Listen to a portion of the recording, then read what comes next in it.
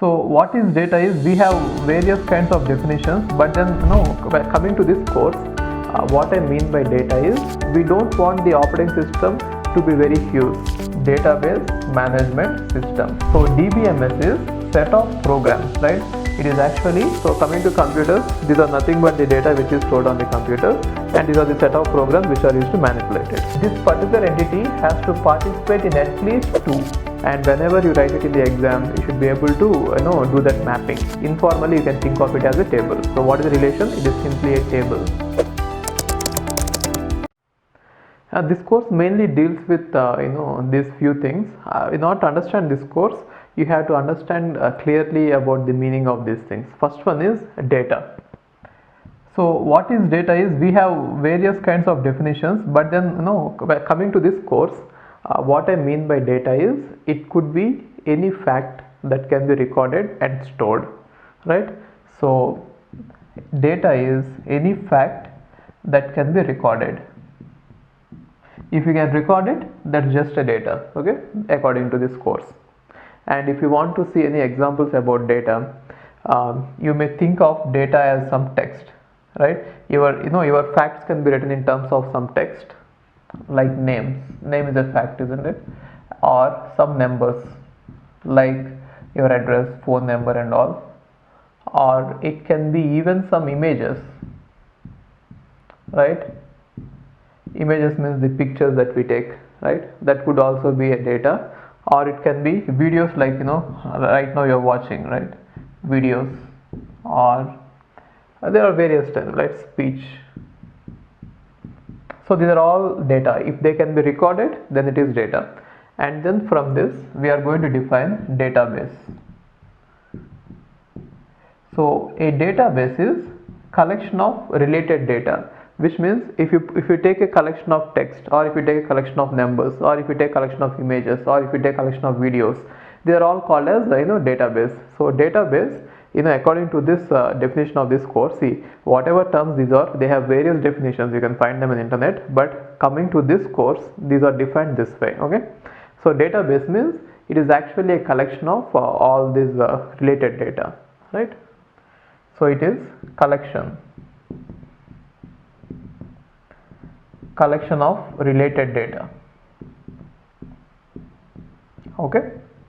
Now you can traditionally the databases have been applied only for the data which are either text or numbers. For example, if you want to store something about a student, right, then you are going to store the name, which is text, and maybe his age, and maybe his marks, and maybe his address, right? And all these are going to be text and numbers. Or maybe if you want to reserve some ticket, right, online, then how is that you are going to do it? Again, the text and numbers are going to be used.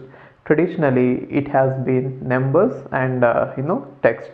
So there are various types of databases. Now one type of database will contain only text and numbers, and it is also called as traditional database, okay?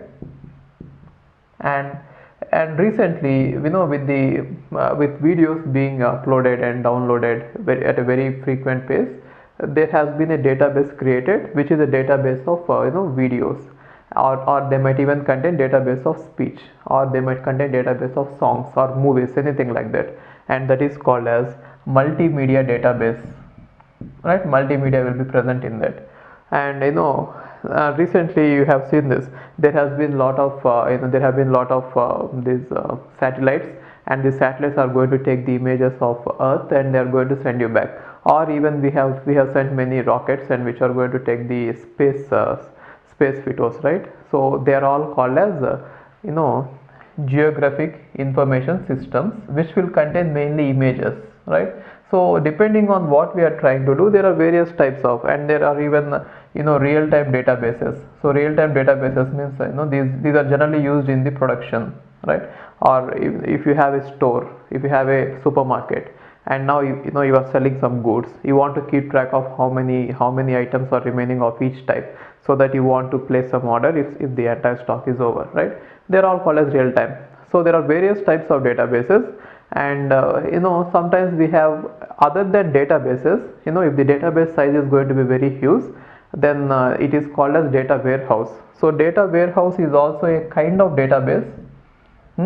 So what is the main difference between the database and data warehouse is, data warehouse is also a kind of database in which the data is going to be very huge and historical, which means we are going to have data stored about a company for the past 100 years, and then we'll want to see it, or we want to store let us say the the stock market, the stock market rates and all, and we want to predict the future by looking at the past for the past 100 years. If you are looking at that huge data, 100 years data, right, then it is going to be historical data and is going to be very huge. In that case, the database is also called as data warehouse, right? So these are the various examples of databases. So are you following it? Data is just a fact which can be recorded, and these are all the examples of data. And database means it is a collection of data which is related, right? For example, YouTube is having this multimedia database, right? Or Vimeo is having multimedia database, right? And NASA is having GIS, right? Geographic Information System database. So which means they are going to have the data which is related to various things, but then once you decide upon some database, you have to put only the things which are related to that database, right?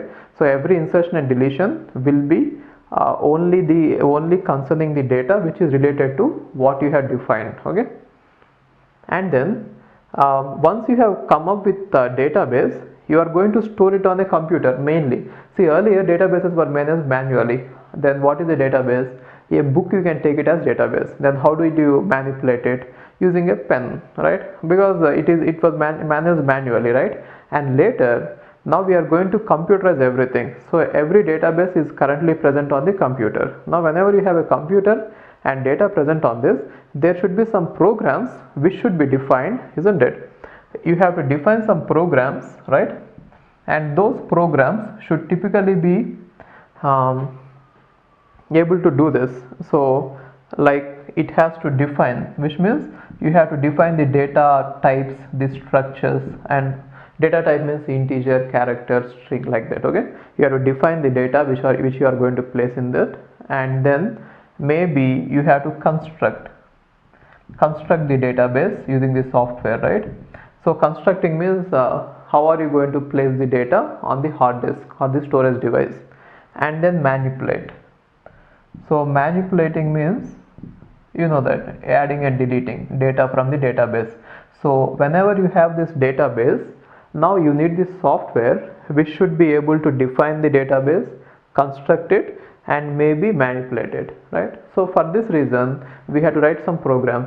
And earlier operating system used to provide some sort of provision to do all this. But what happened is, putting this burden on the operating system is going to be very, very constrained, and in the sense we don't want the operating system to be very huge, right? Because boot time is going to be very high. So we don't want to put this burden on the operating system as well. Operating system is already managing many things, right?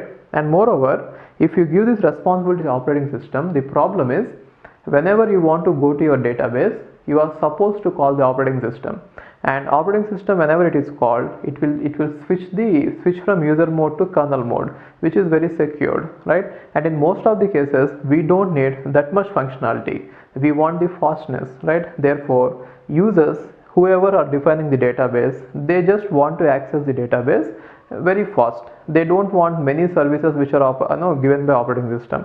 In that case, a user will write his own programs which will be able to access his own database, and everything will be running in the user mode, right? And the set of programs which will be doing all these things on the database which is defined is called as database management system. So DBMS is set of programs, right? It is actually a set of programs which are used to define, construct, and manipulate the database. That is what you can understand by DBMS, the term DBMS. So DBMS is just software, database is the data, collection of data, and data is any fact, okay? And what are the various types of DBMS you have? So there are various companies which are providing different types of databases. We shall see all of them, okay, one by one when we go into the topic, right? And then once you take this database defined and the collection of programs which are going to act on that database. See, it is not that you have one particular database system which can access any data. Depending on the type of data, the database system, the database management system also has to vary, right?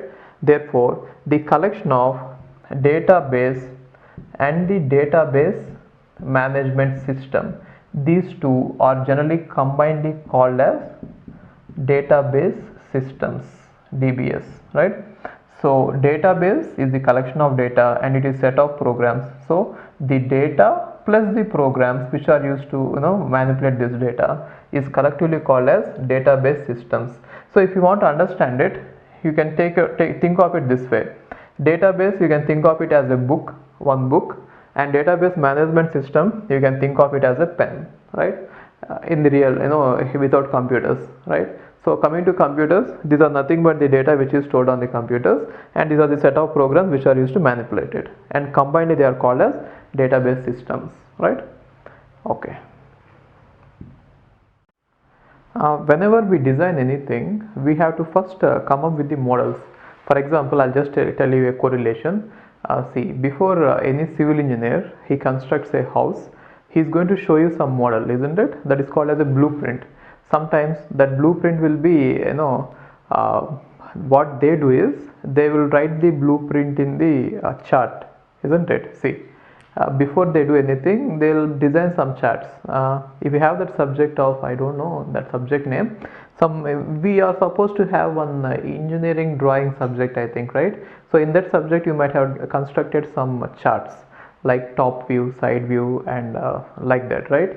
So when you are going to have that, so you are going to first the engineers, they are going to design some chart, okay?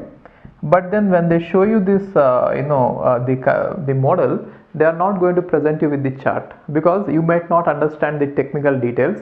Like they'll be having some meters, they'll say that it is the top view, this is the front view, like that. You'll not be able to understand it. That is why what they do is they'll actually build a small diagram of the house, small model of the house, isn't it? So with brick and stone, they'll just design and mimic a small model of the house, right? So like this, they will show you actually how the house will look like they'll put everything and they'll show you that, right? Even though they are doing it on the chart. And then finally the main project will be done, right? Finally the house will be constructed. Therefore, there are actually 3 levels of modeling done. And this first level of modeling, which naive users like you and me, if you don't have any knowledge about civil engineering, if you have to understand it, you will never understand the charts, right? But if they show you the real model of the small model of the house, then you will understand it, isn't it? Then this is called as high level view, or let's say conceptual view, right? And then they are going to use some charts, right? That is called as representational view, right? Or representational model. And the final is implementation, right? Similarly, here in software also, while we design the software, we have various models, and like software, this database also, while it is being designed, it goes through various levels of modeling. And the first level of model is high level modeling or conceptual modeling. So this is mainly used in order to explain to the people who really don't know anything about how database is implemented. For example, let us say you are the database designer, okay, which means you want to provide the database system as an engineer to some let us say some school, and now the head of the school has called you to design the project, and you'll be talking with the head of the school, but then you should not talk about the SQL with him, isn't it? He'll never understand what SQL is and what is a record and what is a relation, right? So what is the best thing is you use some diagrams and then show him what you are trying to put in the database, right? So that kind of viewing is called as high level or conceptual view. It will be mainly helpful when you are talking to people who don't understand anything about what you are doing, right? So it is similar to this house building model, right? So here the most what we do is we use some diagrams, like we use some diagrams for entities. For example, we model a student by an entity, and the student might be having some attributes like his age, his name, right? All those. and maybe there will be relationships, right? Like a student and course, right? A student attends the course. Attends is a relationship between student entity and course entity. Like that, if you draw the diagrams and if you try to explain it clearly, then that is called as conceptual view, right? And the conceptual view, the most popular conceptual modeling is ER modeling, entity relationship modeling. There are various modelings available, but then the most popular is entity relationship model, and we have that in syllabus. We are going to discuss about entity relationships. Later there are even enhanced entity relationships and then various other like UML and all, but we are going to follow entity relationship model, right? So what is the main advantage? It will be very clear for a new person to understand it. So before you design it, it's better that you draw some diagrams and then show to the people who are interested in it so that they'll understand it. The communication will be easy, that's it, right?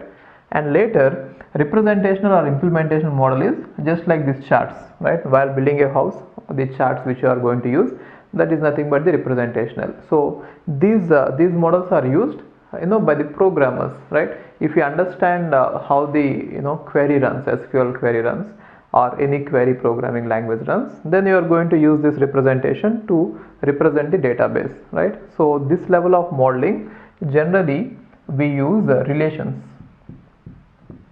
Relations means the tables. We use generally the tables at this level, right?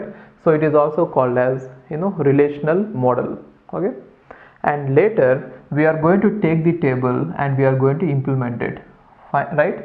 And when we are going to implement it, we have to talk about how are we going to take the table and store it in the hard disk or the memory device, right?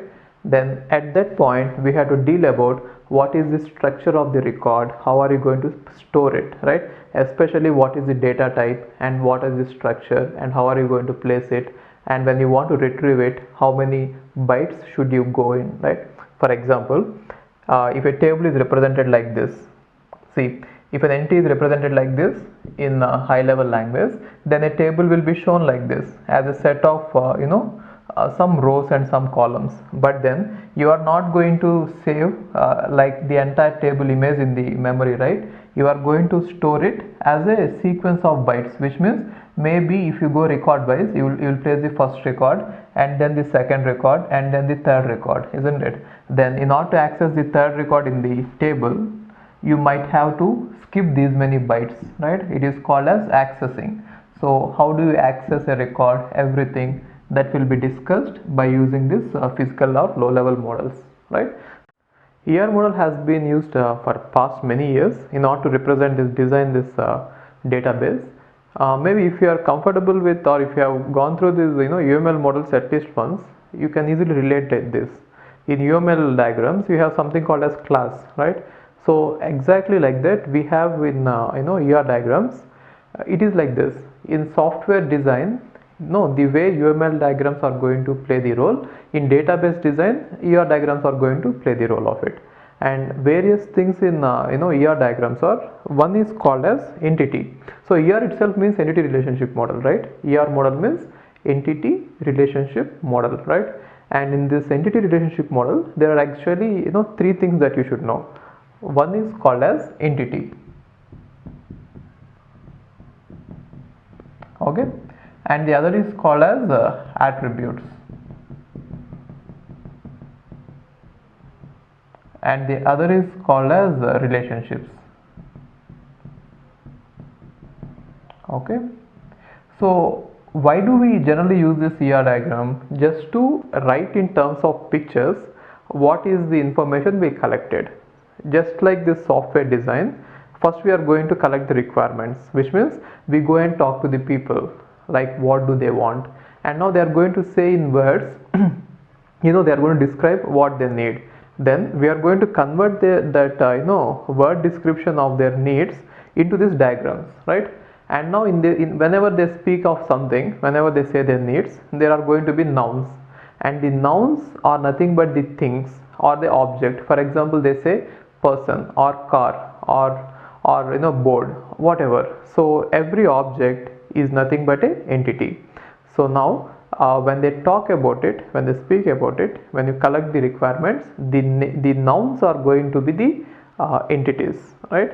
And then verbs, Verbs are going to be relationship. Let us say a person owns a car, right? Owns, verb, that is going to be a relationship, right? Or a employee works for a department, works for, that is going to be relationship, right?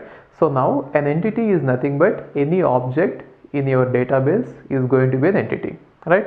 And a relationship is nothing but any verb which you are going to describe is going to be a relationship. And what about attributes? Attributes are again nouns which describe these nouns. For example, a person, if he is an entity, then he is going to have attribute like this. He is going to have a name, he is going to have some age, and he is going to have an address, right? Phone number. So all these are going to be the attributes, right? So now entity is nothing but, you can think of it like a thing, right? A thing in our real world which is going to be recorded in our database, right? And that is what is called as entity. And what is an attribute is, attribute are nothing but the properties of the entities, or in order to better describe the entity we are going to use attributes, right? So you can think of it as properties which are used to better describe these things, right? For example, you can think of a entity as a person, right? And then how do you describe a person? Maybe using name, right? And age and address, phone number, all this, okay? And what is relationship is, you can think of relationship as association among entities. How are these things related? That is called as relationship. How is a car related to a person? A person owns the car, right? Or how is the department related to a employee? The employee works for the department, right? And this is called as relationship. Relationship is nothing but what is the association among these entities, right? So it is going to talk about association, right? For example, what is the association between employee and a department? Works for. So works for is a relationship, alright? So we have all these three things which have to be discussed in detail in case of ER diagrams, okay? So coming to this ER diagrams, the terminology is like this. We are going to use set theory here. In the sense, we talk about entity type and entity, attribute, it is okay, and relationship type and relationship, okay? Now what is entity and entity type is, we are going to talk about these two things generally. Entity type, right, and entity, okay? So what is entity type is the name or the heading or the schema. Schema is nothing but the heading. For example, if I say person is entity type who is having attribute is name and let us say address, okay? Now this entire thing is called as entity type. Entity type will describe the heading, right? It is also sometimes called as schema. So schema is nothing but the description, the heading, right? And what about the entity? Entity is nothing but a person who is going to be represented in this entity type itself. For example, let us say name is 26 and name is some Raju, right? And let us say address is some address is given. Now this is called as entity. So entity is actually an instance and entity type is the heading, right? Now sometimes it is also called as intension and it is called as extension. So if you want to think of it as a set theory, right, this entire set, the name of this set is called as entity type and the elements in this set, they are called as entities, right? And we are not going to change entity types, but then we might add and delete some elements into the entity type, right? Therefore entities, they may get added or they might get deleted, and at any time the number of elements or all the elements in any entity type is called as state of the entity, state of, generally it is also called as, if I put all of them together, state of the database, got it?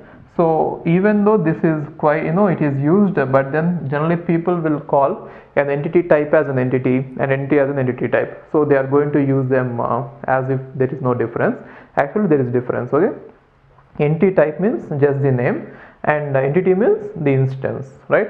So in some questions you might have to observe the difference, and in general whenever we speak in during the explanation, I sometimes use entity and sometimes use entity type. There you don't get confused. From the context it will be clear. Got it? And the same things will apply even for relationship also, right? Relationship type and the relationship itself. So relationship means it is actually an instance, and relationship type means what is its heading, schema, right? So schema is nothing but the heading, the how do you represent it. Okay, and now in ER diagrams we don't use really entities, we use entity types, which means we don't really show you everything that is present in the database. We don't write a set diagram and then we don't put a point for every element present in it. We are going to represent it in a shortcut just using the entity types. Therefore if you look at any ER diagram, you are going to only see the schemas, the headings, right? Not how many elements are present in this, and not any set diagrams. We are going to make it, keep it as simple as possible. The main intention of this diagram is to help the communication between the technical designer of the database and the naive user who doesn't know anything about database. He is just going to say in words, and you are supposed to capture those nouns, verbs, and you are supposed to put them in the diagram, and a refinement has to go on. And for the refinement to go on, you are supposed to show this diagram to again the users, and they are going to say, see, this part has to be improved, or this entity is going to have even more attributes, or they might even say some constraints that you are again supposed to capture and again refine it. Alright, so this is actually a cycle. This cycle goes on for some time. Okay, so attributes are used to describe either entities or relationships even better, which means they'll give you more description about what we are representing, right? For example, the more attributes we have, the better information we could get. For example, let us say a person, name is an attribute, age, maybe address, phone number, all these are attributes. The more attributes we keep on adding to an entity, the more information we get for that entity, and the better way we could describe it. So attributes are actually going to increase the way we describe an entity, and it is very useful in terms of queries. Okay, later we shall see that why attributes are important, but for now let's say attributes are useful, right? And they are going to be main use of it is describing something. Okay, now what are the various types of attributes is there are various ways I am going to classify attributes. So let's classify all of them, and then we shall describe and then we shall discuss about what is the relationship between one classification and the other, right?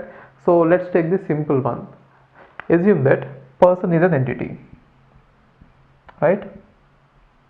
And now person will be having a name. These are all the attributes, right? Name is an attribute which will describe a person, and maybe age is an attribute, right? And it will even better describe a person, and maybe address is an attribute, maybe phone number is also an attribute, right? Now let's see what does it mean. First one is, we can classify attributes as simple attributes and composite attributes. So simple and composite means, simple means it cannot be divided further. Composite means it can even be divided further. For example, if you take name, we can divide it further. Like you can say a person is having first name, middle name, last name, right? So even name can be divided into composed of three, right? First name, middle name, and last name. Got it? Now what does it mean? Actually name is an attribute which is composed of many attributes, right? That is why it is called as composite attribute, because it is composed of many attributes, and these are called simple. Simple attributes means they cannot be divided further. Got it? So they cannot be divided further. That is why they are called simple. And sometimes what happens is, even though we have an attribute, an entity might not have any value for that attribute. For example, you might not have a middle name, you might have just the first name and then last name, but then in order to save your data into this particular entity, what we are supposed to have is we have to fill the entire information, right? Then what we do is null values. We introduce null values to say either the value does not exist or the value is not applicable, right? So what is the main difference between not applicable and does not contain is, for example, phone number is applicable to you, but you might not have a phone, right? Which means it does not exist. Not applicable means you might not have any middle name at all. That's why this field is not applicable for you. Either if it is not applicable for you or if it doesn't exist, we are going to use null values. Okay. Here the main difference between composite and simple is, composite is a collection of simple attributes and simple attributes cannot be even further divided. So name is a composite attribute which is a collection of first name, middle name and last name, and either first name or middle name or last name cannot be further divided. Okay. And next one is single valued attribute versus multi-valued attribute. So single valued and multi-valued means, just take an example. For example, let us say phone number. A phone number may be multi-valued attribute. The reason is, some person might have more than one phone number. He might be using more than one phone number. Maybe one is a Delhi number and other is Hyderabad number, something like that, right? Then what happens is, if you have two phone numbers, then the field, that attribute, may be defined as multi-valued attribute, which will take more than one value, right? So example is phone number, or maybe some people may be having two houses, right? Then maybe he must be having two house addresses, right? Therefore an address can also be a multi-valued attribute. What about is cannot be a multi-valued attribute, isn't it? At any point of time a person will have only one is, right? And for most of the celebrities it is going to be constant, right, all the time. Anyway, is a single valued attribute. Whatever it is, it has to be only one value. You cannot say that I am 10 years old and I am 100 years old, right? It has to be either 10 or 100, so it cannot be multi-valued. So single valued means we are going to have only one value to such an, we are going to assign only one value to such an attribute. We will never assign more than one values, right? Multi-valued means it can take more than one value at the same time, right? And what about stored? Stored and derived means we are going to store some information in our system, and then others we don't store them. Whenever they are required, we derive them, right? For example, I can have date of birth, right? Then depending on the date of birth, I can actually derive age, right? Therefore I need not store age. I'll just store date of birth, and whenever it is required, depending on the present date and the date of birth, I'll just derive the age, right? Therefore in that way age can be a derived value attribute, and date of birth can be a stored attribute. Got it? So now if a attribute happens to be one of these categories, it doesn't mean that it cannot be the other one. For example, let's take this name. Name is a composite attribute, right? As well as name is a single valued attribute, because a person can have only one name. He cannot have more than one name. Even though the name is containing many subparts, it doesn't mean that a person is having many names, right? So at any point of time he is going to have only one name. That name itself is a combination of first name, last name and middle name, right? Therefore this is actually composite as well as single valued attribute, right? And what about age? Age is single valued attribute. You have only one value, but it can be derived, right? Therefore it is single valued as well as derived. And what about address? Address may be address may be either single valued attribute or multi-valued attribute, right? So let us say address is multi-valued attribute. In our system, that all depends on you, the designer, how you want it to be, right? And while designing it, you can have it either to be single valued or multi-valued. Let us say you defined it to be multi-valued attribute. Then what happens to address? Address is a person can have more than one address, right? And moreover, the address itself is a composite, which means street name, city name, country, pin code. So address is actually composite, and a person may have more than one addresses, right? Then it is a collection of both multi-valued as well as composite attributes, right? So such a attribute which is a collection of or a combination of composite and multi-valued, it is called as complex attribute. Complex attribute means it is having many fields as well as the values are also many, right? So composite means a collection of, complex means a collection of composite and multi-valued, right? So maybe you can even make this phone number also as complex. So if the phone number is going to contain STD code and the telephone ID, and a person if he's going to have more than one phone number, then it is multi-valued as well as composite. Composite means containing of two attributes. Got it? And date of birth is going to be single valued and it is stored attribute. It cannot be derived, it has to be stored, right? So the main way, see, I want to categorize a attribute to be either of composite or simple, or like this or like this, but then it doesn't mean that all these are mutually exclusive. A single valued attribute can be simple attribute, like that. Okay, so anyway, they are going to ask you, by specifying everything, they'll specify everything and they'll ask you what type of attribute is best suitable for this. And let us say they'll, in the description, in the verbal description, they'll say this: a person in our database, let us say an employee in our company can reside at any time in two flats.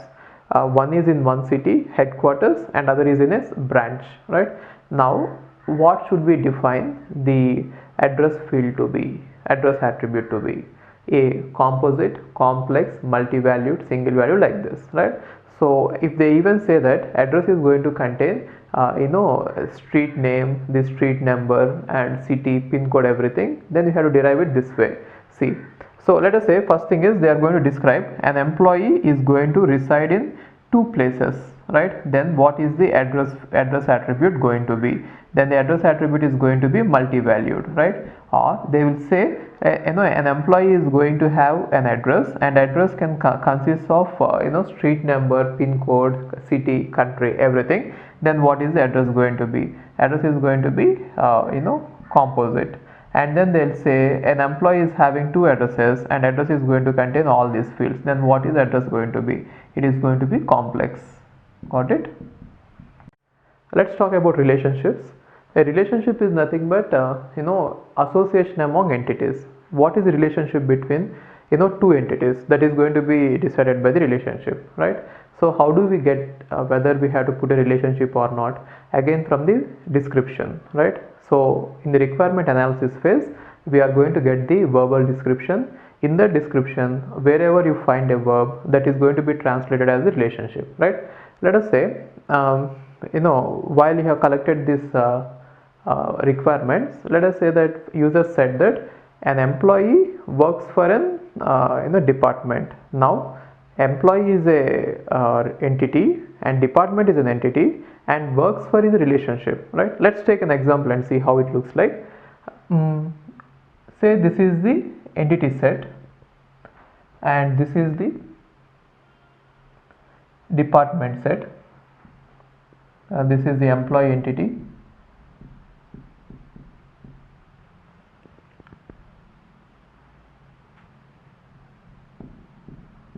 Okay, and this is the department, right? Employee entity type and department entity type. This is the employee set and this is the department set. Now they said that in the verbal description, let us say the requirement analysis is like this. In the requirement analysis phase, they clearly mentioned that every employee works for a department. Okay, and a department can have many employees, right? And let us say one more constraint is new department need not have any employee, right? If this is what you have written down, which means in your conversation with the users as a database designer, when you are collecting the requirements, you have jotted them down, and they said that every employee has to work for definitely one department and exactly one department. Okay, every employee works for exactly one department, which means he cannot work for more than one department, exactly one department. And a department can have many employees, and a newly formed department, it need not have any employees, right? Then how are you going to have the relationship? So choose a meaningful name, right? So since I am writing the employee here and I am writing the department here, right, writing works for makes sense, that's it, that is the meaning of the name, right? So now an employee works for the department. If I would have written department here and employee here, then what I'll write is a department, employees, and employee, right? So name, you can choose it depending on the placement. It has to be meaningful, that's it. There is no hard and fast rule. You can even have some name for here like A, B, C, but it doesn't make sense. You have to make the ER diagrams as readable as possible. Whoever, even the naive user, sees it, he should be able to understand what you are trying to do. Okay, now let us say we have employees like this: E1, E2, E3, E4, E5, E6, right? Let me represent using these dots. These dots represent, each dot represents an employee, right? And let us say we have various departments, D1, D2, D3, like this. Okay, 3 departments. Now every relationship here in this relationship type, this is relationship type, this is employee type, and this is the department type, right? So every relationship in the relationship type is actually an association between employee and department, right? So how is it? If employee E1 works for department D1, then we are going to join these two in this relationship type, in this relationship. Got it? Therefore this relationship is a combination of one entity from here and other entity from here. Got it? And what about this one? Let us say employee E2 also works for department D1, then employee E2 and department D1 will be combined here, right? Which means this relationship is actually a combination or association of one entity from here and one entity from here. Let us assume that E3 is also working for department D1, then one more relationship will be formed by taking one entity from here and one entity from here, right? In the same way, if these 3 are working for D2, then I am combining them, right? So every relationship is formed by taking 2 entities. Understood this? Let us say he is also working for D2 itself. Now we are going to talk about some few things, some few characteristics of the relationship. So now works for is a relationship. So one characteristic is degree. So degree is nothing but in every relationship, right, how many entity sets are participating. So one entity set is employee and other entity set is department. So in this relationship we are having 2 entities participating, right? That is why this relationship is also called as binary relationship, binary, right? And the degree is 2. So degree of this relationship is 2, right? And there are various other things. One is called as cardinality ratio. Cardinality ratio. See, coming to this cardinality term, it is not actually the same term as set theory cardinality. Actually, cardinality is the number of elements in a set, isn't it? But here, when I talk about ER diagrams, the term cardinality ratio denotes what is the maximum number of relationships in which an entity can participate. Again, cardinality ratio says what is the maximum number of relationships in which an entity can participate.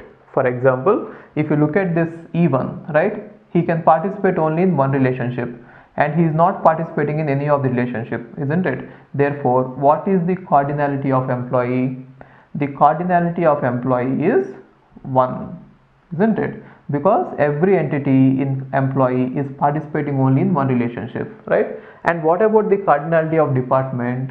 See this, every department is participating in more than one relationship, isn't it? Therefore, whenever the department one department or one entity participates in many relationships, it is many, right? Therefore, we use m or n to denote it. Therefore, cardinality of employee is 1 and cardinality of department is n. Got it? And one more thing is participation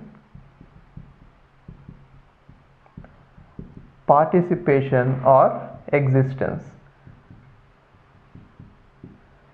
Participation or existence constraint. So these two are called as structural constraints.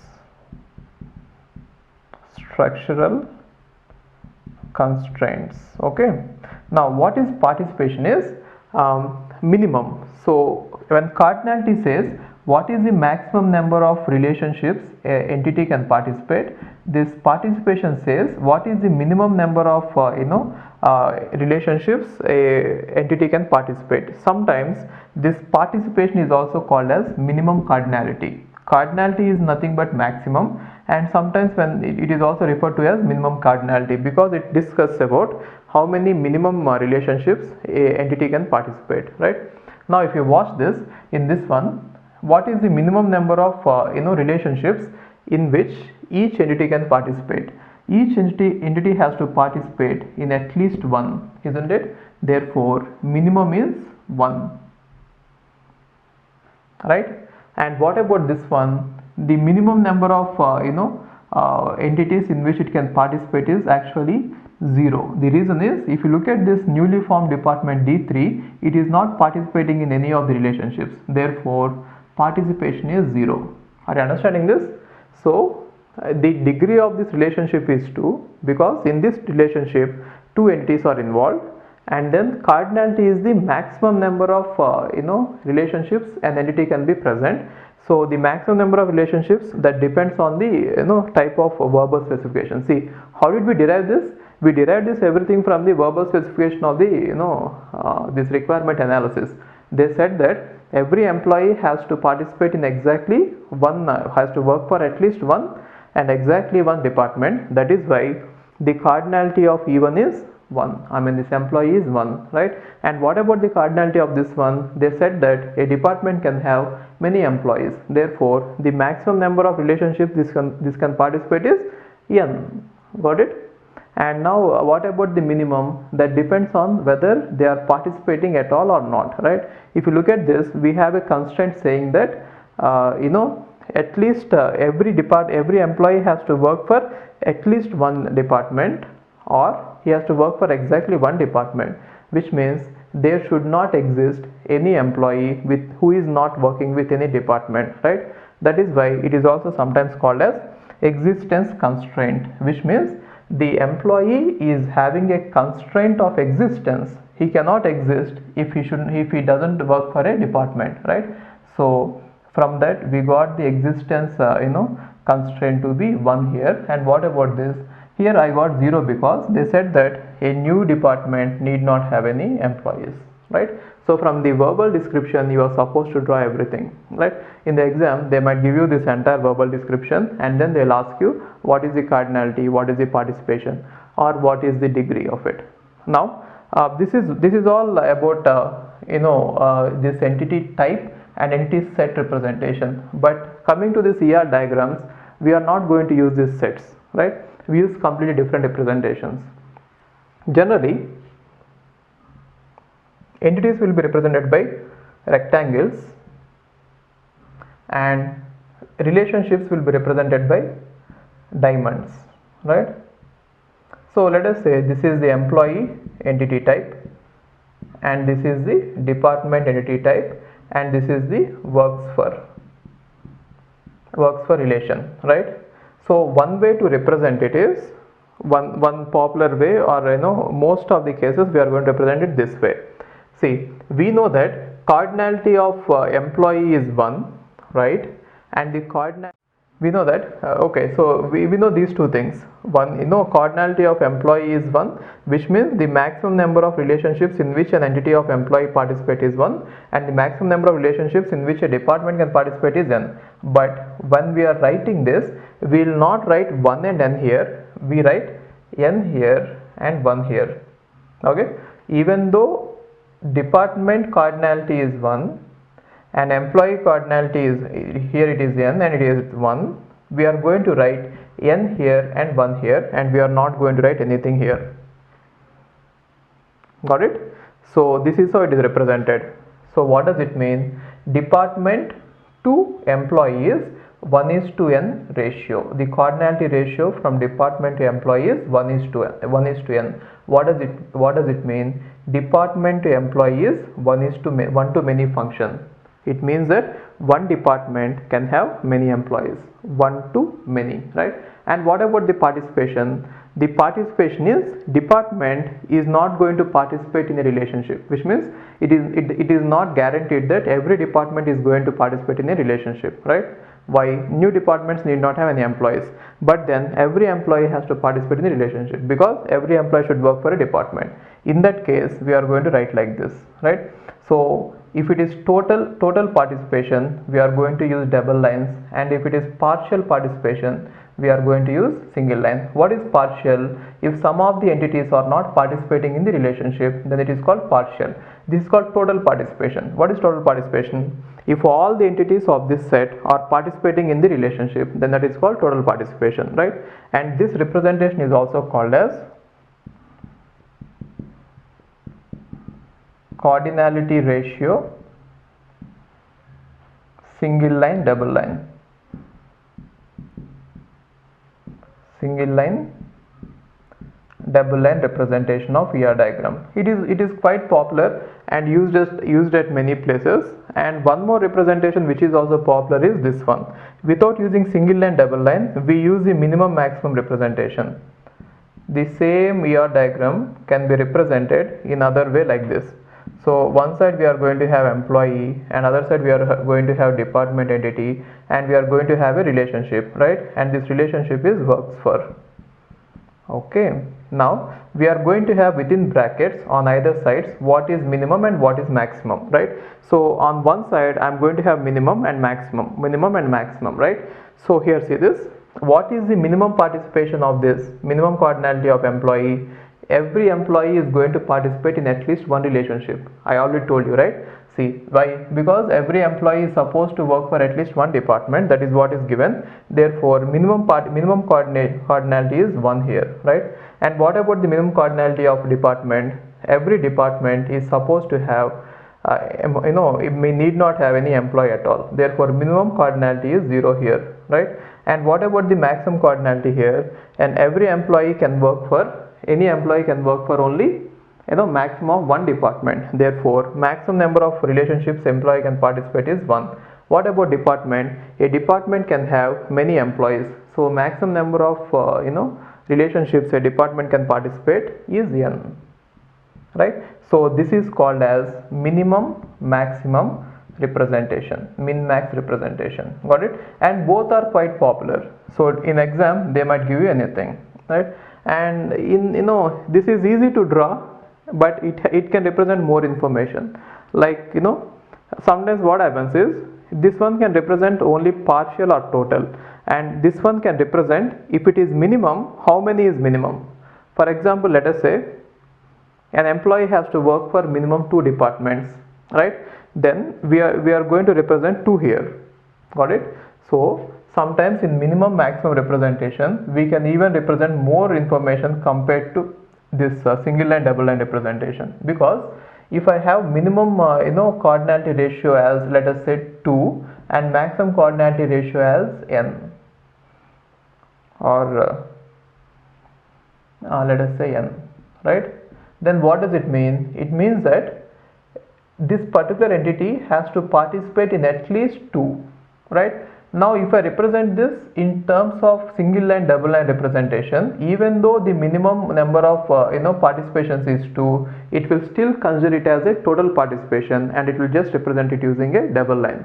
So more information can be represented using minimum maximum representation compared to this single line double line representation, but both are quite popular.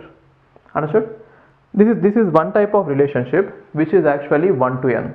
So only confusing thing here is when you write this type of single line double line representation, even though the maximum participation or the cardinality of department is n, right, and the cardinality of employee is 1, while you write the numbers you write 1 here and n here because it looks logical that way. See, employee to department is many to one relationship, isn't it? Many employees are related to one department, or department to employee is one to many relationship. Therefore it will be easy for you to understand if you write that way, even though this is the one who is participating in maximum 1 and maximum n. While we write the numbers we write it this way so that it will be easy for anyone to read it and understand it.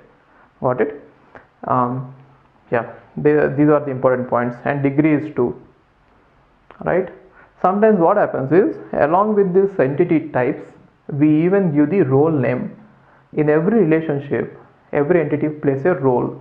For example, this employee entity plays a role of employee, and this department entity plays a role of employer, isn't it? Department is employing an employee. Therefore, you can even give it a role name, right?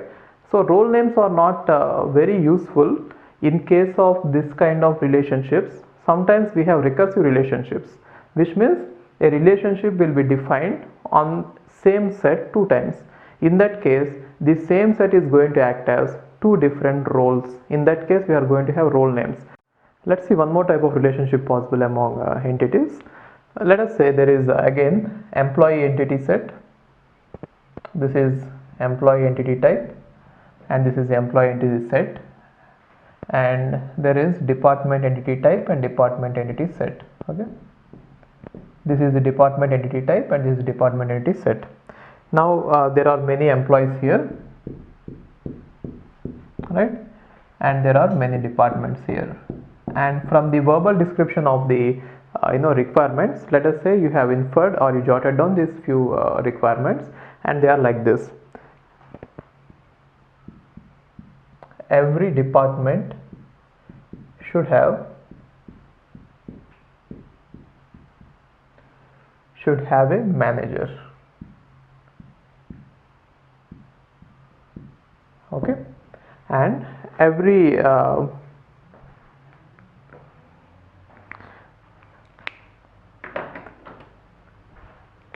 should have a manager, and only one manager should be there, and only one employee manages a department, right? So what does it mean? Now for every department, one of the employee is going to act as a manager, right? And so therefore whenever you see this managers, right, the word managers, the verb, you'll understand that there has to be a relationship. And now this relationship is nothing but an association, right? So we are going to create a relationship, and the name of the relationship is managers, right? So employee manages department, right? So why did I write this managers, the name? Just it has to be readable and meaningful, that's it. You can come up with any name, right, but then come with meaningful names, right? And now there are various relationships, and every relationship is nothing but an association between these two, right? So for every department there has to be a manager, right? Let us say there are 4 departments, and for department D1, department D2, department D3, department D4, and for department D1 it is being managed by employee E1. Then this particular relationship is going to have association between this particular entity and this particular entity, right? So what is the meaning of it? Employee E1 manages department D1, and employee E2 say is managing department D2, right? And some employee other E, right? And now it is like this. E1, E2, E3, E4. 4 departments are managed by 4 different employees, and let's add one more constraint, that any employee can manage only one department, which means only one employee manages a department, and an employee can manage only one department, right? So if this is the case, then no two employees are going to, no one employee is never going to manage two departments, right? Now let's see various factors here. So what can you say about the degree of the relationship? What about the degree? How many entities are participating? 2 entities. So one question is, what is the degree, right? Degree is 2. Then what about the cardinality? Cardinality is maximum number of relationships in which each entity can participate, or in which an entity can participate. So what is the maximum number of relationships in which this entity can participate? Only one, right? Why? Because an employee, an employee can manage only one department. Therefore, the maximum number of relationships one entity here can participate is 1. What about this one? A department, has to be managed by at least one and exactly one employee, right? That is what is said. So a department has to be managed by at least one and exactly one employee, and so the maximum cardinality is 1. So cardinality itself means the maximum number, right? So the cardinality here is 1 and the cardinality here is 1, right? This is the cardinality ratio. Fine. And what about the participation or existence? So participation or existence is the minimum number of relationships any entity can participate. If you watch this, there is no hard and fast rule that every employee has to manage a department, right? There can be employees who are not managers, right? In that case, what happens? There will be some entities who will never participate in any relationship. Therefore, what is the minimum number of relationships an entity here can participate in a relationship? 0, right? So minimum number of relationships an entity can participate is 0. What about this one? The minimum number of relationships an entity can participate and department entity can participate. I told you that every department has to have an employee, right? A manager. Therefore, if there is a department, there will definitely be a manager who is managing it. Otherwise, such a department will not exist, right? That is called as existent constraint or participation. So what is the participation here? 1. It means that every department should have a manager, right? Now let's see how to represent it in both the ways. So one way is that single line, double line. This is employee and this is managers and this is department, right? So I told you how to write the cardinality ratio. So I'm writing single line, double line. Okay, how to write the cardinality ratio? Whatever is the actual number, you just reverse it and then you write it. Okay, so what is it? It is actually 1 to 1. So it doesn't matter, right? 1 here and 1 here. It is a 1 to 1 relationship. The reason is maximum cardinality is 1 and 1. You got it. And what about the minimum? Every employee need not participate in the relationship, but every department has to participate in the relationship. Therefore, total participation is here, partial participation is here. Whenever participation is 1, it means that it is total participation. Whenever participation is 0, it means that it is partial participation, right? So here there is total participation and here there is partial participation. And this is about one representation, single line, double line representation. What about the min-max representation? So min-max representation, we need not use the lines at all. Single line, double line, we can simply represent it this way. So what is the minimum and maximum? What is the minimum participation of employee? 0. What is the maximum participation of employee? 1. What is the minimum participation of department? 1. What is the maximum participation? 1, right? So this is an example of 1 to 1 relationship, right? So again, I didn't write any role about it, right? If you had to write a role, what is the role of this in this particular entity type in this relationship? Manager. So you can even have within the brackets the role as employee as manager, right? And what about the department? Department as maybe managed, right? And this is managers. So names have to be meaningful. Okay, so questions possible on this will be, they will either ask you to identify the diagram representing this in any of these forms, or they will ask you what is the cardinality of this and that, right? Or they will ask you this single line, double line. Something about these diagrams will be possible, right? Okay. Let's see one other type of relationship between two entities. Assume that we have this again the same employee entity type, and this is the employee entity set, and this set contains all the entities related to employees. But each element it refers to one employee. And let's say there is one more entity set, and the entity type is project, and this contains all the entities, and each entity here represents a project, right? And according to the specification of the function, this in requirement analysis, let us say you got the information that every employee is supposed to work at least on one project, and he can work on many projects, as well as every project is supposed to have many employees, and it is supposed to have at least one employee. Okay, so again watch it, listen to this. Every employee is supposed to work on at least one project, and an employee can work on many projects. Similarly, a project can have many employees, and every project is supposed to have at least one employee, right? So at least and many, both sides, right? And now let's define a relationship, and you can choose a meaningful name. Let us say the name is, since here I have written employee and there I have written project, let me write employee works on project. That looks meaningful, right? Employee works on project. That's it.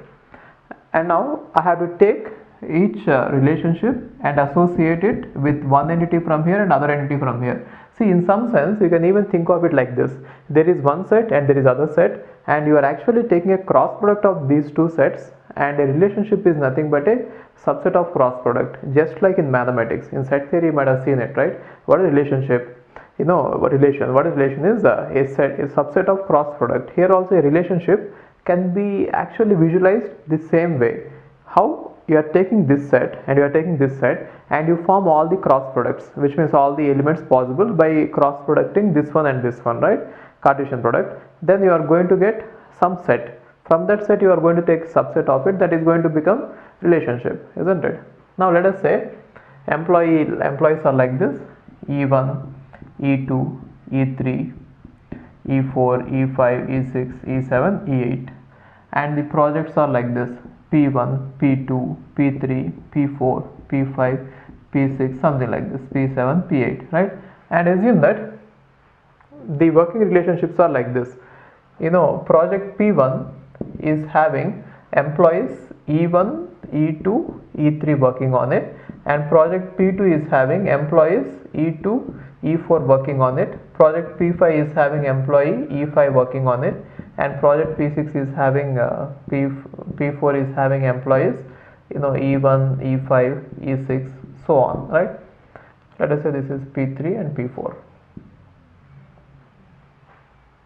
Okay. Now how are you going to relate them? So there are 4 projects and these many employees. Is there any employee left out? Let us put E7 here and E8 here, right? So according to the specifications, they are saying that every project is supposed to have at least one employee. At least one means you can have many employees can be working on that project, and moreover every employee is supposed to work on at least one project. Therefore all the employees have to be covered. See this, E1 is at least present here, E2 is here, E3 is here, E4, E5, E6, E7, E8, right? So every employee is actually working at least on one project, so the requirements are met, right? Now let's see how this one is modeled. So E1 is related to E1, E2 and E3 are related to P1. Therefore E1 is related to P1, and again E2 is also related to P1, and again E3 is also related to P1, right? So I am forming each relationship using one entity from here and another entity from here, right? So you might think that why don't I put a line from here to here, and then these 3 lines only to one point and then there. But actually the relationship is formed by taking one entity from here and other entity from there. You are not supposed to form by taking many entities from here, from the same set, and then one entity from the other set. That is why every entity, relationship entity, is formed by taking one entity from here and one entity from other side, right? And next one is, see, these questions are very simple, but if you don't understand them clearly, there is a chance that you might make some mistake. They are very simple to answer, especially DBMS. Only thing is the terminology, you should understand it, and I know the representation. So the things are very simple. You'll understand it, okay? Now, next one is P2 is actually related to E2, E4 and E8. So E2 is related to P2, right? And then E4 is related to P2, and E8 is related to P2, right? And next E5 and E7 are related to P3. So E5 is related to P3, and again E7 is also related to P3. E7, let us say, is related to P3. And what about E4? E1, E5 and E6 are related to P4. Let us say P4 is here, right? And E1, E5 and E6. So E1, E5,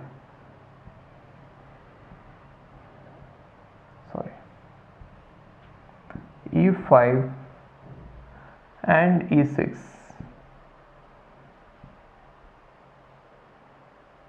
Yeah, E6 is from here. This is related to P5, right? Okay, now that is how it looks like. Got it? So what is the specialty of this type of relation is? So one thing is, let's talk about the degree. Degree is number of entities participating in each relationship. How many entities are participating in each relationship? 2 entities. Therefore, degree of this is 2, right? And what about the cardinality? Cardinality is maximum number of relationships in which each entity can participate. So what about the cardinality of this side, employee side? How many relationships can each employee participate in? Many relationships, right? So cardinality of this one is n. What about the cardinality of this? How many relationships is each project participating in? Many.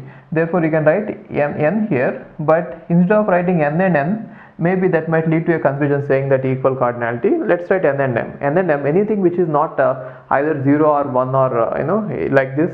N means any number, right? Generally n and m are used to indicate anything greater than 1. So by writing n and m, you can understand that it is greater than 1. What does it mean? Maximum n and m means they can participate in more than one relationships, right? And what about the participation? So participation means total or partial participation. So every entity here is participating at least in one relationship. Therefore, total participation, right? And what about the total participation here? Here also every project is at least participating in one relationship. Total participation, right?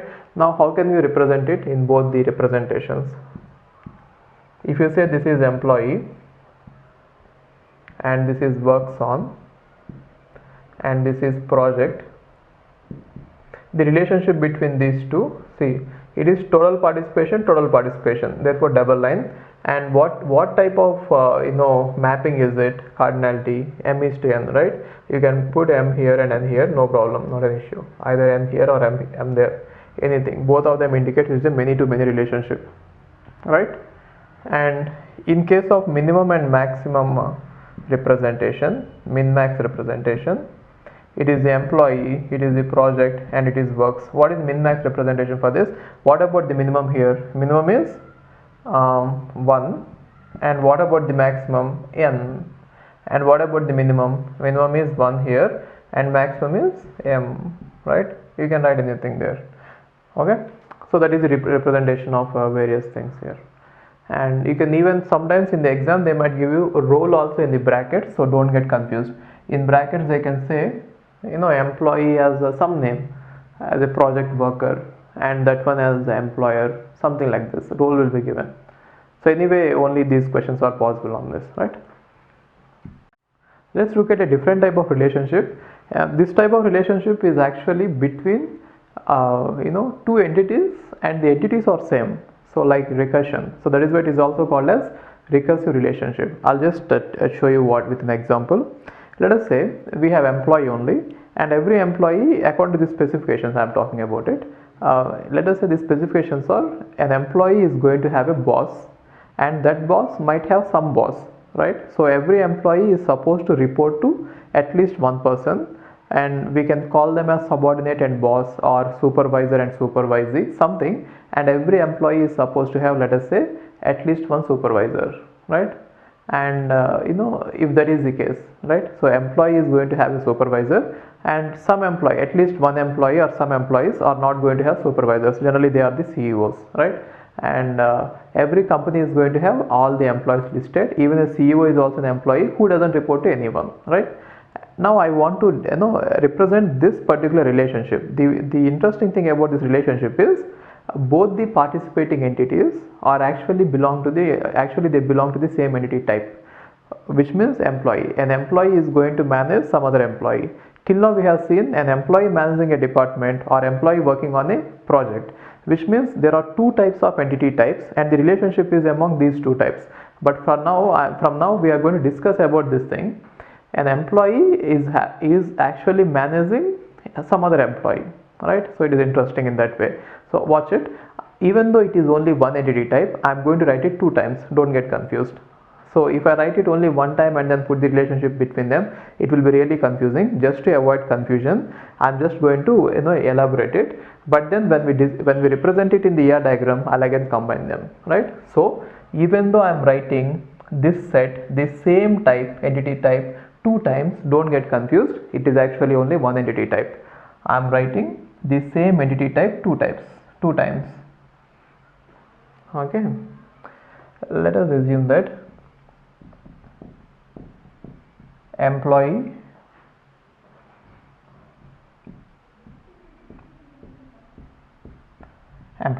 right? So this is actually only one entity type, but I am representing it two times, right? So one time this employee, this particular set or this particular employee type is going to have a role in this relationship, and he is going to act as, let us say, supervisor. Supervisor means he is the boss, right? And the other side, he is going to act as, the other side employee set, it is going to act as supervisee. Okay, so it is like boss and subordinate. That is the way I'm using the roles, right? So this side it is the boss, and that side it is the subordinate. And now the relationship is, you can give any meaningful name. Let us say the relationship name is supervisors. Any name you can give, supervisors, which means this particular employee supervises that particular employees, right? Now there are employees here, and other side also there are employees. There are employees here, right? Assume that the specifications are like every employee reports to only one employee, right?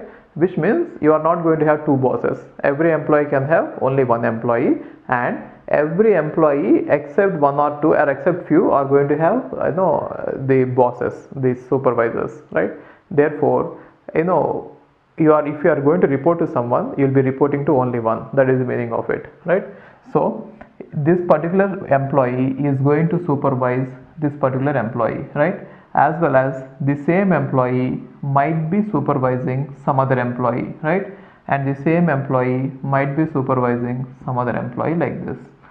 And one thing is, maybe let's not put this one. This might have a different meaning, in the sense, if it is E1 and if it is E1, you might think that E1 is supervising E1 itself. That is why E1 and E1 we didn't keep it.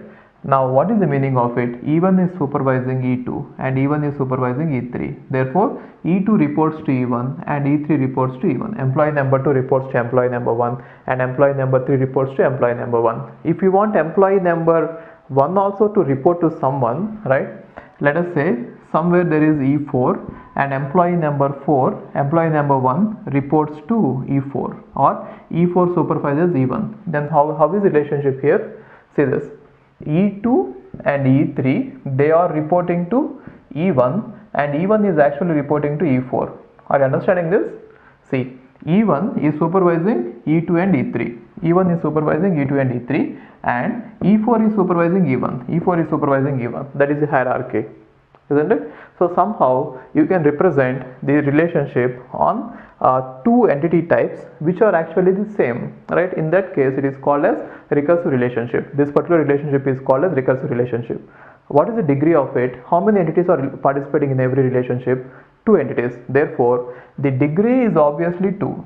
Degree of the relationship is actually 2, right? The degree is 2. That is fine. And what about the cardinality? So cardinality of each side. So cardinality will actually be derived from the specification, that requirement analysis. Let us say from requirement analysis, the cardinality you found out is an employee has to, it is not assured that, or it is not always necessary that every employee has to manage someone, right? And moreover, an employee, in case if he is managing some employees, he might manage one or more, right? Then as supervisor, how many relationships can each entity participate here? As a supervisor, an entity can participate in many relationships, right? Therefore, the cardinality is nothing but maximum participation. So maximum participation is n. Are you getting this? An employee here as a supervisor can participate in more than one relationship. Therefore, the cardinality, which is nothing but the maximum participation, is going to be n. Now what about this one? Supervisee. An employee here has to be managed by only one supervisor, right? Therefore, it is 1. What is the meaning of it?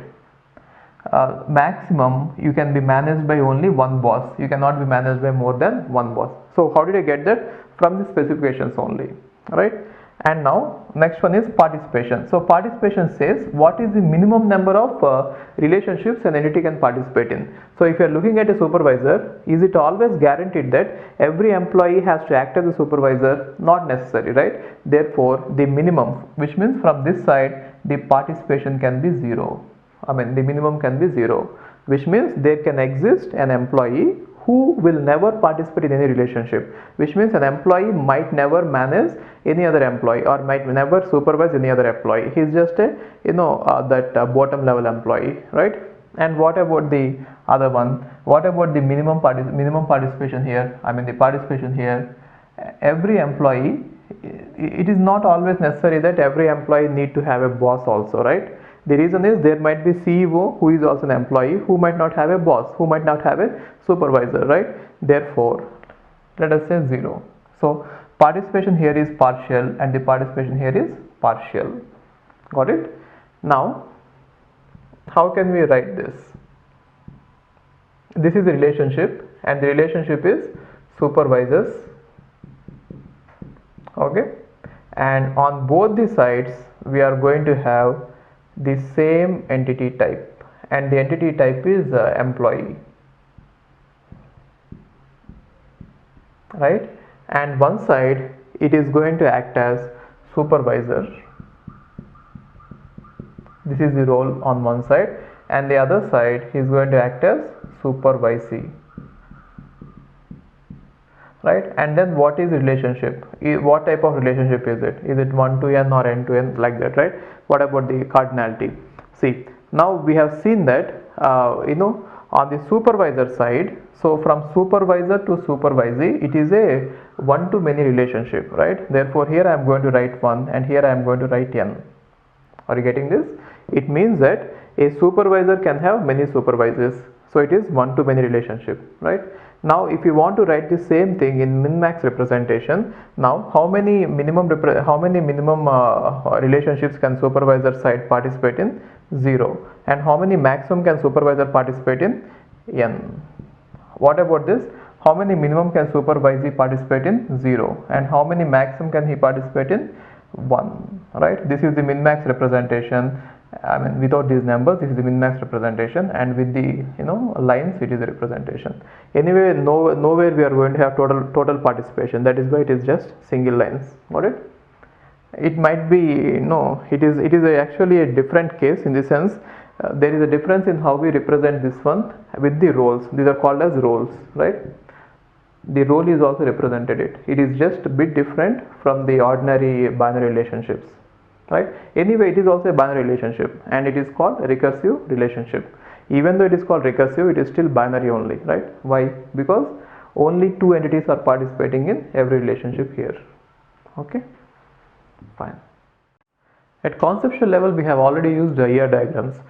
See, there are various models proposed even at conceptual level also, but then ER models are very popular and even we have ER models in syllabus. That is the reason why we are focusing on ER models, entity relationship. And again, these ER models have also been extended to extended ER models like EER.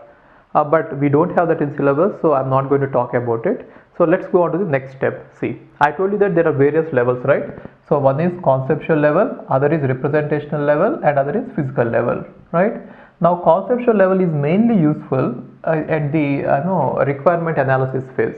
You collect the requirement and then you draw these diagrams and you show to the users, and once they say yes, everything is fine, I mean the way we communicate with the users, we should not use any technical terms, right? So these ER diagrams are going to be very easy. So conceptual level, ER. Now let us say everything is okay at ER level and you understood the requirements completely, which means they said that yes, this is what we wanted, the users. So as a database designer, you have consulted with the end users and they said that yes, everything is fine according to the ER diagrams, right? Now you should choose one of the representational model carefully. The reason is, once you choose this representational model to design the database, see, there are two things here. One is database and other is database management system. Database means the collection of data, right? Now you are talking about how to represent the data. Once you represent the data, then we are going to use software which will help us manipulate the data, right? Therefore you have to choose exactly, or you should not make any mistake in choosing which model you want to use. Once you choose the model, depending on that, you will get the database management system, the software which will act on this. For example, see, now at representational level, we are supposed to choose a model, and depending on whatever model we use, right, we are going to assume that our data is modeled like this. So your database will become whatever model you are using here, right? Now depending on the type of database, you are going to use the software, right, the database management system. And now every database management system, every software cannot access every data possible. Depending on the model which you have used in the database, you are supposed to choose the software. And who will provide you software? Either you can write the software on your own, right, but it is going to be very hectic. That is why what people do is they'll just design the database and then they'll take the database management system available in the market. Generally there are various open source database management systems available, as well as there are commercial database management systems available, like IBM provides you and TCS provides you. Many services companies are also providing databases these days, and even Oracle also provides you, right? So which one should you choose? The model, which data model should you choose? It is always better that you choose a data model for which there are lots of database management systems available, and the most popular database model used at representation level is relational model. Okay, relational model, it is the most popular database model used. The reason why it is becoming more and more popular is because more and more vendors are manufacturing the database management or providing this database management system, the software itself. Initially it started with IBM. So IBM, if you use relational database here, IBM was providing System R, or various softwares are there, but the earlier version was System R. Now that System R software was the database management system software which you could easily buy. And second flexibility is after this IBM, which has initially followed this relational database and provided the database management system, later many companies started providing this database management system. So the advantage you get is, if your data is in relational model and if you have bought a software and if you are not happy with that software, it will be very easy for you to just replace this software with the other software, and everyone will follow the same standards. There has been standardization in this area. So what do I mean by standardization is, let us say you are having a company, and in this company you have trained some people, you have trained them, investing a lot of money to access the database management system. And suddenly if you change the software, again you might have to retrain your employees, right? But then the good news about this relational database model is, if you are using relational database modeling here, relational database, then relational database management systems are available, and all of them are now having this standardization, in the sense you can learn SQL and all of them are written in such a way that they could interact with SQL, which means they are all compatible with SQL. So your users, your employees need not be trained in order to understand the relational database management system itself. They can be trained to understand SQL, and in fact SQL is designed in such a way that even the first name of SQL is not this one, it was SQL, SQUEL. Initially it was called SQL, right? And you will understand with the name itself what it really means. So SQL is Structured English Query Language. Sometimes it is also called as Simple English Query. QU means query language. So what does it mean? Just in an English like language, you can query your database, right? Therefore it is that simple. So all the relational database management systems are now able to understand SQL. Therefore, you need not worry about what type of RDBMS you are using, as long as you know SQL. Therefore, train your employees in SQL, and if you are comfortable with the particular RDBMS software from some vendor, go with this. Later, if you feel that that vendor is not giving you enough support, or if he is charging too much for you, you can easily move your platform to some other RDBMS without worrying about training part of your employees, right? So the popularity of relational database model is because of various factors. It is not just this relational database model itself. It is because of increasing usage. See, the more people use it, the more facilities will be added and the standardization will be done, right? And if it continuously happens, then what happens is we get more and more benefit being in the platform. That sometimes it is also called as lock-in. People are now getting logged on to this relational database. If you come up with any new model, let's say you invented any new database model, and even if you say that your database model is better compared to relational database model, people will not move on to that, because they have to have various options. See, I'll tell you this. Let us say Android is there, right? Now let us say you have invented a new mobile phone, the hardware, and a new software, right? And then you said that it is better even compared to Android. People might not go for it, because more and more app developers and more apps are available on the Android platform, right? Similarly, you can compare this RDBMS as a kind of Android, and maybe RDB as a kind of Android, and RDBMS as a kind of app store. Now with these many apps available, people are just logged into this because it is very convenient to use it, right? Even if you say that a new model is available and which is helpful, they will not move on to that. Are you understanding this, right? So the popularity of relational database model is not just because of the model itself. It is because of the availability, the wide variety of RDBMS software available, and moreover SQL is becoming more and more powerful. So initially SQL was proposed just to query the database. Okay, about SQL we shall discuss about it later, but what I mean to say is the SQL itself is becoming more and more powerful since its evolution. Now if you look at its evolution, SQL is able to do everything that you could possibly imagine. Initially it was just a query language. It has been developed so much that you can do everything, and now every RDBMS is providing support to SQL. And if you want to run RDBMS, you should use relational database. So it is a loop, completely loop, right? And the development is going on over and over.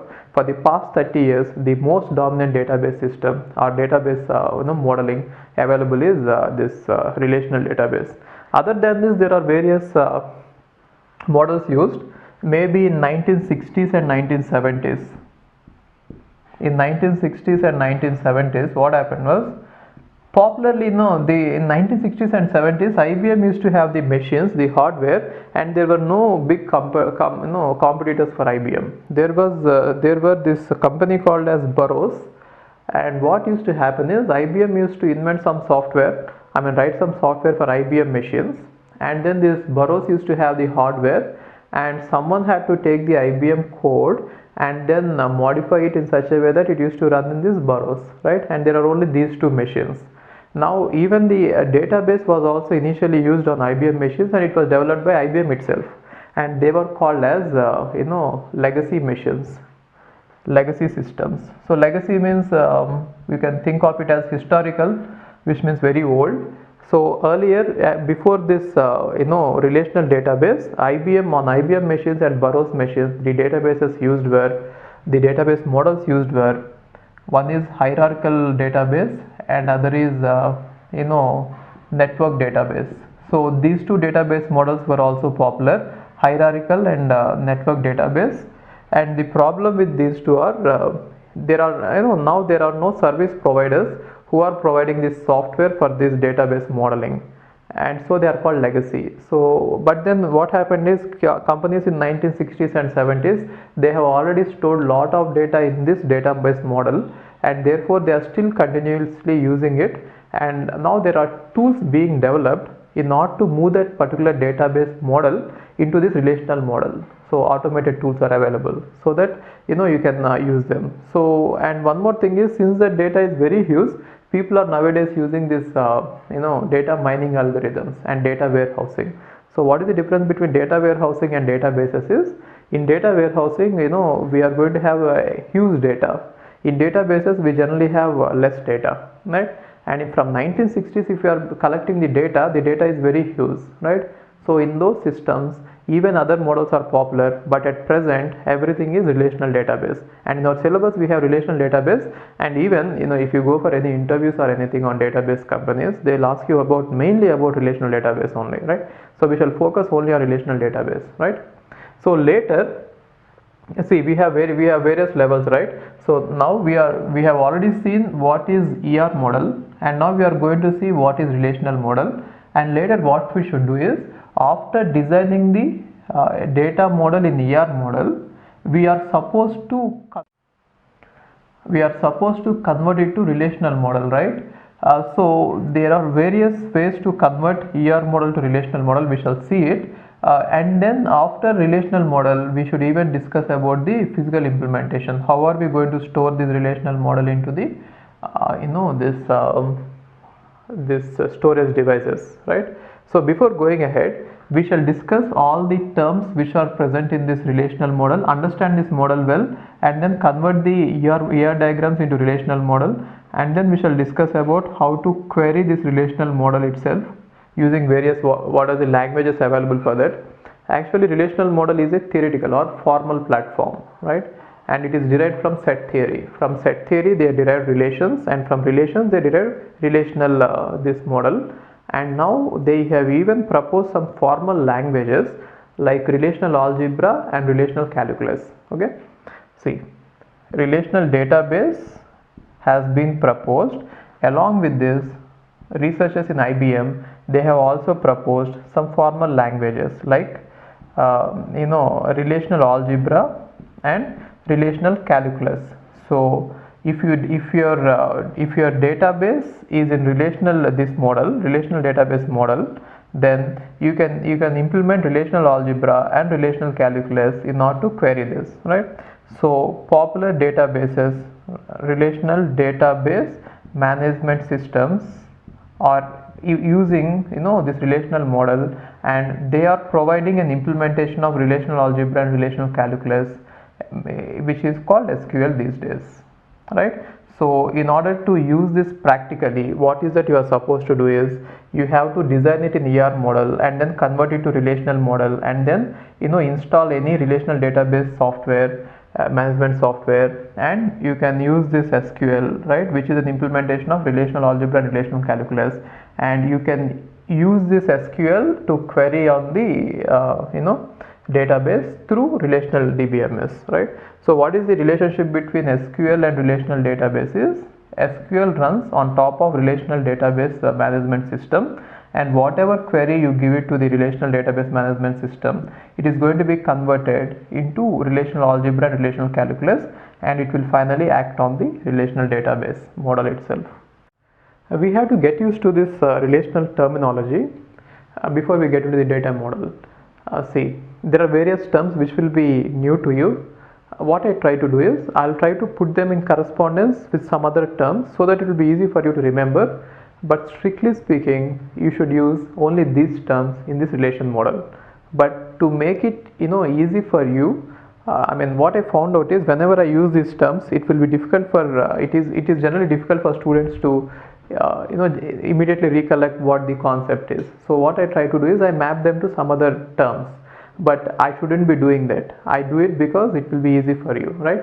So you try to remember these terms, and I'll also give you alternate terms which I'll use, and whenever you write it in the exam, you should be able to do that mapping from the informal terms we are going to use and the formal terms the model is going to use. Informal terms I use because it will be easy for you to understand, okay? But formal terms will be given in the exam, okay? Just be careful with that. Let's see this. So the first term in the relation, this relational model is the term relation itself. So relation, you can think of it as a table informally. Formally, even though it is a relation, informally you can think of it as a table. So what is a relation? It is simply a table, right? Now what will table have? Table is going to have, if you think of it like this, table is going to have various rows and various columns, isn't it? Rows and columns, right? Therefore the simple term to remember relation is, you can think of it as a table, right? And what about a tuple? A row is called a tuple, right? So tuple is nothing but one particular row. What is the significance of a row is, it actually represents, if you remember that ER model, every row in a relation model represents a entity or relationship in the ER model, right? So if you talk about one row, it will completely describe one entity. Let us say student entity. If student is having name, roll number, marks, everything, one row is going to give you complete information about the student. Therefore a tuple is actually an entity in the ER model, right? So you can think of this tuple as a row. So instead of using this relation and then tuple names, I will sometimes use table and row to make the things clear, okay? And an attribute is a column, okay? So this entire one column, you can think of it as an attribute, right? So table is a relation and tuple is a row and attribute is a column, right? And the domain is generally, domain means a set of values. Let us say domain is set of names. Domain is generally a set of values, right? So there are various domains possible, and every attribute is going to be associated with a domain. For example, you can say that this particular attribute is having domain integer. So what does it mean? All the values which can be present in this column should always be integers, right? So domain is associated with attribute itself, right? So in a simple word, meaning of a domain is, and the easier way to remember what a domain is, you can think of it as set of values, okay?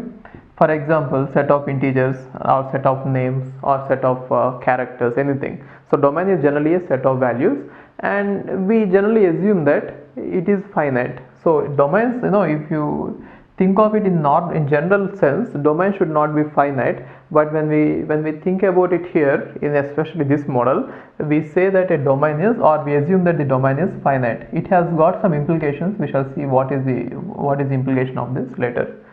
And next one is relation schema. So relation schema means the heading of the table, right? So generally every table will have a name. Let us say the name of the table is R, right?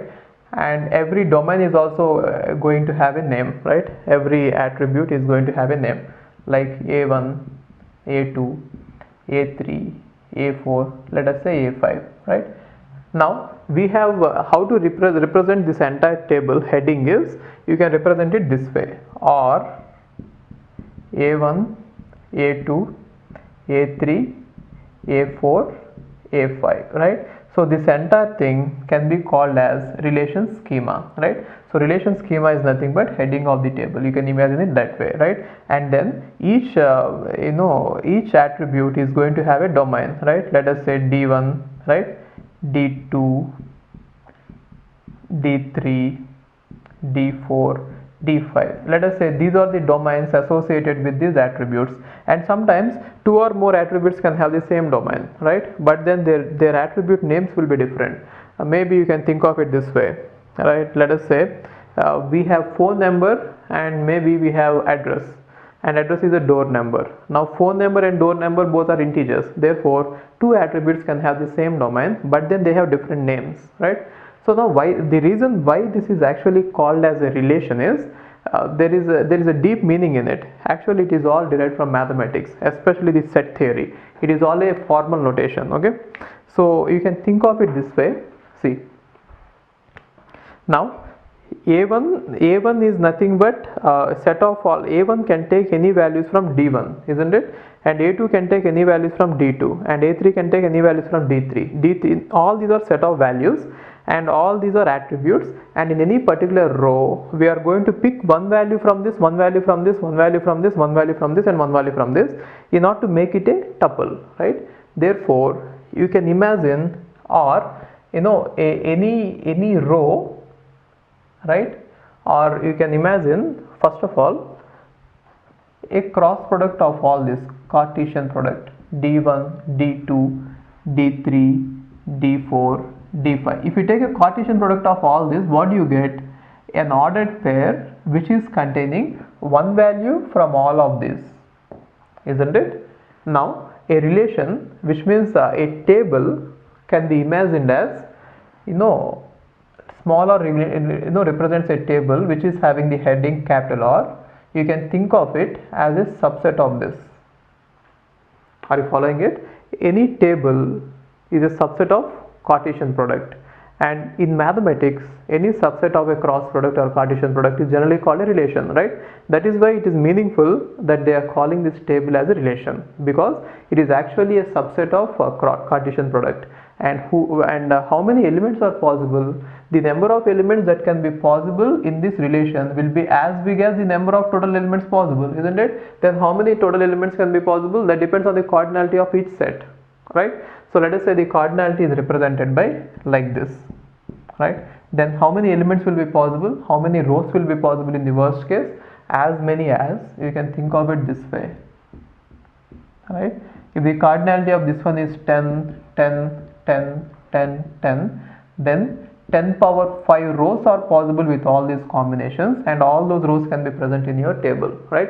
But at practice, even though we have lots of possibilities, every possibility doesn't make a meaningful tuple, which means doesn't represent a meaningful. Let us say a student might not have all possible phone numbers, isn't it? Therefore, even though this one is going to give you a very large number of tuples, in our relation we are going to have at any time only a finite number of tuples, and that is also called as state of the relation table. State means what are the elements that we are going to have in our table at this time.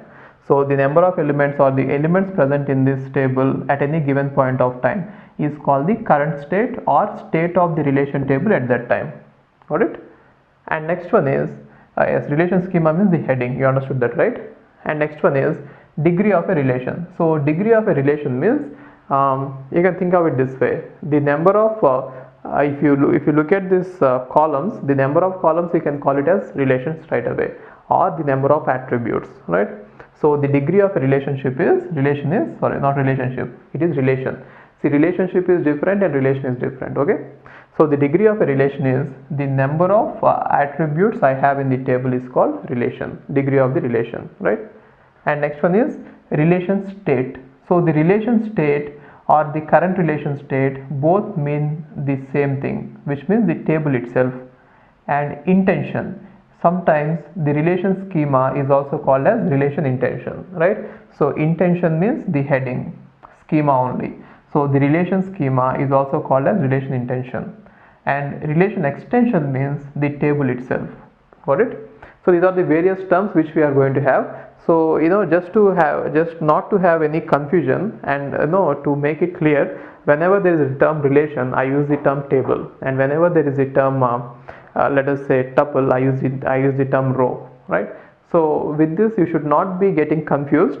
I hope that you understood these concepts, and I know instead of these names I will use the informal names. Okay, whenever you represent this relation, the table, in the memory, either in the main memory or in the hard disk, or whenever it is being displayed, the table will be displayed in some order, right? Which means some rows will be appearing before the other rows. Therefore, when you store the relation or the table in the memory, some order is actually applied, but the relation database itself, this model itself, the relational model, it assumes that a relation is a set, which means even though when we store a table, it is going to be stored like this, and every row is going to be written like this, and so there is some ordering in the rows, like this is row 1, row 2, row 3, row 4, row 5.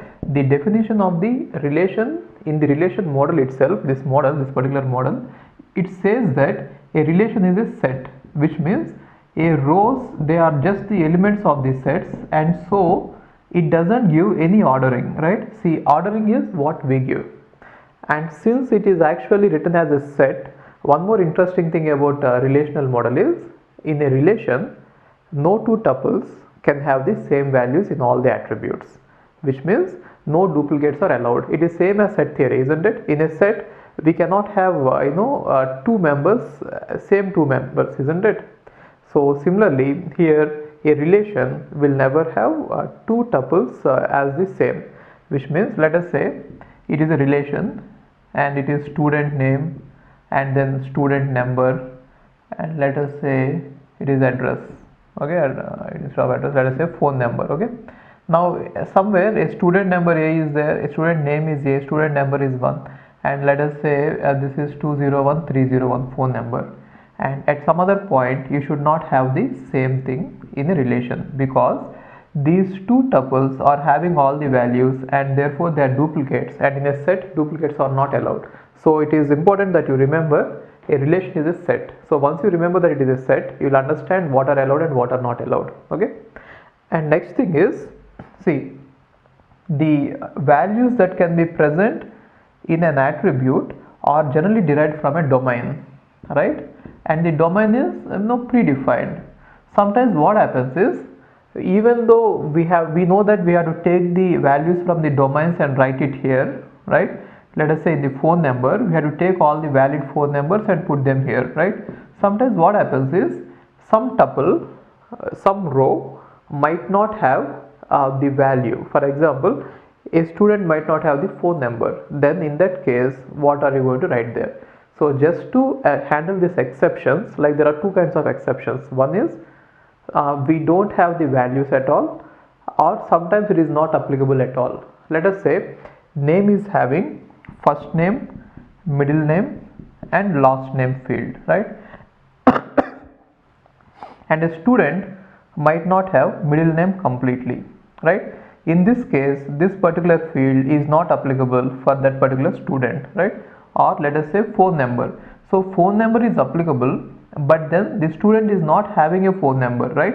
So it is not applicable and it is applicable. So whenever you have such cases where either a certain field is not applicable to someone, or value is unknown. So if it is not applicable or if it is unknown, okay, we are going to use special values in relational model called as null. So these null values are special in the sense they are not present in the domain, but still they can be used as the attribute value to some tuple. Got it? So these are the exceptions you should keep in mind. One interesting element about this relational model is, while you design the database itself, while you are designing this database schema, on the schema means that, right? Schema means the headings. I mean, that is the simplest way to remember. So while you are designing the schema itself, you can specify some restrictions on how the data has to be inserted into the schema. That is the interesting feature, which means in the design level of this, we could put even more restrictions on the data which will be updated later. See, now we are just deciding about what are the headings of the relations and how many tables are going to be there and how many what is the headings of each table and what are the attributes. That is what is being decided at this design model, right? And at the modeling of the design itself, we could even put some restrictions saying that see, the values which have to be inserted into these tables should follow these restrictions, right? And this kind of facility was not completely available in the ER model. In the ER model, we will not be able to put many restrictions on the data that will be inserted later. But now here in the relational model, while designing itself, we are going to put many restrictions, especially on the schema. Schema means the headings. We don't have the data at our hand yet, but still in the headings itself, we are going to put lots of restrictions. And the main restrictions are actually 4 types. You can remember it this way. See, they are also called as constraints. Constraints are nothing but the restrictions, okay? The same meaning, restrictions or constraints, which means whatever data you are going to insert into these tables, they are supposed to obey your restrictions, otherwise they will not be inserted or they will not be updated or modified, right? So the most important constraints are, one is domain constraint. So domain means whatever we do on the domain itself, right? So I'll talk about it. And next one is key constraints. Key constraints talk about the uniqueness. We already know that a relation is a set, therefore no two tuples are supposed to have the same values, right? But then some of the values of the tuples may be same, right? For example, if you look at the marks, you cannot say that no two marks should be same for a student. Marks can be same, right? But then the entire tuple, when it is considered, it should not be same. In order to implement this, we are going to use uniqueness constraints, and key constraints are also called as uniqueness constraints. I'll talk about it. And next one is entity integrity constraints, which means the entire tuple itself has to follow some of the constraints. We shall see it. And then referential integrity. So referential integrity is actually a different thing, because all the other constraints are actually applied on one table, but when you talk about referential integrity, they are applied between two relations, which means two tables. So one table, while we do some modifications on one table, the other table is also involved in somehow, okay, in some matter. So now let's see domain constraints first. So domain constraints is like this. Let us take some example and I'll show you what the domain constraint means. Let us say there is student table. It is a student relation, right? Then what are the domain constraints is, every value or every domain that you choose for an attribute, it has to follow the domain. For example, student name. Now you might define the domain for student name to be set of characters or set of characters of variable length. If you have defined it, then all of them are going to follow that. And moreover, one main thing about the relation is, you can view a relation like this as a flat file structure. Flat file means no hierarchy is allowed. So in case if you have any attribute which is a name, right? Even though name is an attribute which is a composite attribute, such a kind of attribute is not allowed in relational model. The reason is, every element that you are going to insert into the attributes of any tuple should be atomic. Atomic means smallest individual unit, right?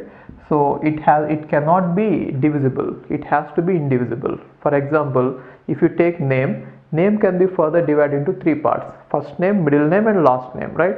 So whenever you have such a domain, such as an attribute such as a name, it is better that you split up that composite attribute into simple attributes, right? So instead of having name, you are supposed to have first name, maybe middle name, and last name.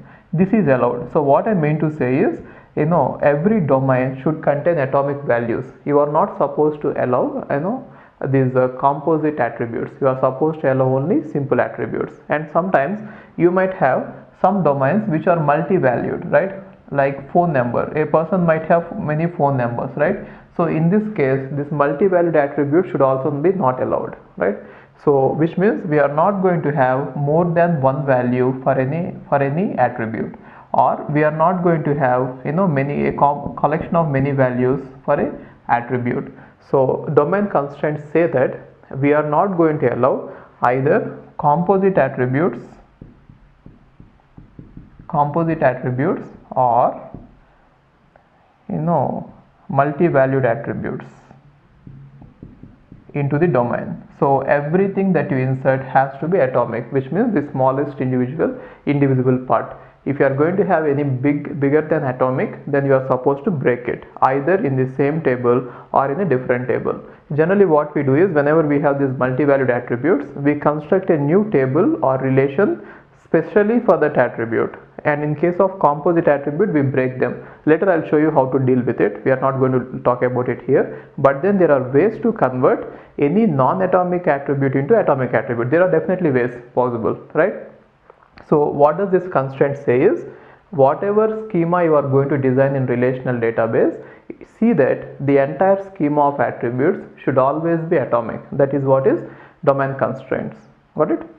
And once you decide about how many attributes are going to be there, it is generally going to be fixed. See, generally we insert and delete the data into the database, which means we insert and delete the tuples into the relation, but then once we fix up the domain, the entire schema, we are not going to change it, right?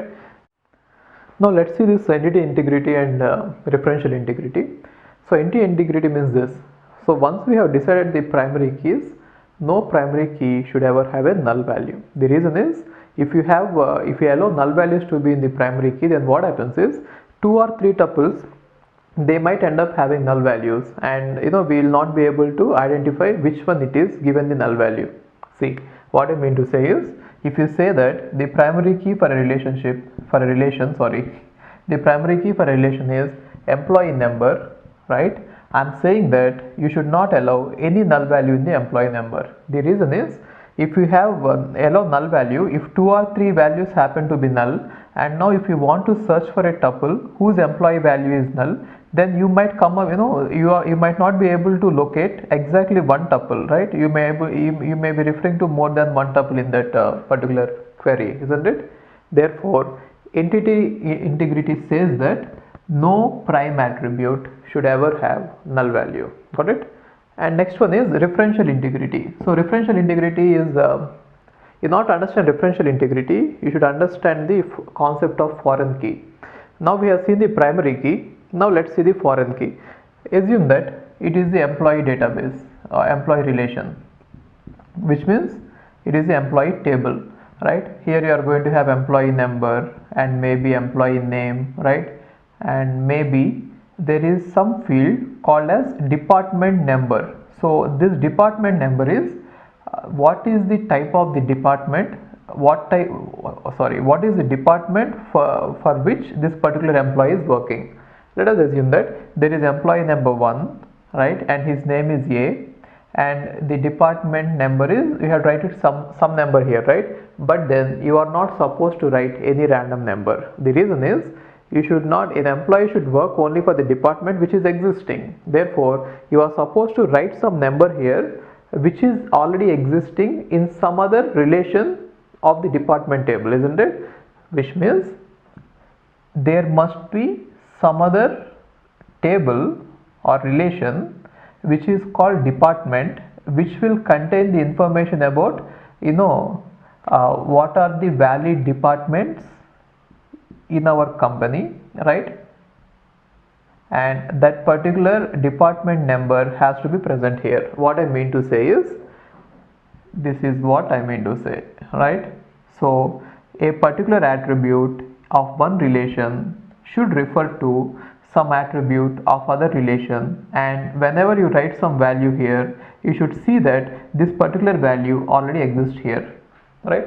Assume that in our company we have only 4 departments, 1, 2, 3, 4, then you are supposed to write only one of these 4 numbers, which means an employee can work only for one of these 4 numbers. He cannot work for let us say department 10 unless the department 10 is there. So you are not supposed to write number 10 here. If you want to make sure that your DBMS, the software, DBMS means the software, database means this particular tables, DBMS means the software. If you want to make sure that your DBMS will catch you whenever you try to do anything like this, anything wrong like this, then you should implement this constraint on the schema, right? So which means like this. See, now your department, whenever you try to insert some number which is other than 1, 2, 3, 4, it will definitely show an error, right? If you implement this integrity constraint, right? Then what is that you will be doing is you have to write some valid number like 1, 2, 3, 4, maybe 1, right? This is allowed. So this particular key is called as foreign key. So what is a foreign key is, if you refer to some other attribute of some other table, and if you see that always the values which you are going to insert in this particular attribute should always be present there, then that particular attribute is called as foreign key, right? And this table is set to refer to this table, right? So this is referring and this is referred, so referencing and referred, okay? And this is called as foreign key, that is called foreign key. And generally what we do is whenever a attribute is referring to the other attribute will generally be a primary key. It is not a hard and fast rule, but most of the cases it makes sense that if the other one is a foreign key, the primary key, foreign key always refers to a primary key of some other table. That is what we generally see, okay? Maybe if you want to see one more example, let's see this. Let us say every employee is supposed to work on a project. Then the project number field will give us what is the project on which this particular employee is working, right? Then what I'll try to do is I'll have one more table. Let us say this table is about project, and in this project if I have set of all project numbers available, then this particular attribute is going to refer to this, right? And in this schema we are going to put these references by putting these directed arrows. Directed arrow means we'll have a arrow like this in the schema diagram, so that it will be easy for anyone who is reading the model to understand it, okay? And now any value that you are going to insert here should always be present here, okay? Let us say the project numbers are 1, 2, 3, 4, then you are supposed to have only 1, 2, 3, 4 numbers. If I write like this, what is the meaning of it is, employee number 1 is having name A and he is working in the department 1 and he is working on the project 4, right? Actually, if an employee is going to work on more than one project, then we cannot have this project number attribute here. The reason is then the project number will itself become a multi-valued attribute. The reason is an employee may work for more than one project, but here assumption is that an employee is working for only exactly one project. Got it? What is the main difference between foreign key and the primary key is, if you remember this entity integrity, in primary key we never allowed null values, isn't it? But here in case of this foreign key we can even allow null values, which means in this foreign key you can even have null values. What does it mean is, maybe an employee has newly joined and he is not yet assigned to any department, then in this case let us say 2A, null can be allowed. So foreign key will allow null, unlike primary key, right? Remember that foreign key can allow null. If he is newly joined, then maybe his project might be unassigned, then it will also be null. So either you can have a value of null in the foreign key, or in case of any value, that value should always exist in the attribute to which it is referring to. Got it? And one more other interesting this foreign key is, okay, generally where do we get this referencing is, if you have seen all the constraints till now, they were all actually implemented on one relation, isn't it? Which means one table. But then this particular for this referential integrity is actually implemented between two tables. I should have two tables, isn't it? So how can you compare this particular referential integrity with the ER model is, in ER model wherever we had these relations, those relationships are actually leading to references. If you remember that ER model, between two entities we had relationships, isn't it? Now those relationships will lead to the differential integrity here. That is the relationship between ER model relationships and the differential integrity here. And differential integrity is between two tables, or sometimes it could be more than two tables, but sometimes it could be between the same table, like this. If you remember that recursive relationship, which is defined between two entities of same type or two same entities, supervisor. Let us say we are going to have one more field which is called as, let me write it here, which is called as supervisor number, right? An employee is going to have a supervisor, and that supervisor is also going to be an employee, right? Therefore the supervisor should also be in the employee database, and now you can refer to them, which means if you are going to have a supervisor, that supervisor should also be an employee, and that number should be a valid number from the employee numbers, right? Therefore on the same table itself, or on the same relation itself, we can have referential integrity like this. So one attribute can refer to the other attribute in the same table. Then this particular attribute is called as foreign key, and this attribute is normally the primary key, isn't it? Therefore referential integrity can be defined between two tables or on the same table in case of recursive relationship, right? So are you following this? The main difference between primary key and this foreign key is null values. Null values are not allowed in primary key, but they are allowed here, right? And moreover, we can have more than one foreign key on a table, but in a primary key we are supposed to have only one primary key for a table, isn't it? Even though we have more than one keys, they are called candidate keys. Once we choose one of them, that is going to be only unique primary key, and we are not going to change it. No, generally we don't change it. But on a table we might have more than one foreign key, which means more than one attributes of your table might be referring to other attributes of some other table or of the same table. Got it? So these are the various integrities. Once we decide about the ER diagram, or once we build the ER diagram at the conceptual level, later we might have to convert that ER diagram itself into the relational model. Then we can apply the relational DBMS on the relational database, right? So there is a procedure, or in fact the algorithm, in order to convert ER diagrams into relational model. So there are 7 steps. So let's go step by step.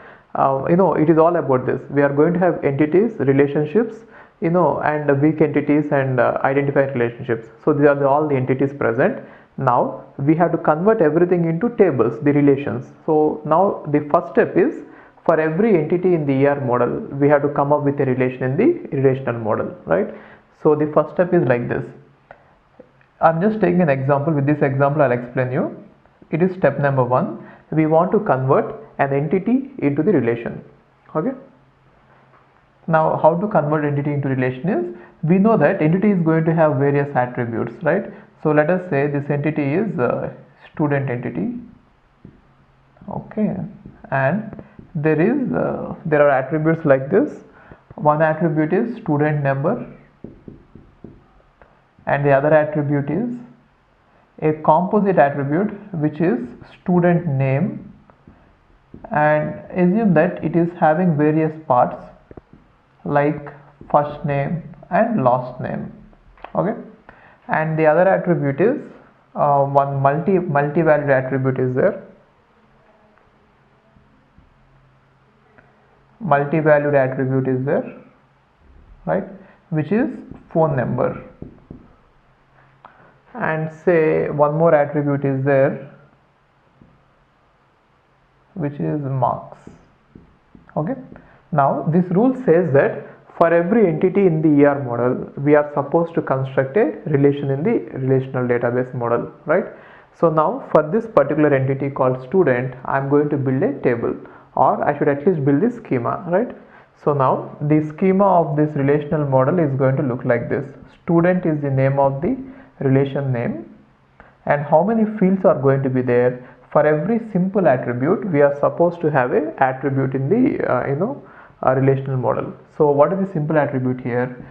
Serial number, the student number. So student number, I am going to have a attribute in the relational model, and marks. These are the simple attributes. Okay. Now after that, look at all the composite attributes. What are the composite attributes? Student name, which is going to have first name and last name. So don't represent the composite attribute as it is. Just take the compositions, which means the simpler or the simple attributes which are a part of the composite attribute should be taken and they should be included, which means we are not supposed to include student name, we are supposed to include first name and last name, right? And this one don't include it. No multi-valued attributes will be included into the table. We shall deal about this later in some other step. I'll tell you what to do with this. For now, just understand this. So all these simple attributes are represented in the table. Along with that, if there is a composite attribute, the I'm going to break it down into simple attributes and I'm going to represent them. So student name is going to have first name and last name, so represented, right?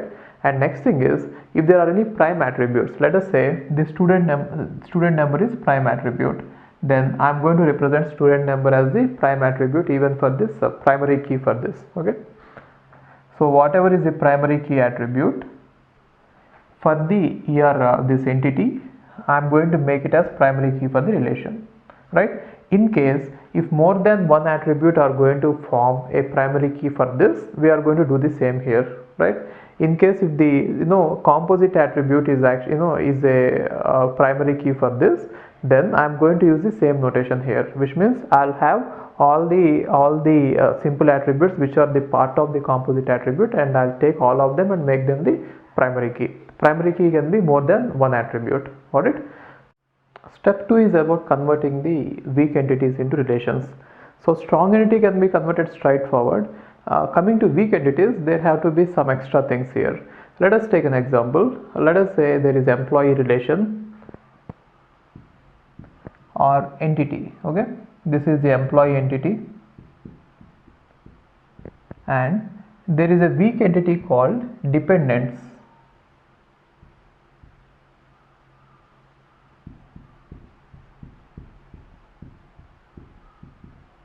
Okay, and both are related through identifying relation. Okay, this is the identifying relationship, right? And now assume that the attributes of this weak entity are,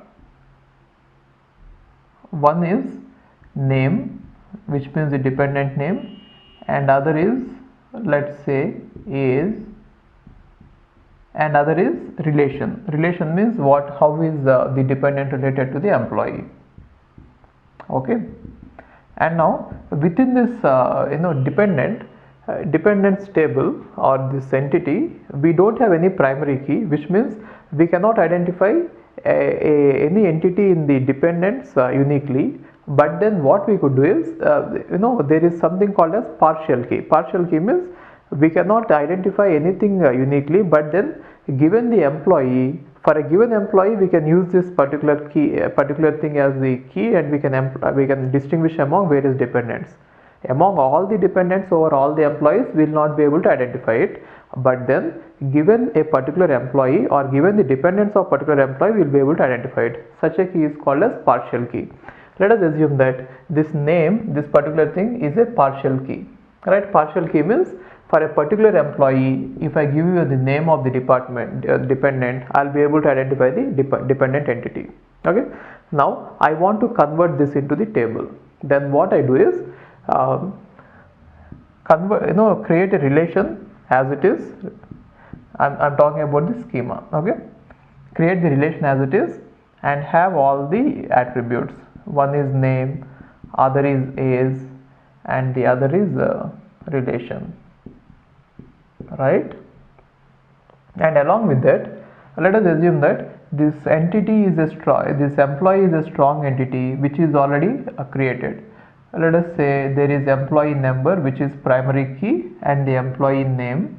These are the two attributes, and that particular relation is already created because it is a strong entity. So it is having employee number and employee name, right? Now after doing this, if it is a weak entity, what is that we are supposed to do is we have to add all the primary keys. understand this, we have to add all the primary key attributes of the owner entity. This is the owner entity, right? This is owning this dependent, okay? And moreover, the participation has to be total, right? See, this is the owner entity and this is the dependent entity, right? And now this is the identifying relation. Now what is that I'm saying is, once you create the table or the relation for this weak entity, you add all the primary key attributes of the owner entity into this one, right? So what are the primary key attributes of the owner entity? Employee number. Therefore add employee number into this and you add it as a foreign key, which means this particular key, this foreign key, will be referring to the primary key there. In case if you have more than one attribute here as the primary key, then you are supposed to add all those attributes as the super key, foreign key, and you are supposed to refer to that primary key. Got it? Then what about the primary key of this table? The primary key of the other one, which means the foreign key, along with the partial key, which means this one. These two are going to make up the primary key, where name must be a partial key. So what is a partial key is, see, what I mean by partial key is, if you have a table like this, right?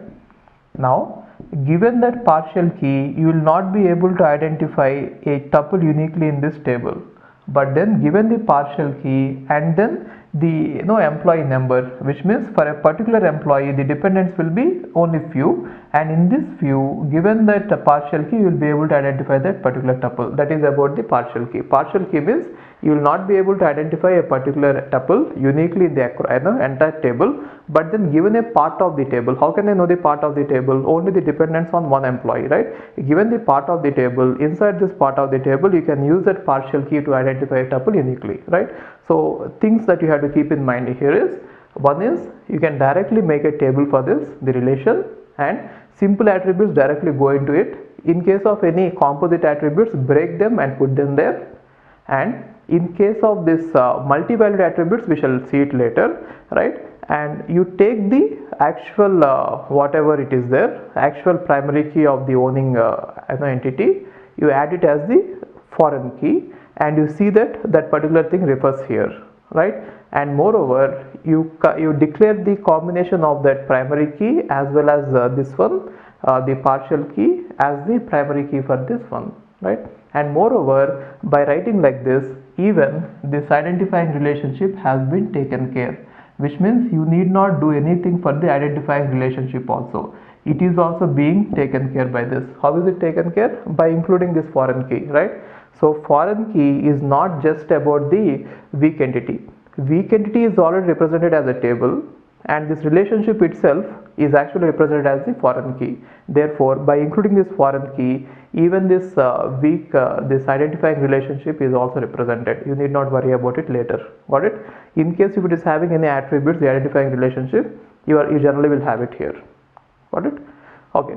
So one thing you should be careful here is, what about the integrity violations? Let us say, in case if you are deleting an employee element here, then what should be done? So in case of weak entities, right, since the dependence, there is existence dependence means there cannot be any dependent without any employee, right? So in case of such a dependency, especially in these cases, in case of this weak entities and identifying relationships, if you ever delete any entity from the owner entity side, you should delete all the entities which are depending on that. Therefore, on delete and on update, it is cascading, which means if you delete something here, you should even delete there. Got it? Where especially in the weak entities, right?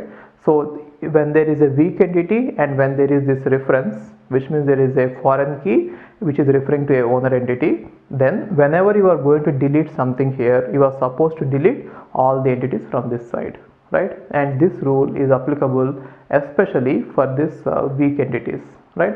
Not for other things. And in the other case, see, whenever there is this foreign key, it does not mean that the entity is weak. Here we are going to have the foreign key. It doesn't mean that the entity is weak, right?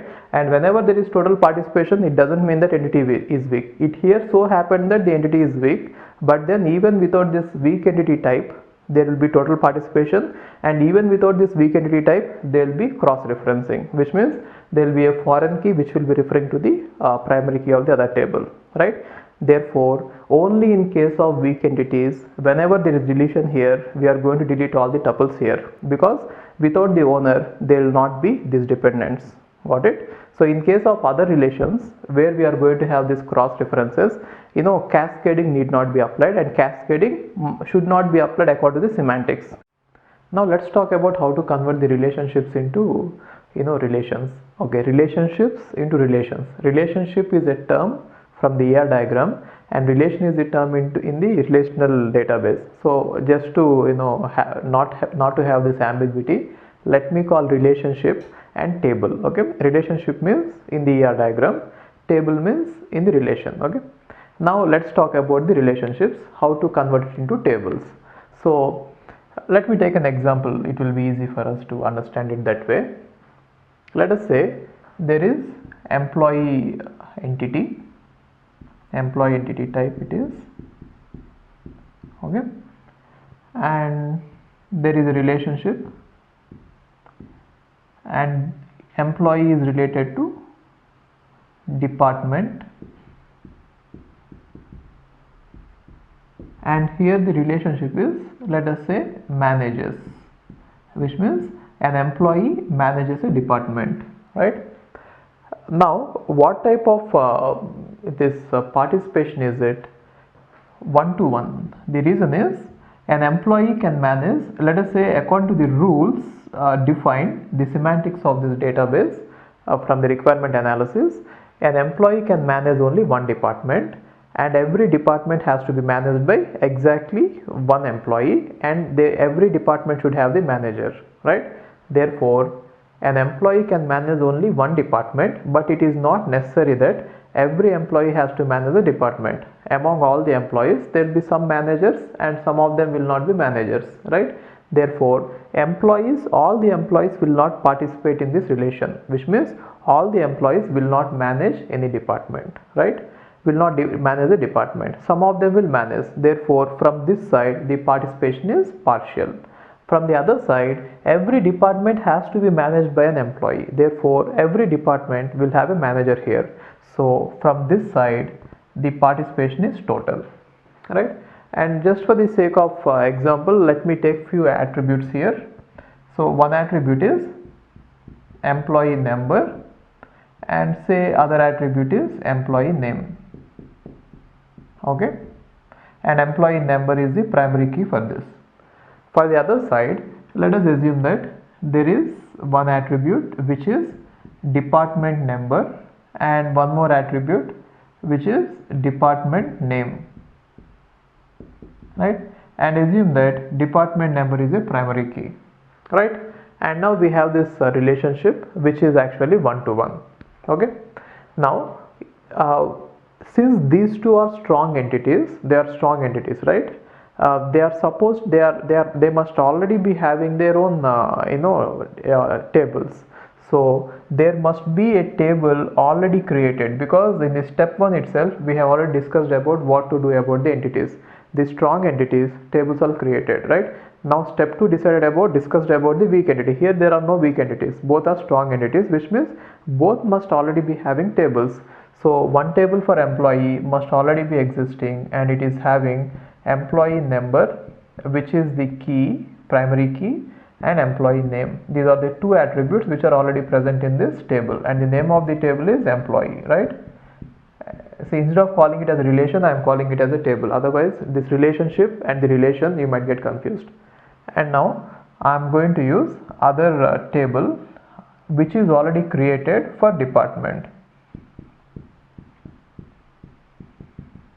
Okay, which is having department number as the primary key, right? And the other attribute is department name. Fine.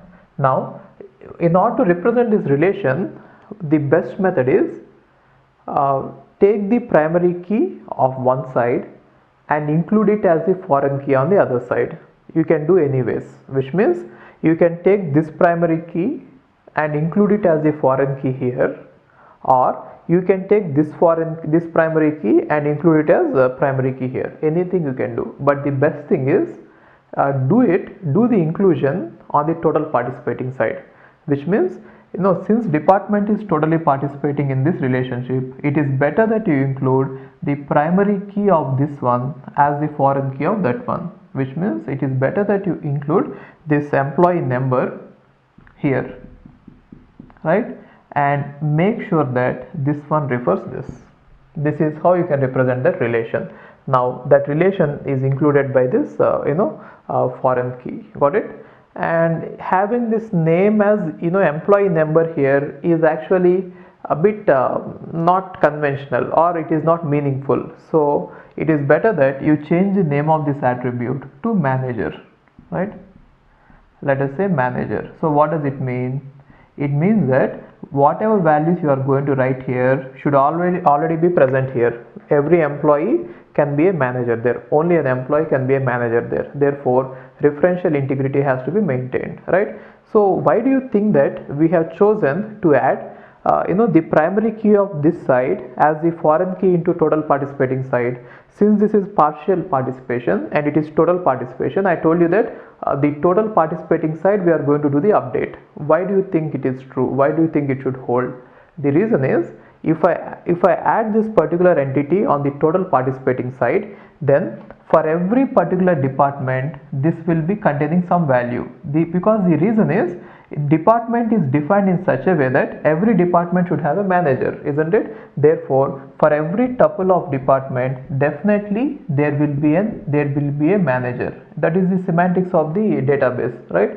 But if I try to include this department number on this side, then the problem is, if I write the department number here, then every employee might not manage a department. Therefore, for most of the employees, we might get null.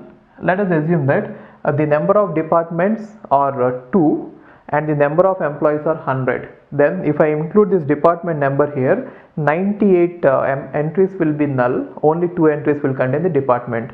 On the other side, these two, let us say there are 2 departments. These 2 departments will have the actual values here, right? Therefore, it is better that you always have it on the side where the participation is total. Got it? And the second thing is, what if this relationship itself is having some attributes? Let us say there is an attribute here, and the attribute is start date. Start date means what is the date in which this manager has started managing this department. In case if this relationship is also having some attributes, then add this attribute on the total participation side itself, which means you take the start date and you add it to the same side, start date. Got it? So this is how you deal with one-to-one relationships. So this step actually deals with one-to-one relationship. Okay, only this type of relationships. So how are we dealing it? We are not going to create any new table for the relation. We are going to take the relationship and we are going to add on one side the foreign key, which is going to refer to the primary key of the other side. Anything you can do, either you can add it this side or that side. It is better that you add it in the total participating side, because if you do it that way, you need not have waste the space. Got it? And in case if you have any more attributes, you are going to add the attributes also to the other side, the total participating side. Got it? In case if it is like this, let us take one more example. Let us say there is an entity, person name, and then there is an entity which is called license card. Okay, now what I want to do is, this is relationship holds, which means the person is holding a relationship, And let me say the semantics of this database are like this. From the requirement analysis, let us say they said that every person is supposed to have the license, the driving license, and they are supposed to have only one driving license. Then what happens is, this is going to be total participating, which means every person will be holding a license, right? And moreover, a license will never occur without a person. Therefore, both sides it is total participation, right? And assume that it is one to one, which means a person cannot have more than one license, and moreover, a single license cannot be held by more than one person. So it is a one-to-one relation in which the participation is total. So participation is total means, okay, see this. This cardinality says how many maximum relationships in which a particular entity can participate, right? Therefore, it is saying that maximum a person can participate in only one relationship, right? And the total says, this total participation says how many minimum entities in relationships that this particular person, that this particular entity can participate. It is saying that minimum is 1. When maximum is 1 and minimum is 1, you can on both the sides you can easily derive that on both the sides definitely the number of tuples are equal, the number of entities are equal. Think about it. We are going to have relationship like this. See this, we are going to have relationship like this, right? Now for every person there is going to be a license, and for every license there is going to be relationship, and this is possible. And moreover, a single license cannot be held by two people, right? This is possible only when the number of persons and the number of cards are equal, isn't it? So whenever there is total participation with one-to-one relationship, with one-to-one cardinality, you can think of, what I can say, derive that the number of entities here is equal to number of entities here. So in this case, you can use the same method, which means you can have the person table, and you can have the license card table, and you can include either the license number here or person ID here, and you can make the other side refer to it because both are total. Or a better method is you join both of them. That is even better, right? So in case of this one-to-one relationships, whenever the participation on both the sides is total, you could even combine both the tables without having two tables. That is even better, right? So what happens is, now when you combine both the tables, right, then for every person, see this, already we have person table, right? This is the person table because it is a strong entity, and already we have license. Let us say license is a strong entity and it is not a weak entity. Then we are going to refer these two, we are going to combine these two tables, and we are going to put the two tables in one table, right? So this really makes sense because we are not actually adding any more space. So anyway we have to save all the license entries, and anyway we have to save all the person entries, and saving them together is actually not any extra space. Instead of having them separately and then adding one more attribute, combine them without any attribute, easier, right? Now what happens if you have done the same thing here? If I try to combine them, what happens is, see, whenever I combine two tables, then the total attributes are going to increase, right? So that resulting table is going to have attribute employee name, employee number, department name, everything, right? Now when I combine these two, then the problem is, for most of the employees, these two attributes will be empty because only some of the employees are managing the departments. But then here, when I combine these two, let us say it is having person ID and person name, and it is having a license number, and let us say license date, something like this. Now when I combine these two, every cell will be filled up because a person is having person ID, person name, license ID and license date, right? But here an employee may not be managing a department, right? Only for two employees, like in earlier example, only for two employees if they are managing the departments. Then when I combine these two tables, what happens is only those two particular employees will get the department details filled up and all the others will have null, right? So in case of one-to-one relationships, if it is total participation on both the sides, better you combine both the tables, right? because here the total number of tuples this side and this side are equal, and there is actually a one-to-one mapping, so you can easily combine them appropriately, that particular one-to-one, right? But here in case of one-to-one relation, if the total participation is only on one side, you modify that side. Got it? So these two are the best known practices. So here it is up to you whether you choose to combine them or add the foreign key. It is up to you, right?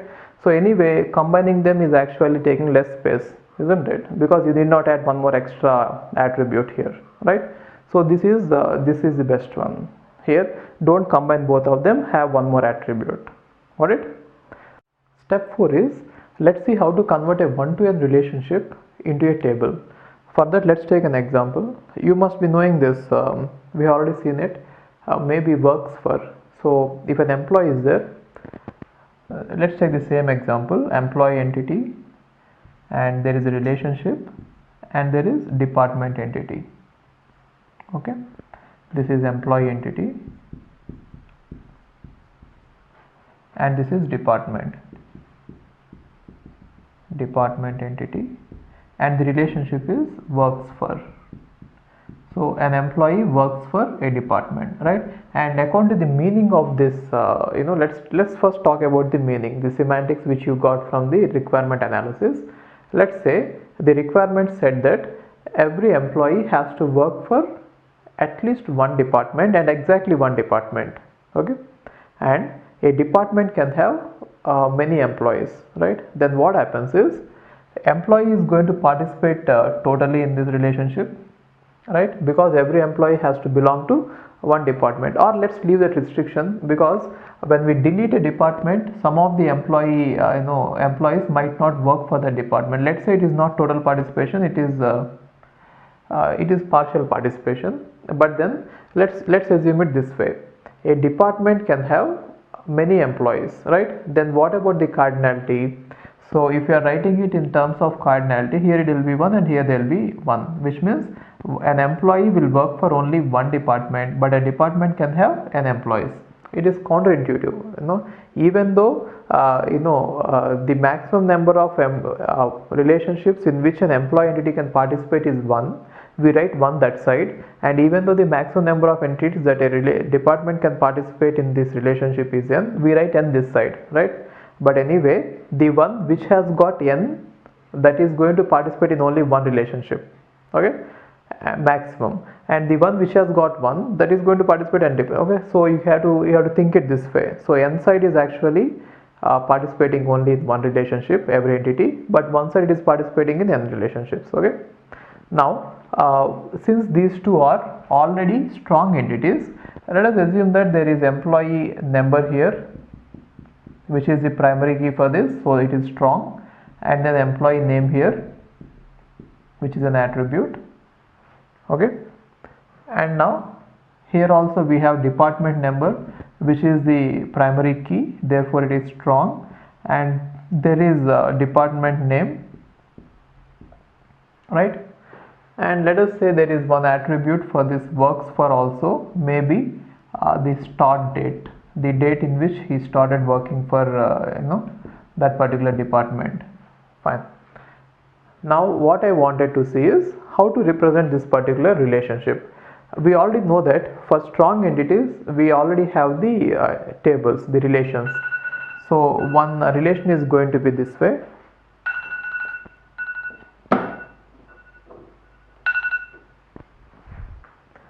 So one relation is going to be this way. Employee is having two attributes. This is the employee relation, right? One is employee number and other is employee name, and it is a primary key. And we know that department is also having two attributes. One is department number, which is prime attribute, and department name, right? Now what we are supposed to do is represent this relation. So only way to represent a relationship is always using the foreign keys, right? In case of 1 to n or 1 to 1. So in this case of 1 to n or 1 to 1, we are supposed to use the foreign key concept, right? So how are you going to put the foreign key? Should I put the foreign key this side or that side? Which means should I put the department number here, and then make this refer to this, or should I put employee number here and then make it to refer to this? Which one makes sense, which one is meaningful, which one is possible in fact? So if I put the department number here and make it refer to that side, then what happens is, for every employee we know that maximum he can work for only one department, therefore we need to represent only one value here. In case if you try to put with the department number, department name, the employee number also, it means that we have to write all the employee numbers who are working for a department. It turns out that for a particular department there are more than one employee working for it, therefore you might have to put more than one value here, which makes it multi-valued, and we already know that there is no provision in order to put a multi-valued attribute in just one single column. We need a separate table, we shall see it later, right?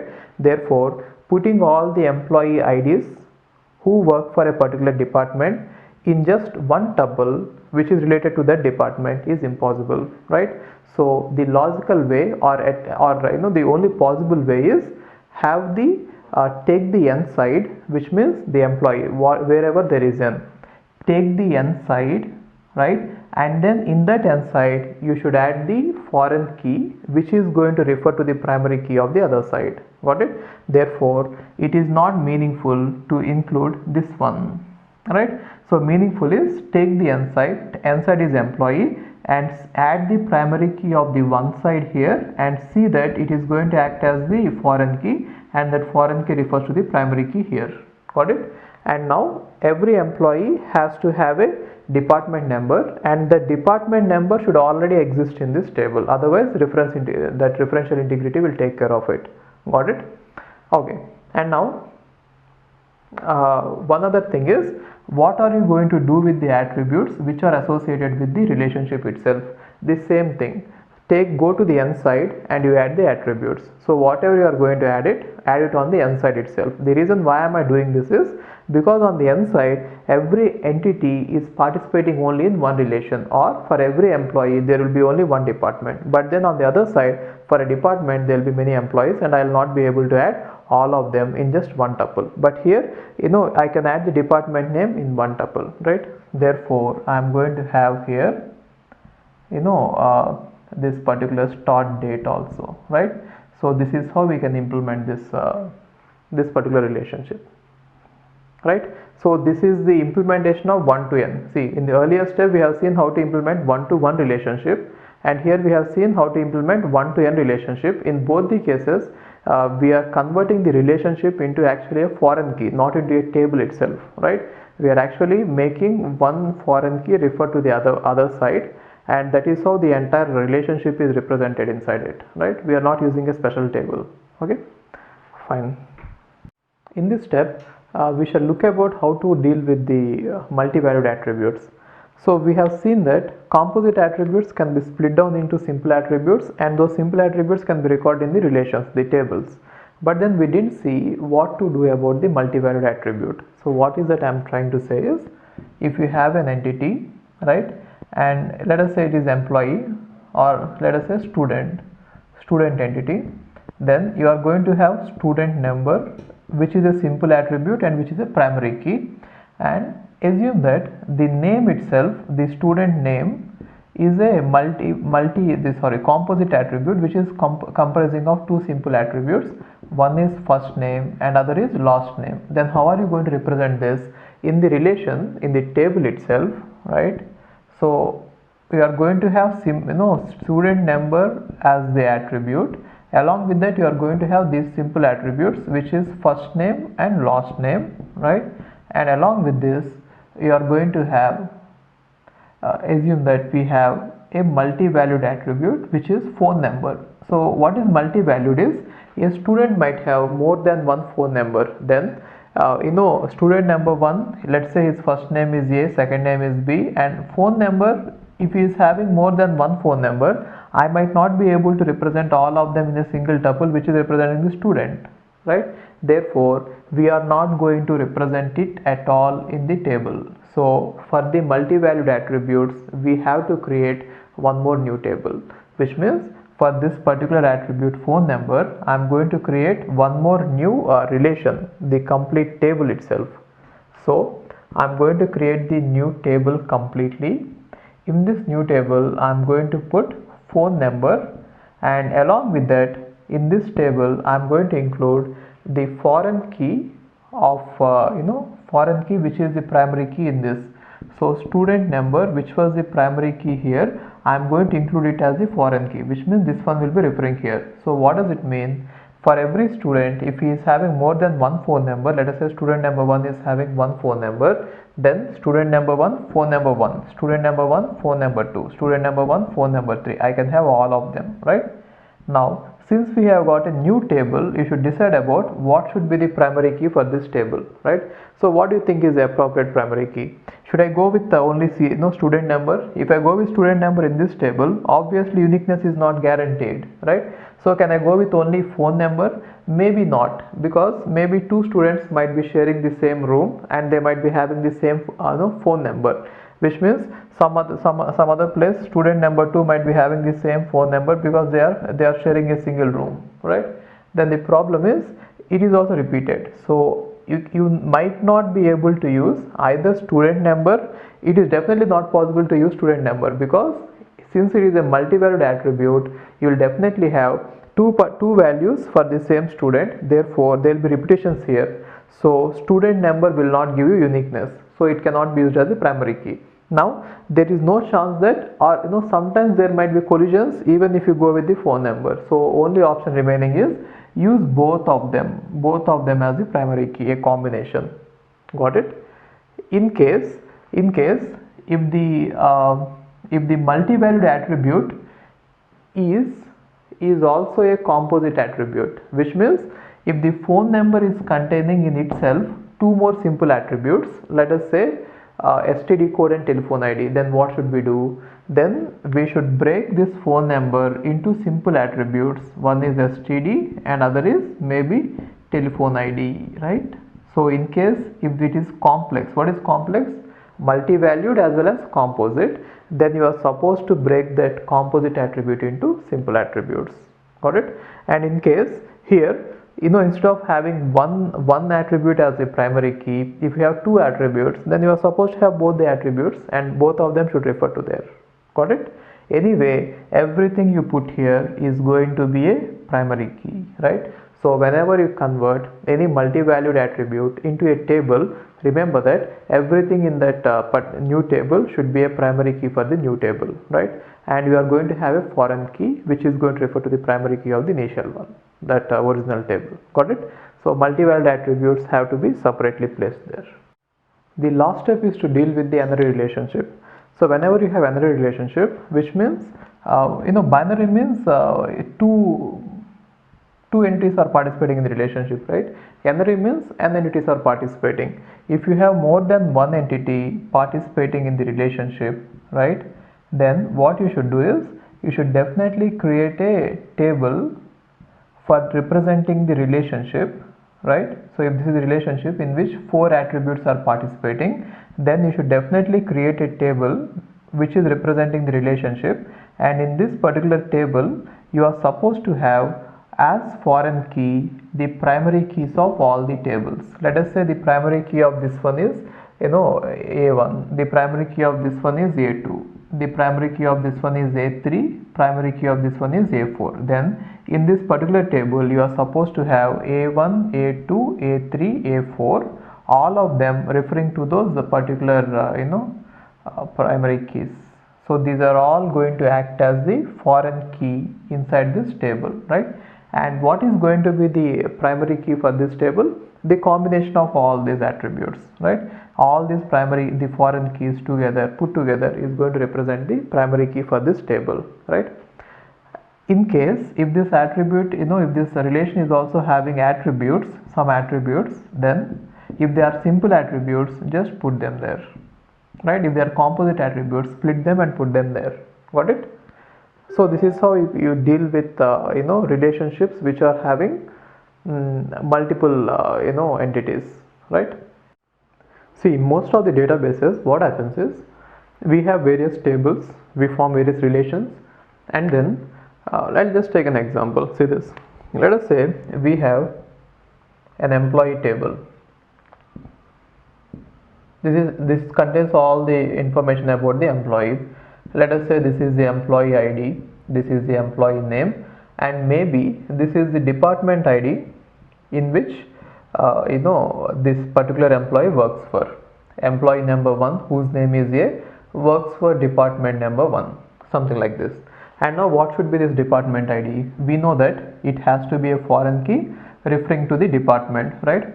Now this department ID will refer to the department ID. These two fields need not have the same name. It is a good practice to avoid same names, even though they have the same meaning and even though they are same. It is better that you avoid the same names, because what happens is, okay, we shall see that later. Now department name, right? Now department number is 1, department name is, let us say, computer science. Okay, now if you want to see what is the department in which employee number 1 works, what is the name of the department, such kind of queries are very often possible, which means we have many relations or tables possible in our database, and then we might be having a query. Someone will be interested in knowing the information which might require going through many tables. For example, what is the department name in which employee number 1 is working? Then you have to find out the department number in which employee number 1 is working, and then you should go to that particular department number and then find out the name. So this type of queries are possible. So now then what happens is, a kind of joining these two tables will be done, right? A kind of it. We shall discuss about it later.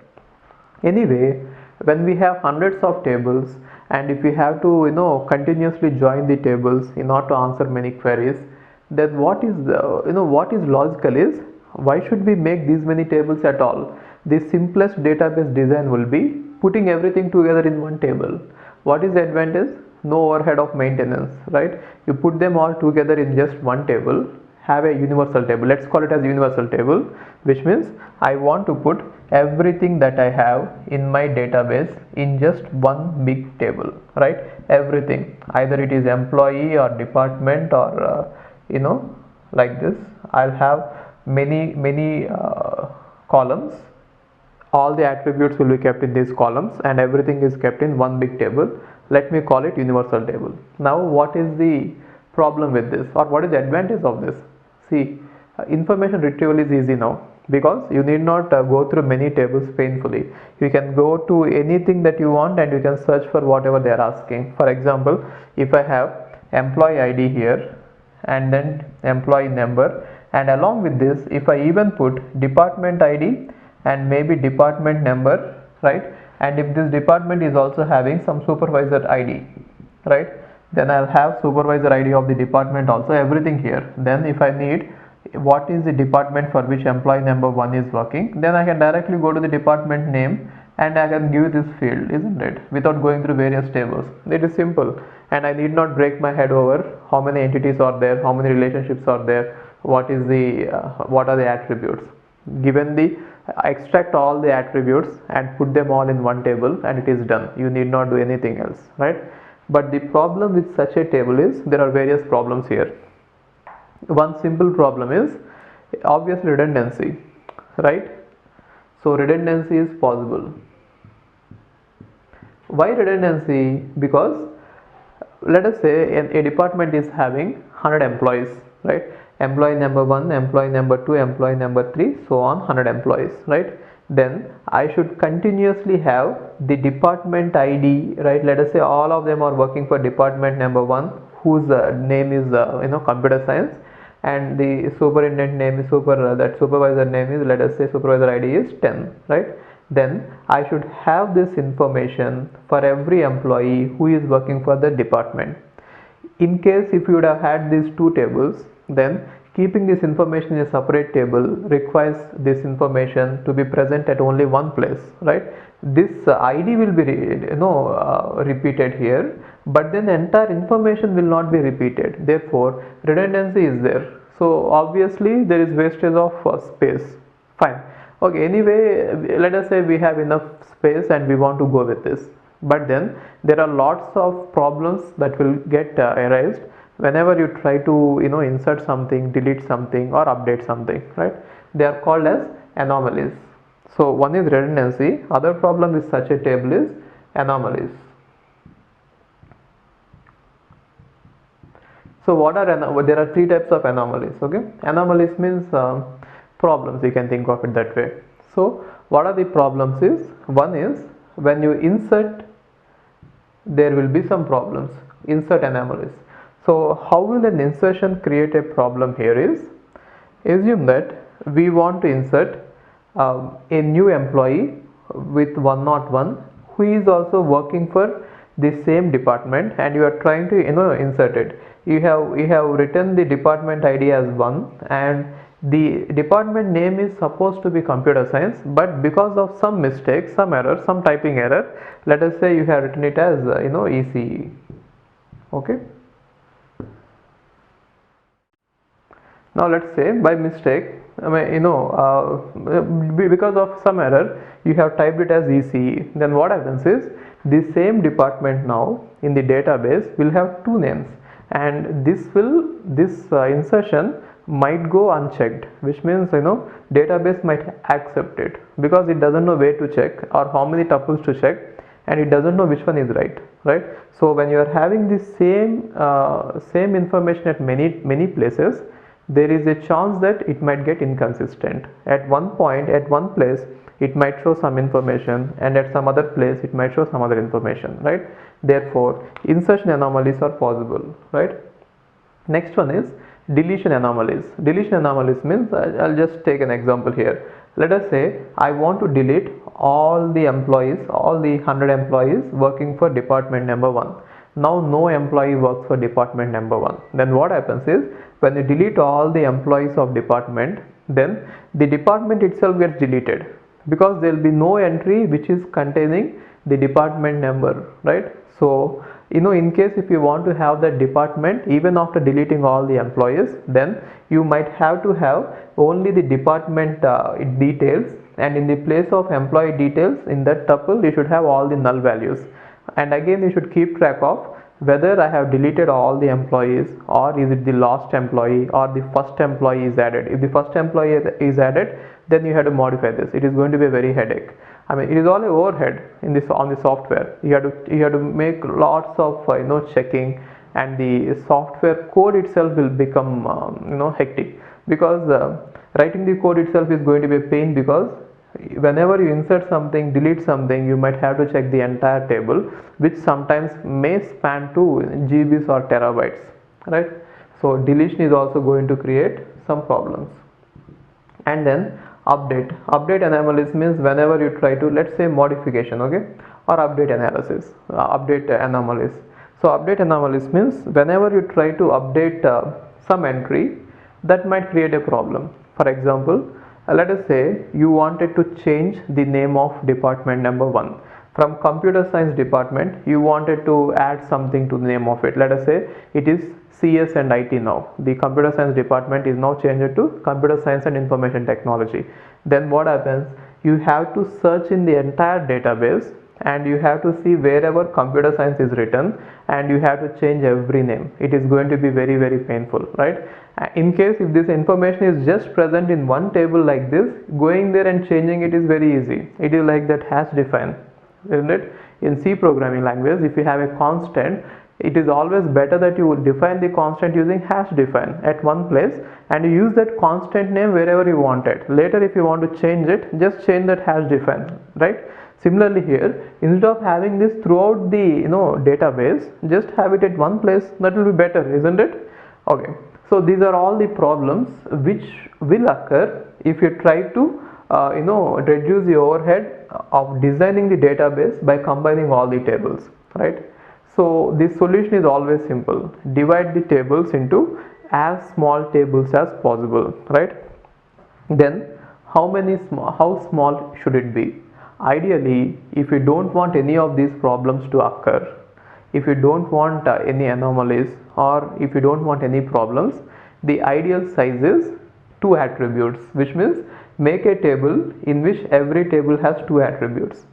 If I have many such small tables, what happens is, in order to retrieve some information, I might have to go through hundreds of tables in some cases. Therefore, even though going for two attributes is always best, sometimes we can get the same results, I mean the best database designs, even without even with some bigger some bigger tables. You need not go till this small. See, going for attributes of a table which is containing only two attributes is the best thing. I'll tell you why later. That is called as BCNF. We shall see that later. That is the best thing you could do. But then, because of this design, the query time is going to be very, very high.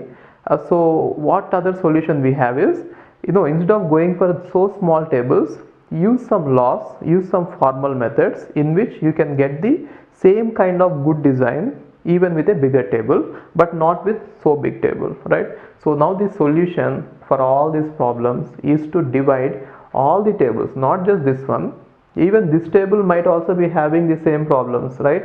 There might be somewhere some duplication problem, or there might be somewhere anomalies. We don't know that. Take every table and see if it is good. Test if it is good. Test if your design is good, right? If it is not good, we are going to go for division or splitting the table, right? So that is called as normalization. Okay, so we are going to split the tables, divide the tables into small tables which will contain less number of attributes, in such a way that your design will not contain all these problems, right?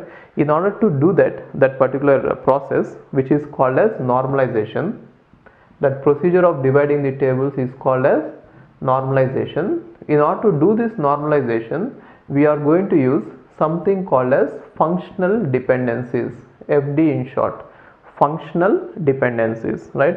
So we use functional dependencies and the concept of candidate keys. So you already know what is a candidate key, isn't it? So we use functional dependencies and candidate keys in order to evaluate formally means we have a well-defined procedure, right? All this formally whether a design is good or not. In case if it is not good, using some algorithms using which are based on this functional dependencies, we are going to divide the tables, right? So once we know about the functional dependencies, once we learn about it, we can go for normalization. Okay, fine. Now let's see the concept of functional dependencies. We have already seen the concept of keys, isn't it?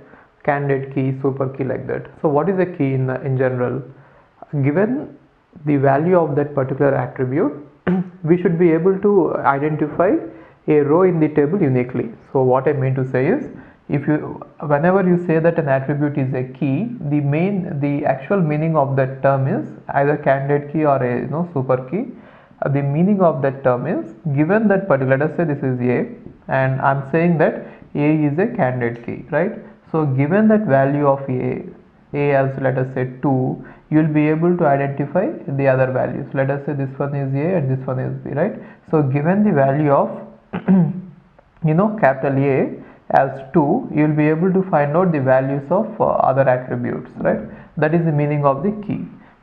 So one way to write it is, given the value of A, you will be able to identify B and C, isn't it?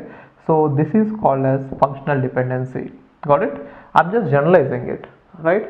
So in case assume that so what is the meaning of formal definition is this: if I give any value of A, you will be able to uniquely say what are the values of B and C for that particular one. Which means if you say that A value is 2, then you will be able to say B and C are A and B, like this, right? So one way to define it is, if A dot, let us say T1 of A, which means if a tuple T1 is having some value in the attribute A, and if it happens to be the same value for some other tuple, right, in A, then if this is the case, then for the tuple T1 and T2, B and C values should be same. This is the meaning of it. So what I mean to say is, in case if A is having some value in tuple T1 and some value in tuple T2, then A will have the same value. In case if these two values are equal, A will have the same value here. What I mean to say is, wherever if A repeats, if I'm just taking it as an example, in case if A repeats, then B and C are also supposed to have the same value. That is the meaning of it, right? Or one other way to interpret it is, given a value of A, you should be able to determine what the values of B are, right? So it is not exactly the key. There is a kind of relationship between the key and the functional dependencies. If you want to understand it, let me take it this way. If I say, A determines B, and if this is A and if this is B, then A need not be a key always, right? The meaning of it is, whatever is the value of A, you will be able to get a unique value of B, right? So it can be small a, small b, small b. It can be 1 1 2 2, which means for every value of A, right, there will be a unique value for B. For every unique value of A, there will be unique value for B, which means for the value of small a, if you query about what is the value of B, you will always get 1, either here or here, right? That is the meaning of it. So A determines B means, given any value of A, you will be able to uniquely find out the value of B. Now, why is it very important in terms of splitting the table, or let us say eliminating the redundancy is, see this, I'm just taking this example, see this. Now we know that given the value of A, you will be able to find out the value of B, isn't it? Then whenever A repeats, B is also repeating, right? Let us say A is repeating 100 times. Then what happens to B value? If A is repeating small a 100 times, B is also going to repeat small b equal to 100 times, which is completely a waste of space. So instead of this, what you are, I'm just taking an example. Let us say if A is having like this, A 1 1, and then maybe B, and then let us say 2, right? Or even 1 is also fine, right? Now what is the meaning of it? Whatever is the value of A, you will be given the value of A, you will always get a unique value of B. Then storing this value of B along with this is going to create all these redundant values, right? Instead of that, what we could do is, don't store, assume that C is having here D, E, F, G, H, don't store B here, just delete it. You can save a lot of space. You can save B separately and you can write a new table AB, right? In this new table AB, you can write value of A is 1 and value of B is 2, that's it. So this entire information is not required. Just I can write it like this. In case if it is repeated 100 times, I have to just write it one time. So the main use of this functional dependency is, see what is functional dependency is, B is functionally dependent on A, or A determines B, or given a value of A, we can functionally determine what is the value of B. The advantage of this one is we can reduce the redundancy like this, right? So whenever you have such a relationship among various attributes, it is always better that you create a new table, right, in such a way that A will be able to determine B, right? So when is it useful? Whenever we are repeating lots of values, whenever there is lots of repetitions for A, right? So the main purpose is this. In a relation, let us say a very big relation is there, okay, and with lots of attributes, you have to find out some areas like that where there are lots of repetitions, and if you could let us say there is A and then 1 1 1 1, you have to identify all such spots in the tables and see that you can make it as a separate table with just A1. In order to identify this, functional dependencies are going to be useful. So functional dependencies will say what are such areas which could be minimized further, right? So using these functional dependencies, we can actually split the tables. It is also called as decomposition, right? So these are going to play a key role here, okay? Now what is that we are actually trying to do is, our final aim is to see that for every functional dependency, the left side of it, the attribute which is determining, is going to act as the primary key for a new table, right? That is called as BCNF. The ultimate aim is to make that for every functional dependency, I'll try to separate the tables in such a way that all the attributes which are determined by the left side are going to fall in one table, with left side being the key. That is the final aim, BCNF. Now in order to go to that final BCNF, I am going to go through various levels of normalization. So I am going to start normalization like this. One is called as first normal form. So we see that initially every table is in first normal form. We see that every table is in first normal form. From there we see that every table next is in second normal form. Then we see that third normal form, and then BCNF, right? So ultimately our aim is to reach BCNF. So in order to reach BCNF, we go through all these steps. In order to go through all these steps, we are going to use functional dependencies and candidate keys. Okay. There are various types of functional dependencies. Like here I have shown you one example where left hand side is one attribute and right hand side is one attribute. Here you have seen left hand side is one attribute and right hand side is two attributes, right? So it can be left hand side can be any subset of attributes and right hand side can be any subset of attributes, right? So in general, if you write x determines y like this, it is x determines y, not x tends to y, okay? Or not x derives y. The same symbol we might have seen it even in the grammars, right? There we say x derives y, but here x determines y. Given the value of x, you can uniquely determine the value of y. Now x and y can be a collection of attributes or the subset of attributes, okay? So x and y need not be single symbols. They can be like a b c here determines d f, something like this. The formal definition of a functional dependency is this: whenever you have a determines b, where a can be a collection of attributes and b can be a collection of attributes, then what is the real meaning is this one. See, let us say there are two tuples t1 and t2 in the table, and this is a collection of a attributes and that is collection of b attributes. If t1 and t2 agree here, which means if t1 and t2 are having same values in a, then they must have same values in here, then only insertions will be possible, right? And if t1 and t2 disagree here, which means if t1 and t2 are having different values for a, then they may agree or disagree here. So what I mean to say is, let us say that particular functional dependency is applicable for a table. When do you think that a functional dependency is applicable for a table?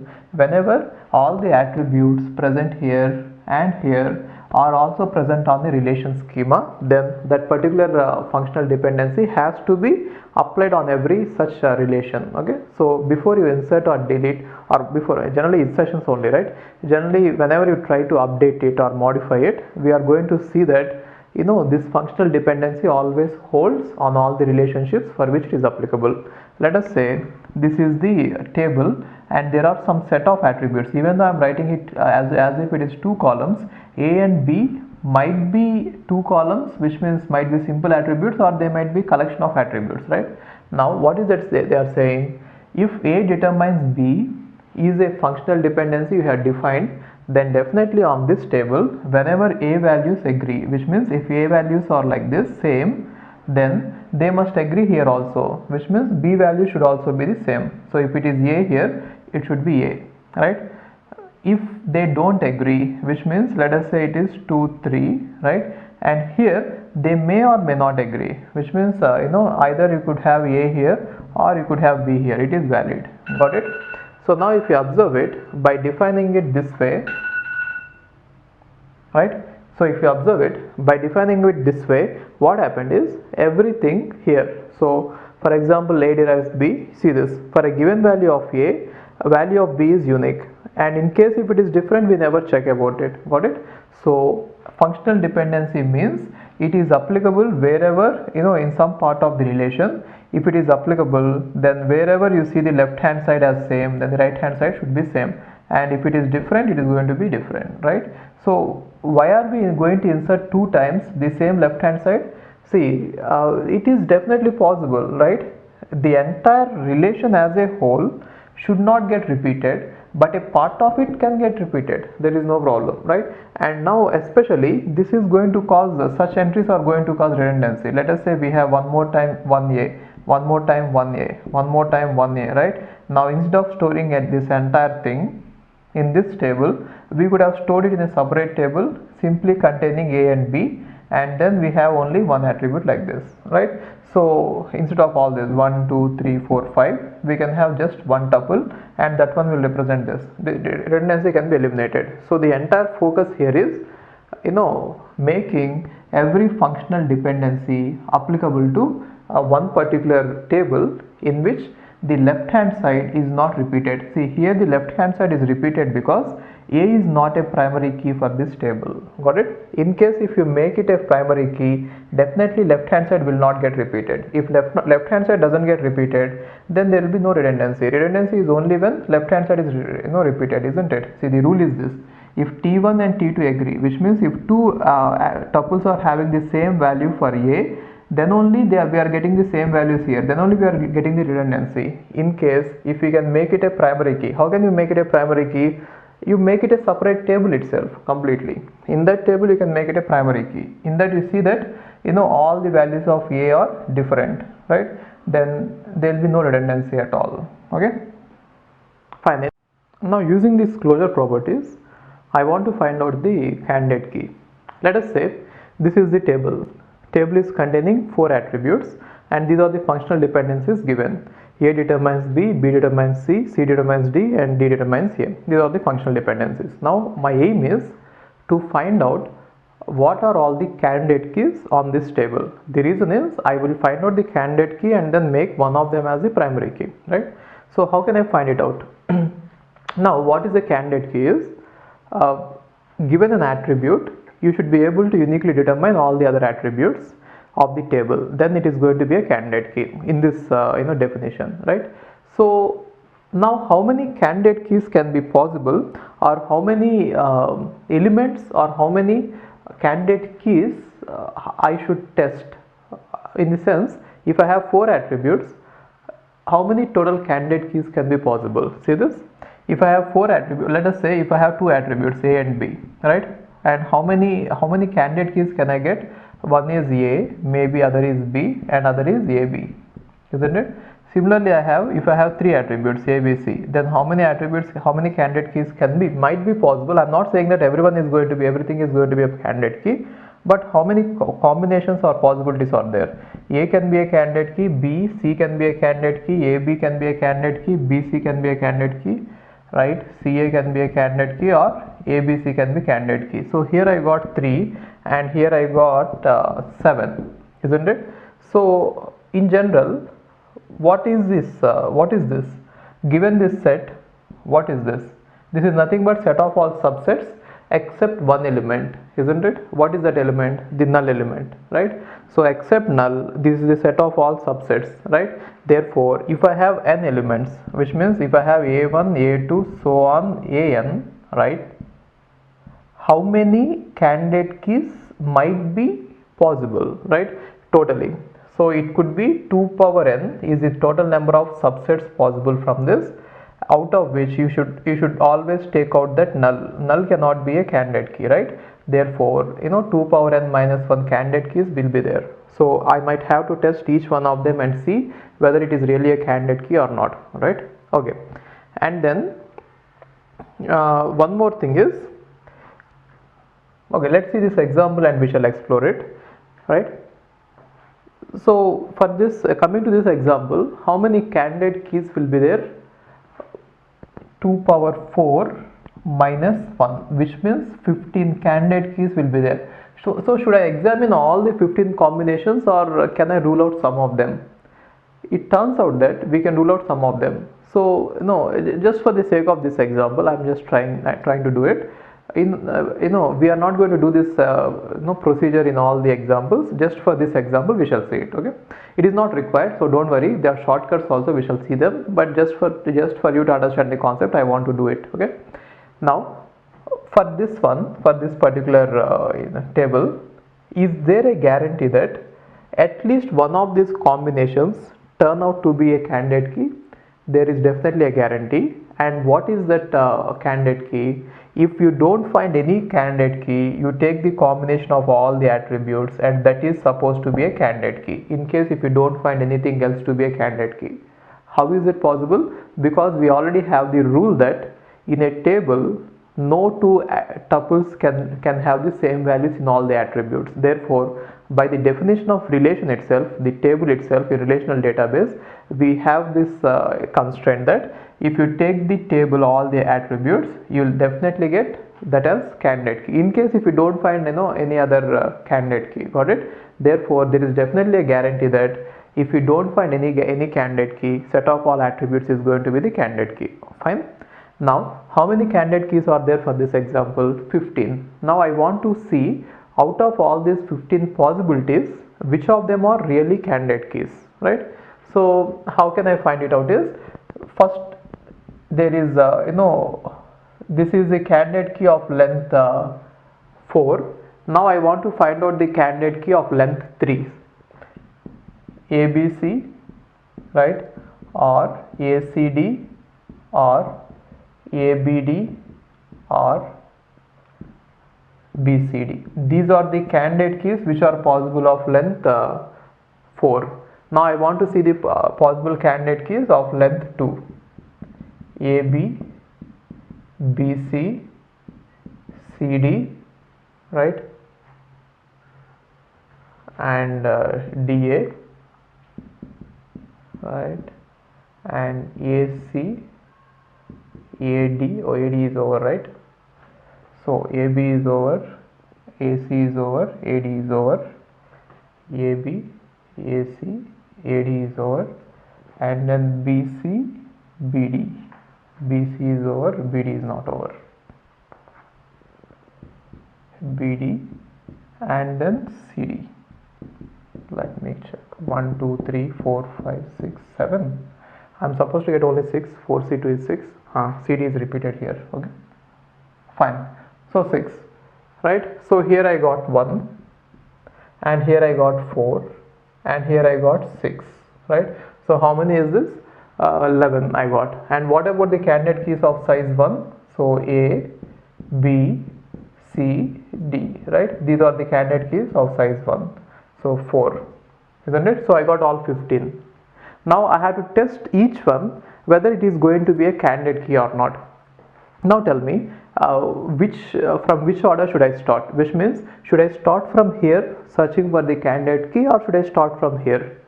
You just think about it. It is better if you start from here. If you start from here, you might have to do a lot of searches.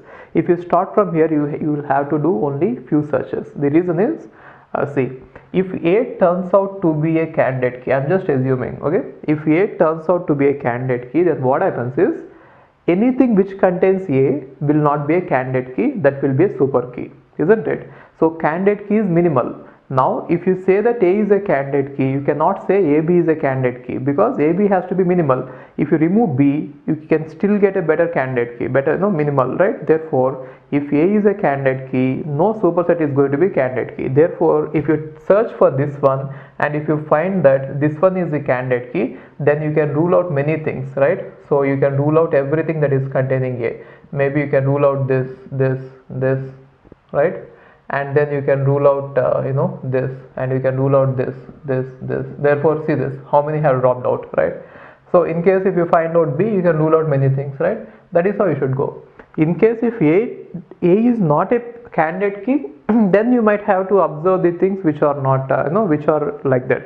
So what I mean to say is, it is always better that since a candidate key is a minimal super key, you start with the minimal subsets, which means subsets containing less number of elements, and you just try to verify whether that is a candidate key. If you are lucky, right, you will find it very easily. In case if you are not lucky, you might have to go till here. In that case, you might have to search 2 power n. Therefore, it is going to take order of 2 power n, right, exponential time. But anyway, for most of the cases, you will be lucky. And moreover, second thing is, you need not search all this. In many of the questions, options will be given. By looking at the options, you can test which one is correct. You need not actually derive it. You can check the options and go ahead with this. Now let's see for this one. Now let me see if A is a candidate key or not. How can I find out? Find out A plus. What does A plus give? A, and because of A I got B, because of B I got C, and because of C I got D, right? Therefore A is able to derive all the attributes uniquely. So A is a candidate key, right? And what about B plus? So we get B, and because of B we get C, because of C we get D, and because of D we get A, right? And we got all of them. Therefore B is going to be a candidate key. B is also a possible candidate key, right? What about C plus? So C is going to give D, and because of D I get A, and because of A I get B. I got all of them. Therefore C is also a candidate key. What about D plus? Because of D I get D, and again because of D I get A, and because of A I get B, and because of B I get C. I got all of them, right? Therefore A, B, C, D are going to be candidate keys. We are lucky in this case that we got A, B, C, D as candidate keys. Since we got this A, B, C, D as the candidate keys, none of the above can be candidate keys at all. What is the reason? Because they all contain a combination of this. Got it? So whenever any subset contains a candidate key, then it is going to be a super key. Now what we are interested in is finding out the candidate keys. Therefore for this particular example, these are all the candidate keys. Got it? Now we shall practice lots of examples with which you will be able to identify this candidate key problem easily. Now given two sets of functional dependencies, sometimes we wish to find out whether they are equivalent or not, which means writing functional dependencies in one form is completely equivalent to writing it in another form, right? For example, if you take these two functional dependency sets, F is denoting some completely different of functional dependencies, and G is denoting some completely different of completely different functional dependencies. Now what we wish to find out is whether they both are equivalent, which means semantically are they same. See, they are not equal, but they are equivalent, right? That is what I want to find out. Right away they are not equal, isn't it? If there is no one-to-one correspondence between all of them, there is no equality at all. But what I wish to find out is equivalence, right? So how I do it is, see this. Now first I will find out, when I have two sets, first I will find out whether F is covering G, right? So I write it like this: F is covering G or not. So how can I find it out is, so whether F covers G or not, I'll take each functional dependency of G and I'll see if this dependency is already implied in F. Then I say that if every functional dependency in G is already implied in F, then I can say that yes, F covers G, right? And then I'll find out if G is covering F or not, right? So you can find out anything. See, the order is not important, which means either you can check F is covering G first, or you can even check G is covering F or not first, right? So what does it mean? It means that I'll take each functional dependency of F and I'll see if it is already implied in G, right? How to do that? Using closure properties only. Now let me check whether F is covering G or not, which means I'll take one by one each production and then I'll see if F can cover those functional dependencies or not. Now let me start with this. I want to see whether A determines CD can be covered by F or not. That is why I'll find out A plus in F. In F, if A plus contains CD, then this is already covered by F, right? So now I want to find out A plus in F. So what does it mean in this one, right? A plus. So A, and now because of A I get C, and because of AC I get D, right? I don't want to find it completely. I just wanted to see if A plus is, A is able to determine CD or not. Therefore I'm going to stop it here. Even I get more attributes also, I don't need them here, right? So yes, definitely A plus is having all this. So A is having the capacity to determine CD. Therefore A determines CD is already implied in F, right? And next thing is, I want to find out if E determines AH is covered in F or not. For that I have to find out E plus in F. So what is E plus in F? E plus is I get E, and because of E I get AD, and because of A I get C, and because of AC I get D, right? and because of E I get H also. So what is it I want? Yeah, that's it, over, right? Yeah, because of E I get AD, and because of E I get H. I would have directly got it. So now AH is already present here. Therefore E has the capacity to determine A and H in F, and therefore this particular functional dependency is already implied here. Got it? And now I want to see, so definitely this is true. It turned out to be true, which means F covers G. It turned out to be true. Now I want to find out whether G covers F or not. Now I'll take each one in F and I'll check with G, right? Which means I'll take this and I'll check this whether it is implied here or not. How can I check it? I have to find out A plus in G, right? See, these are found out in F, right? Now I want to find out this in G. Now what is A plus in G? Because of A I get CD, and therefore C is already there, so I can stop it here and say that it is covered. And next thing is I want to see if this one is covered or not. So how can I find out? AC plus in G, because of A I get A, C, D, that's it. I got D, therefore it is covered. Now what about it? E. See, are you observing it? I am not going to find out complete closure of AC because I don't need it here. I just want to find whether the right hand side of a production is going to be present in the closure or not. So once I get the right hand side, I can stop it. I need not complete the complete closure. I don't want it, right? And next one is this one. I want to see whether that production is covered by G or not. So for that I have to find out E plus. If I find out E plus, I get E, right? And then see, I'm finding it here, right? Because of E I have AH, and because of A I get CD. Therefore AD is covered. So AD is already there in E plus. So this one is covered in this. And anyway, again E derives H is also covered because E plus is having H, right? So the entire set F is covered by G and G is covered by F. Therefore both are equivalent, right? So whenever both are covering each other, both are equivalent. From these two we can say that both F is equivalent to G. Got it? Okay. Now let's see if F covers G and G covers F here or not. So first of all, I'll check whether F is covering G or not, which means I'll take each production in G and I'll see if it is covered by F or not. Okay. Now first I want to check this. So for that I have to find out A plus in F. So what is A plus in F? I get A, and because of A I get B, and because of B I get C. Therefore A plus is containing BC, so this is covered. And what about this one? In order to check this I have to find out C plus. So what is C plus in F? C plus, because of CD, because of this I got D, so it is already covered. It is already there anyway, right? It is covered, so it is true. F is covering G. Now I want to find out if G is covering F or not, right? I'll take each production in F and I'll see if it is covered by G or not. So what is this production? In order to find if this is covered or not, I'll find A plus. So if I see A plus in G, I'll get A, B, C, and therefore this is covered, right? So this production is covered in G. Now in order to check this one, I'll find B plus in G. If I find B plus, I get B, right? And I'm not going to get anything else. Therefore B plus does not contain C, and so this particular production is not covered by G. So G is not covering completely F. F is covering G, but G is not covering F. So both are not equivalent. Got it? So why is this so? Because this particular production, this particular FD is not implied in this. Therefore we cannot say that both are equivalent. Got it? So they are not equivalent.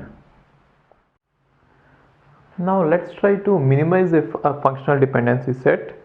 The reason why we want to minimize this, it will be easy to represent lots of functional dependencies in a smaller form.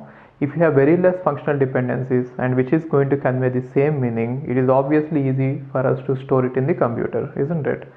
So what I mean to say is, if you have a set of functional dependencies F, and if you could minimize it to other set of functional dependencies G in such a way that G covers F and F covers G and G is minimal. So what do I mean by minimal is, you will not be able to delete either the right hand side of a production, or sorry, either right hand side of a FD or the left hand side of a FD, and you could still maintain this property, right? That is called minimal. Minimal means you cannot delete anything from it further. So once, let us say you got a functional dependency set G in such a way that it is covering F and F is covering G, which means both are equivalent to each other, and moreover G is minimal, which means you will not be able to delete anything from G and still have this property in such a way that if you could get something, right, then we can say that G is minimal, right? Minimal cover of F. So what is the advantage? It contains very less number of productions, and moreover it contains less number of attributes in the left hand side. So anyway, if a FD set is already in its minimal form, you will not be able to minimize it. In case if it is not in the minimal form, you will be able to minimize it, right? Let's see the procedure. If you follow few steps, it will be easy, right? Yes, you can obviously use that the properties of functional dependencies, but it's going to take a lot of time, and the answer might not be right also. So we shall have a different procedure. If you follow that procedure, always a minimal set is guaranteed if it exists. Okay. Now see this procedure to minimize this set. First step is split the FDs in such a way that right hand side contains single attributes. Always see that right hand side is going to contain single attributes before you apply the procedure, because it will be easy for us to eliminate it that way. So see this. If I have A determines BC, then break it into A determines B and A determines C. Why is it important is, by breaking it this way, we can determine whether we could remove B or we could remove C or we could remove both of them. So if I have both of them in combined manner, I'll not able to test if B is redundant or C is redundant. Once I split it, then I can test if B is redundant or C is redundant independently. Okay. And next one is find the redundant FDs and delete them from the set. So once you split it like this, find the redundant FDs and delete it from the set. When can you say that FD is redundant? You remove that FD and see that from the remaining FDs you are able to derive it somehow, which means, see this, if you have any set like this containing A determines B, B determines C and A determines C, right? So here you can remove A determines C because you will be able to derive this even without it, which means without this, if you try to find out A plus that contains C, right? If we using these two only, if you try to find out A plus, what you get? A, B and C, which means without this we are able to get A plus which contains C, therefore it is obviously redundant, so that is why you could remove it. Next one is find the redundant attributes on the LHS and delete them. So you can even find redundant attributes on the LHS left hand side. For example, if I have FDS AB determines C, right, then one of them may be redundant, and that one you can easily find out in this way. See this, you find out B plus.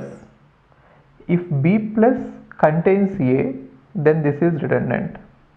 Okay, it is not straightforward to understand, just think about it. See, if B plus contains A, then A is redundant here. The reason is, the entire purpose of this FD is to derive C, determine C, isn't it?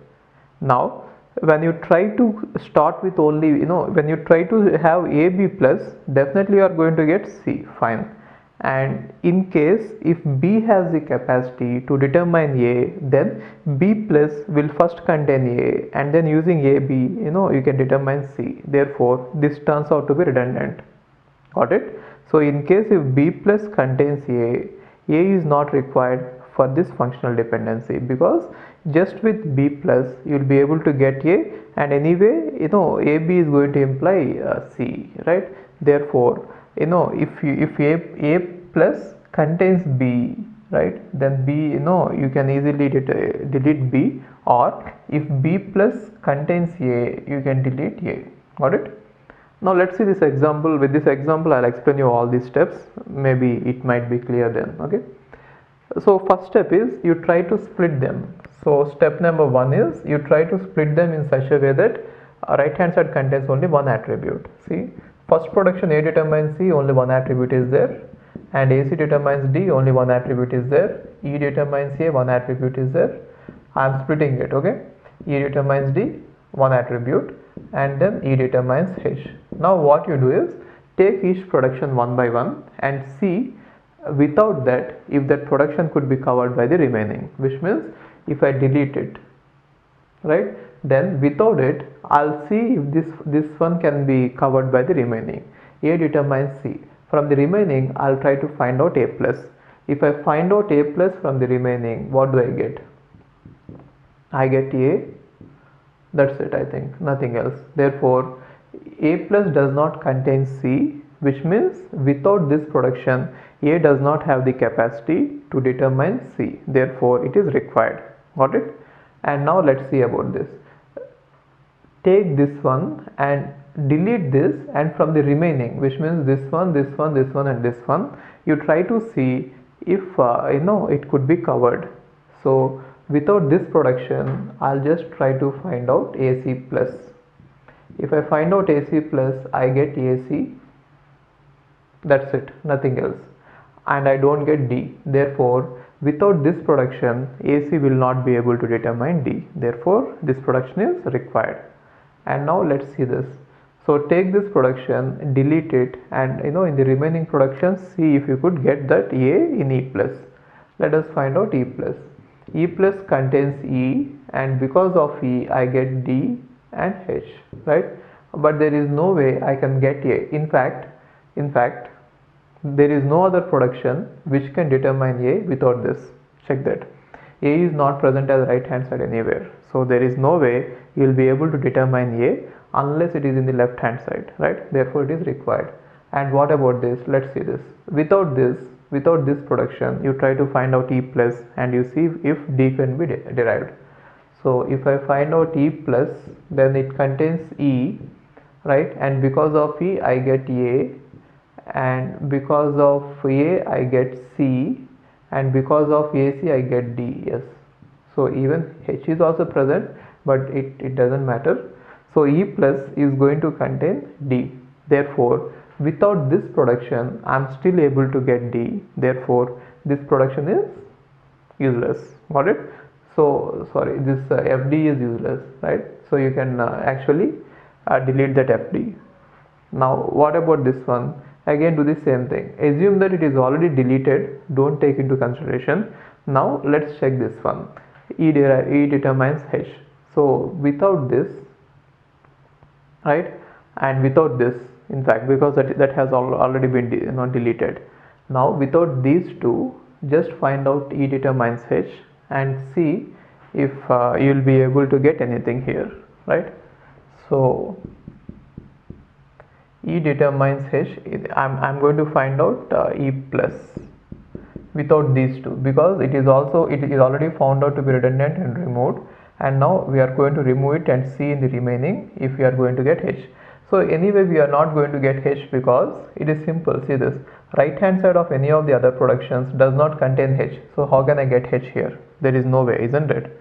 Unless the right hand side of other productions contain H, we cannot get it. See, in this case right hand side of other productions contain D. That is why I am able to determine D without using this production. So it is not possible, so it cannot be deleted, right?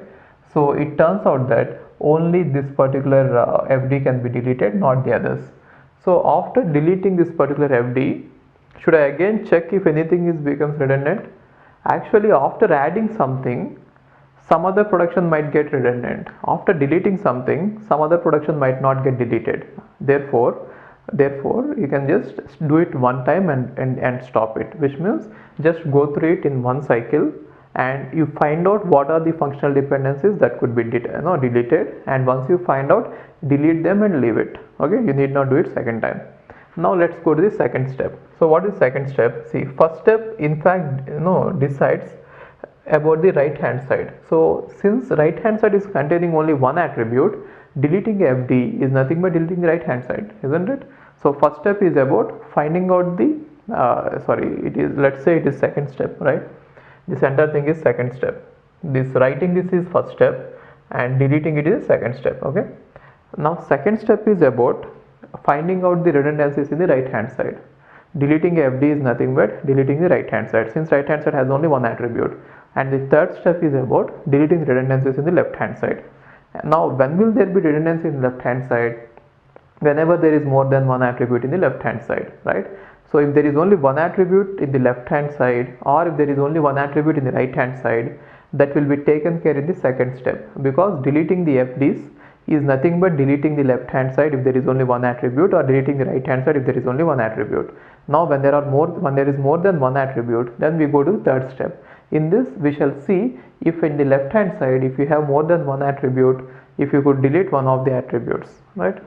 So from the remaining set, what is remaining set? A determines C is remaining, AC determines D is remaining, E determines A, and E determines H. These four are remaining. Now we want to find out what could be deleted from this further. So with these things we need not check about them, because they have already been taken care here, right? So only concern is this one. Now, is A redundant? When will A be redundant? If C plus contains A, then you need not write A here. The reason is you can find out C plus first, and C plus if it anyway contains A, then AC is going to determine C, therefore C is just enough to determine D, right? So are you getting this? If C plus contains A, then you find C plus, it is going to give you AC, and then AC is going to determine D anyway, therefore writing C determines D is enough, right? So let's find C plus in this entire production, and in this entire thing, C plus, right? And then we shall see if C plus contains A. Either you include it or you don't include it, it doesn't matter. While you are finding C plus, either you include it or don't include it, it doesn't matter, because it is already containing AC. Unless C plus contains A, right, this functional dependency doesn't make any change. So when you are testing for this extra redundancy of the left hand side, either you have it or don't have it, doesn't matter. When you are talking about the right hand side, you are supposed to remove it and then test it in the remaining. But when you are talking about the left hand side, you need not delete this production. Either you have it or don't have it, it really doesn't matter. Okay, now what does C plus contain? It contains C, only C, isn't it? It does not contain A, therefore A is required. Now what about A plus? If A plus contains C, then C can be deleted. Now let's see A plus. A plus contains C from here. This is enough. You need not take it further, right? So you just found out that A plus contains C. You can stop it here, and you can say that C is redundant, right? So this is the only production which has two attributes, right? And one of the attribute turned out to be redundant. Then what did we get? We got A determines C, and then A determines D, and then E determines A, and then E determines H. Got it? Right? So this is the minimal set. If you want, you could actually merge it, right? How can you merge it? A determines C and A determines D. You would have written it as A determines CD, right? And E determines A and A determines H. You could have written it as E determines AH, right?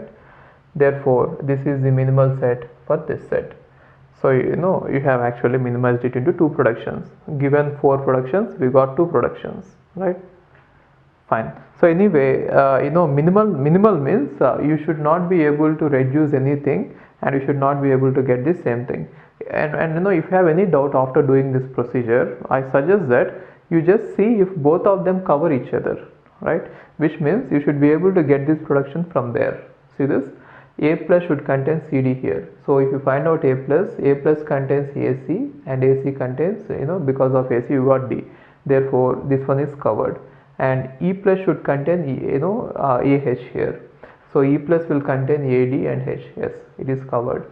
And now this one should be covered here, which means A should be able to derive C. Yes, and AC should be able to derive D. Yes, in fact A itself is able to derive D, and E should be able to derive AD. E is able to derive A, and A is able to derive D, right?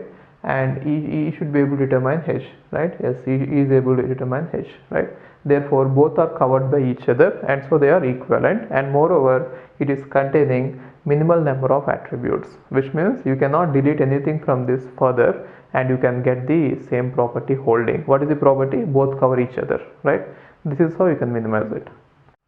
So before going for normalization, okay, first of all, normalization means most of it involves decomposing a table, which means if you have a big table, we generally try to divide into small tables, right? And whenever we do such decomposition, we should see some properties. One property is, whenever you decompose a table into many tables, then we later would like to ask some questions which are based on all the small tables. Then we might try to combine them. So when we decompose a table and again when we combine the tables into the original table, the number of tuples or the data that should not get altered, which means there is no way you lose the data, but then you might sometimes get extra data, right? So I'll just show you that with this example. Let us say we have this table and then we decided that we want to divide it into small tables, right? So whenever you divide into small tables, it is generally if you don't have any common attributes in the tables, it will be difficult for you to combine it later. For example, if you just split it out this way, if you have taken it into two tables, one is containing just A and other is containing BC, right? Then later if you have to combine them, it will be really a big problem. See this? If you try to do like this, then what happens is A will have only two values, A1, A2, and B and C will have three combinations, I think, B1, C1 and yes, B2, C2, these two combinations. And later when you try to combine them, you try to take a cross product, isn't it? Which means again, if you try to merge them into the table A, B, C, then what happens is you have to combine this with both of these, right? Which means you will get A1, B1, C1, right? And again A1, B1, A2, A1, B2, C2, right? So actually this A1, B2, C2 is not at all there. Yeah, it is there. Let's see one more. Now then again you get A2, B1, C1, right? So A2, B1, C1 is there, and again you get A1, A2, B2, C2, and A2, B2, C2 is not there, isn't it? See, one more is A2, B1, C1, and other is A2, B2, C2, right? So by looking at this, we got one more new tuple added, right? So just to avoid this, whenever we split a table into two or more tables, we see that among these tables at least some attributes are common, one or more attribute is common, so that it will be easy for us to combine later. And then what attribute should be common, and we should not take any attribute randomly. I'll just show you what happens if we take any attribute randomly. Assume that we are trying to divide it into two tables like this. Okay, so I want to divide into two tables. One table contains AB and other table contains AC, which means I am having as common attribute A as the common attribute. Now what does the table containing AB will contain? See this, which means if the table is split up this way, then the table containing AB will contain A1, B1, A2, B1, A1, B2, isn't it? A1, B1, A2, B1, and then A1, B2. And the table containing AC will contain A1, C1, A2, C1, and A1, C2, right? Now when I try to combine them, so again later, because of some information, if I want some information, then I try to combine it. Why do I combine it is, sometimes we would like to ask some questions about it. Given the value of A, if I ask about C, then we might have to combine it and then get the value, because here there is no relationship between A and C. The only relationship is from here you have to go there and you have to get it, right? In that cases we combine it. Now we combine them using the common attributes. So common attribute is A, so wherever A is having A1, we combine these two, right? And again A is having A1 here, right? So this one is going to be combined with this as well as this. So So what do we get? ABC, we get this. This one is going to be combined with this as well as this. So for this, let's combine these two first because A1 is common, right? Now A1 and B1 and C1, right? And now let's combine these two because A1 is common. Then what do we get? A1, B1 and C2, right? Now let's see if this information is present there. A1, B1, C1 is there, but A1, B1, C2 is not there, isn't it? This information is completely not there. This is extra added, right? Let's see, let's complete it. Now what about A2? A2 is combined only with this one, right? So what do we get? A2, B1, C1, and again here A1, right? And let's combine these two, A1, B2, C1, and let's combine these two, A1, B2, C2, right? So if you watch it, we got two more extra tuples. So one extra tuple is this, and what is the other extra tuple? A1, B2, C2 is fine, and A1, B2, C1. This one is also an extra tuple, right? So these two are extra tuples. We don't have these two values there, right? So this is the problem. Whenever you divide the table like this, we might see that sometimes extra tuples get added, right? It is called as lossy decomposition. Lossy, actually data is not lost, we gained the data, but still it is a loss, isn't it? We have got some extra information which is not true, that is a loss. So this type of decomposition is called as lossy decomposition. If you want to see one more decomposition, let us say I want to show you that every possible decomposition is not lossy, right? So we might decompose the table into two ways. This way, instead of having AB and AC, maybe I'll have AB and BC. Let's see what happens with this. If I see AB, what are the various combinations for AB? One combination is A1 B1, another combination is A2 B1, another combination is A1 B2, right?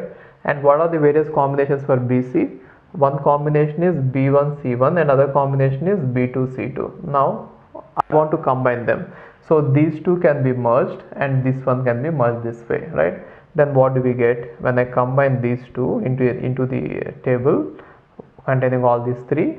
So one tuple I get is A1 B1 C1 because of these two, and then A2 B1 C1, and then A1 B2 C2, right? Check this, we got the actual table. There is no data loss, which means no extra tuples are added. So one thing is, whenever extra tuples are added, we call it data loss, okay? Just don't get confused. We didn't lose any data, we gained it, but still it is wrong, okay? So what I mean to say is, every decomposition is not going to be a lossy decomposition. So some of the decompositions are going to be lossy. So what we want is, we want lossless decomposition. So it turns out that lossless decomposition is possible whenever we split the table into two parts, and the common attribute, if that common attribute is either a candidate key or some key attribute is key in one of the tables, then we can say that the decomposition is not lossy.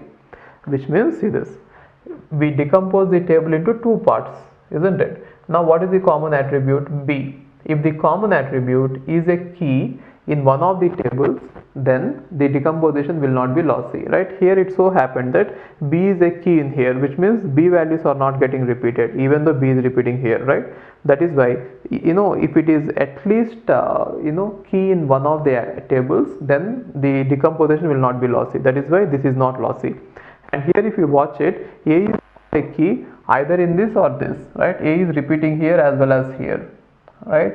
Therefore, whenever you decompose it, see that the common attribute in the decomposition is going to act as a key. So what do I mean is, if you are going to decompose a big relation R into two smaller relations R1 and R2, right? Whatever you take, R1 intersection R2, it is the common, right? It should either be able to determine R1, right, or R1 intersection R2, it should either be able to determine R2, right?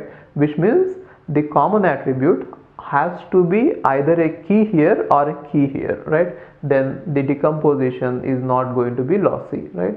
Sometimes, one other way of writing that it is key is you can even write it as R1 minus R2, okay, which means R1 minus R2 means it will not contain R1 intersection R2. One other way of writing it, either you write R1, leave it there, or you write like this. It doesn't make any difference, okay, because in some questions you might see like this and you might get confused. That is why I am writing it. It is also saying that R1 intersection R2 is going to determine every attribute in R1 except that common part. Anyway, that common part is already included, isn't it? R1 intersection R2 contains that common part, right? So either you write like this or you write like this, it is also fine. So anyway, both of these say that the common attribute has to be a key in one of the tables. That is the meaning of it. So from now on, we are going to see decompositions. Whenever we divide the table, see that the common attribute is going to be a key in one of them. Now let's see the next property when we try to decompose, that is dependency preserving. So whenever you try to decompose the table, you should even see that all the dependencies are preserved. I mean, it is not a compulsory thing, but then it is better if you have it. Lossless is compulsory, but decomposition, this functional dependency preserving is not a must. Let's see this. I'll just show you what it is. Let us assume that we have a relation R which is containing some attributes. Let us say A1, A2, so on, AN, some attributes, right? And on this we might have already a functional dependency F defined, right? From the semantics of the database, we might get the functional dependencies. And now this functional dependencies F will be in such a way that they are applicable on R. Every table will have at least some functional dependencies which are applicable on that table, right? What do I mean by saying applicable?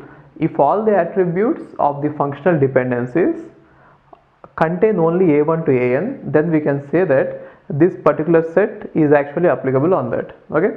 Now anyway, we know that using the closure properties of attributes, we can get all the functional dependencies which are possible, isn't it? So let us say all the functional dependencies which are possible and which can be derived from F or F plus. So what is F plus? It is nothing but set of all functional dependencies which can be derived from F that can be applied on this one.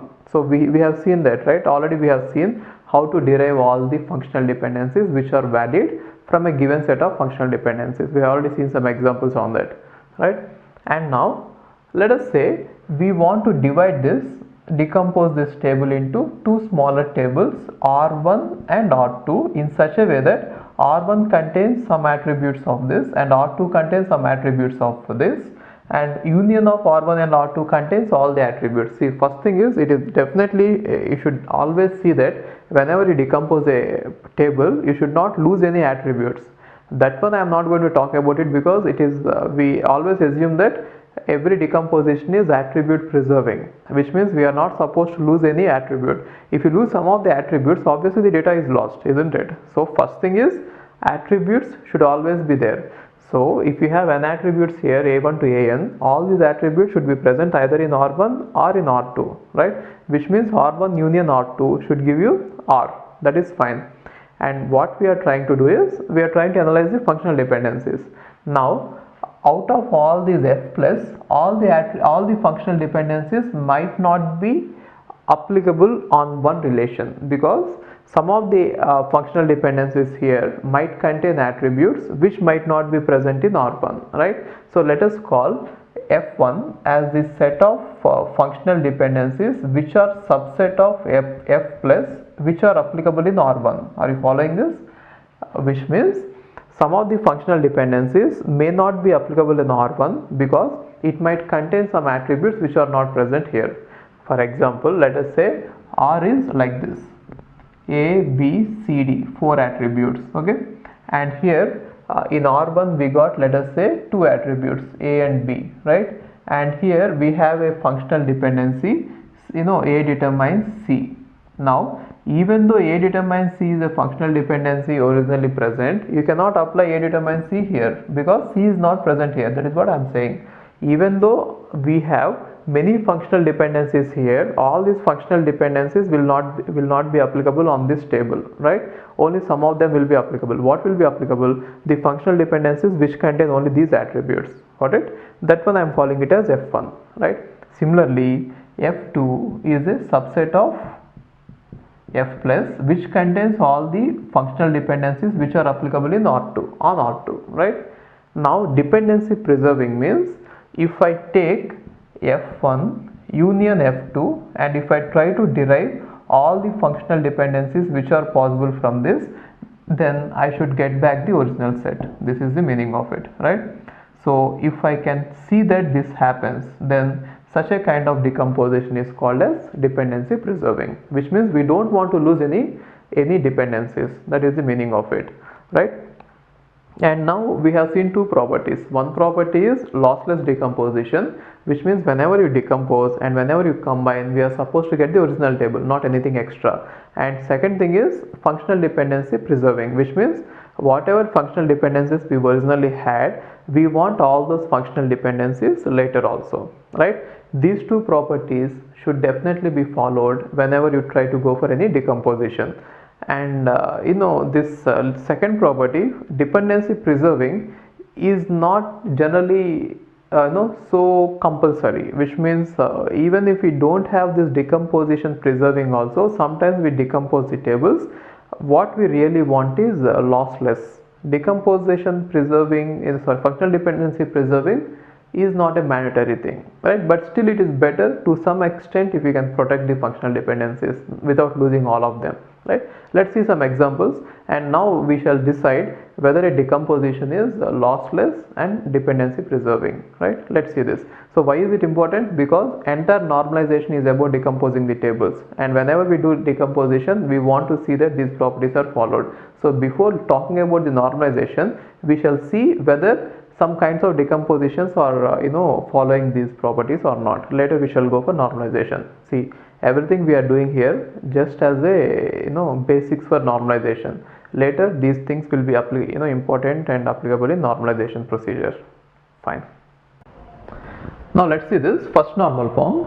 Whenever you create a table, depending on the type of attributes, the table might not be in first normal form. And one such attribute is called as multi-valued attribute. So if one of the attributes of the table is multi-valued, then there is a chance that the table is not going to be in the first normal form. So according to the definition of first normal form, we want the table to be as flat as possible. Flat means we want to have only atomic attributes. We don't want to have a list of attributes or attributes which are not atomic. So I'll take the two types of attributes which will violate this first normal form, and I'll explain you how to deal with them. So first thing is, assume that there is a table.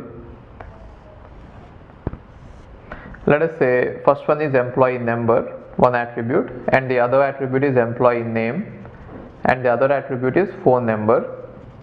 Okay. Now assume that one employee is having employee number 1 and his name is A, and he is having more than one phone numbers. Now such an attribute is called as multi-valued attribute. Now that is a violation of first normal form. First normal form says that all the attributes should be atomic, but then if you see the phone number, now assuming that a person can have more than one phone number, now the phone number will become multi-valued attribute. For example, let us assume that the phone number is one is 1234 and other is 5678, which means this person is having two phone numbers. Now it is not an atomic attribute, it is a list of attributes. It is not an atomic value, it is a list of values, right?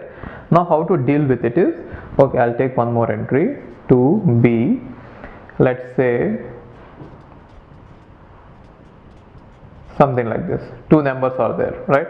So for this one, two numbers are there, and for this one, two numbers are there. Now how to deal with this is, there are two ways to get the table into first normal form. One way is, for every phone number, maintain a separate entry in the same table. That is the one way, right? So which means, for every phone number, we are going to maintain the separate entry.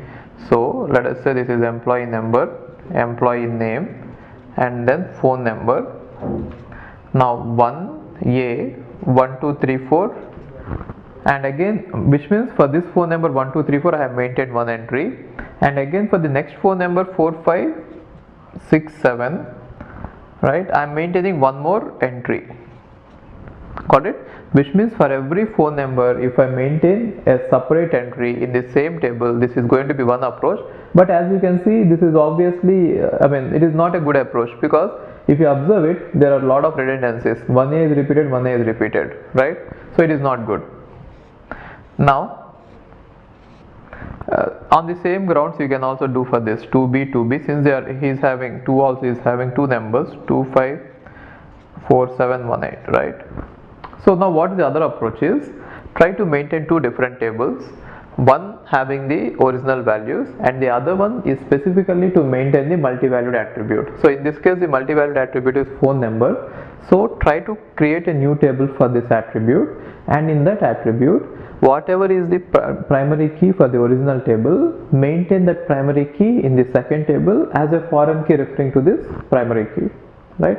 Now what I mean to say is, the other approach is, you try to split it into two tables. So one table will contain the original employee details.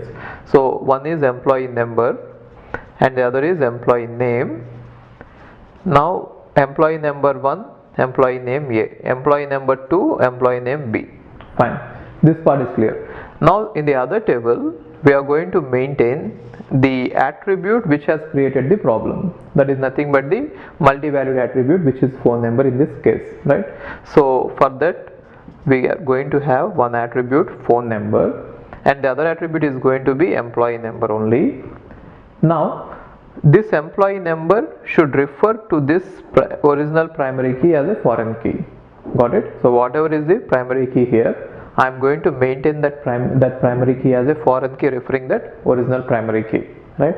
Which means one, if an employee is existing there, then only one entry will be here, right? Otherwise, if there is no employee here, why do you want to maintain the phone numbers of an employee who is not there in the company, right? So 1, so because 1 is having two numbers, right? Now what are the two numbers?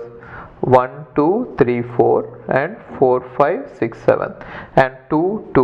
What are the two numbers? 1, 2, 5, 6 and 4, 7, 1, 8. Okay. Now what should be the key for this? I'll combine, see, 1 cannot be a key here because 1 is not unique. So I'll combine these two, employee number and phone number together will form the key, right? And 1 will be the foreign key and these two will be the primary key for this table. Got it? Now 1 will be referring to this and both of them will be unique for the entire table, right? Now what is the advantage of this approach compared to this approach? You can see that A is not repeated many times, even though ones are repeated, right? So you can assume a table which is very big, which is very broad, in the sense if you have many attributes here, right?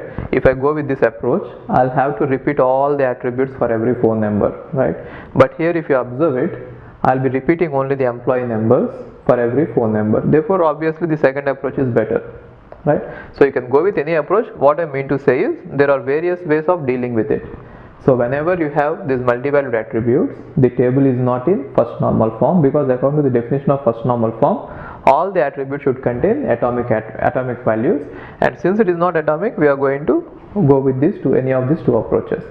Now the other problem is, there are some kind of attributes which will be called as composite attributes. Now if you talk about name can contain first name and last name, right? Let us say we have a table in which there is employee number, and for the sake of simplicity I'll assume that there are only two attributes. One is employee name, and now when I say employee number is 1, then if I try to write the employee name in one attribute, then the employee name itself might contain more than one atomic value. For example, first name and last name, right? Ravindrababu is the first name, Ravula is the last name. Like that, every employee might have first name, middle name and last name. Now again, if you see this, they are not atomic, they are not single values, right? So again, this is going to create a problem in first normal form. We don't want to have anything which is not atomic, right? Then what we do is, again we can deal with the same way how we dealt with that. We have to try to find out a solution here. So instead of dropping out this attribute altogether, we have to deal with it, because this is important information, we have to save it somewhere, right? So how we deal with it is, one is maintain separate attribute for every let us say the composite attribute is a combination of various atomic attributes. Now identify all the atomic attributes that can be present in this, and now separate that compound attribute into various atomic attributes, which means let us assume that employee number is there. Then split this employee name as first name, middle name and last name. Now what happens? Employee number 1 will have first name A, middle name B and last name C. Now if you observe this, everything in this table is atomic. Therefore again this table is in first normal form. Got it? So and there will be one more case. The case will be nested attributes. Nested attributes means attributes can be both multi-valued as well as composite. So for example, if you see, if a person is having two addresses, address itself is a composite attribute because it is going to have door number, street number and all this, country and all. Address itself is a composite attribute. Now if a person is going to have more than one address, then it is going to be multi-valued as well. Therefore there can be some cases where an attribute will qualify to be both as the multi-valued as well as composite. Such attributes are called as nested attributes. Now we have to deal with it using these two approaches, right? First you split it out like this, and then you can split it out like this. Got it? So let's see the definition given in the textbooks. We'll go for normalization in order to remove redundancy. So generally that is why we go for normalization. It is not just for first normalization. In any normalization, why we apply it is to eliminate the redundancy. Now in first normal form, attribute values in a table should be atomic. Atomic means as simple as possible or as small as possible. You should not be able to divide them further. That is, neither multi-valued attributes nor composite attributes are allowed.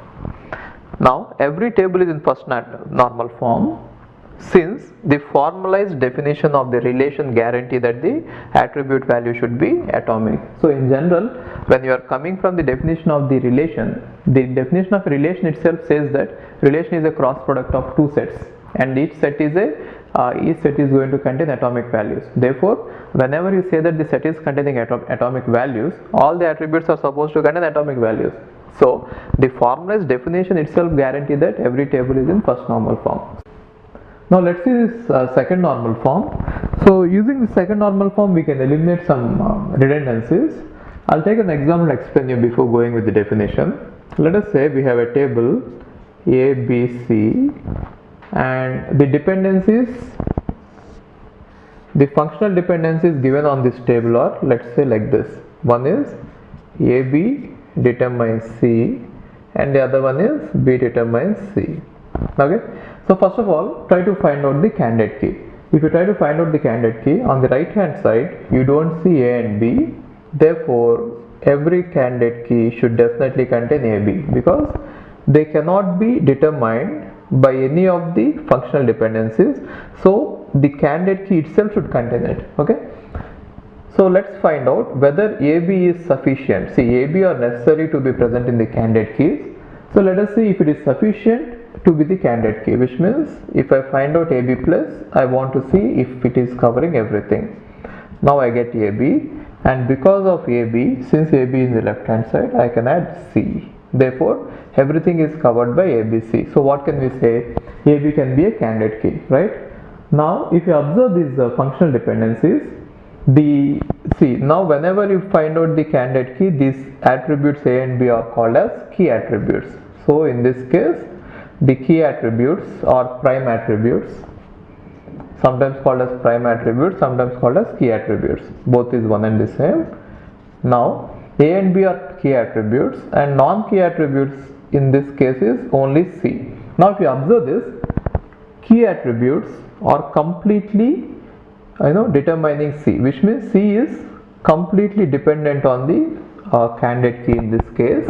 But if you see this dependency, C is a non-key attribute and it is depending only on the part of the key, isn't it? What is the key? Candidate key AB, and now only a non-key attribute is depending only on the part of the key. So such a dependency is called as partial dependency, and because of this partial dependency, the original table might have some redundancies. I'll show you what kind of redundancies it might have.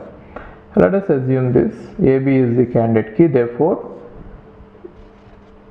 A1 B1 C1, and then A2 B2, let's say C2, and again see this, A and B combinedly is going to be the candidate key. Therefore the only requirement here is A and B should be unique for a tuple, which means A can repeat like this, A1, as long as A and B doesn't repeat.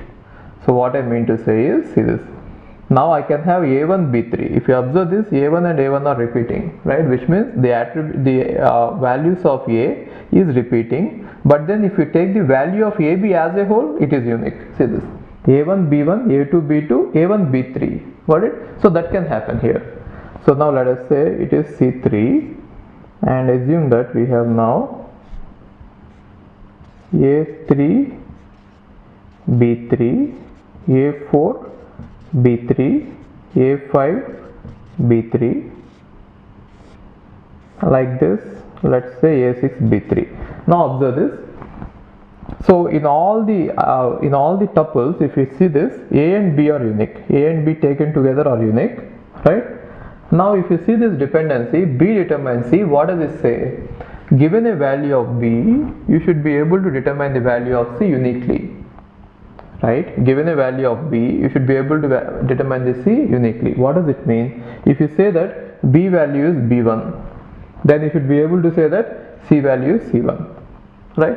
And if you say that B value is B2, you should be able to see that C value is C2. From this table I am saying, right? If it is B3, then you should be able to see that it is C3. When will this one happen? For every repeated values of B, C also should have the same repeated value, isn't it? So what I mean to say is, here also C is going to have C3, C3, C3. Then only you can say that for every value of B, C is going to be unique. Which means if you say that it is B3, it is C3. If you have some other value, let's say C4, then this doesn't hold anymore, isn't it? Let us say for B3 you have C3 and for B3 you have C4, then this functional dependency doesn't hold. Since we are already saying that this functional dependency is holding, for every value of B3, for every place wherever there is B3, there has to be C3. Now if you observe this entire thing is a redundancy. Why? We are repeating the same value many times, and this redundancy is mainly because of this partial dependency. So what is partial dependency? Part of the key, right? We are depending on the part of the key. C is depending on the part of the key. So whenever you see such a redundancy, and if it is because of this partial dependency, we can eliminate this dependency by making it a separate table. That is called as decomposition. Now if you are going to decompose the table like this, let us say ABC is the table. Now if you see a partial dependency, just find out what is the closure of the left hand side. Now what is B plus? If you find out B plus, you are going to see that B plus is BC, which means with B you take out C and make it a separate table and let AB be in one table, right? Now if you decompose it this way, okay, so why to maintain B here as well as here? Whenever you see it decompose a table, always try to have some common attribute there, and the best practice is to maintain the entire candidate key in one table and the part of it in the other one. And now if you find out the intersection, that intersection should be a key in one of them. That is called as lossless decomposition. See, what I mean to say is, even though you are decomposing it now, later you might need to merge them. So why do we need to merge them is, if you want to find out the relationship between A and C. Let us say you got a query where they are asking, given the value of A, what is the value of C? Now after decomposing the table, there is no way you are going to see that. Then what we do is, we again merge them, right? So when we merge them, we want to get the original table as it is. If you don't have a common attribute based on which you are going to merge, you might get spurious tuples. That is called lossy, right? Now as long as you are going to maintain a common attribute, and if that common attribute is a primary key for one of the tables, your decomposition is lossless. We have already seen that, right? So what is that I am saying? Now if you see the intersection is B. Now B has to be a key in one of the tables. Now if you look at the functional dependencies, so B determines C will be applicable here, right? Which means B is a key for this table, therefore it is definitely lossless. Got it? Okay. Now let's see this.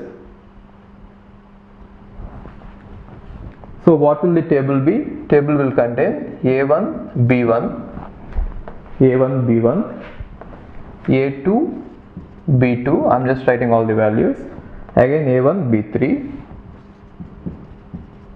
and again A3, B3, and again A4, B3, A5, B3, and then A6, B3. Okay.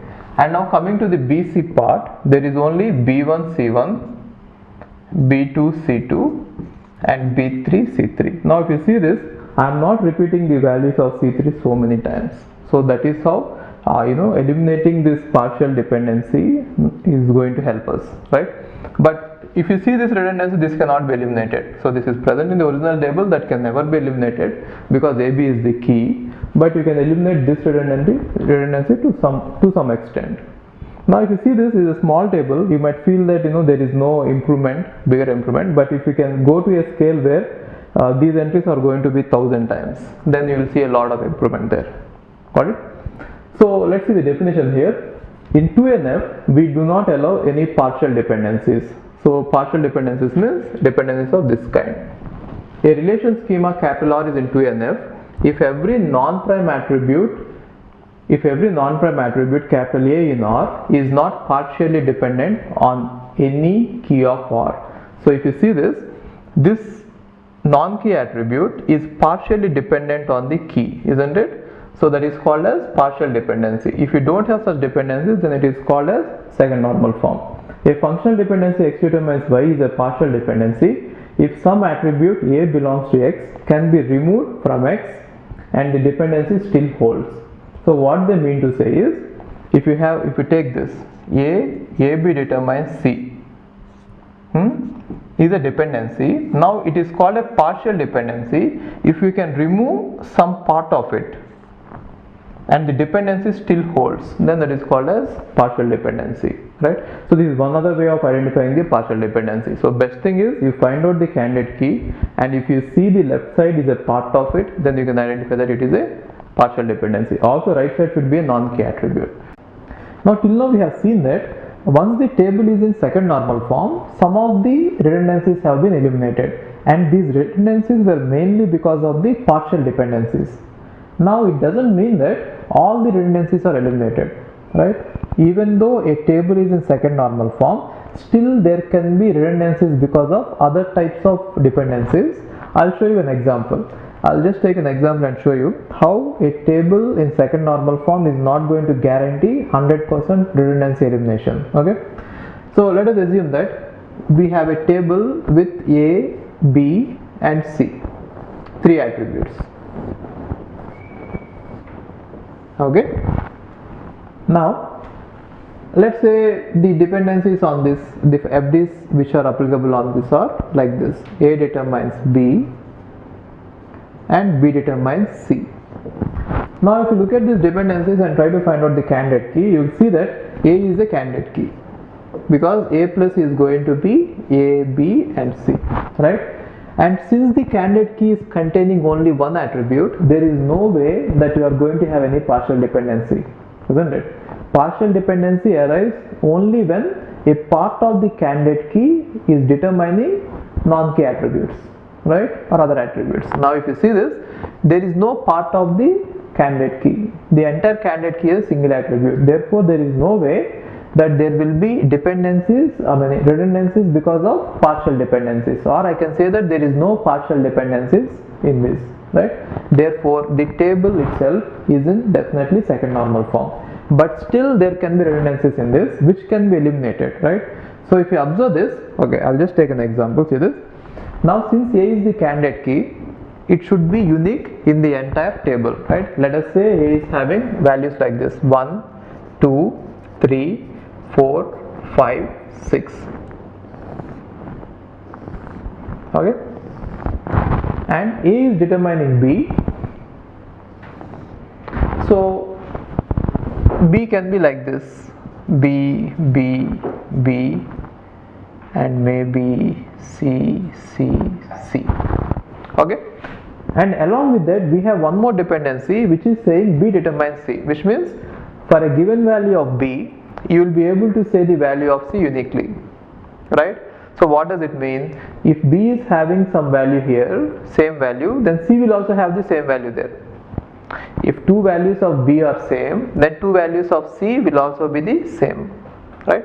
So what I mean by this is, this will be like this. So if for one value of B, capital B, if its value is B and C value is X, then for all the values of small b, C value will be X only. Then only we can say that B is determining C. Given that that small capital B's value is this one, if they ask what is the value of C, then you can say that it is X always. That is the meaning of the determining, right? Okay, now B determines C means this is the meaning. Now similarly, if you say Y is here, then Y will be definitely here. Now if you observe this entire thing, let us say B is repeated 1000 times, capital B is repeated 1000 times, then C will also be repeated 1000 times. Since this is a small table, you might not feel that the redundancy is too much, but if you try to have a table which is having millions of entries, then for all the repeated values of B, C will also be repeated. So what could have been a better way of writing it? The better way would have been keeping A and B and B and C separately. So a better way to write it is, instead of having it here, remove it and create a small other table that will just contain B and C values. For the value of small b, value of C is X, and for the value small c of B, the value of C is Y. It is enough. Got it? Therefore, if you ask for the value of capital B equal to small c, what is the value of capital C? Then you can say it is directly Y. So in order to say that, you need not maintain this entire row, right? Now why did this case arise is, if you observe it carefully, this A is a key attribute. Key attribute is determining B, which is non-key, and similarly B is a non-key attribute which is determining other non-key attribute.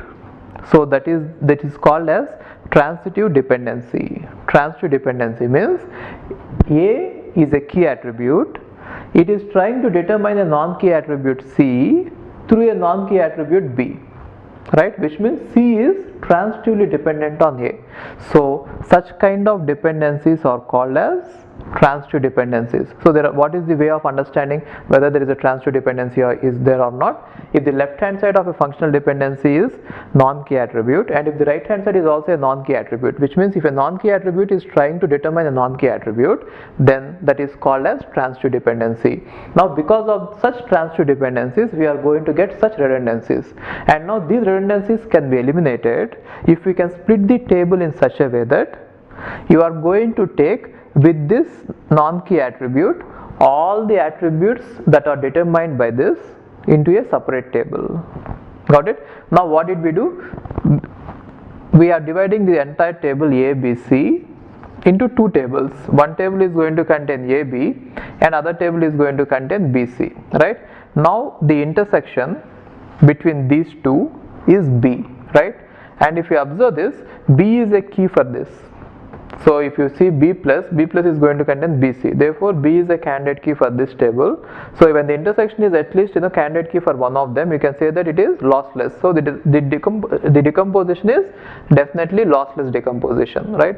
And what about the dependency preserving? If you see this, A determines B and B determines C are applicable here, right? Therefore dependencies are also preserved.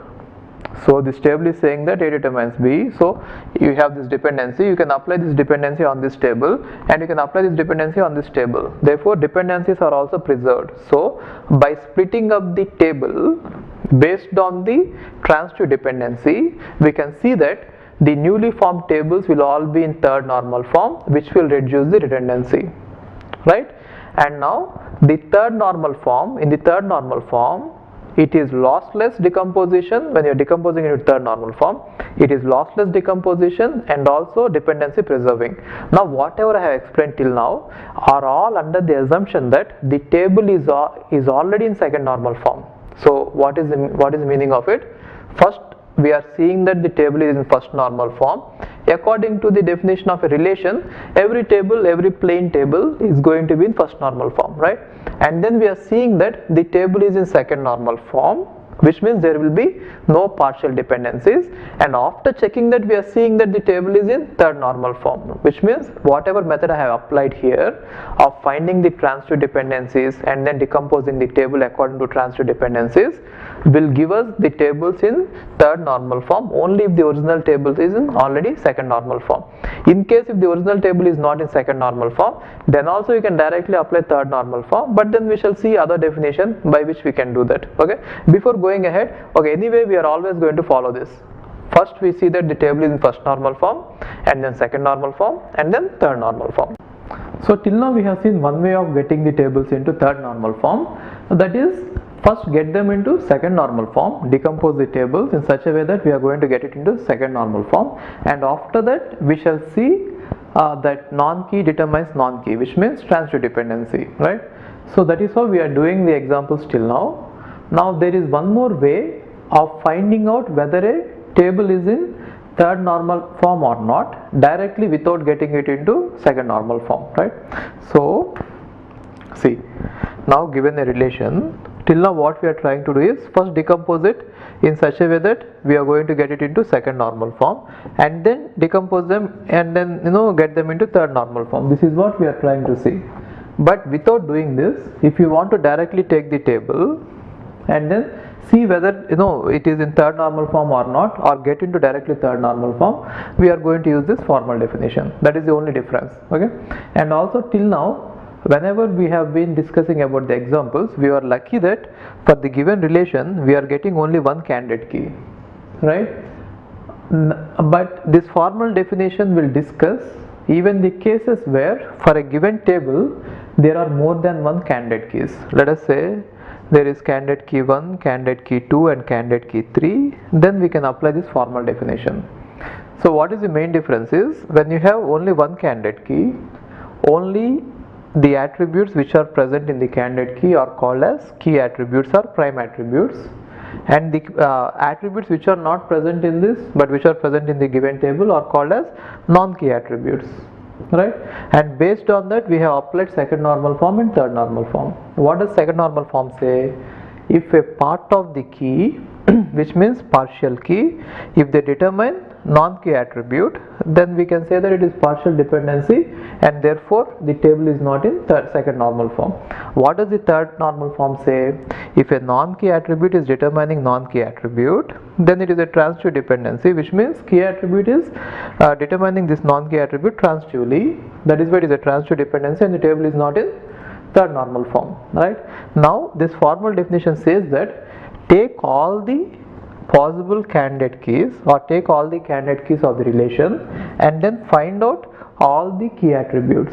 So what is a key attribute in this case is, if an attribute is present either in this candidate key or this candidate key or this candidate key, then you can call it as the key attribute. Now whatever are remaining you call them as the non-key attribute, right? Then again you can apply this, right?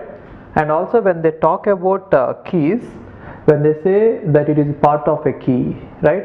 In the till now all the examples we are thinking that the partial key is only when it is a part of this key, right? But now the partial key will be whether if it is a part of this one or this one or this one. So our general definition is going to cover all the cases, which means when a table is having one candidate key or more than one candidate key, right? Okay, let's see this general definition. A relational schema capital R is in third normal form. So if you observe this, it is not a relation capital R, it is a relational schema capital R. What is a relational schema? It may be more than one table, right? Which means if you have tables like this, let us say this is table A, table B, table C. Assume that there are 3 attributes here, 2 attributes here, 4 attributes here, right? Now all of them put together it is called as a relational schema, right? So once you take a relation, one table, and if you keep on dividing it, at any phase whatever tables you get, they all can be called as a relational schema at any point, right? Or even initial one big table is also called as a relational schema. So relational schema means it is nothing but a collection of tables. And tables means we take only the attributes, which means the headings. You can assume that way, simple way. A relational schema capital R is in third normal form only if every non-trivial FD x determines y is either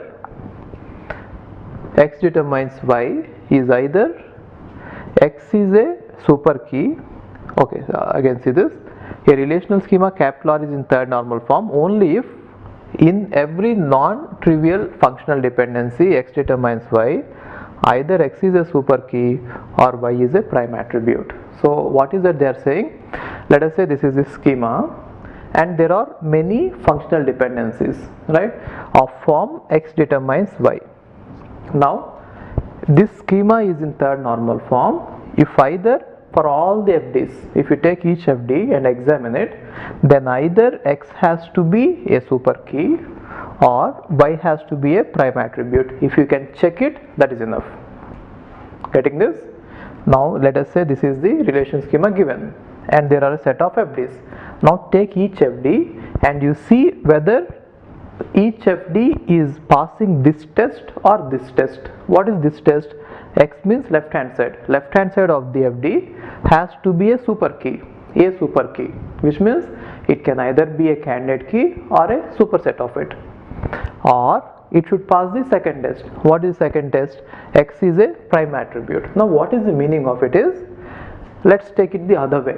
Now let us assume that there is a schema and x determines y is making this to be not in third normal form. When will the schema be not in third normal form? When you are able to find out at least one FD which is going to fail these two conditions, right? Now if these two conditions are failed, what could be the possibilities for this particular FD? Let us say this is the FD which is failing these two conditions. Now what would be the meaning of that? See this? Now if this is failing, it means that x is not a super key. Then what are the chances for x? X might either be a part of the key, which means it might be a partial key, or x might be a non-key attribute. Getting this? See, when is that this particular FD is going to fail this particular test? Whenever x is not a super key. If x is not a super key, then what could it be? It could either be a partial key or it could either be a non-key attribute. Got it? There is no other possibility. Now it is also failing the second test. What is the second test? X is a prime attribute. Y is a prime attribute. If y is not a prime attribute, then what could it be? It is a non-prime attribute, which means non-key attribute, right? So now what are the two cases you get? One case is that this is either a primary key, part of a key, right? PK means part of a key or partial key, and right hand side is a non-key attribute. If that is the case, then these two are going to make it partial dependency, right? So whenever partial dependency is there, then the table is not in second normal form, and so it is not in third normal form. Got it? So this particular definition is handling the case where partial dependencies are going to be present, right? And what is the other one? They are saying that if it is a non-key and non-key, then what does it mean? So non-key determining non-key means it is a transitive dependency. Now whenever there is a transitive dependency, then this cannot be in a third normal form. Therefore we are handling both the cases. So by this definition, we are handling both the cases simultaneously. What is it? If this third normal form is going to fail, it is either because there is a partial dependency in the functional dependencies, or there is a transitive dependency in the functional dependencies. Therefore it is the fastest way to test whether a table is in third normal form or not. So how to test it?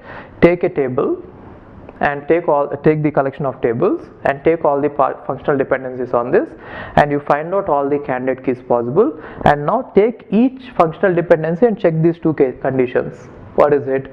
Either left side should be a super key or right side should be a prime attribute, right? If all the functional dependencies are satisfying, either this one or this one, then you can say that the table is in third normal form. If you see that at least one of the functional dependency is not satisfying that, you can stop there and say that the table is not in third normal form, and you can apply the decomposition taking that functional dependency, right? And then again you can see whether these two are satisfying or not, either one of them is satisfying or not, right? You can take some example and work on it. See, are you getting what I am trying to say? If you have a collection of tables and then collection of FDs, take all the FDs and apply on the tables, right? And then take each FD and test these two conditions. All the FDs should satisfy this one or this one, right? Or both of them. Now if all the FDs are satisfying, you can say that the tables are in third normal form. If at least one FD is not satisfying both these conditions, then it might be because that FD is either partial dependency or transitive dependency, which means the table is failing either second normal form or third normal form, and so fails third normal form. Got it? Now you decompose the table by taking that functional dependency, and then you can check this again till you get these two, either one of them is satisfying. Got it? So without going towards second normal form, by applying this definition, you will make sure that the final result will be in second normal form as well as third normal form. Got it? So which means if you are going by this way, you are not following the sequence that we are dealing with the partial dependencies first and then transitive dependencies. If you go in this way by this definition, and if you keep on decomposing, you will decompose a table even if it is having a transitive dependency first.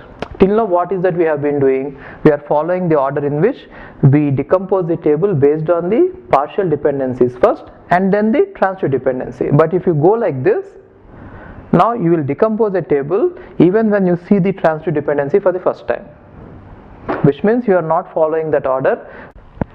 Now we have this RDBMS, right? So RDBMS is what we are practically using, and on RDBMS we have a language called as SQL. So before going towards RDBMS and talking about SQL, the basics is, if you think that this is the practical implementation of the database, there is a conceptual level. At conceptual level, we look at every table as a set, in fact as a cross product of two sets. See, that is what the notion is. We are going to look at every table as if it is a subset of the cross product of all its attributes. For example, if you look at name, you can talk about name as set of all names possible in the universe, right? And let us say if you talk about years, you can think about all the numbers which are possible for years.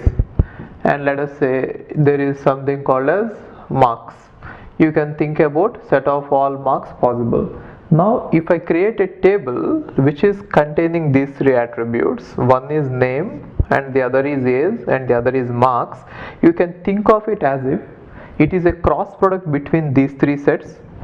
Once you get the cross product, I am not going to include every possibility, I am taking a subset of it. Therefore, one other way of looking at a table is as if it is a subset of the cross product, which is called as a relation. That is called as, if you are going to look at every table this way, as if it is a set, cross product is also a set, right? Then it is called as relational model, right? Relational model is the basics for RDBMS, and before going towards SQL, in order to build it, we are going to use two basic languages or two basic operations, set of operations, which will be useful on relational model. The way we use relational algebra and the relational calculus on this relational model will help us understand how to design and use SQL on RDBMS. So these two are theoretical concepts which will look at a table as if it is a set, and then these are the set operations which are possible on it, and this is the practical model. Or if you want to look at it other way, it is like an algorithm and is like implementation. Algorithms and implementation, conceptual and reality, right? Theory and practical. Now before looking at SQL, if you can understand this relational algebra and relational calculus, we are going to understand SQL better. And also coming to GATE, compared to relational calculus, So these are two languages, two theoretical languages which are possible on it. There is difference between relational algebra and relational calculus, but coming to gate, relational algebra is more important coming to more than this relational calculus. Anyway, we are going to see these two, but then first let's look at relational algebra, and later we shall see relational calculus. Both are being used on relational model. So relational algebra and relational calculus are two different things, but SQL is derived as a combination of these two. Now coming to relational algebra, here we specify two things. We specify both what we want and how we want it. But coming to relational calculus, we just specify what we want without specifying how we want it, right? Okay, later when we discuss about relational calculus, I'll clearly tell you the differences. Here we shall focus only on relational algebra. Okay, first thing is, what are all the operations or basic operations which are present in this relational algebra? Now, one thing is called as projection. So what is projection is, now if you have a table, let us say this is a table, or here you should call it as a relation, right? If you want to select only few columns from this table, then we are going to use projection.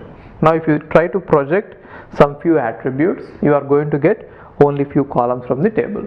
And the next one is selection. So what is selection is, if you want to select only few tuples, so here I call it as a tuple, every row as a tuple, right?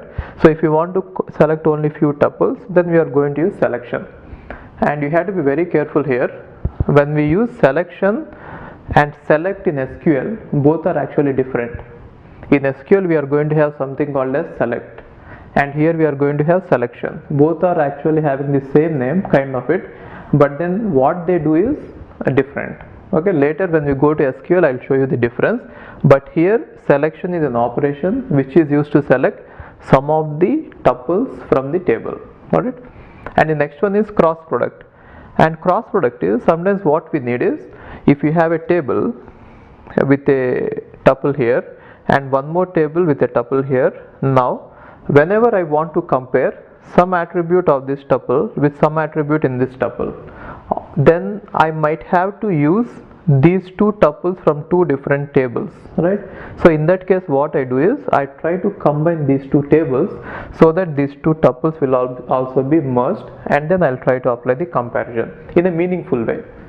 Okay, so we shall see how to do it with examples. And the next one is union. So in union, we want to combine two tables of similar types. See here, cross product you can apply on any type of tables, but when coming to union, we want to apply union on two tables of same type, which means they should have the same number of attributes and those attributes should be same. But when I apply cross product, it need not be the case. With examples it will be clear. Okay, and the next one is minus or set difference. So set difference is the same set difference that you have seen in sets. Now what is set difference is, if you have a table, let us say A, and if you have a table, let us say B, if I say A minus B, so it means that you are interested in the tuples which are present in A but not in B. Got it? So that is the meaning of minus. And the next one is rename. Sometimes we want to save the result of an operation so that we can use it later. For that reason we want to rename it and then store it, or sometimes we want to rename the tables itself, then we are going to use the rename operation. Okay, and the next one is relational algebra expressions. See, these are all called as basic operations. Basic operations, and you cannot apply some other operations to derive these operations. These are definitely required. Now using these basic operations, I can build some other operations which are also very popularly used. So they are so popularly used that we have given them some names as well, right, and symbols. For example, if you look at intersection, intersection is not a basic operation. By using the existing basic operations, you can also derive intersection, right? Now, for these such operations which are popular but which can be derived using the basic operations, for them we are just giving them names, and when we implement them, we are going to implement them as if it is a implementation of this or usage of these operations. For example, if you see this intersection, intersection can be expressed as if it is two set differences.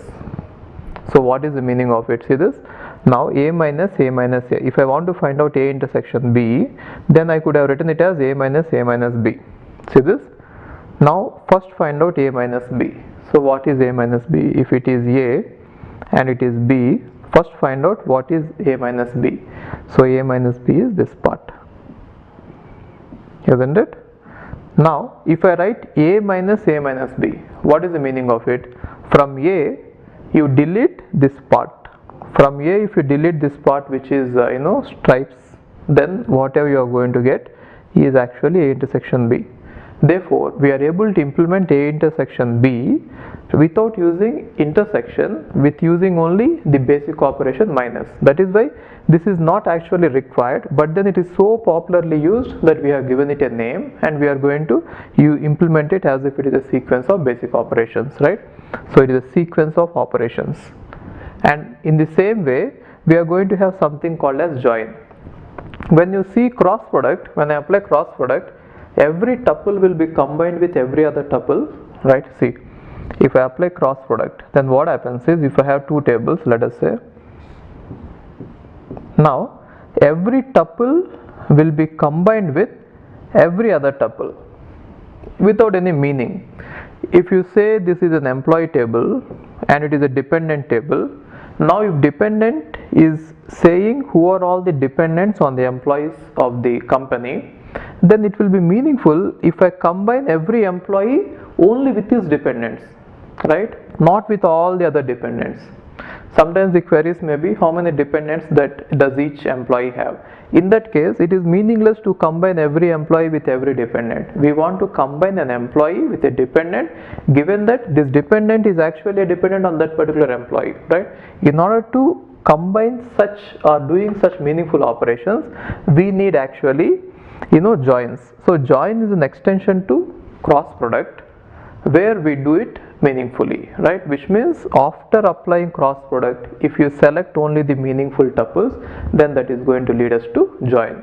Therefore join can also be implemented as if it is, first thing is you apply cross product and then select few tuples. Got it? Okay, we shall see examples on it, then it will be clear. And the next one is division. Even division is also implemented by taking difference, cross product and projection. So with examples I'll tell you how to use these operations, or where to use these operations and where to use these operations, and also we'll see what do we get as the result when we apply these operations on two tables. With examples it will be clear. Okay, coming to get relational algebra is more important than relational calculus. Okay, fine. Now let's look at the operation selection. So we know that, so what selection is, we already know that it is going to select some of the tuples of a table. So for that reason I'll just take a table and explain you how it really works. Assume that this is an employee table and let us say it is having four attributes: employee number, employee name, let us say department number, and one more is salary. Okay, so I'll just fill it and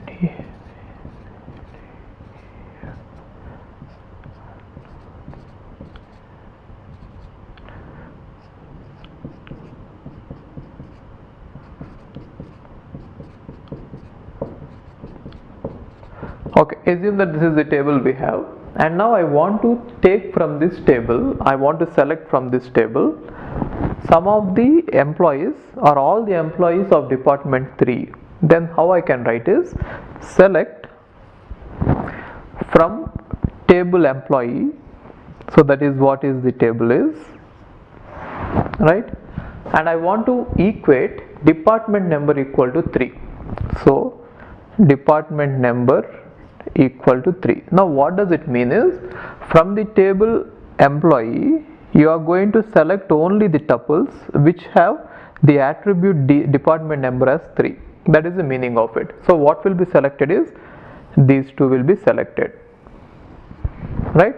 So if you observe it, we are actually getting a part of the table, but then the part is divided horizontally. That is why sometimes selection operation is also called as horizontal partitioning, right? Unlike projection, we shall see projection later, it is vertical partitioning, and selection here is horizontal partitioning, right? So the terminology generally used is horizontal partitioning. So why horizontal partitioning is because we are actually cutting the table horizontally, right? And we are going to get all the attributes of the table. So second point is whatever attributes we have in the original table, in the result also we are going to get all the attributes. So whatever is the original relation, we are going to get the result also as if it is the same relation, right? Okay, and now if you observe it, the way we have written it is, here what we should specify here is either you can specify a relation directly, right, or you could have specified a relational algebra query. Relational algebra, let's say this is a query, right? Relational algebra query whose result is a relation. Got it? Relational algebra expression or a query whose relation is again whose result is again a relation. So I'll take one more example. Now let us say instead of giving you the table directly here, I could have given you one more relational algebra expression. Now assume that I want to find out all the employees of department number 1, but then I want to find only those people whose salary is greater than 10,000. So here it is 10,000, 11,000, 12,000, 14,000 like this. Now I want to find out all the employees of department number 1 whose salaries is greater than 10,000. Then I am going to write like this: select from the table employee all the employees whose salary is greater than 10,000. So now look at this. What happens is it is called as something called as a nested expression, which means there is a expression and then there is an expression within an expression, right? So you have to evaluate the innermost expression first. If I evaluate it, what do I get? I get all the employees whose salary is greater than 10,000. Therefore, if you observe this, I am going to get all these employees whose salary is greater than 10,000. I will not be getting this employee because his salary is only 10,000, right? Therefore, output of this one is again a relation, and which is containing all the attributes as the given relation, right? And it is containing 1, 2, 3, 4, 5. 1, 2, 3, 4, 5. 5 tuples. Therefore, this one is going to give us 5 tuples as the output. It is a relation containing 5 tuples, right? Now, on that relation, again this condition is applied. What is the condition? Select data, department number equal to 1. So, which one will satisfy? Only this one will be satisfied. Got it? Therefore, even in this case also you are going to get one tuple or a kind of a table relation which is containing all the attributes of the original one. Okay, fine. Now, is it the only way I could have asked this, or is there any other way? Now, if you observe this, on the table I am applying two conditions.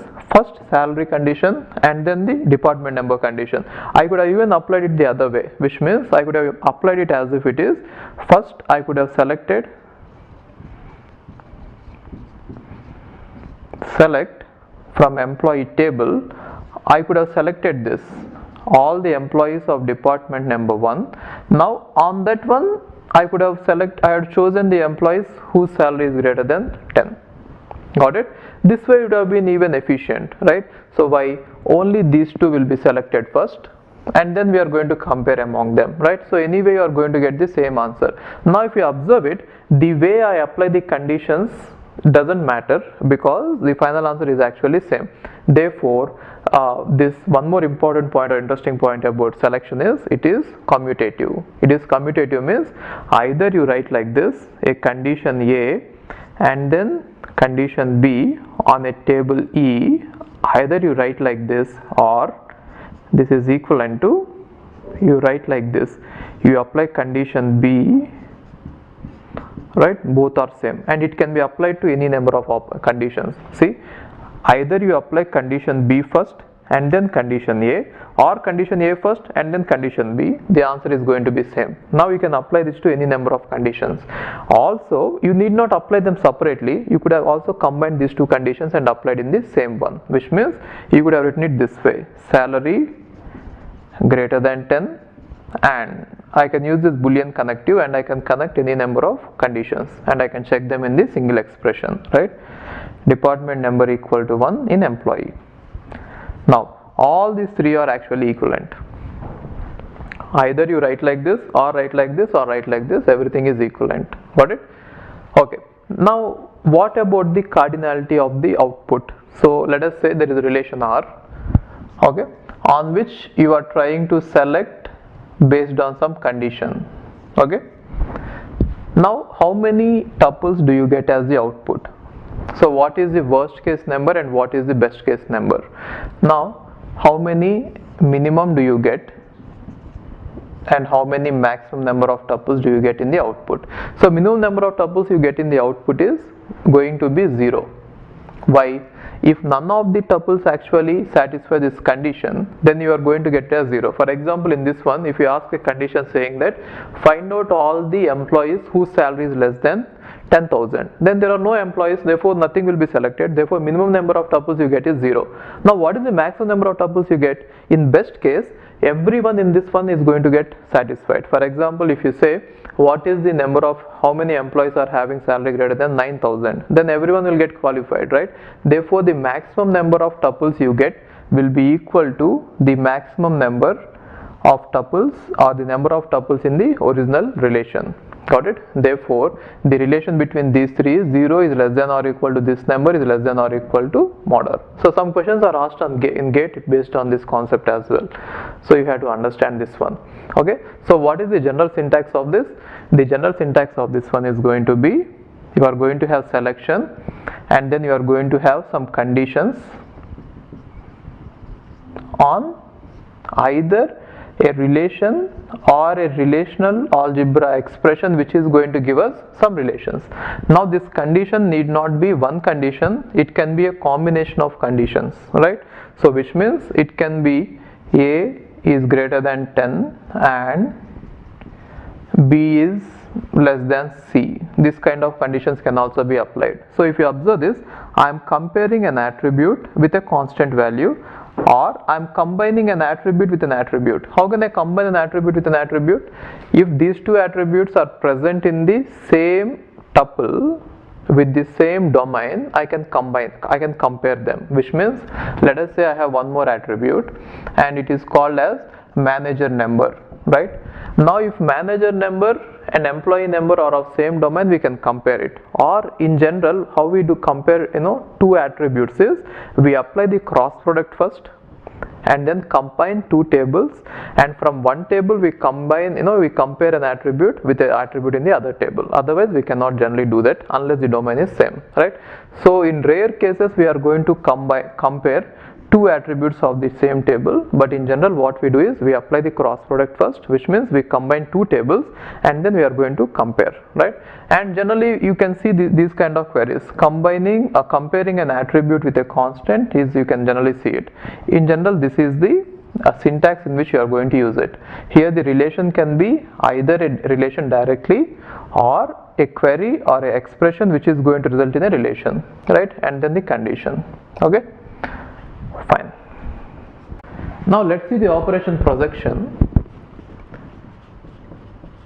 So projection is generally represented by pi, and I already told you that projection is a kind of partitioning which is vertical partitioning. See, in case of selection we have seen that it is actually dividing the table horizontally. In case of projection it is actually dividing the table vertically. So what I mean by vertically is, whenever you try to project, so I'll take an example and I'll show you. Let us assume that we have a table with three attributes. Let me say it is x, y, z. Okay, and the three attributes are in such a way that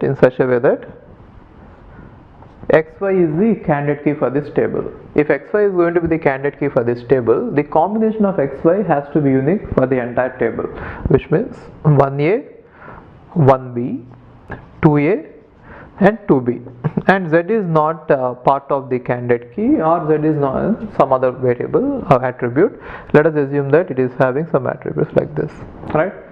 Okay, now if you try to project, let's say I want to project some value xy of the table. Assume that the table name is some EMP, employee table, okay, EMP, right? So what did I write? I want to project some list of attributes x comma y from the table EMP. So one thing you should always be careful about is whenever you are trying to project, whatever attributes you are trying to project should always be present in the relation that you are going to apply it on. For example, since you are going to project the attributes x and y, always the attributes x and y should be present in EMP, otherwise this is not valid. And in this case, yes, x and y are present in this, got it? Therefore, what do you get as the output? In the output, it is as if you are partitioning the table, such that x and y only are taken. So you are going to get x and y in the result, and the values of x and y are going to be 1a, 1b, 2a, 2b. Got it? So this is the output.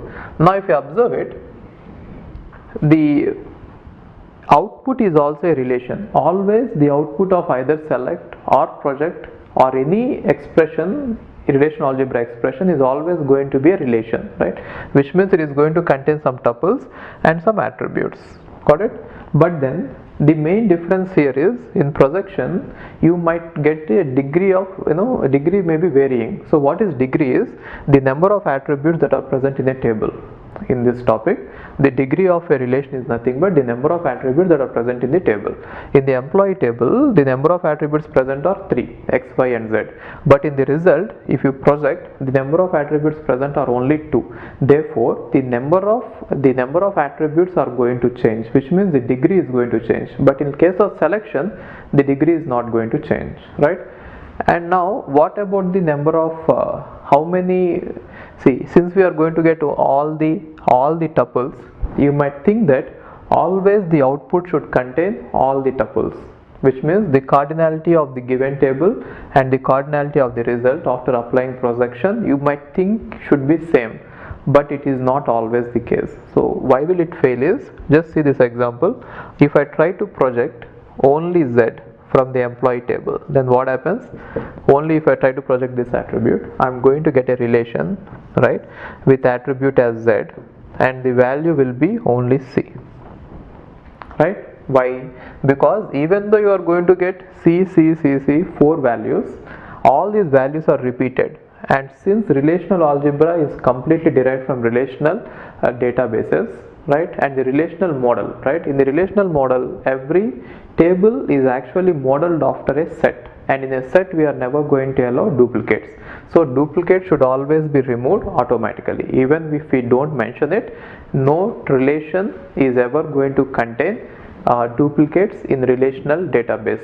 So since we are operating on relational database in relational algebra, always remember that duplicate should be eliminated. So in the given input also there will be no duplicates, as well as output should also not contain any duplicates.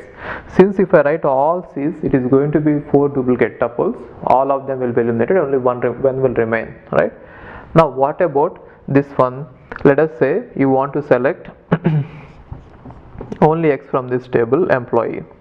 See, in the given table there are no duplicates, but in the result there may be duplicates which have to be eliminated, right? Now if I have to select x, only x, then I am going to get 1 1 and then 2 2 are there, right? So I am going to get a relation which is going to contain x as the attribute, and 1 is repeated 2 times and 2 is repeated 2 times, but then I have to eliminate the duplicates, therefore I will get only 1 and 2. Got it? And similarly, if you try to project y from the employee, now I am going to get only a and b, right? So here if you observe it, if I have taken xy, I got all the tuples. If I taken some other attributes, I am not getting all the tuples, I am getting only less tuples, right? So what do you understand from this? Whenever you are trying to write like this, okay, what is the syntax? You are going to have pi followed by an attribute list of attributes, right, and then followed by a relation or a relational algebra expression which is going to result in a relation, right? And now let us say here simply one relation is given, Now when are you going to get all the tuples which are given in the input as the output of this pi operation? Only when this attribute list whichever you are writing is a super key, isn't it? In this case xy is taken as a candidate key, right? And when I'm talking about a projection which is containing xy, then I'm going to get all the tuples, because if you look at xy, any combination of xy, if I take both of them together, there will be no repetitions. That is why as long as you select or as long as you project all the attributes which contain the super key, which means if the attribute list happens to be a super key on the relation you get here, then you are going to get all the tuples. The number of tuples in the output and input will be equal. Otherwise it may or may not be equal. See, if it is not a super key, then I cannot say that you might get less. It depends on the table. But if it is a super key, if your attribute is a super key, attribute list is a super key, you are definitely going to get the number of tuples equal to number of tuples in the input, right? What I mean to say is, let us say the instance is like this: 1 2 3 4, which means c1 c2 c3 c4 are there instead of having all c's. Now even though z is not a super key, if I try to project z, then I might get c1 c2 c3 c4, isn't it? So like this: c1 c2 c3 c4. So you may not always say that the number of tuples will be less if I don't take the super key, but if you take a super key, always the number of tuples will be same. So in worst case, the minimum number of tuples you might get is 1 in this case, and the maximum number of tuples you might get is all of them, right? So when sometimes with non super key and always with super key. Got it? Okay. And one more interesting point about pi is it is not actually commutative. So what I mean by commutative is, if you say I want to project from employee table this table, first xy, and then from the resulting table I want to project x. This one, what does it mean? First you take only xy, which means you will get this table as the output, and from this you are going to project only x, which means you are going to get this one as the output. The final output is going to be this, right? Now this is no way equivalent to first you cannot project x, right? And then you should not ask that from the resulting I want to project xy, because in this table, in this relation, you are going to get a relation as in this output only with the attribute x. From when you have only attribute x, how can you project x and y, right? So it is definitely not possible. Always remember that whatever you want to project here, this attribute list should be a subset of this attribute list. Got it?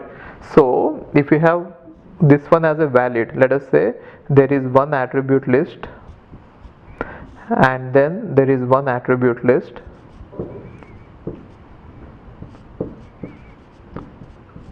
okay. If you have two attributes list like this, this relational algebra expression will be valid only when this first list is completely a subset of this. If this one is subset of this, then only it is valid. Now anyway, if it is a subset of this, finally you are going to get only these attributes with duplicates eliminated, isn't it? Therefore why don't you directly write like this? So these two are equivalent. So instead of finding out this attribute list first and then on that applying the projection, you could have directly applied this projection on the employee table and you could have got the same answer anyway. Got it? So these two are equivalent. Got it? You can just simplify it and write it this way. Okay. Now one interesting point here is, in SQL you are going to have an operation called as select, right? So the select operation in SQL is equivalent to projection here. So you might feel that selection operation there is equivalent to select here because the names are same, but it is wrong. Somehow there is this ambiguity right from beginning. So always select in the SQL is equivalent to projection. Only difference is, in projection duplicates are not allowed, but in selection if you have duplicates they will be allowed. So just to eliminate duplicates from the projection, you can add a keyword select distinct. Now therefore select distinct, if you add select distinct, it is exactly equivalent to projection. Okay. Now let's see the rename operation. So sometimes we want to rename a table, which means we want to give a table a different name. The reason is there are various occasions. So sometimes we want to save the result of a relational algebra expression as a table so that we can use it later. Right? For example, let us say we have a table like this. A table is having A, B, C, and assume that employee is the name of the table. Now on this table, let's say we have done some query like this. So which means we have selected some few tuples of it based on some condition, let's say C, and then whatever output is there, it is nothing but a smaller table based on what this condition is. Right?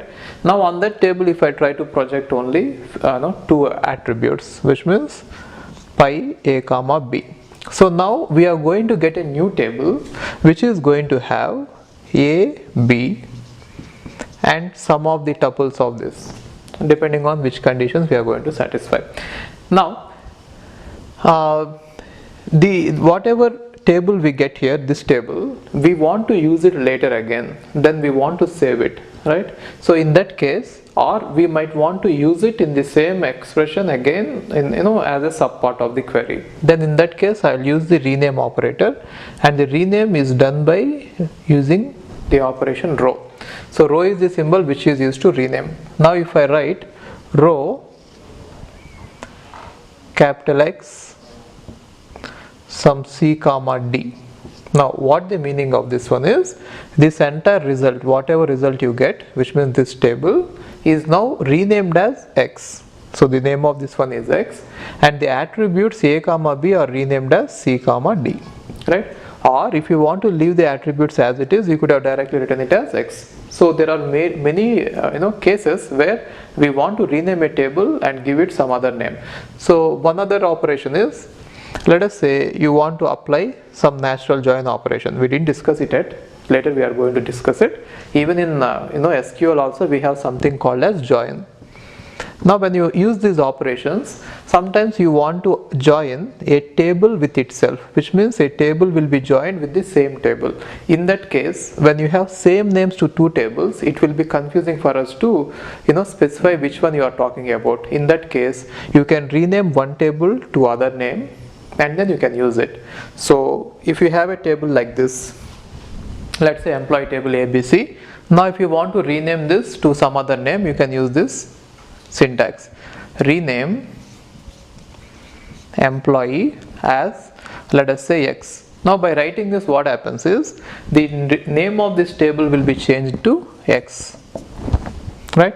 Now along with here only name is changed, attribute names are same. Now along with the table's name, if you also want to change the attribute's name, you can again do it this way.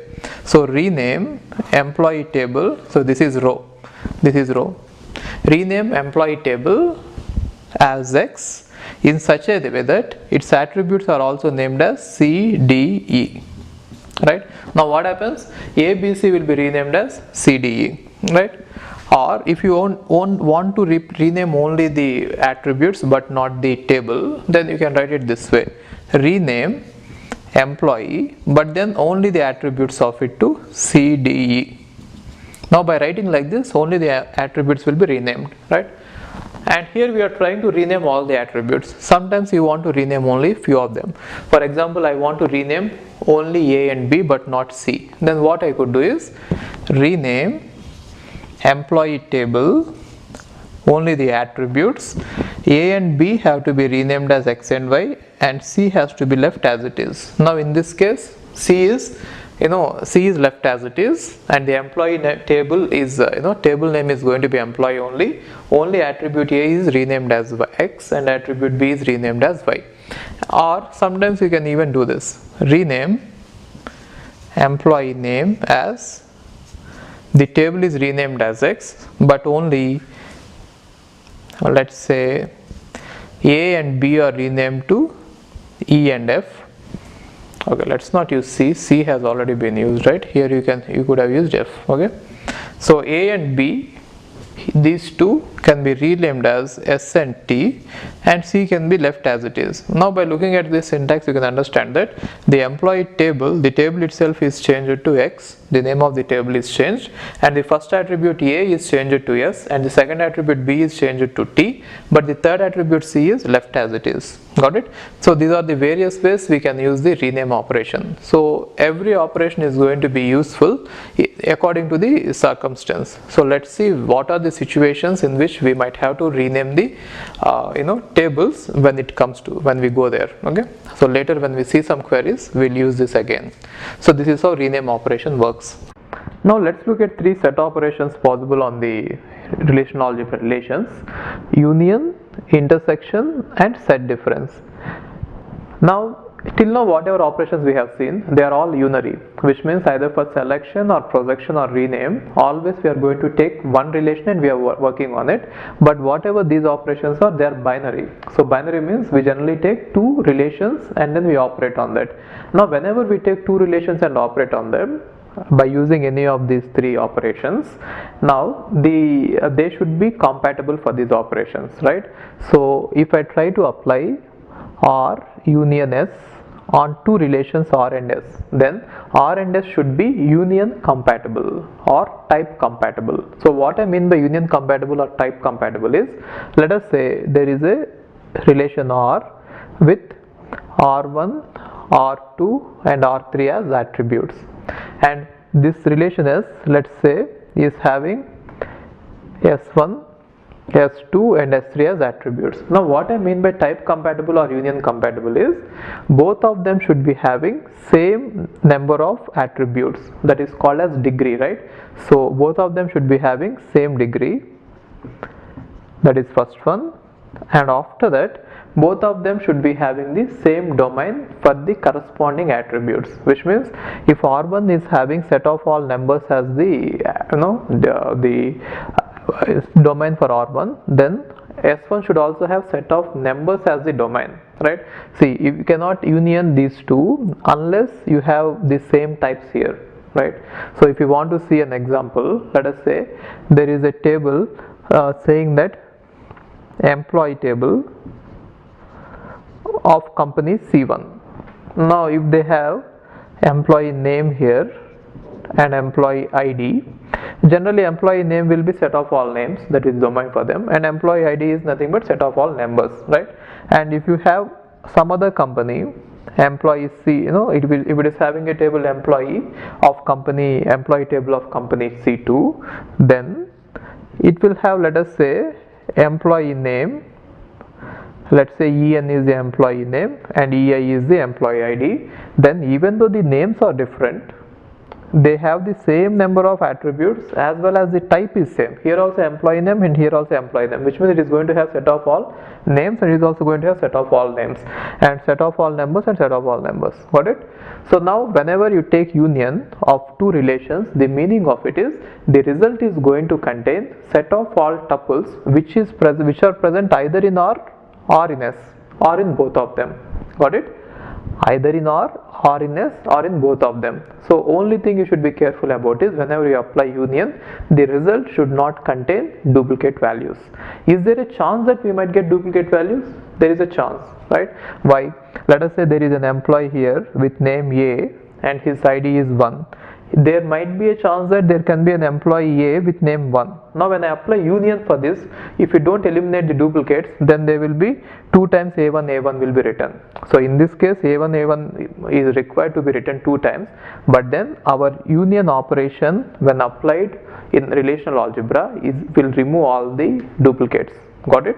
So in this case, yes, they are required, but still our union operation will remove it.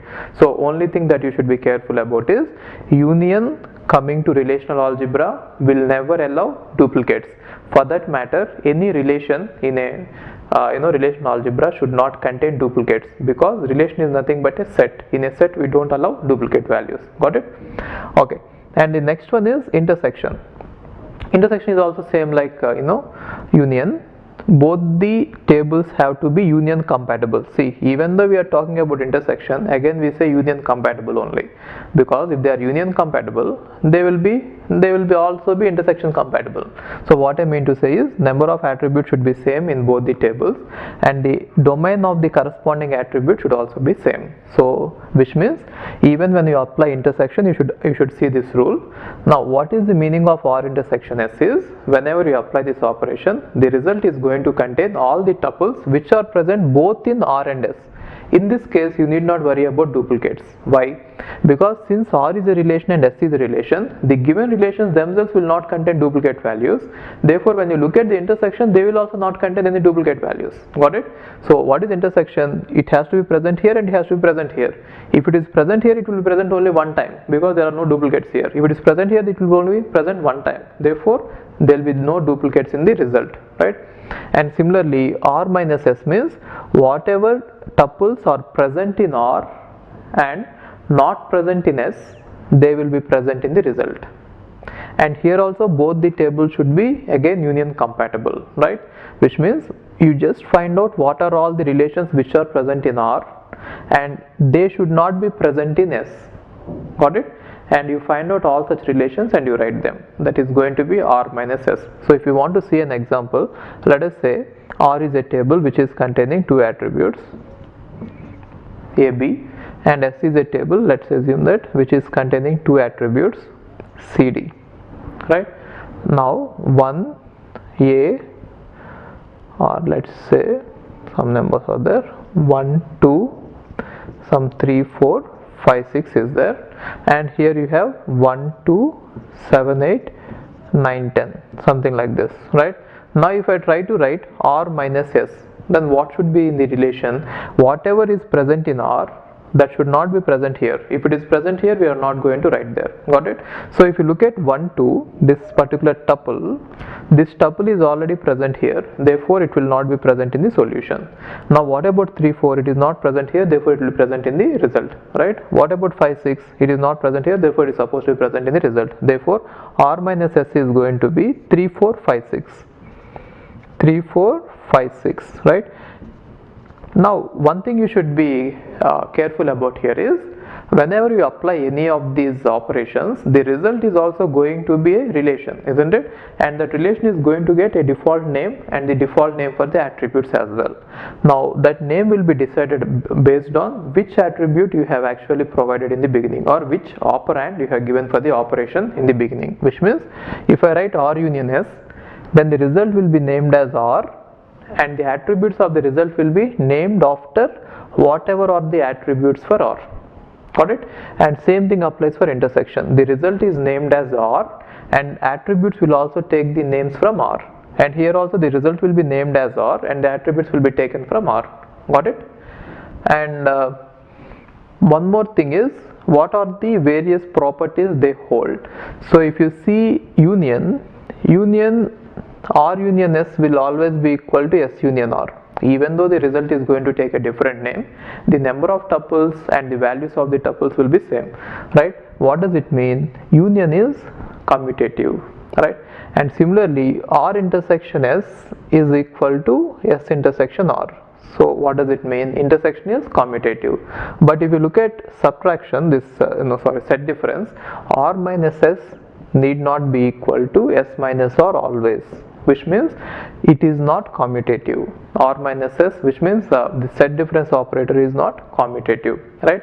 Coming to associativity, R union S union T can also be done this way, or it can also be done R union S first and then union T, which means union is associative. And similarly, R intersection S intersection T can also be done as R intersection S first and then intersection T next, which means intersection is also associative. But coming to this set difference, it is also associative. So what I mean, you can either do like this, S minus T and then minus this one, or you could have done it this way, R minus S minus T, which means set difference is commutative. Got it? Okay. And one more interesting thing is, even though we are going to have three different operations, set operations, this intersection is redundant, which means by using union and subtraction you should be able to, or you will be able to implement intersection, right? How? If you observe this, if I write, let us say this is relation R, this is relation S, relation R and relation S, right? Now what is this part? This part is R minus S, isn't it? Only this part. This part is R minus S. Now what is this part? This part is S minus R. Now if I take union, R union S, and from that R union S, if I subtract this and then subtract this, then the remaining part is going to be this, isn't it? Therefore R intersection S can also be written in terms of union and set difference like this: R union S minus, from this I can subtract this, so which is R minus S, which means I have subtracted this part from R union S, means from this entire parts, 3 parts, 1, 2, 3, I have subtracted the first part, and then from this I am subtracting this one, right? So if I subtract this one as well, which is nothing but S minus R,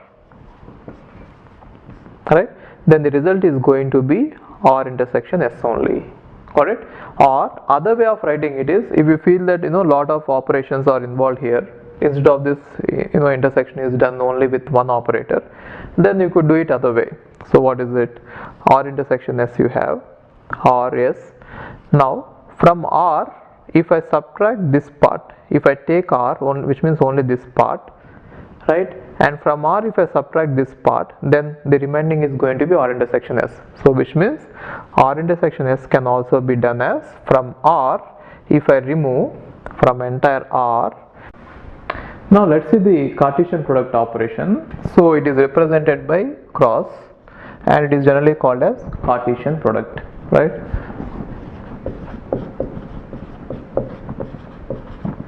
Cartesian product. In short, sometimes it is also called as cross product, right? So it is exactly same as the set theory. So where if you have two sets and if I apply Cartesian product, I am going to get ordered pairs, right? So which is going to contain, if there are m elements in one set and n elements in the other set, the Cartesian product is going to contain m into n. The same way we are going to apply Cartesian product on the relations as well. See, already we know that a relation is nothing but set of all tuples. Now there are two sets of tuples. If I apply Cartesian product, it is nothing but taking one tuple from one set and pairing it up with all the tuples in the other one, right? So I'll just show you with example what I mean by Cartesian product, and later I'll show you why it is important, okay? So now if you observe that, let us say we have two tables. So one table, let us call it as R, which is containing three attributes, A, B, C, okay? And now assume that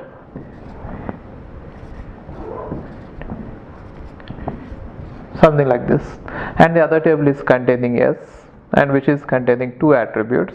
Let's say the two attributes are D and E, and assume that the attributes which are present here are 1 C, some 2D, something like this, okay? Now when I apply Cartesian product, what I mean to say is, we are going to get a resulting R cross S. The result of this Cartesian product is going to be a table which is going to contain this entire tuple clubbed with this entire tuple concatenated, right? Which means the resulting table is going to contain 5 attributes, right?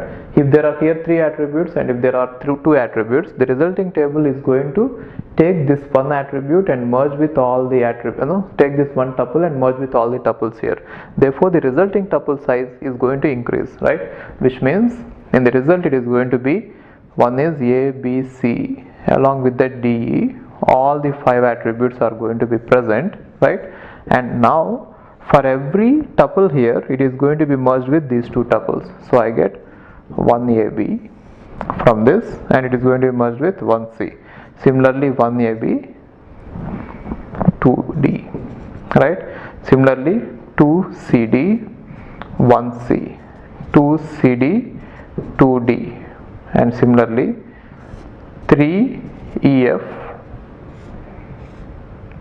1C 3EF 2D, right? So if there are 3 tuples here and 2 tuples here, if you can observe that we got 6 tuples here, right? So what does it mean? For every tuple here we are going to combine with these 2 tuples with every tuple here, right? So now if you assume that the number of tuples in one relation is m and the number of tuples in other relation is n, now if I apply Cartesian product on these 2 relations, the number of tuples is going to be m into n, right? Similarly, if the degree of one tuple is, let us say here it is 3, and if the degree of the other relation is 2, then the degree of the result is 5, right? Therefore, if the degree of, let's say, one relation here, if the degree of one relation capital R is, let's say, k, and the degree of other relation capital S is L, then the degree of R cross S is equal to k plus L. Got it? So this is the relation between them. The size of it is going to be m plus n always. So there is nothing called minimum and maximum here. Maximum and minimum is always going to be mn, and the number of attributes in the result is going to be this one. Now you might get a doubt, why are we trying to do it? There are various circumstances where we need to do it. See, any query that you run on database, generally it works this way. At any time we are going to take only one tuple in one table and we are going to examine it, and we can say, and we check whether this entire tuple has to be present in the output or a part of it has to be present. There is no query or no query in database will work by taking 2 different tuples from 2 different tables and they will not examine them at the same time. Got it? At any time we can only look at one tuple of one table and make some decisions. There are no queries, or any database will not take 2 tuples from 2 different tables and work on them parallelly. The only way we can force it, we can make it happen is by combining these 2 tables. If you want this one and this one to be compared for some reason, if you want this tuple and this tuple to be compared, only way you can do it is combine these 2 tables in such a way that in some combination you get these 2 together. If you see this, here I got these 2, right? And now when you look at this single tuple of the result, it is as good as looking at 2 different tuples of 2 different tables at the same time. So only way you can make it happen is by taking the cross product or Cartesian product, right? If you want to see an example, let us say this R is employee table and this S is dependent table, right? And assume that this A is employee ID and this D is also employee ID on which this particular dependent is depending on, which means employee 1 is having dependent here 1 whose name is C, employee 2 is having dependent whose name is D. Now it will be meaningful for me for to find out how many dependents does 1 have. So if I have to find out, then I have to look at 1 and then join with it all its dependents and then see what their properties are, right? If I want to find out how many let us say dependents that an employee with name A have, then what I should do is I should merge this table with this table, then all the dependents of employee 1 will be merged with all the dependents of his, and then I can check if his name is A, who are all the dependents. Got it? So which means if you want to see this operation, right? So here there is 1 and here there is 1, right? Now what does it mean? This particular employee is having this particular dependent. Got it? And now here there is 2 and here there is 2. So what does it mean? This particular employee is having this particular dependent, right? Now this way you can get the name of the employee and the name of his dependent by combining the appropriate attributes. Now how is that possible? By taking the Cartesian product, and then from the Cartesian product I want to select only the tuples who have A and D matching. That will give me whether this particular dependent is depending on this particular employee or not, which means I could have written it this way. So first I'll combine R and S. So in this case it is nothing but employee and dependent.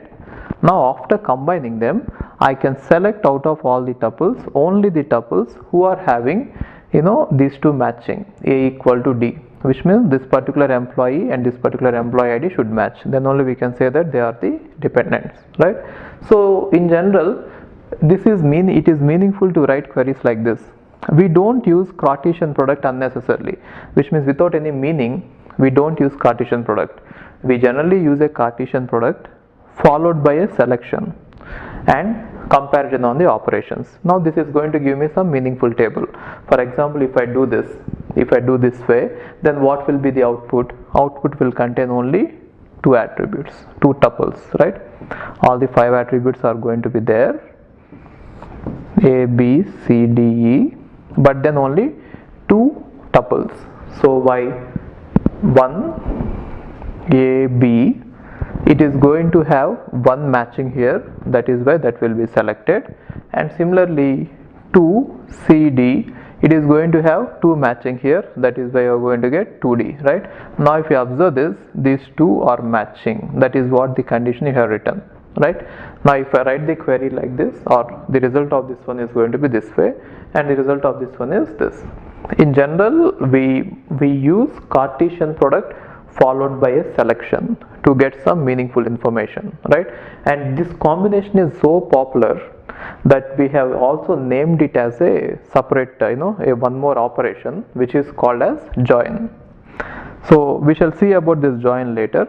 So for now, in this video we focus only on Cartesian product. So only question or important points that you have to remember in Cartesian product is, whenever I cross product apply Cartesian product between two relations, then the number of attributes is going to be sum of the number of attributes of the individual relations, and also the number of tuples in the output is going to be multiplication of the tuples each one is having individually. Got it? Okay. Now let's see join.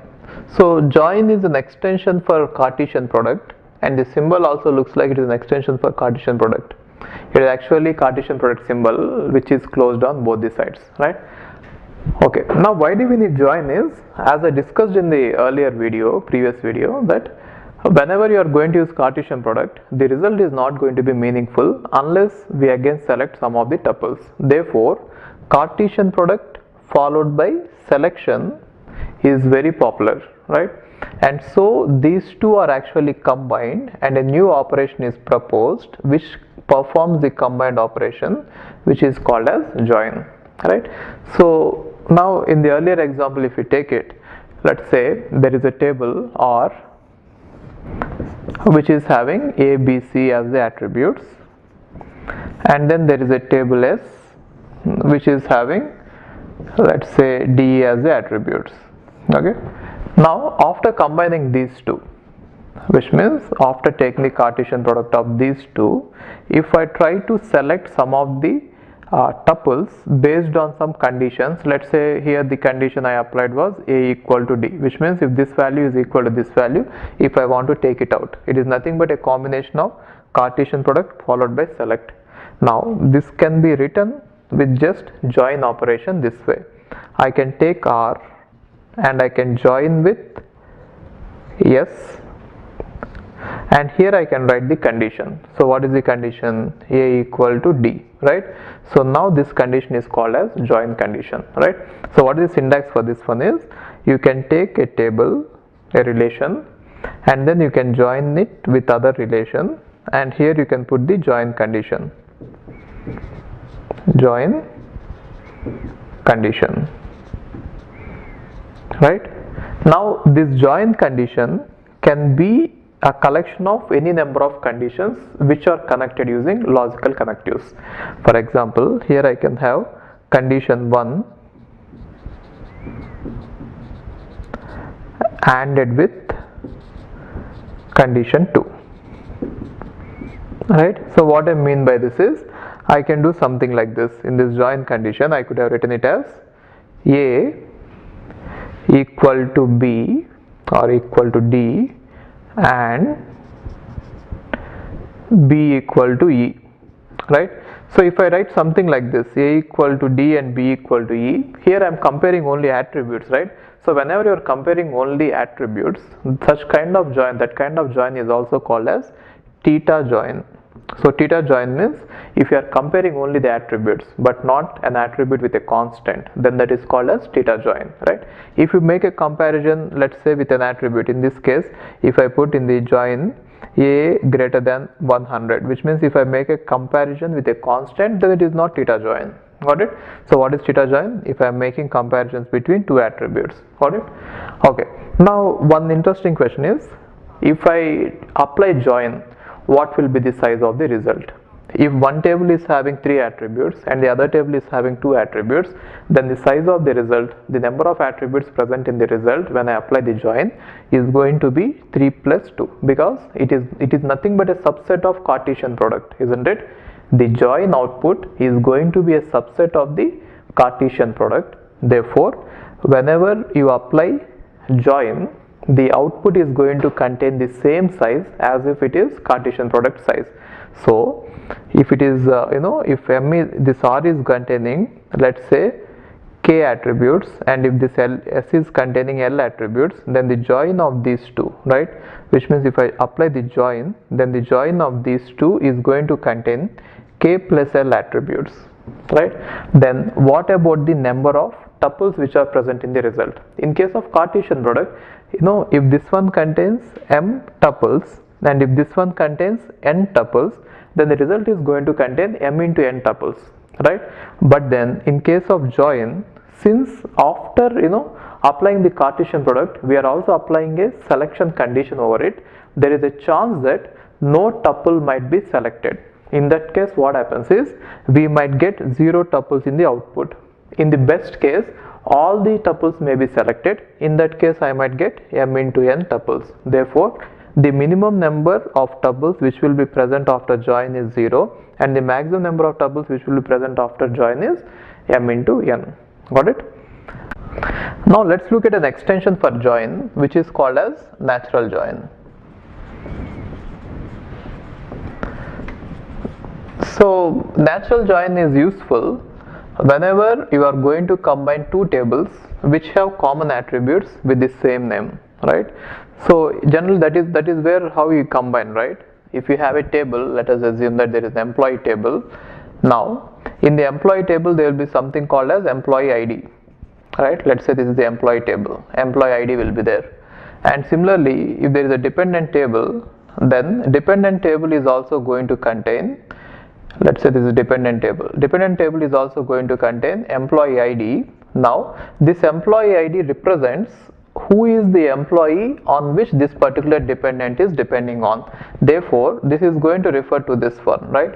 So whenever we join these two tables, we generally want to join them in such a way that this value of this attribute is equal to this value, right? Or one more example, if you want to see, let us say there is a manager table, right, and department table. In a department there can be a manager, and the manager ID is also going to be one of the employee IDs, right? Therefore this one will be referring to this, and now whenever we join them, we want to join them in such a way that these two gets matched. So that is natural way of joining them, right? We naturally want that kind of queries to be answered. So in that case, we are going to use something called as natural join. So natural join is represented by this star. Okay. So what will natural join do is, if I apply R, natural join S, and if you have inside R the attributes A, B, C, and inside S the attributes, let's say A and D, it is as good as writing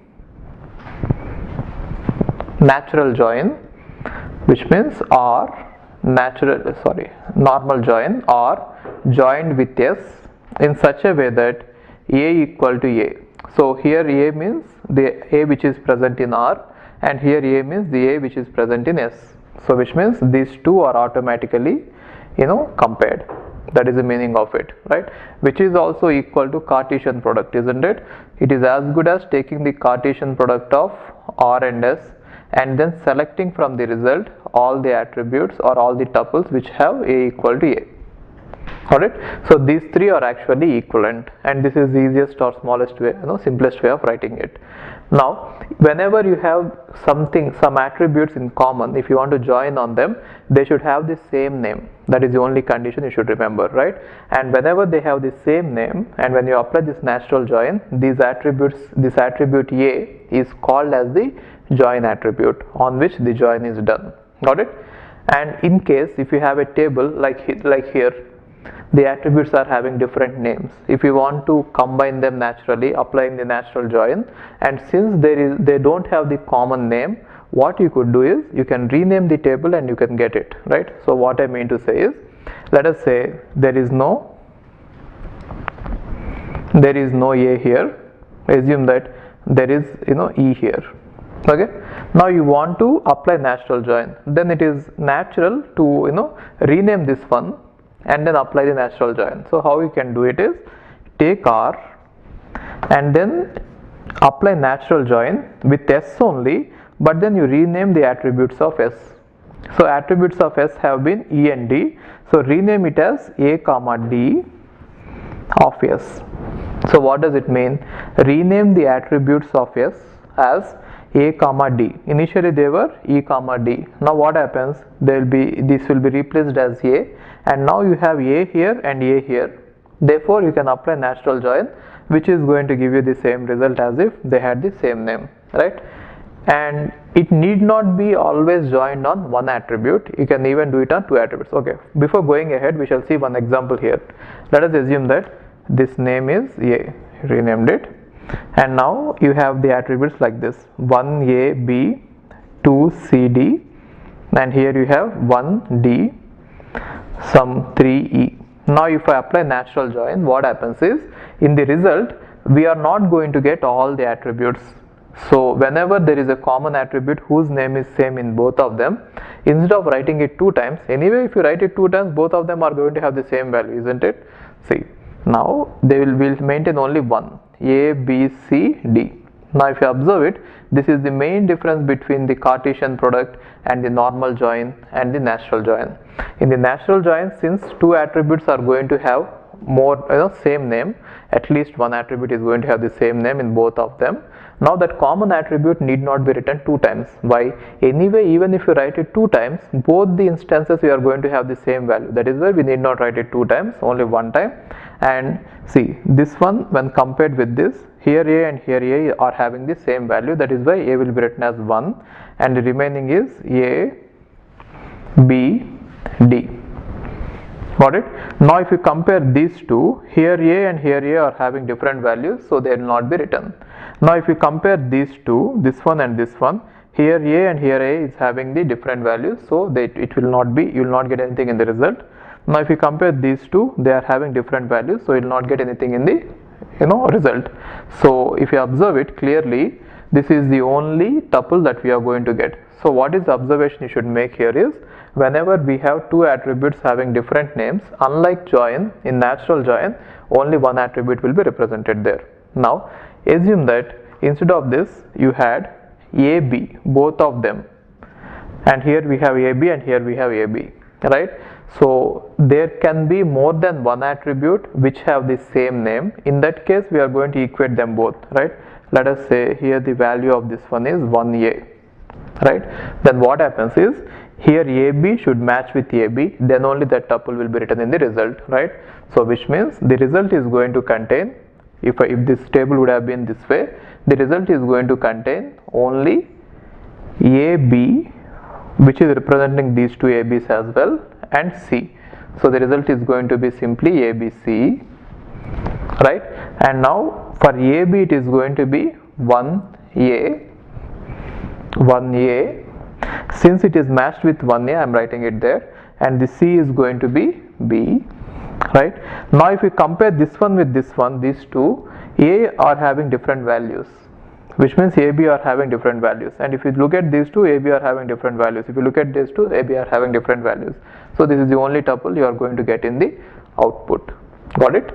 So again in the natural join, same as join, since we are applying the selection condition, after applying the Cartesian product, the number of tuples which you might get in the output in worst case may be 0. Why? If none of them match, then you are going to get 0 tuples.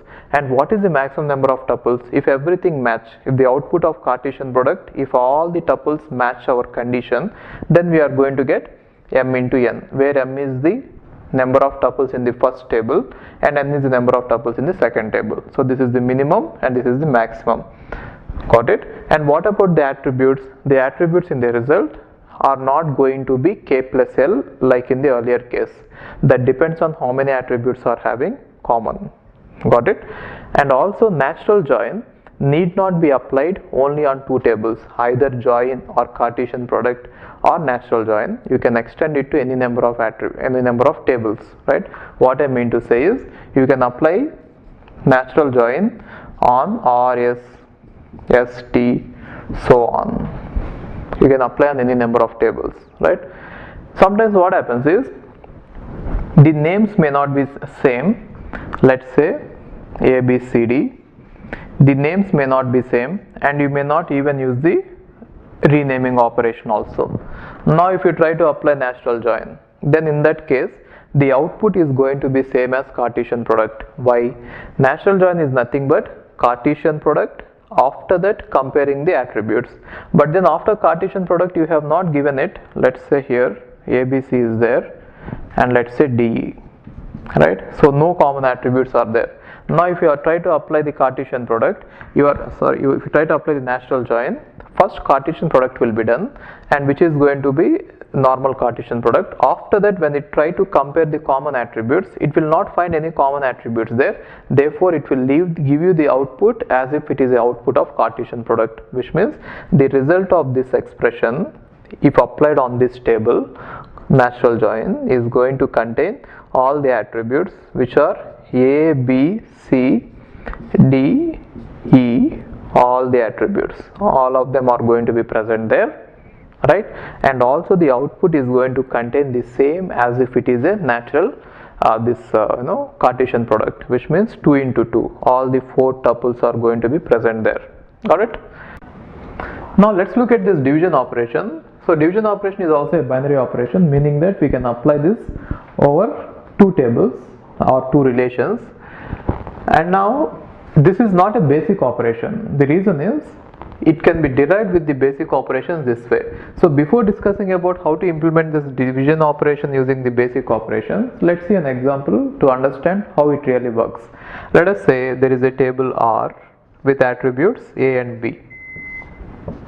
Okay, and assume that there is one more table S with attributes A. Now when I write R divided by S or R division S, then it means that the result is going to contain whatever attributes are there in here minus whatever attributes you have here. See, there is a chance that you might get confused with the set difference operation, but here when I say minus, I am talking about subtracting the attributes, not the tuples, which means if you see this, the attributes which are present in R are A, B, and the attributes which are present in S are A. Therefore if I subtract it, the attributes which should be left is B. That is what I mean, right? Therefore the result is going to contain only attribute B in this case, because that is the only remaining attribute, right? Now what will be the tuples present? Now for that reason we shall take some example here. Now let us say there is A1, A2 and there is B1, B1 and A1, A2 and there is B2 and B2,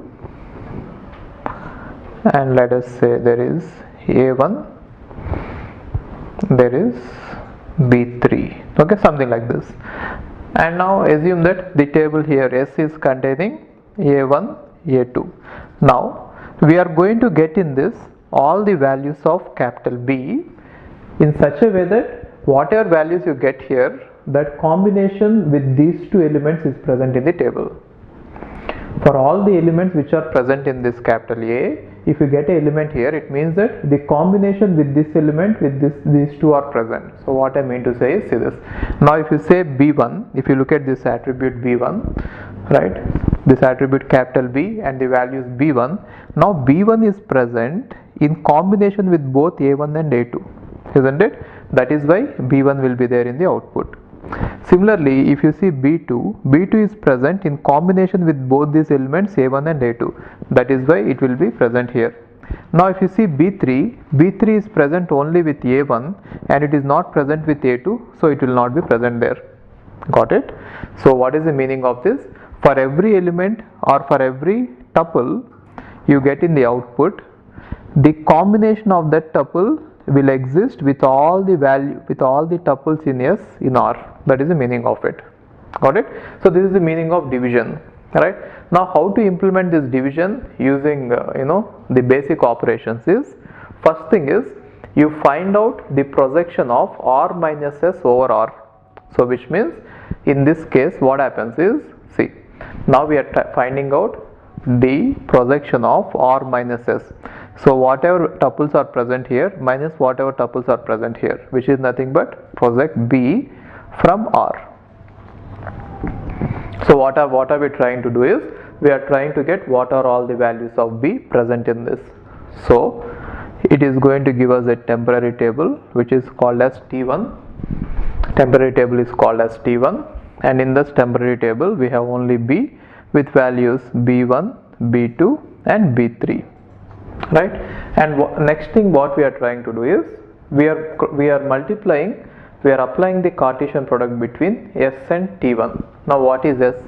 This one and T1. We are applying the Cartesian product. Therefore Cartesian product of S cross T1 is going to be, now AB, it is going to be A1 B1, A1 B2, A1 B1, A1 B2, A1 B3, and similarly A2 B1, A2 B2 and A2 B3. So this is the combination, right? Now from this we are subtracting R. So what is that we are trying to do is, we are first selecting all the distinct elements which are present in B, and then we are trying to combine with this, right? So if if these combinations are all present in R, then the entire set B will be the output. Otherwise we are going to eliminate the combinations even if one of them is missing, which means if there is at least one value of B which is not having a combination with at least one of these two, then we have to eliminate it. For that reason I am finding out all the combinations which we want. See, this is what we want to see in this, isn't it? We want to see that for all combination of these values, they are having a combination with all these values, right? So that is what we want. Now from this, if I subtract R, then what do I get? I get out exactly the combinations which we do not have, right? So which means from this S cross T1, if I subtract R, right, now what do we get? Whatever are present in this and whatever are not present here, right? So now you check this, A1 B1, if I subtract from this, this one will be gone, right? Now A2 B1, yes, gone, and A1 B2 gone, and A2 B2 gone, and A1 B3 gone, and what is remaining? A2 B3. So what does it mean? It means that there is a combination or there is a value for attribute B which is not present in a combination with A2. That is why this one should not be there in the answer. Are you getting this? By doing this subtraction, what did we find out? We found out all the values of attribute B for which it is not having at least one combination with all these values of this. Now if you see this, in particular you got that B3 is a value of capital B which is not having a combination tuple with A2. That is why this cannot be, B3 cannot be in the final answer, right?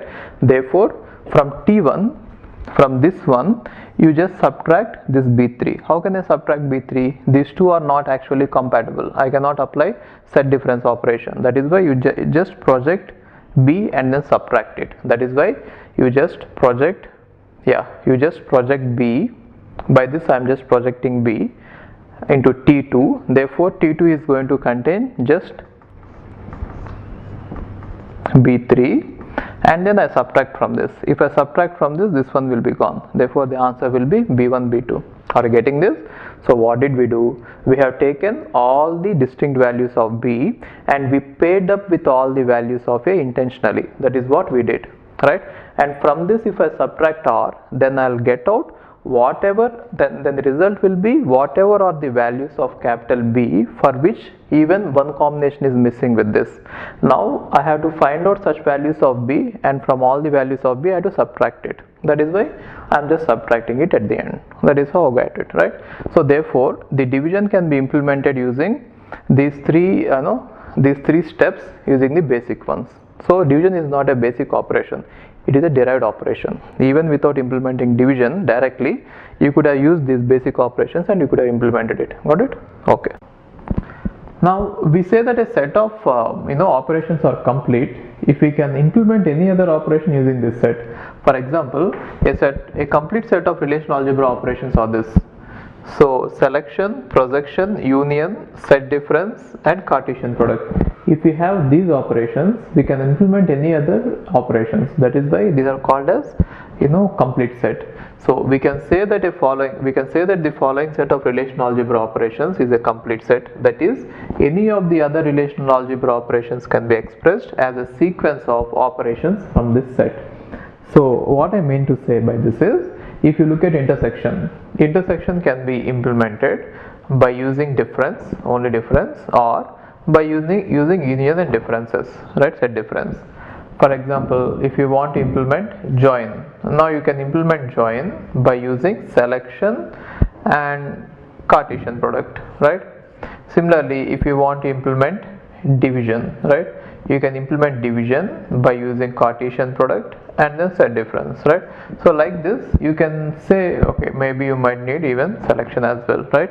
So like this, if you say other operations which are not present in this, all those operations can be implemented by using this basic set. That is why this is also called as basic set of operations, which is complete. Okay, complete set. Okay. Till now we have seen relational algebra. Now let's see relational calculus. Okay. So formal languages, if you observe them, they are actually divided into two categories. So till now we have seen about relational algebra, and now we are going to see something called as relational calculus. And again, relational calculus is also divided into two types. One is tuple relational calculus and other is domain relational calculus. So what are the main differences is, see, both are formal languages only, which means both are actually theoretical languages which are not practically existing. So if you try to implement them as a practical database and if you try to write the queries, you have to use some language like DBMS and SQL, not the relational algebra and these languages. So now why are these languages useful is, they will be helpful when you are trying to implement some queries practically, or when you are trying to come up with a practical language to use, then these will be helpful there. But then what is the main difference between these two, relational algebra and relational calculus, is in relational algebra it is procedural. Procedural means you are going to specify or you are going to exactly mention what data you want from the relations, from the tables, and also you are going to mention how you should get it. So how means the procedure, you are going to also write join these two tables and from those two tables you get it. All those things you are going to mention clearly. So you are not just saying what you want, you are also saying how you want it, right? And also you will mention the order in which you should apply the if a expression is collection of many expressions, if it is a complex expression, you will also specify what is the order in which you have to perform the operations. If you have many operations in a query, then you are going to specify everything, right? So this is called as procedural language. We are going to specify what we want and how we want. Entire procedure will be given. Now coming to relational calculus, it is not actually procedural language. Here we are going to just mention what we want and will not get into the details of how we get it, right? We just leave it abstractly. So that is why it is simply a declarative language, and we are not going to use any kind of procedure. I mean, we are not going to say you do this, then you get this output, and on the output you do this. We are not going to say all this. We just specify, yes, we want some information from the database or the relations, just give me, that's it, and we don't talk anything further.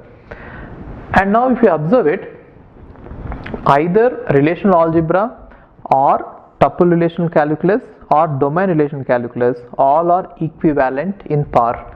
So what is equivalent means, if you can write some query in relational algebra, you will be able to write the query in tuple relational calculus as well as domain relational calculus also. That is, all of them are equivalent in par. But since relational algebra has been developed earlier compared to this relational calculus, we use relational completeness concept by keeping this relational algebra in mind, which means if a language is able to express everything that relational algebra is able to express, then that language is called as relationally complete.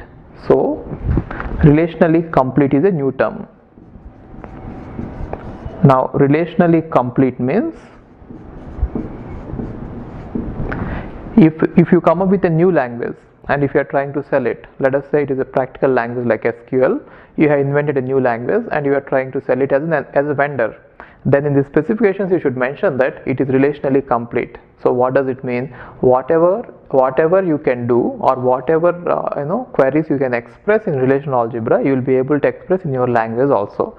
So generally relational algebra is used as a measuring stick against which you can measure the performance of all the other languages. So every language is supposed to be relationally complete, otherwise you will not be able to express some of the queries, or you will not be able to extract some data from the database. That is why all the languages will try to be relationally complete, right? Now similarly, since these three are equivalent in par, you can say that tuple relational calculus and domain relational calculus both are relationally complete. Got it? So all these three are relationally complete. Okay. And now, what is the main difference between tuple relation calculus and domain relation calculus is, in tuple relation calculus, if we have a table, let us say these are all the tuples we have in the table. Tuples means zeros, okay? Now coming to tuple relation calculus, we are going to examine a tuple as a whole. We are going to take a tuple and examine it, and then we move to the next tuple and examine it, and next tuple and examine it, and we go like this. Right? So which means if you assign or if you take a variable, now that variable will range over or take each tuple at a time and examine it. That is called as tuple relation calculus. In tuple relation calculus, we are going to take the entire tuple as a basic unit and we work on that. And coming to domain relation calculus, we are going to work on the columns, which means we generally range over the column and we look at it, right? That is why it is called as domain relational calculus, right? So which means we take the entire column and we examine it and then we make some decisions on that. That is the main difference between tuple relation calculus and domain relation calculus. Got it? Here the variables will range over the tuples, and here the variables will range over the attributes or columns or domains. Alright? And one thing you should be careful about is, till now we have not heard about unsafe operations, but coming to tuple relation calculus, there can be some unsafe operations. So what is unsafe operation is, let us assume that this is a student table. Okay, now when in a query, if I write like T and student of T, it means that I am talking about T when T is ranging over this table. If I write negation T, then it actually means that we are talking about all the tuples which are not in student table, right? Now according to the set theory, set of all tuples, if it is present as this, student is present as a subset of it, right? Now if T is actually ranging over the student table, and if you write negation T, what you are saying is all the tuples which are present in the universe of all the tuples which doesn't belong to student, right? Then it is going to be infinite, right? Therefore it might lead to infinite loop if you try to implement it, right? So there is a chance that you might have some unsafe operations or unsafe queries in case of tuple relational calculus. So it is even though it is as powerful as relational algebra, it is containing some unsafe operations. You should remember that. Okay, so you should never try to use these unsafe operations because it is actually meaning that you have to look at all the tuples which are present in the universe, which will be infinite. Okay, now let's see how to write this syntax in tuple relation calculus. Let's take an example. It will be easy to understand that way instead of talking about the theory. Assume that we have a table, student table, and in this student table we have three attributes. One is first name, other is last name, and the other one is marks. Now say we want to find out the first name of the student who has got, of all the students who are having marks greater than 50, right? So what is it? I want to know the first names of the students who have got marks greater than 50. That is what I want. Now how to do this is, so we have to declare, or we have to use a variable which will be called as a tuple variable. Okay, let's say it is t. Now we should define, or we should specify what is the range of that variable. So range is nothing but what is the table on which you want this variable to go over and look at all the tuples, right? So now I'm talking about this. So I'm talking about the student table and I'm interested in looking into only student table. That is why I'm fixing the range of the variable t as the student table, right? Now it is going to range over all the tuples one by one. So if you have the tuples like this, t is going to take each tuple one by one and it is going to look at it based on the conditions that you specify. Therefore you are now supposed to specify the conditions on it. So what are the conditions? What is the condition? You just write and, which means t should range over student, and if you want to talk about an attribute, then you are going to write like this. Once you define the tuple variable, then you are going to write dot, t dot. What is the attribute that you want to look? Marks, isn't it? So t dot marks is greater than 50. So what does it mean? We are going to select all the tuples. If you write t here directly, then you are going to get all the tuples which are present in the student table, and marks of this is greater than 50. You are going to get all of them in the output. Got it? So it will take one by one. Let us say this is a b 100 and it is b c 40 and it is e f some, let's say 60, right? Now it will go here. First it will take the first tuple and then it will see the marks. If it is greater than 50, it is going to give you this entire tuple as the output, because the output is given as entire t. And this one will be given as well as it will go here and it will take this entire tuple and it will give you this entire tuple as the output, right? That is how it is going to work. Now if you want to find only the first name, okay, if you want to find only the first name, then you are going to write like t dot first name. Got it? So in general, what we want, how we are going to write this syntax is, one thing is we are going to look at the first part. The first part should be set of all attributes that you want them to appear in the final output. So you can have like t1 dot a1, which means from the variable a, or from the table on which t1 is varying, you want the attribute a1, right? Comma t2 dot a2. So what does it mean? From the table on which t2 is ranging, the variable t2 is ranging, you want the attribute a2, right? So on. You can have any number of tuple variables ranging on any number of tables, which means you can have t1 ranging on capital T1 table and t2 ranging on capital T2 table, like this, right? t2 ranging on capital T2 table, so on. So you can have any number of tuple variables in any combination, and those tuple variables can range on many tables, as well as there can be two variables which are ranging on the same table, right? Along with that, you can have the conditions, like you can specify the conditions like this: t1 dot a1 greater than 50, like this, right? So depending on that, you can choose anything. So you can have any number of tuple variables and you can choose any number of attributes in the output, or you can choose the entire relations as the output. And here you can have any number of tables on which your variables are ranging, or more than one variable can range on the same table, and then you can specify any number of conditions here. Now let's see how to write the syntax of a relational algebra expression. So in relational algebra we are going to write a vertical bar, and to the left of the vertical bar we are going to write what are all attributes that you want to see.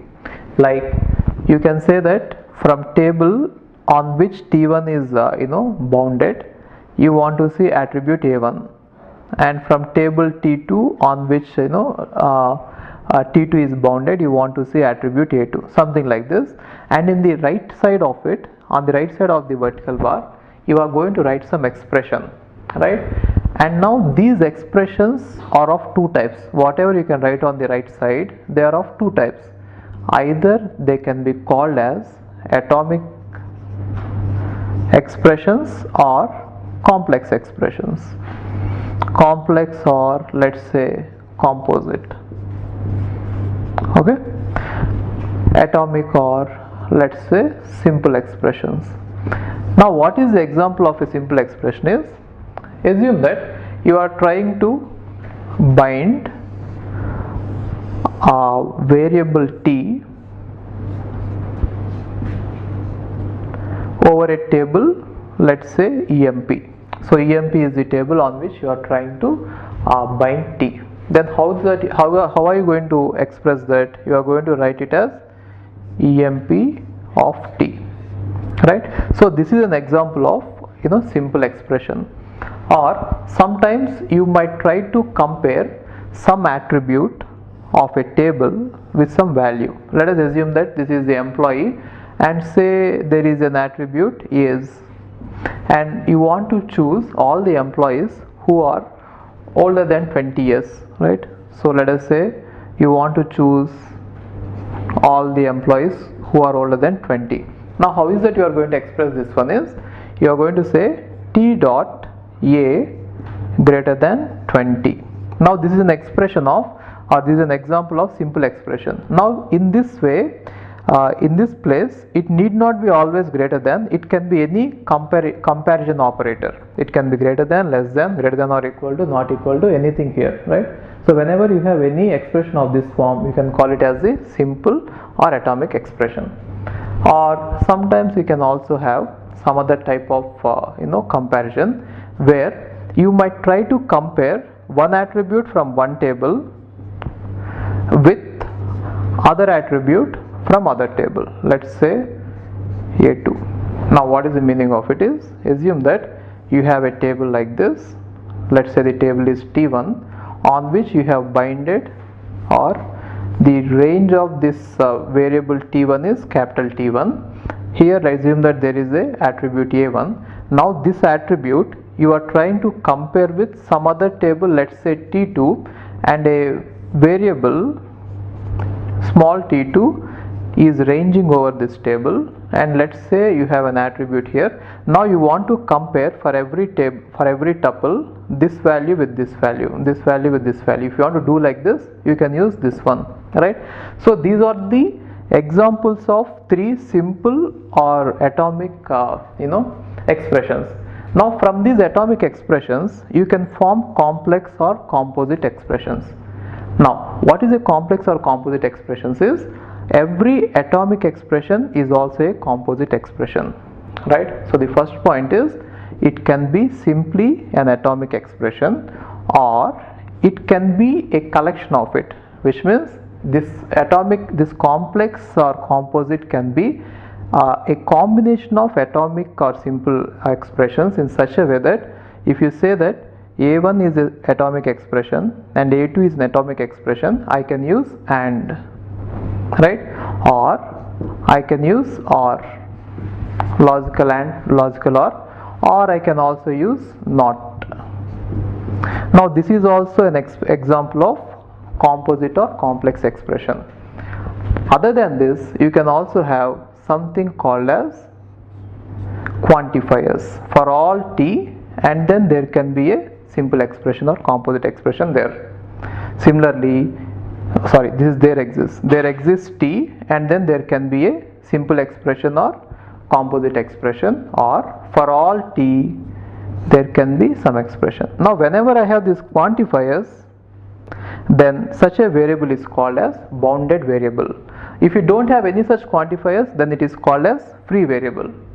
Now assume that in a query you are going to use, let's say, 4 variables. One is t1, t2, t3, t4. Let us assume that we are using these 4 variables in this query. Now to the left side of this bar, whatever you are going to use, all of them should always be free, which means t1 and t2 should always be free, and whatever is not present here, that will definitely be present on the other side, isn't it? So forget about t1, t2, they are already present here. If something is not present here, if it has to appear in this expression, then definitely it should be present in the right side of the query, isn't it? Now if it is present in the right side without being present in the left side of the vertical bar, then definitely it should be a bounded variable, which means it should have quantifiers like this: there exists, for all, right? Now let's see what is the meaning of there exists and for all. So what is the main difference between free variable and a bounded variable is, assume that we have some expression like this: there exists t such that t of a is greater than 50. Now what is the meaning of this one is, there exists at least one tuple in such a way that a value for that tuple is 50, right? So if you look at this table, I'll just take an example of this table. Now the main difference between the normal variables and the bounded variables is, free variable and bounded variable is, if you have a free variable, you can simply go on evaluating it over the entire table, one tuple after the other tuple. But if you have a bounded variable, you have to evaluate it over the entire tuple, then over the entire table, then only you can say its value. For example, if you want to know whether this value is true or false, what is the value of this one, right? Now the truth value can only be known after you process the entire table, right? Which means if you have to see this, what is the meaning of this? There exists at least one tuple in the table in such a way that a's value of that tuple is greater than 50.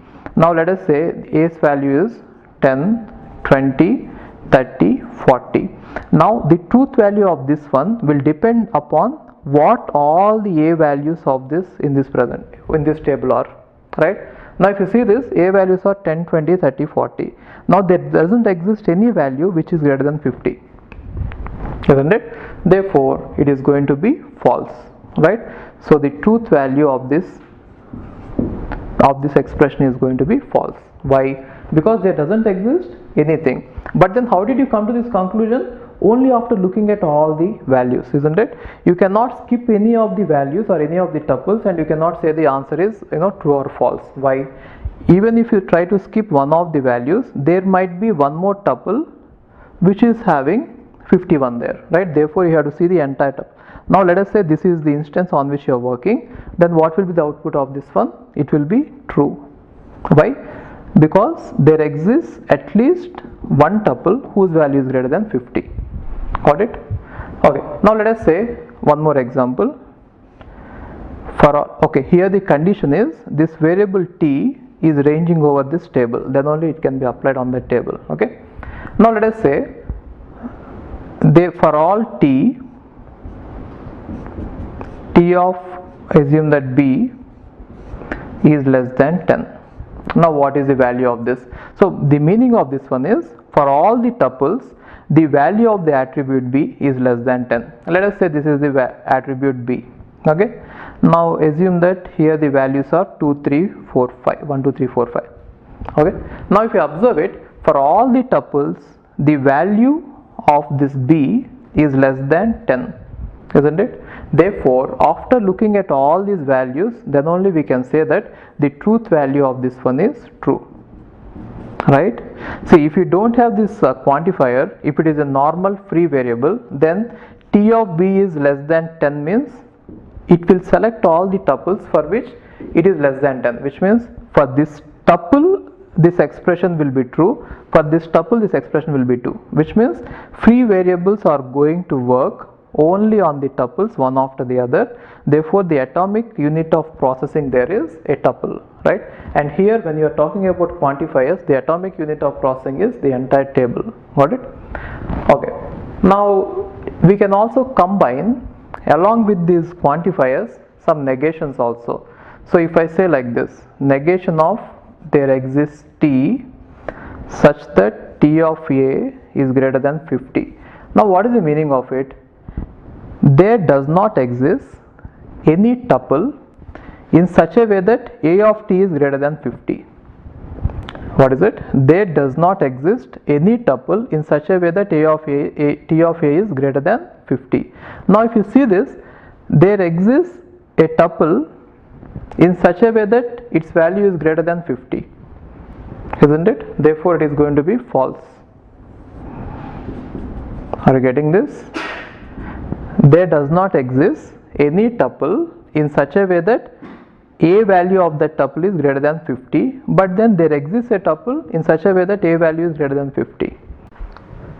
Now let's talk about SQL. So before talking about SQL is going to act on the database which is called as relational database. So in the early days people don't know how to save the data, and then this person EF code, he has introduced a new way to store the data, right? And that is called as relational model. That is what we have seen till now. So relational model is nothing but storing the data in form of tables, right? So it is a way in which we can store the data. And now in his paper, a relational model of data for large shared data banks, in this one he has discussed about how to store the data by using the tables. Now because of this model, initially it is not very popular, but later his colleagues have developed a language using which we can access the data which is present in relational model. So at the same time, while he is proposing this model, at the same time these two people, Raymond and Donald, who are his colleagues working at IBM, they have proposed a language called as SQL. Now this language SQL talks about how to access the data if the data is present in form of tables or relations, right? And now the full form of SQL is a structured English query language. Now after this, after they have proposed this language, then everyone started using this model because there is a language which is helping us to retrieve the data from that model easily, right? So both of them have become popular at the same time, right? And then they have come up with SQL. So anyway, later this from the SQL, all the vowels have been dropped out, and now we are calling it as SQL. So sometimes we are even still calling it as SQL because the name is actually having some conflict with some other name used by aircraft companies. That is why they have dropped out these vowels and they are simply writing it as SQL but still calling it as SQL. Now what are the features of SQL is? It is based on relational algebra and tuple relational calculus. So we have already seen what relational algebra is and what tuple relational calculus is. So this is an implementation which is based on these two, which means we are going to take some of the features from relational algebra and most of the features from tuple relational calculus, and we are going to implement it in SQL, right? And for the first time it is implemented on system R by IBM. So IBM was having a relational database on which this particular language has been implemented, and it has become very successful. And after that, many companies started offering this language as a package, like Oracle is there, and then Microsoft SQL Server, MS Access, and MySQL. So there are many companies which are giving the commercial packages in order to access the database, which all implement the same language SQL. Now since all of them are implementing the same language SQL, now they are portable in the sense, if you have initially designed your database based on Oracle and after some time if you want to move on to MySQL, since both of them are implementing the same features which have been proposed in the SQL, which is used as a standard, the portability is easy. You can move from one platform to the other platform if you don't like it, right? So that is one of the advantages of implementing your database on any platform which is based on SQL, right? So SQL is somehow has become the standard, right? And that is why it is increasing the portability. And then if you say that any package, let us say any commercial vendor, if he is providing some SQL compliance language, it means that he is going to provide all the basic functionalities which are proposed by SQL, that is called as basics. And then apart from it, some vendors have also implemented their own features which are called as extensions, right? So if you are going to buy, let's say Oracle, now they are going to give you all the features which are proposed by SQL under the basics, and apart from it they are going to give you some more extra features which will be called as extensions, right? Now because of the extensions you will be able to do some queries faster, right? Anyway, since every language or every platform is implementing SQL only, portability is always there. Okay, fine. In any database there will be a lot of tables, and also many people will be trying to access it. Now if you consider a company, there will be a lot of employees there, and sometimes what happens is you don't want to give everyone the access to the entire database. So there are various reasons. One thing is they might not need the information, and the second thing is there might be some security concerns, or you want to maintain some confidentiality. So what I mean to say is, let us say there is a company, right? And in this company if you have various departments, let's say there is finance, and there is HR, and there is, let's say, marketing. Now people working in the finance department, they don't need to access, or you don't want to share any access for them with the data which is related to HR department. Therefore all the data which is related to this department, you want to group it together, right? So what is data means? All the tables and the objects which are related to that, you want to put it all together, and you want to say that only people working in this department have to access it, right? Now how to enable this one is by using a concept called as schemas. Now by using schema you can group the related data together, which means in this case I can group all the data related to finance in one schema, and then all the data related to HR in one schema, and all the data related to marketing in one schema. Now I can specify who can access what. For example, I can specify that only some of the employees who are working in finance are going to access this schema, right? And also I can even specify that some people can access a part of this schema, right? So let's see how to do this. So for this reason we are going to use schemas. Now what schema is? Schema is grouping logical objects together is called as schema, right? So when you try to put all the logical objects together, it is called as one schema. Or simply if you want to understand it in another way, you can think of the table headings. If all of them are put together, then you can think of it as a schema, right? And generally all these tables are somehow related logically. And then the syntax to create the schema is, so this syntax is created by most of the SQL languages. Now create schema, and you are going to specify a schema name, and along with that you can specify who is the owner of it. Got it? So whenever you create this schema, you are also specify who is going to be the owner, right? Now see this, for example, create schema finance authorization Ravi. So what does it mean?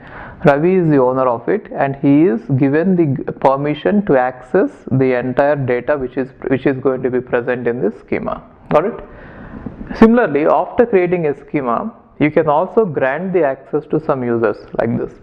Now grant select on finance.star. So finance.star means everything that is present within this finance schema, now that will be given to user 1. So what does it mean? We are giving the access to user 1 to access everything that is present in schema, finance this one schema.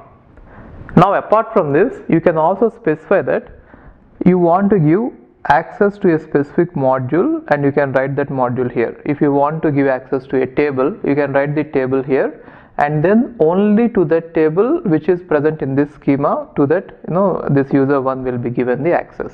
Got it? Okay. The most basic entity of a database is a table. Now let's see how to create a table. Now if you observe this, create is the command which is used to create the table in the database, right? It is used to create a table in database. Now the syntax is create table, table name, and then we have to specify what are all the columns in it, right? Like column 1 and what is its data type and what is its width, and column 2 what is its data type and what is its width. So you are supposed to specify that. Now with these specifications we can create a table. See, there are other things that you can specify while creating a table, right? We shall see those constraints later. For now this is the basic command. Later we can extend it. The basic command is like create a table, and you have to specify the table name, and then you have to specify what are all the attributes. The attributes are also called as columns, right? So column 1, column 2, like this. And every attribute can have a data type. For example, name of a person is different from the salary he is getting, right? Therefore the data type that is used to store the name and the data type that is used to store the salary, both of them have to be different, right? And also the size is also going to be different. So if you look at the salary, maybe 7 figures or 6 figures are enough, and if you look at the name, then the width can be more, right? So based on that, some data types are defined. I'll tell you what are the data types. Let's see an example on this. Create table customer. We are trying to create a table customer in which name is of data type variable character, and see, var_char2 is the name of the data type. Don't worry about the exact details, they are not required. Just understand that it is a data type used to store the characters, and then the size is 30. So the meaning of it is you can have a name to a maximum length of 30 characters. Now by writing this way, we can specify how much space that we should be allocating for this particular field. Right, when you're trying to implement this database, every table is a kind of structure. In a structure you have to allocate space for every field.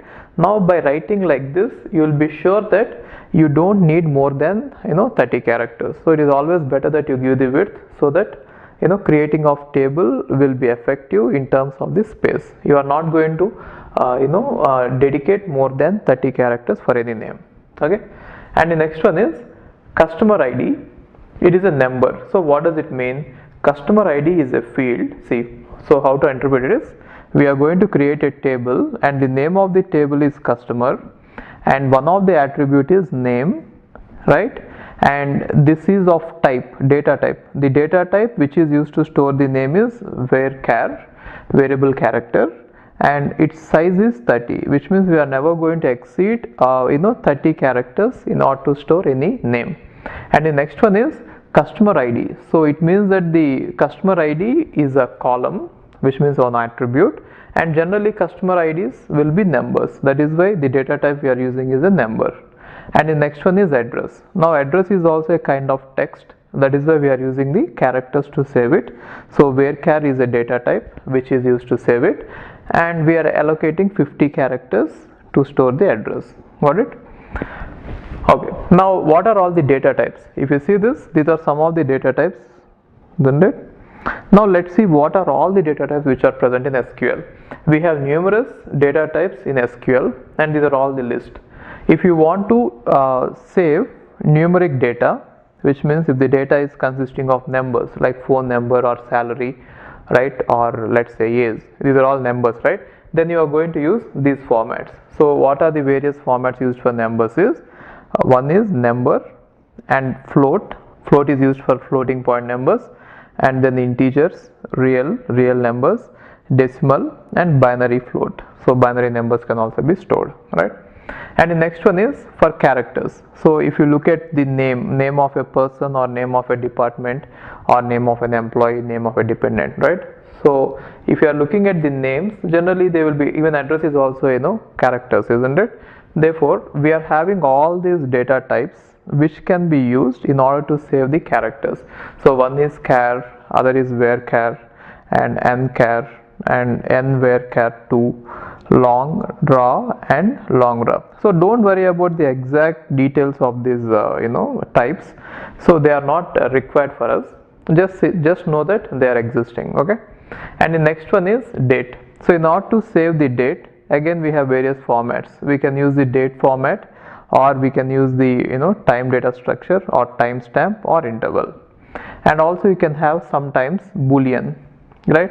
So boolean data type is also being used for some attributes. So in that case we are going to use boolean. Now sometimes while creating a table, we might have to specify some constraints on the attributes, right?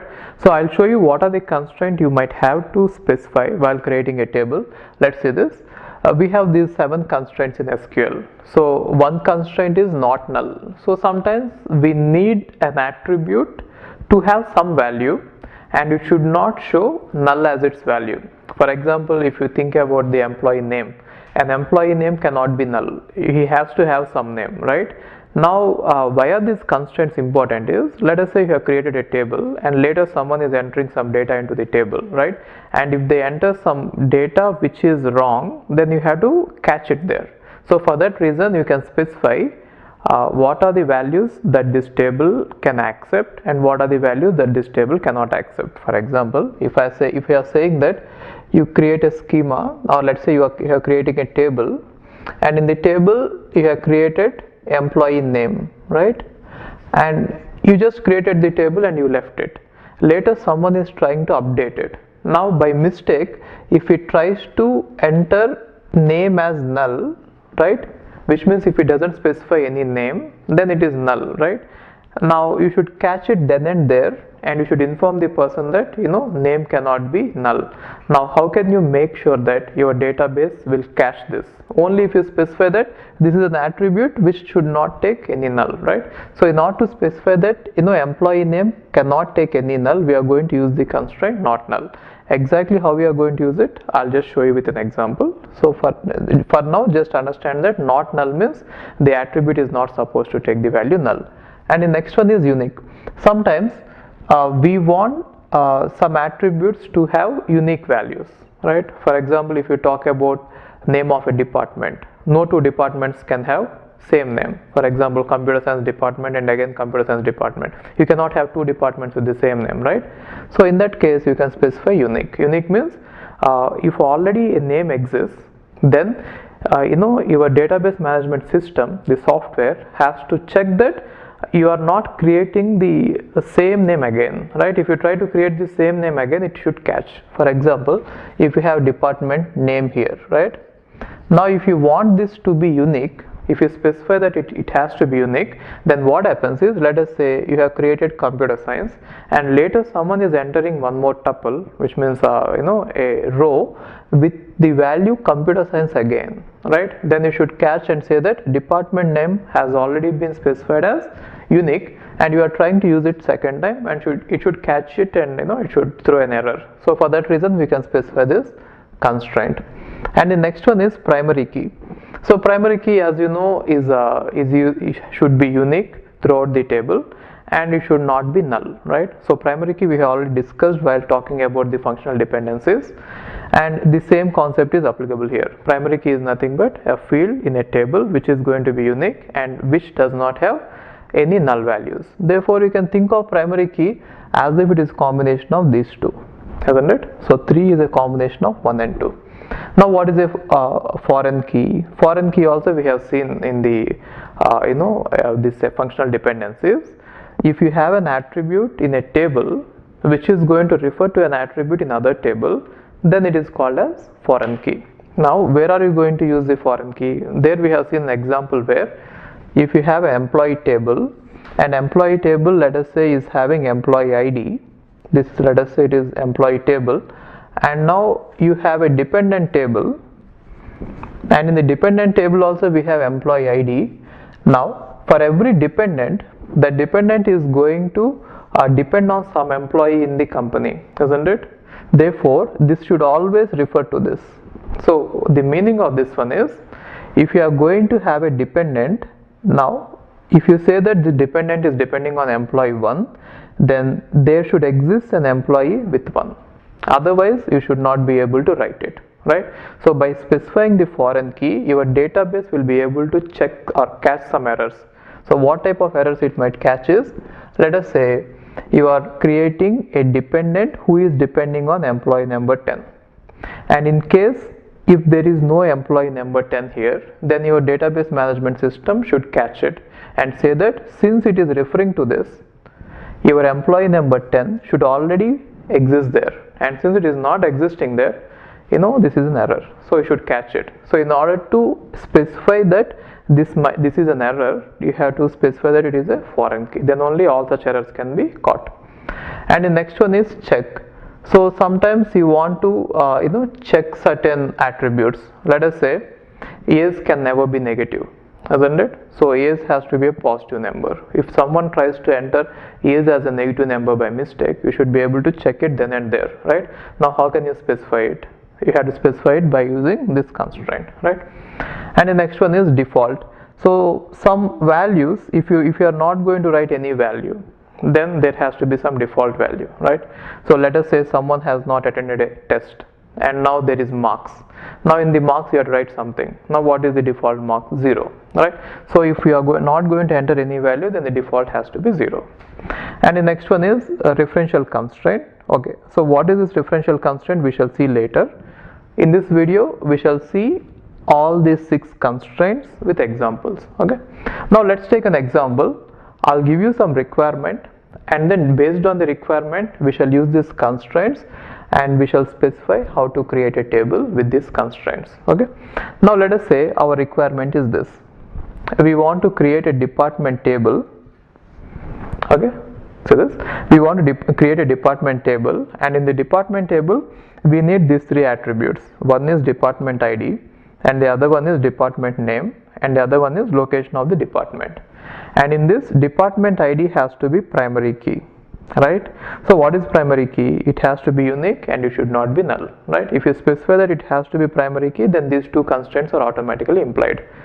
And then department name. Now department name has to be unique. So what is the meaning of unique is, no 2 departments can have the same name. That is the meaning of unique. Now there is one more point you should understand about unique here. Whenever I say that it should be unique, it means that no 2 entities should have same value. No 2 rows should have same value in that attribute, fine. But then one more thing is, it also allows null values, right? So the main difference between primary key and unique is, primary key is also specifying that the entire attribute has to be unique. Along with that, it specifies that no null values are allowed. But if you look at unique, it's specifying that no 2 entities should have the same value, all of them should be unique, and also it will allow null values. That is the main difference, right? So if you are going to use unique here, it means that no 2 departments can have same name, and some departments might not have name at all. Even though it is not practically that way, it is not practical to have a department without a name. And just for the sake of example, I am taking it this way, right? So now what is the meaning of it? No 2 departments should have same name, and there might be some departments which might not have a name at all. In that case we are going to have null there. Got it? So let us say this is the requirement we have. One is department ID has to be primary key, and then department name has to be unique, and then location with no constraint. Now how to create a table with these constraints? Let's see for this example how we did it here. Now let's see here, this one. Now just look at only this statement. Okay, create table department. So we are just creating the table whose name is department, and in the department, as we have mentioned, we need 3 attributes. So one attribute is department ID, and other attribute is department name, and the other attribute is location, right? And what is the data type of the department ID? It is generally a number, right? Therefore we are using number. Now after specifying it, you are going to specify the constraint. Now what is the constraint that we have on department ID? That it should be a primary key. That is why I am specifying the constraint on the department ID this way. By writing like this, we are just saying that department ID has to be unique and there should not be any null values there. Got it? Okay, and now looking at the department name, we have the name is expressed as a data type varchar of 30. So what is the meaning of it? It is having some characters and its maximum size can be 30, right?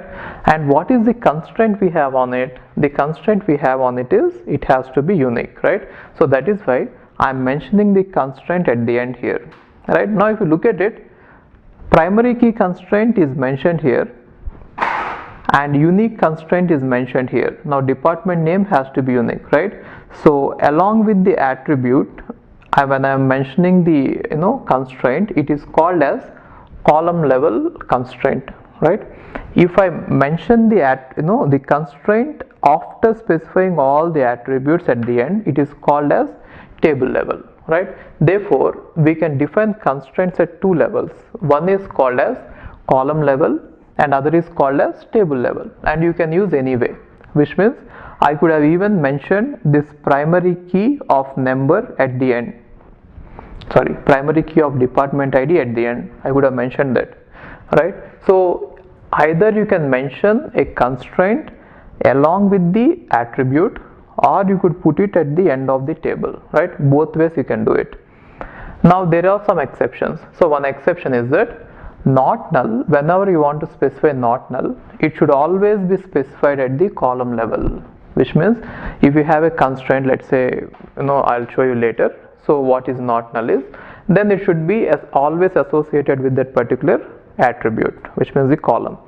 And composite key should always be defined at the table level. What is a composite key is when you are going to combine more than one attribute and making it a key, then that is called as composite key. Now in case of composite key, you have to specify it at the table level only and not at the column level, right? These are the two exceptions. Okay, now this is how we have created the table department using the constraints that are specified or requirements, right? Now let's try to create the one more table employee. Let us say the requirements are like this, right? See this. Now assume that we need to create one more table employee, and the requirements in order to create the employee are like this. Employee ID, it has to have it.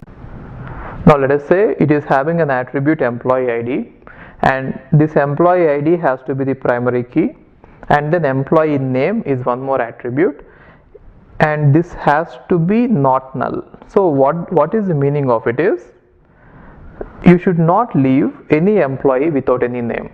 So every tuple or the row in this table should have employee name as some value, which means it is meaningless to have an employee without a name, isn't it? But then it is not unique, which means two employees can have same names. It is allowed, right?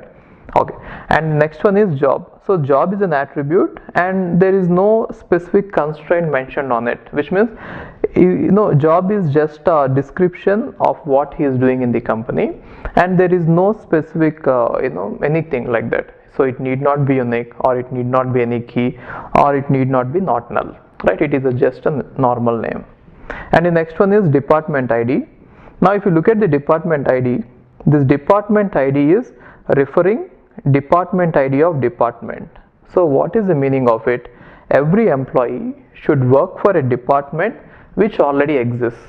If the department is not existing, then the employee should not be working in that, right? Now how can you make sure that a department is existing? You should look at the department table and you should see that this particular department ID is already there. Otherwise you can say that department doesn't exist, right? So just to mention that relation, we are going to use department ID. And the next one is manager. So manager is just who is the manager of this employee, right? So maybe it can be an ID, right? Manager ID is also the employee ID of the manager who is managing this employee, right? And then salary. Now salary is having one more constraint, that every employee in this company should have at least a salary of 5,000, right? So this greater than or equal to 5,000 is again a constraint on salary. And then the next one is commission, right? And commission, if it is not given, then default value is 100. So again you have one more constraint, which is default. So if nothing is mentioned here, commission should be 100. And then email ID and phone number, these two combined should be unique. So it is nothing but a composite key, isn't it? So it should be, okay, it is not a composite key, it is just a combination. Okay, so now what is it? We are going to combine these two and we are going to specify that they should be unique. Got it? A combination of these two should be unique. Alright, so let's see how to write it there. Now create table employee. So what are the various attributes we have? One is employee ID. Now employee ID, the data type is number. So which means employee ID can only be numbers and it should be the primary key. Right? So this is the constraint we are mentioning on employee ID.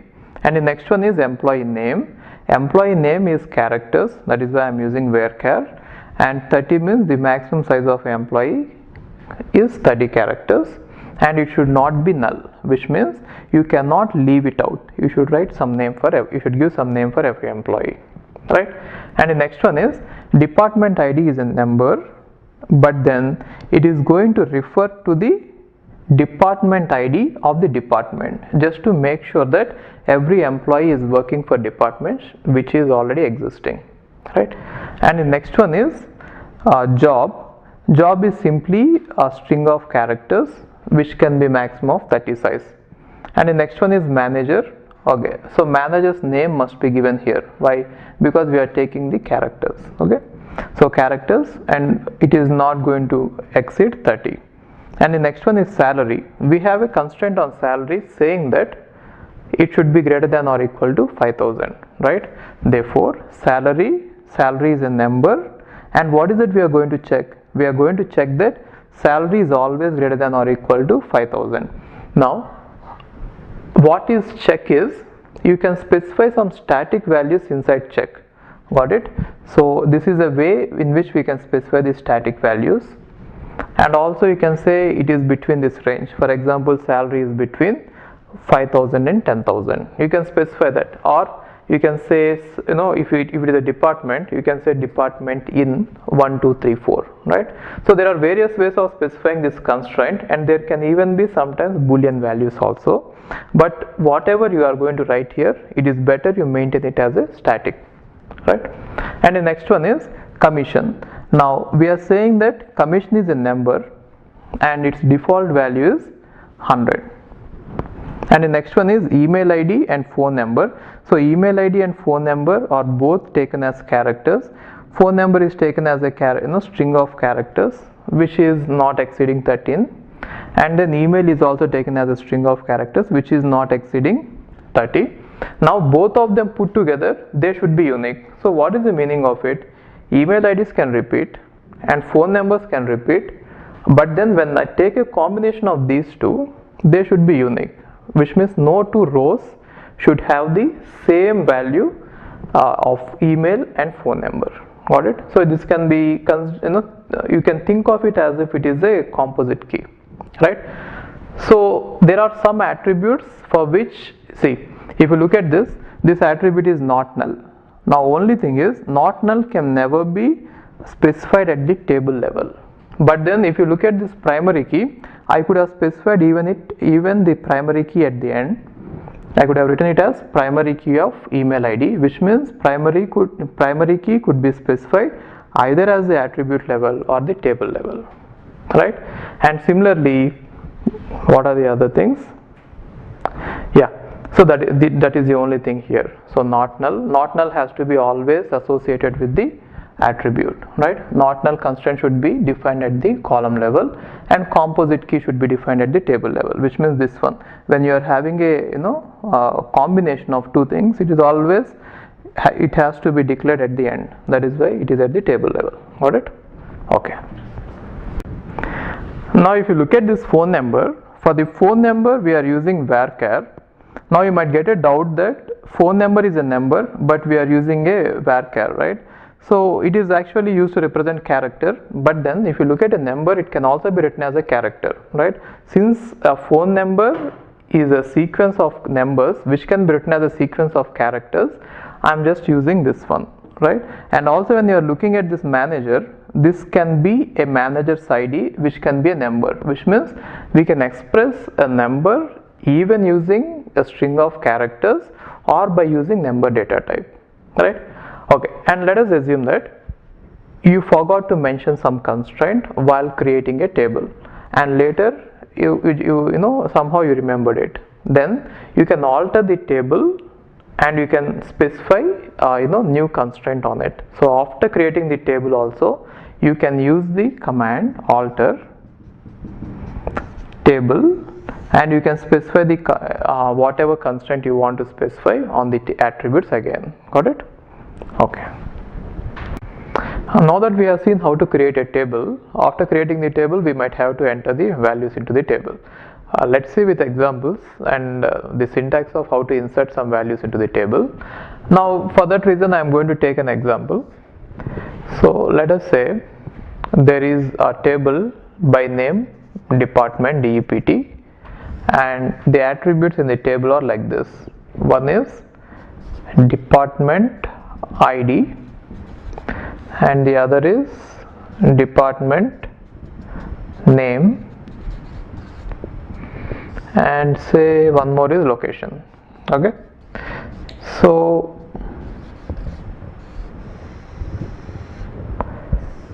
if you consider that these are the attributes which are present in the table, now if you have to enter a new tuple or a new row into this table, there are various ways. One way is directly give the values into the table without talking about these attribute names.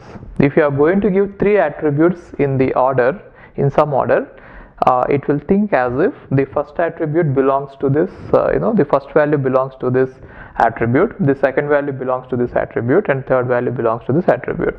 Now let's see the syntax corresponding to that style. So what is it? If you are going to give 3 values and if you want to enter it as a tuple inside this table, then the corresponding values will be considered as if they are values belonging to the first attribute, second attribute, and third attribute respectively. Let's see the example here. Now this is syntax 1. Insert into table name. So whatever table you want to insert this row in, you have to write the table name and you have to specify what are the values of the attributes, right? In this case, values attribute 1, attribute 2, so on. Now for example, if you want to insert into this table 1 CSC and Hyderabad, then you have to say insert into department. Department is the table name, and what are the values of the corresponding attributes. So 1 CSC and Hyderabad. Now what happens because of that query is, see this here. Now for department ID it is 1, and for department name it is going to be CSC, and for location it is going to be Hyderabad. Now how do you know that department number has to be 1? Because out of the 3 values entered, you are going to see the order. In the order first comes 1, that is why it belongs to the department ID, right? And next comes CS and next comes location. Now when you are using this kind of syntax, you cannot miss out any of the attributes, or you cannot change the order in which you are going to specify the attributes. For example, if you write it as 1 comma Hyderabad comma CSC, 1 comma HYD comma CSC, then it will take department name as HYD and location as CSC. Therefore the order is important as well as specifying every attribute is important if you are going to use this syntax. What is the syntax? Insert into table name without specifying the attribute names if you directly give the values. Got it? And the next way is, okay, the conditions are like this. Attribute values should be in the order of the attribute list. So what is the order? First one is the department number and department name and location. That order should be followed. And the next one is number of attribute values should be equal to the number of attributes in the attribute list, which means you cannot skip or miss out any of the attribute values. And let's see the second syntax. The other syntax is, if you want to specify this one in any other order, let us say you want to enter 1 and then Hyderabad and then CSC, then you have to specify that you are entering department ID first and then location first and then department name at the end. You have to specify it clearly, right? So if you observe it, insert into table name, Here you are going to give all the attribute names, and then you are going to specify values. So if you want to change the order, or if you want to miss out some of the attributes, then you have to use this syntax, right? For example, say this: insert into department, department ID comma department name comma location. Here you are clearly specifying that whatever value I am first entering corresponds to the department ID, and whatever value I am second entering corresponds to the department name, and whatever value I am entering at the end corresponds to the location. Now if you are going to write this, then what will be entered is, so first one is department ID, which means 2 will be entered, and the second one is department name, which means EC is entered, and the second one is location KGP. Now since you have given the attributes in the same order in which the attributes are specified in the table, you need not actually write it this way. You could have even written it without specifying the attribute name, right? Names here. But anyway, both are going to be the same. Now this will be really useful whenever you try to skip or miss some of the attribute values. Now see the next one: insert into department, department ID comma department name. Now if you observe this, location is missing, right? So whenever you are missing one of the attribute, it is better that you specify what are the values of the attributes that you are mentioning, you want to enter. For example, here you want the department ID to be 3, and you want the department name to be EEE, and you are not mentioning the department location, isn't it? Therefore 3 will be entered here, and then EEE will be entered here, and now you are not mentioning anything about this. So there are two choices then. One is, if default constraint is already specified on this location, then that particular default value will be occurring here. Let us say while creating the table, there is a default value for this, and the default value is Hyderabad. Now you are not mentioning anything, that is why Hyderabad will be taken. Now if you have not given the default value, then simply null will be considered in this case. Got it? So these are the two ways in which you can enter the values into the table in a basic way. Now later we shall see how to use this insert, or how to enter the insert using subqueries and queries and views. Later we shall see other formats, but then in order to look at those formats, we have not covered some topics yet. So after covering some more topics, we'll again revisit insert. There we can see what we can write here without specifying the values explicitly. Now let's see this delete operation. Now generally what we do is, we might want to delete a row in a table, or all the rows in a table, or the entire table we want to delete. So these are the 3 types of delete we might want to do, right? So either one row, or all the rows, or the entire table. Okay, now let's see how it could be done. Now the syntax is delete from. So whatever table you want to delete from, you have to write the table name, and then you also can specify some condition, like if it is satisfying some condition, that row is satisfying some condition, you might want to delete such rows. Okay, so what is this where, and how to implement it, we shall see. Now let us say we have 2 tables. One is department table, and the other one is employee table. These 2 tables we have already created in the previous example, right? Now assume that the department number here, let us say the department ID of employee is referring department ID of the department here, right? So which means this one is referring this one. So what is the meaning of it? If you are going to have some department number here, you should be sure that the department is already present here, then only you can have it, otherwise you can't have it, right?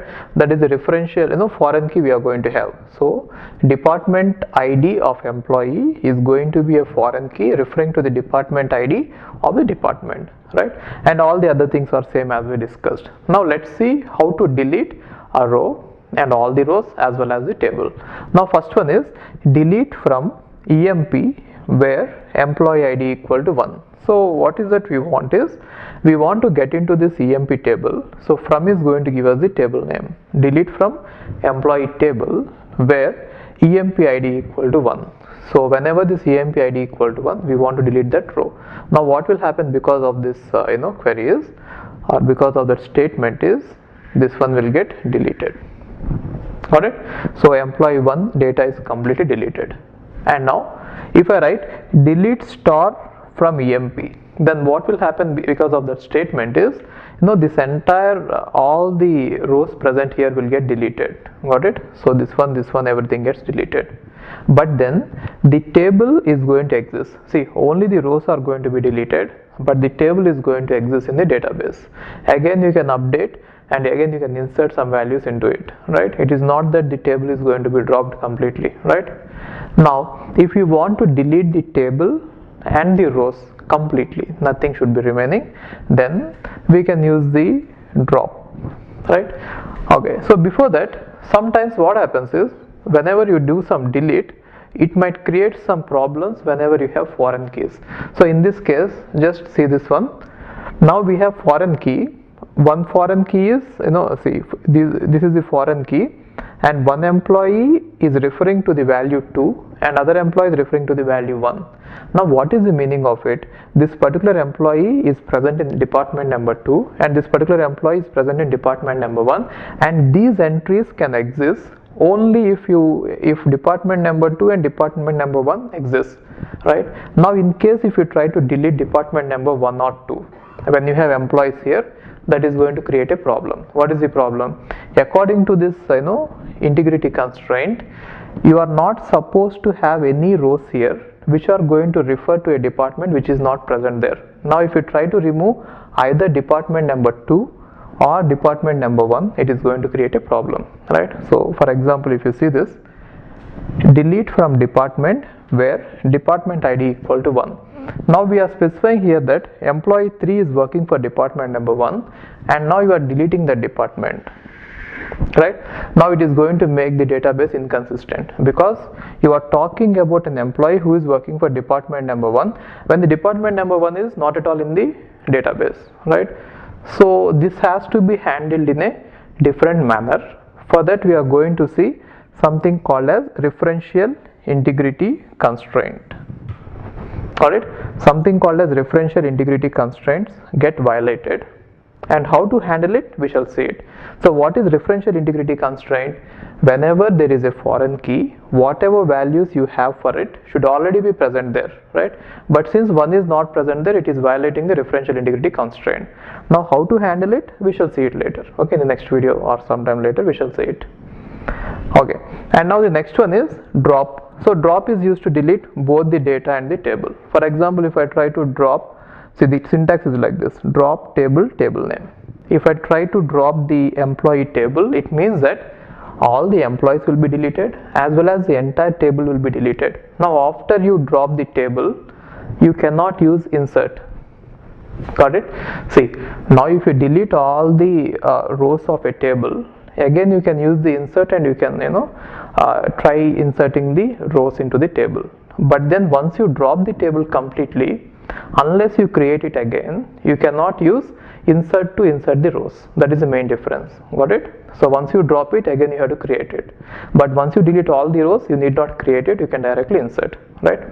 Now again, dropping a table will also lead to the problem of integrity constraint violation. So when is it possible is, if you try to drop this complete table, having this table in the database, now you can clearly see that here some department information is given and you don't have any department information there. Therefore again referential integrity constraint gets violated. Now how to deal with that, we shall see later. Okay, but anyway you should understand that deleting may sometimes lead to violation of referential integrity. Got it? Okay, now let's see update.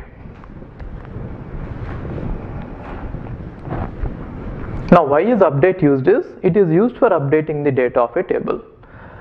Sometimes you might want to update certain attributes of a row. Then you have to select the row for which you have to apply the modifications and then apply the modifications, right? Now see this, update, the syntax is like this: update table name. You have to specify what is the table in which you want to apply the update and what are the attributes you want to change. Set attribute, which means this is the attribute name which you want to change, and this is the new value that you want to set to that attribute, where condition is used to select some of the rows of the table. Okay, let's see an example. Update department, set department name equal to IT, where location equal to KGP. So what is the meaning of it? You go into the table which is having name department, and then you find out the rows which are having location as KGP, and in those rows wherever you see department name you are going to change it to IT. Right? Now look at this. In this example we shall see here. Now in this table department you have to go into the rows which are having location as KGP. Now this is the row which is having location as KGP, and now here you have department name and you change it to IT. Earlier it was ECE, now I am changing it to IT. Got it? Okay, let's see one more. Now for example, if you want to change update EMP set ID department ID equal to 1 where employee ID equal to 2. Now what does it mean? You have to go into the employee table and then find out the employee with employee ID as 2 and then change his department to 1. Now see this, how it is being done here. Now you have to go into this table and then find out the employee with ID 2 and change his department ID to 1. That is what is done. This one. Right? Now sometimes updating might also lead to violation of integrity constraint. Now let's see an example on that. Let's see this query, or let's see this statement. Now update department set department ID equal to 4 where department name equal to EEE, which means for EEE department we want to set its department ID to 4. Now let's see here. Now if you observe this, in EEE department we are going to set its department number as 4. Now sometimes this might cause violation of referential integrity constraint. So when will it cause a violation is, let us say there is an employee who is having department number as 3 and let us say his name is ABC. Now earlier there was a department with name 3. Now the department name has been updated, department number has been updated to 4. Now you can clearly see that again this is violating the integrity constraint because department number 3 is not there, and also here also if you observe it, department number 1 was not there, right? Therefore whenever you try to update, it is also going to violate the referential integrity. Now whenever you are going to violate the referential integrity, then you are supposed to specify the database system, like how it should behave, like what should be the action taken. So should you allow the action, or should you allow the action by doing some other modifications. So whatever you have to do, you have to specify them clearly, then only your database is going to do those modifications. Got it? We shall see that in referential integrity constraints. Okay, fine. Now in the previous example I have shown you that while deleting a row or while updating some value in a row, we are going to violate referential constraints. For example, if you see this table, let us say this is the department table and it is the employee table. Now in the employee table we are going to have the information about which department each employee is working in. For example, if you see this, employee 1 is working in department number 3, right? Now what happens if I delete this department number 3 is, referential integrity constraint is going to fail. Or what happens if I try to update it, then again referential integrity constraint is going to fail. Therefore two main things where referential integrity constraint fails is, one is either insertion or other is while updating. Therefore whenever you do this, you are supposed to tell the database system that it has to perform certain actions to still maintain the referential integrity, right? So it is always important that you maintain the referential integrity somehow. Now there are various ways you can maintain the referential integrity. One way is, whenever you change this, let us say you are deleting it, right? When I delete it, if I set the particular value to null, then it is nothing but updating it to null, right? So set null is the query which is, or the statement which we are going to use. Set null is the phrase, which means if I delete this, if I set this one to null, that is called set null. If I update this, if I set this one to null, that is called set null, right? Or the other option is, if I delete this, now since the department has been deleted, if you delete all the employees from the department, then it is called as cascading, which means the delete is propagating here, right? And the other one is, let us say you are changing this department number 3 to department number, let's say 10. Then if you put department number 10 here also, that is also called as cascading. Whatever you do here, if I do here also, that is called cascading, right? And if I set null whenever I modify, that is called set null, right? And the other one is set default, which means if I delete this 3, if I for all the employees who are belonging to department 3, if I set a department as default, right, that is called as set default. So we have these 3 options. Now let's see how to implement them. Okay, let's see the theory here. What is referential constraints is, this allows us to further describe the relationship between the referential column and the object it references by attaching a referential triggered action to the foreign key. So what they are trying to say is, whenever you are trying to update the key to which someone else is referring, then what happens is the referential integrity is going to fail. But still, if you want to maintain that relationship, right, it is further describing the relationship, which means if you still want to maintain the relationship even after deleting or updating, then we are going to attach some referential triggered action to the foreign key. So where are we going to attach this action? To the foreign key, which means whenever you are creating a table and whenever you say that there is a foreign key, then there itself you can say that this is the action you need to take whenever referential integrity is going to fail, or later you can again update it, right? Okay, let me just give you an example and see and show you how it works. There are actually 3 actions that can be done, either on delete or on update. So one action is set null. Set null means whenever you update or delete some, let's say, department number, if you are going to set that particular department in employee table to null, that is called as set null. And the other one is set default. Set default means whenever you change in the department table, if you are going to replace that value in the employee table by a default value, that is called as set default. And the other one is set cascade. Set cascade means whenever you change some value or delete some value, right, if you change or delete the value in the employee table also, that is called as cascading, which means the change is going to propagate. Okay, now let's see some examples and the queries there. Now how are you going to specify it is, see, one is while creating the table itself, you can specify what is the action you need to do whenever referential integrity fails. For example, create table employee. Now you are going to create the table employee in which department number references, let's say, department ID of department. So here this one is defining that this particular department number is referring to the department number of the department. Now after this you can extend it and write the triggered action, right? So here if you write the action, then it will behave appropriately whenever there is a violation.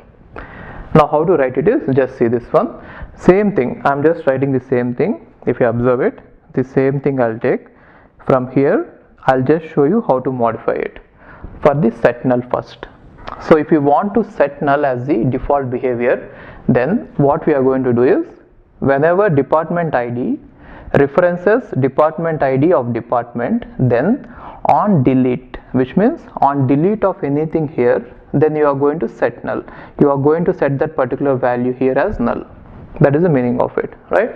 Or on update set null, which means whenever you update something here, then you are going to set null here, right? For example, you just see this, delete from department where department ID equal to 1. Let us assume that you have given this statement while creating the table. Now you are trying to delete department number 1, right? What happens here is, see, delete from department table, department equal to 1 means this particular thing will be deleted, this entire row. Now who will get affected because of this? In the employee table, the employees who belong to department number 1 will get affected, which means because of the presence of an employee who belongs to department number 1, now the integrity constraint fails, because there is no longer department number 1 here, and you are showing that this employee is present there, and because of that foreign key constraint, this 1 should definitely be present there, otherwise it cannot exist here. Now how are you going to maintain that relationship? Now here you are saying that on delete set null. Because of that statement you have to set this one to null. This is what is going to happen, which means while creating the table, if you give the triggered action as set null, then whenever you delete an entry there, for the corresponding entry here you are going to put null. Now this is how you are going to see that referential integrity is maintained. Now see this, whatever values are present here will all be present there. Now again the referential integrity constraint is maintained. Now let us say you are updating. Update department, set department ID equal to 7, where department ID equal to 6, which means here wherever department ID was 6 is now made 7. Now who will get affected? All the employees who are present in department number 6, which means this is where you are going to get affected. Now how to deal with that? This one you have already declared while creating the table. On update set null will be taken here. Why? You are actually updating, not deleting, right? Therefore on update you are going to set null, means this one will also be made null. Now again if you see this, integrity is maintained, referential integrity. Whatever values you see here, all the values will be present there. Got it? Okay. Now the other default action is, or the other action you might have to take is set default. Now what does set default say? See this? So how to write it is the same thing, department number, and you are supposed to define what is the default value if something happens, if the referential integrity fails. Now let us say here the default value I am using is 3.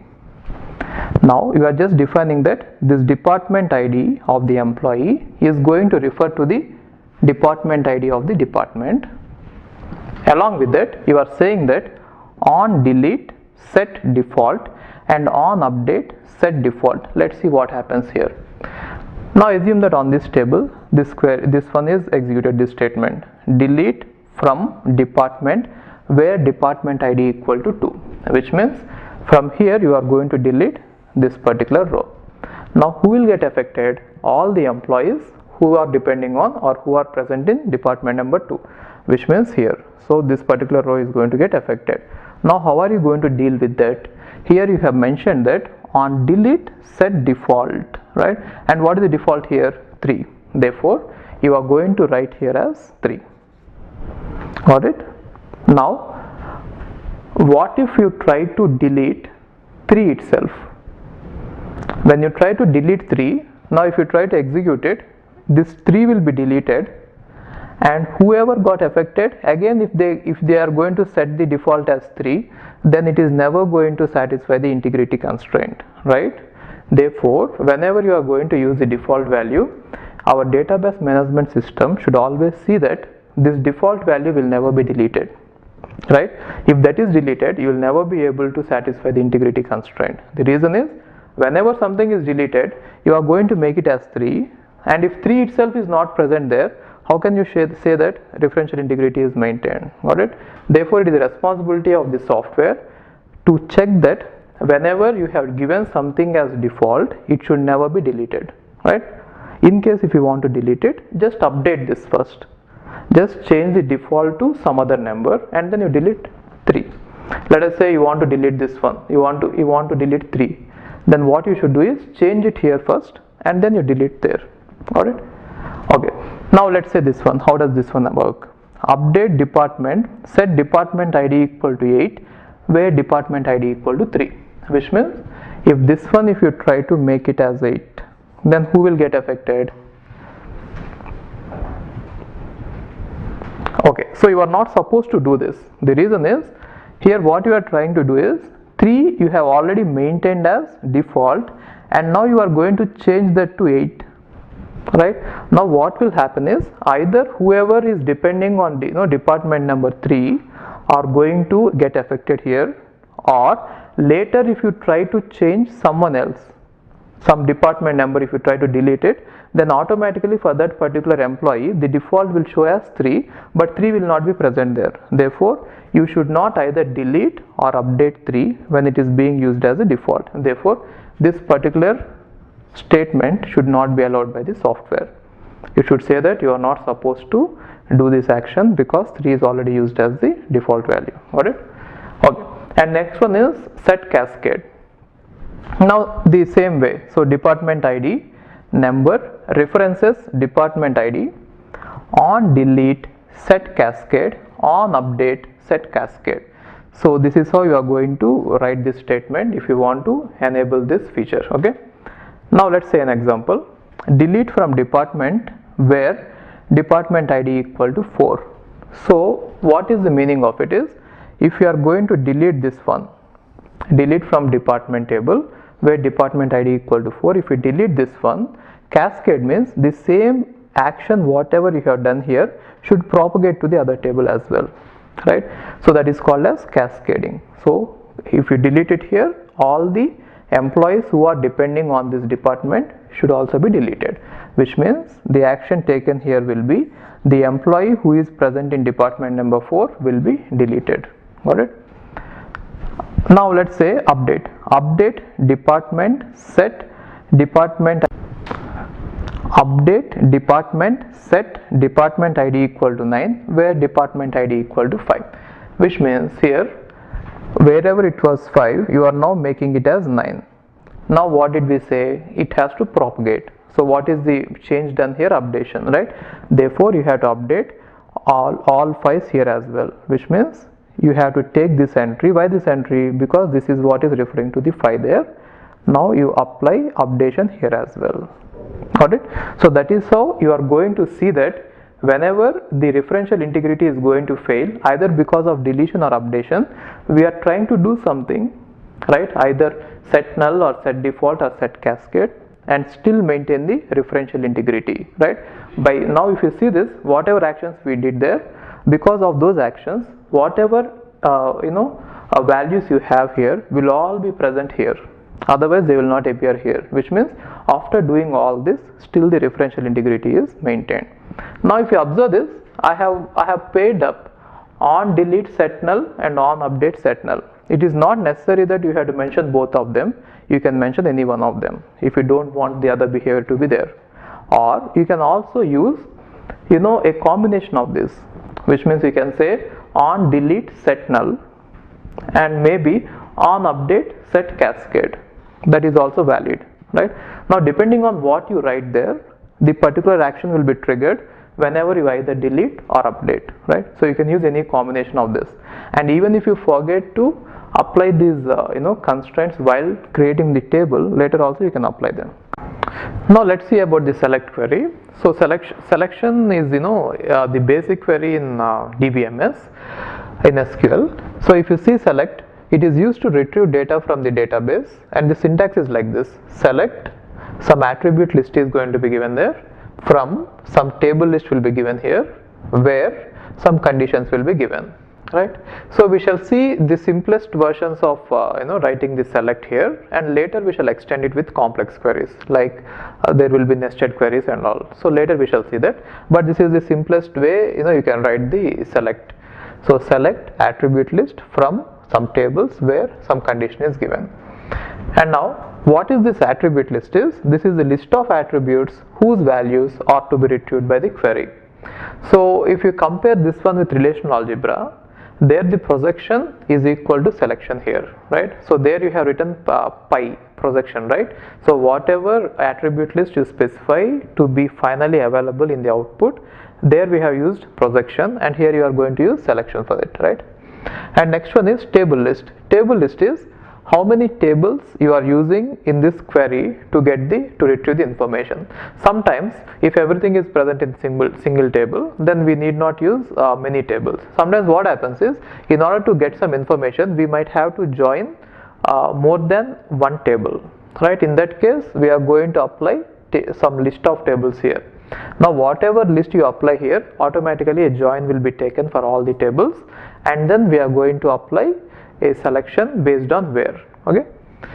And now condition. So the condition here, conditional expressions that identifies the rows to be retrieved by the query. So how does it work is, if you compare this where condition, it is exactly similar to the selection condition that we apply in relational algebra. So if you are thinking about relational algebra, Since we have already seen it, we can compare these three. So one is select can be compared to projection, pi, and then where can be compared, here this where and these conditions, they can be compared to selection, because we are going to filter out some of the rows, and this from table list, it can be compared to the join, right? So again the join conditions will be written here. So in raw form you can think of it as if it is a Cartesian product. Alright, so how will this query be implemented is, in general, you take all the tables from here. If you are not using any optimization is different. In general, how it will be done is, you take the Cartesian product of all the tables present in this list, and out of that you are going to filter out some of the rows based on this condition, and whatever is remaining on that you are going to take the values from the projection. Got it? So this is how it is going to be implemented. Cartesian product first, then selection, then projection. Right? Okay, let's see some example here. Now let us say we are going to use these two tables. So one table is department table, which is containing attributes department ID and department number, and other table is employee, which is containing employee ID, department, employee name and job, and the department number in the employee is actually referring to the department ID of the department. Okay, and now if you want to retrieve, see the query is like this. So what you want, the information is this: retrieve the names of all the employees who works for department number 1.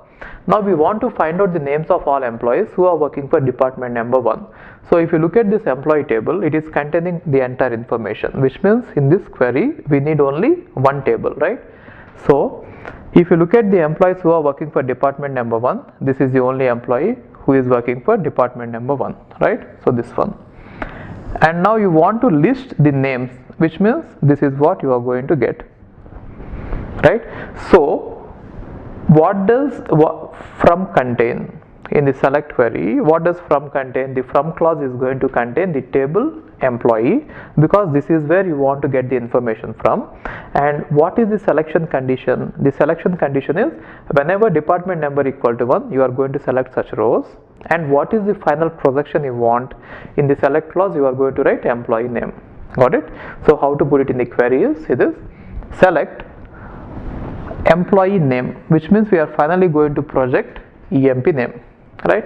From where? From the employee table, right? From the employee table where department number equal to 1.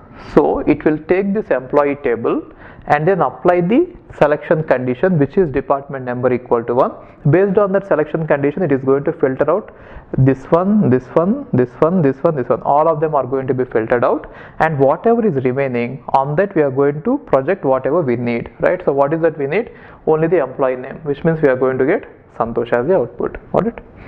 Okay, next one is retrieve the names comma employee ID of the employees who work for IT department, right? Now if you observe this, here we have only department number, but we don't have anything specifying that it is IT department or anything like that. So the required information what we have to display is names and IDs, right? So name is here and the ID is here. This is what you want to display.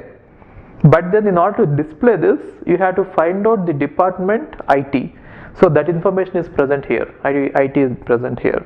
Therefore, whenever you have two tables, you are supposed to join them and get the required attributes, right? So how are you going to join is, first you are going to apply the Cartesian product, and then on the Cartesian product, you have to match every employee with the corresponding department for which he is working. For example, if you see this, if you apply Cartesian product, then this record of employee 1 will be matched with all of them. But then what we want is meaningful data, which means this particular employee has to be matched only with the department number 5. So how are you going to take that? There we are going to apply a selection condition, which is going to filter out the unnecessary rows, right? So since it is going to be matched with all of these, if you apply the join, now you have to write a condition so that it will filter out all the remaining, and only this one has to be paired with this one. Got it? And similarly this one has to be paired with this one, right? So how to see that is, see this. Now this is nothing but the projection. So select employee ID and employee name. Why only these two? Because that is what is asked, names and employee IDs. That is why only these two. From where? From these two tables, employee and department. Now why these two tables? Because required information which you want to display is in this table, and then the department name is in department. That is why these two tables. Now whenever I write from in some tables, it is nothing but we are taking the cross product of or Cartesian product of these two tables, which is going to give us lot of tuples. Now out of all these tuples, you have to filter out meaningless tuples, right? So what are meaningless? Combining this particular employee with any department other than department number 5 is meaningless for this query, isn't it? So you have to combine this employee with only department number 5. So in order to see that it happens after Cartesian product, you are going to apply this condition. So in relational algebra, this is the join condition, right? So what is the condition? Department equal to department ID, which means after Cartesian product, join only the tuples which are having matching these two, which means this one will be matched with this, and this one will be matched with this, and this one will be matched with this. See, this department 1 is 1, right? And this one is matched with this, and this one is matched with this, and then 3 is matched with this, right? Which means you have to visualize it as if there is employee data, and to the adjacent to that there is corresponding department data. Now how many tuples you get is, after running this query, you are going to get the number of tuples equal to the number of tuples which are present in this employee table. Every employee will have will be joined with the information of the department for which he is working. Got it? And now out of that we need only the entries which have department name equal to IT, right? So which means only 2, this one. So wherever you are having this matching, you are going to take this, right? So if you observe this one might have been paired up with this entry as well as this entry, right? So only these 2 rows will be selected. Got it? And now what will be printed? The final print will be employee ID and employee name. So corresponding to these 2, you are going to get employee ID and employee name, which means 2 comma Srinivas, and then the other one is 4 and Soumya. So 2 and Srinivas and 4 and Soumya will be printed. Got it? See, this is the way generally your search engine is going to work, but if you try to optimize it, right, you can still optimize it further. So depending on how can you optimize it is, first you filter out this table based on IT department, and then you join the resulting with this. That is one other way of doing it, right? Let's talk about the optimizations later. In fact, we don't have optimizations in GATE syllabus. So okay, so let's not discuss about it. I mean, optimal way is first filter it out, make it small, and then join with the corresponding table and you get it. But then anyway, it is not in the syllabus, the implementation of the DBMS. So this is the way it is going to get executed in general. Okay, and the next one is retrieve the jobs of all employees. Now we have to retrieve the jobs of all employees. So where is information present? The jobs of all employees is present here, isn't it? This entire column. So it is simply a projection, isn't it? In case of relational algebra, it is simply a projection. But coming to SQL, a projection is equivalent to select. Therefore, we are going to write select job from employee table. That's it. Because the entire information is present there. You need not write anywhere because we want everything, right? No discarding or no selection is done. That is why we are going to write everything without where. Now, if you observe it, the output is going to contain some duplicates as well, right? The entire data whichever you get here will be displayed. Now if you observe this, there are duplicates. The main difference between the projection that you have used in relational algebra and the selection you use in SQL is that in projection or in relational algebra, everything is a set, right? Everything we talk about is a set. A relation or a table is a set of tuples, right? Therefore, whenever you talk about a set, there you don't have duplicates. That is why in this formal language, relational algebra, when I'm using projection, there will be no duplicates. We discussed about it there anyway. So no duplicates will be given. But then SQL is not a formal language, it is a practical language, right? And if you are using select, both are exactly same, but only difference is that select is going to give you duplicates as well if there are going to be any duplicates. Now why is this feature implemented is, even though it is costly, see, eliminating duplicates is costly. You have to find out that there are duplicates and then you have to eliminate it. It is extra work, right? But still, even though it is costly, why we implement it is, okay, sorry, so eliminating duplicates is costly, so we don't implement it, right?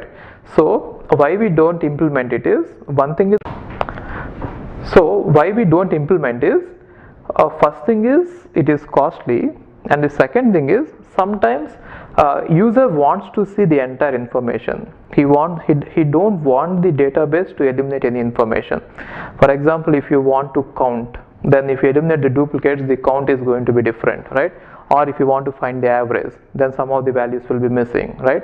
Therefore, in some cases, user want to see the data completely with duplicates, and also eliminating duplicate is a costly operation which is not required unless user is specific about it. So that is why we are going to have one more clause, distinct. When distinct is added to select, then whatever output select is going to give, from that duplicates will be eliminated. For example, if I write the same query by using distinct keyword, then if I use this keyword, this particular duplicates will be eliminated and I will be getting the output without duplicates, right? So you have to remember that relational algebra projection is equivalent to selection. Only difference is that here no duplicates will be allowed, here duplicates will be allowed. Got it? Okay. Now let's say we have a student table, and the student table is containing the information about all the students in the college, right? But then let us say there is a HOD for ECE department, or let us say ECE department, and now if you look at this from his perspective, he will not be interested in knowing about the students of all the departments, or we don't want to give him the information about the students of all the departments. We just want to isolate the data of from the set of all data. We just want to isolate the data of the students who belong to ECE, and we want to give it to him. Then how can we do that? So from the student table we can create a new table that will contain only the information about the students who are belonging to ECE department, right? For that reason, how to create that table is, see this, create table student underscore ECE means a new table is going to be created with the name student underscore ECE as, now this entire thing is a query, right, which is going to frame a new table. Select student name comma student ID from student comma department, which means these two tables are going to be joined. Now what is the join condition? Join condition is that department equal to department ID, right? So after Cartesian product, using this condition, the rows will be filtered and department name equal to ECE. Now the result of this query will be a table containing two attributes, student name and student ID, right? And all the students will be belonging to the ECE department. Now this table will be named as ECE student underscore STU underscore ECE, and a new table will be created. Now you can give that access to the HOD only to this table, but then there is a problem. The problem is, once you create such a table, let us say from this table is created, okay? Now from this table if you create it, we got this. Now assume that from the original database suddenly one student has been deleted. Let us say this student has been removed, right? Now from the original table, if the student is removed, this table will still show that the student is present, right? So whenever you are going to have same data at multiple places, there will be this coherence problem, right? The data which is present here may not match with the data which is present here. Now in that case, creating a new table statically and leaving it there is not a solution. Now we want a dynamic mechanism by which we should be able to create this table every time our HOD wants to see it. Then only he is going to be updated with whatever has happened there, right? So for that reason we are going to use something called as view. So what is a view is, it is a dynamic creation of the content whenever you are going to need it. So it is not like you are going to create it once and store it there without changing it, right? So view is, it is a virtual table based on the result set of a SQL statement, which means we are going to get some SQL statement. From that you are going to get a table, but then it is not going to be saved like that statically. Every time you want to see it, it is going to be executed again and the new table is going to be prepared, right? Now in order to prepare this, the syntax is like this: create view, view name as, everything is same, the select is used, right? This entire thing is same. Now in this case, if you want to create a view instead of table, you can write create view. Got it?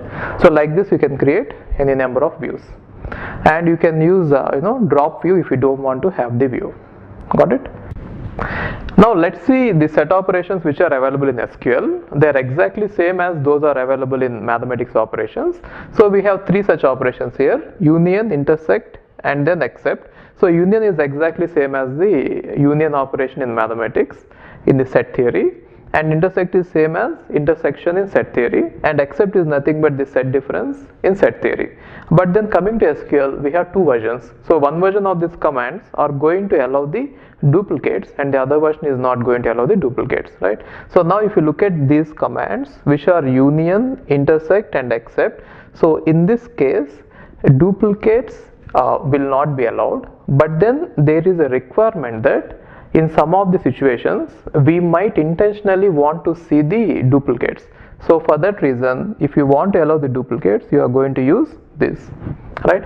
So union all, intersect all, and except all, right? So let's see where we need, how to use these two commands and what will be the outputs, okay, with some example here. So let us assume that, so let's see this table now. Let us assume that this is the table whose name is enroll, and now on this table we are trying to retrieve some information. So let's see this query first: retrieve the list of student IDs who got either grade A or grade B. So which means from this table we want to find out all the students who got either grade A or grade B. So it is a kind of union, right? So it is a union between what?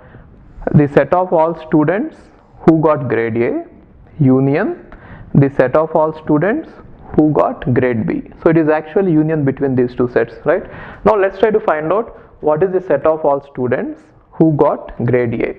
Now if you observe this, grade A is here, and then grade A is here, and again grade A, and again grade A, and again grade A, right? Therefore you are going to get 1 2 1 2 2 1 2 1 2 2. So this is the set of all student or student IDs who got grade A. Now why am I repeating this 2 and 1 these many times is, sometimes we might want to display the duplicates and sometimes we don't want to display the duplicates. Let's see how, when we are going to use that. And then what about the set of all students who got grade B? In grade B, if you observe it, here there is 2, here there is 2, that's it, isn't it? Therefore a student with ID 2 has got grade B 2 times. Okay, now let us assume that it is a version of the query where we don't want duplicates to be allowed. Then what we do is we write this query. First we select the students from the table where grade equal to A, then we are going to get this. Then we select the students where grade equal to B, then we are going to get this. Now if I directly write union, only union, without writing union all, then we know that duplicates have to be, should not be allowed. So what happens is, in this case we are going to get, so in this one we are going to get 1 and 2, and anyway 2 is listed here, therefore this one will be the output if I write union, right? Now let us say I am going to write union all.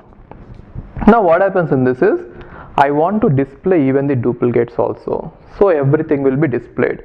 If I write union all, So you can see this, the output of union is going to be this one, and the output of union all is going to be everything including the duplicates, right? Which means all this will be displayed along with this. So which means we are going to see 1 2 1 2 2 and then 2 2. Right? So why do we want to display this duplicates also is sometimes we want to count the number of instances or number of occurrences exactly, then it is going to be useful, or you want to find out the average, then also allowing the duplicates is going to be useful. So in that case you are going to allow it. Now similar to this union, we have even intersect and intersect all queries also. So let's see what happens if you want. I'll just try to change it. Retrieve the list of student IDs who got both grade A and grade B. Let's say who got both grade A and grade B. Now what is the meaning of it? Now we want to see the students who are in the intersection, right? Again there are two versions, right? In the query if they are asking that find out all the repetitions also, then you are going to write it in one way. If they don't want the intersection repetitions, then we are going to write it in another way. Now let us say I am going to use, since it is intersect, I don't want to see any repetitions. Then if I write it this way, intersect, okay, then what is that you are going to get? In the intersect, if you write it, see what is the intersection? Here there is 2 and here there is 2. So we don't want any repetitions, therefore the output of intersect will be simply 1, which is 2. Got it? Now let us say I want to see even the duplicates, then I am going to write intersect all. Now how will the intersect all behave is, find out what is in the intersection and also find out what is the number of repetitions of that intersection, which means here 2 is repeated 3 times and here 2 is repeated 2 times. Now find out the minimum of these two and you are going to write there, right? Therefore intersect all is going to contain, see 2 is repeated 2 times and 2 is repeated 3 times, therefore you are going to write 2 as 2 times. Why? Because 2 is repeated 2 times in both of them. You cannot write 2 3 times, that implies that 2 is there 3 times in both of them. By writing this 2 times, you are clearly saying that 2 is there 2 times here as well as here, which is true. Got it? Okay. And now let us say we want to find out the list of students who got grade A but not grade B, right? Who got grade A but not grade B. Okay, now how are you going to do that? So here you are going to write except. Again the except is going to have two versions. One does not allow the duplicates and other allows the duplicates. Now you are going to write except here. Right. Now if I write except, what will happen is it will treat as if there are no repetitions here, and then you are going to get only 1 in the output, isn't it? If I write except, then it is going to treat as if there are no repetitions and it will just do the set difference as it is, which means it is going to show 1 2 here and 2 here, and the output is going to be 1. Right. Now in case if you want to see the duplicates as well, then you are going to write except all. When you write except all, consider this as if there are repetitions, and then take every occurrence here and you try to strike it off there, right? Which means if for this 2 you have to strike off 1 2, which means you are going to strike it off, and for this 2 you have to strike off 1 more 2. Alright, now whatever is remaining, just write it there. So what do you get in except all? In except all you are going to see what is remaining here, 1 1 2, therefore you are going to see it as 1 1 2. Got it? So this is the difference between using all and not using all. Got it? Okay. Now there is something called as arithmetic operators here. It is same as the mathematical arithmetic operations which we use. So mainly we have plus, minus, multiplication and division. So addition, subtraction, multiplication and division. I'll show you with an example what it means. So SQL allows the use of arithmetic operators on queries on numeric domains. So only condition you should see is whether the domain that we are trying to apply these arithmetic operators or numeric domain or not. The reason is you cannot add or subtract or multiply, divide something which is not a number. So for that reason, the domain of the attribute on which you are going to apply these operators have to be numeric. Got it? Now increase the salary of the employee by 10% and display the salary and employee name. If that is what we want, then we are going to write this query like this: select employee name and salary, because see this, we want to display salary and employee name. That is why I am writing it as employee name and salary. Assume that the table is going to contain these two attributes, employee name and salary, from employee, in such a way that we are going to multiply salary, the entire attribute. So SAL is the name of the attribute salary. Now SAL into 1.1. So it is nothing but incrementing it by 10%, isn't it? So for this table, if you assume that there is a table with the attributes, one is EMP name, right, and the other one is salary, and we have all the other attributes as well. Here you are trying to apply this multiplication on the salary attribute, where salary is having a numeric domain, which means all the values which are present in the salary are going to be numbers. Now when you multiply each number with 1.1, it is nothing but incrementing it by 10%. Got it? Okay. And next one is concatenate operator. So concatenate operator is generally used whenever we have string data. So for string data type, the concatenate operator, which is represented by two pipes, can be used in a query to append two string values. For example, if you want to combine the first name and last name, and if you want to write it as full name, right, then you can do this. Select first name, assume that first name is an attribute which is present in the table employee, F name, and L name is an attribute which is present in the table employee. Now we are going to select first name and last name, and we are going to apply concatenate. Right? Now when I apply concatenate, both the strings will be joined, and you are trying to display it with a name, full name. Got it? So by doing this, if I have two values, let us say there is a table, and in this table if I have first name attribute and then last name attribute and some other attributes are there, and say the name of the table is employee, right? Now if you say that if you assume that there is a name, there is a tuple for which the first name is Ravi and the last name is Ravula. Now if I do this concatenation, it will combine these two names and it will give you like this. So you are going to get a new table with one attribute, and the name of the attribute is full name. Here we are using aliasing, right? So the name of the attribute is going to be full name. We have created a new table with one attribute, full name, and the values here will be whatever values are there, we take them and we concatenate them, which means here you are going to get like that. Got it? Without any space. So it is same as concatenation, which is applied, which is used in Java. There we are using dot, here you are using two pipes. Got it? Okay. Now let's see the other operator, between. Now if you want to specify a range and if you want to display all the values which are present in that range, we are going to use between, right? It is a comparison operator on numeric data type, right? So we are going to use numeric data types as the domain for between.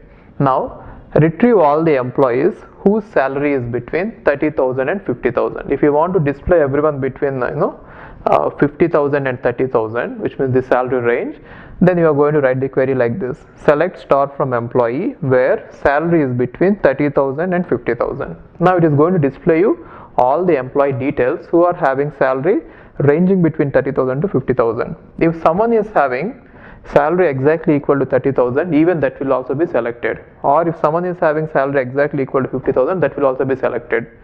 Now you can also add not. So what will not do is exactly whatever you are not going to get here, you will be getting in not, which means both are complement to each other. If I write not, you are not going to get anyone who is having salaries between these two, including 30,000 and 50,000. Other than that, everything you are going to get there. Got it? Okay. Now let's see this. We have already seen that between is used on the numeric domain. It can also be used on text as well as dates, the same way that we have applied on numeric numbers. Only thing is you should be able to understand how to compare two strings if you are going to apply it on a text, how to compare two strings, and then how to compare dates. So now let's see an example where we are going to apply it on the text. Select star from employee where employee name between A and D. So it means that if the employee name is between A and D, we have to get the details of all the employee. Now what does it mean by between A and D? Now if you have the names like this, so whatever names are going to start with A, they all will be considered. So all the names starting with A will be considered and they will be displayed.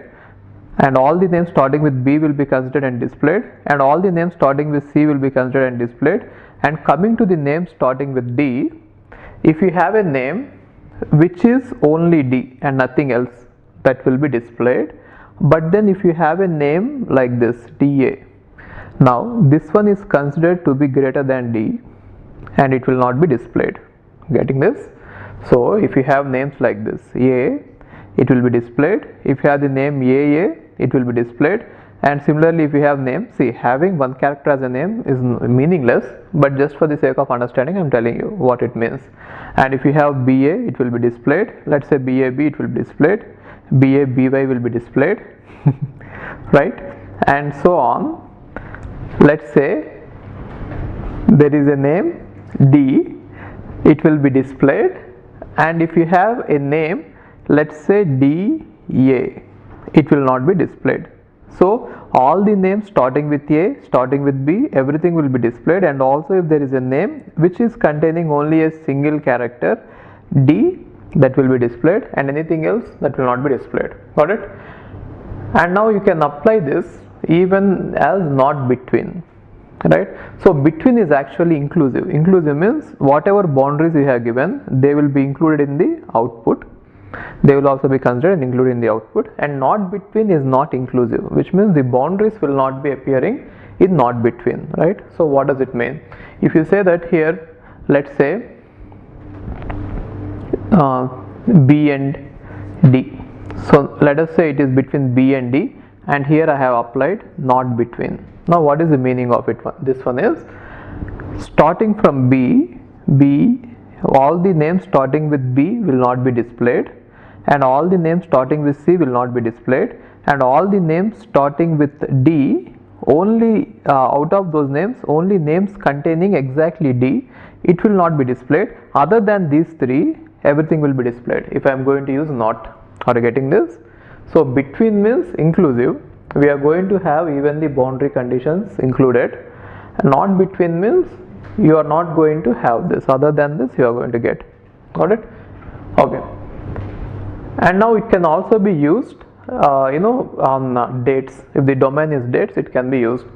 So you can do this. Select star from employee where hire date between 1st January 2010 and 31st December 2010. So it means that you are going to display all the employee details who are hired between 1st January 2010 and 31st January 2010. Now all the employees who are hired on the day 1st January will also be displayed, and also on the day 31st December will also be displayed, right? And everyone in between will also be displayed. Got it? And similarly you can apply not for here, and everyone before this and after that date will be displayed. Got it? Okay. Now let's see order by clause. So when you want to sort the result of an SQL query, either based on some attribute in the ascending order or descending order, then we are going to use order by clause. So see this, order by is used to order or sort the result of the SQL query in ascending or descending order. So if you want to sort it out, then we are going to use order by. And now the syntax is select column list means attribute list, from table list, from the tables that you are trying to combine, order by column 1, which means you can use the order by for many columns. So if I say column 1, column 2, so on, it means that first you give priority for column 1 and then see whether ascending order or descending order is given. If nothing is given, go with ascending order, right? If descending is given specifically, then you have to order the output in such a way that it is in the descending order of this attribute column 1, right? Now in case if two values or for two rows, if this column 1 is having the same value, then you are going to go for the next one, right? So as long as all the column 1 attributes or all the column 1 values for all the tables, for all the rows, if they are distinct, you need not see the second one. In case if the two values of this column 1, if they are equal, then you are going to then again form the order based on the second one. I'll take an example and explain you how to do this. Let's see an example here. Now assume that this is the table given. So given the table R, so this is the table given, and now the query is here. Select ABC, which means we are supposed to select the attributes ABC, all the attributes from table R, order by ABC. So we are going to order this by using ABC. So if you look at this, first thing is top priority is given to A, and then B, and then C, and nothing is specified here, therefore we are going to use ascending order, right? So what does it mean? First we look at the try to put all the rows in the ascending order based on the values of A, and if two values are equal in A, then we are going to use the B to resolve the conflict. And if two values are equal both in A and B, and if you are not able to decide the order, then we are going to use C to resolve the conflict. I'll show you what happens with this, okay? Now see this query is saying that you are supposed to display ABC, okay? ABC, all of them have to be displayed in such a way that you are going to order them in the ascending order of values of A. So if you observe this table here, already it is in the ascending order of the values of A. So first one may be one of these two, but we don't know which one of these two has to appear first. That depends on this one, right? See, if nothing is given, then you could as well display this entire table and that would be the answer. But if these two are given, it means that whenever the values of A, using the values of A, you are not able to decide the order, then you have to use the values of B, right? And if these two are equal, then you have to decide the ordering using the values of C whenever A and B are equal. Now in this case, these two are equal, therefore you have to use the value of B in order to decide the order. Now again, if you see the value of B, these two are equal, so you will not be able to decide which one to print. Now therefore you are going to use the value of C. Now value of C is saying that C is 3 here and C is 1 here, but then here we are saying that C has to be in the ascending order. Therefore according to this, all of these have to be in the ascending order. So the best order is this one will be displayed first and then this one, got it? Therefore you are going to see 1 2 1 and 1 2 3, got it? And now looking at the next one, again see, for the values of A you are going in the ascending order only, right? Therefore 2 is right, but then these two values are same, that is why you have to go with the values of B. Again the values of B also, these two are same, therefore you have to go with the values of C. Now which one should you go for? The least value for C, which means this one will be the next one to be displayed. Therefore 2 1 1 will be displayed next, and after that 2 1 3 will be displayed. 2 1 3 will be displayed. Why? These two are same, therefore we are going according to the values of C. Here also we are going according to the values of C, got it? And if you look at the next one, 3 and 3, value of A is same, but then the next one is value of B is different, therefore using the value of B we are supposed to order it. Now according to the value of B, this one should appear first and then this one, therefore we have to write 3 4 3 and then 3 5 4, got it? So this is going to be the output of this query. Now let's look at the next one. Select ABC from R, order by A in the descending, and B and C nothing is specified, therefore B and C have to be in the ascending, right? So let's go in the descending order of A. If I go in the descending order of A, first values or the first tuples which will be displayed is the tuples which are containing 3, and then 2, and then 1. Now among all the tuples which are containing 3, we have to order them first by using B in the ascending order, right? So which means we have to start with tuples containing 3, and among the tuples containing 3 for A, since these two are same, you have to take the next attribute to order by, which is B, and going for B, you have to use the ascending order. Ascending order means B has to be in the ascending order. Therefore, 4 will be displayed first and then 5. So the first one to be displayed is this one. Got it? So 3, 4, 3 will be displayed first, and then this one. So which means 3, 5, 4 will be displayed. And what will be the next one? Again, take the value of A and go in the descending order. Now the highest value of A has been 3, it is finished, and now the next highest value is 2, therefore one of these have to come next. Now which one should come next? That depends on the values of A. Now since the values of A is same, you have to go to the values of B. Now since the values of B is same, we cannot decide anything here. Go with the values of C. Now again arrange them in the ascending order because C is given in ascending. Therefore, the next one to be displayed will be 2, 1, 1 and then 2, 1, 3. So you are going to get 2, 1, 1 here and then 2, 1, 3. Got it? And the next one is A value has to be 1. Now among these two tuples, these two are same, so you cannot decide anything there. And again these two are same, you cannot decide anything there by using either A or B. Therefore, you have to use the value of C. Now if I use the value of C, the least one is 1. So since C has to be displayed in ascending order, the first one that has to be displayed here is 1, 2, 1, and the next one that has to be displayed is 1, 2, 3. Got it? So this is how this will be displayed. Now if you look at the next one, select ABC from R, order by A in the descending order, B and C in the descending order, right? Which means A has to be in the descending order only, and then B has to be displayed, and then C in the descending. A descending, B ascending, C descending, right?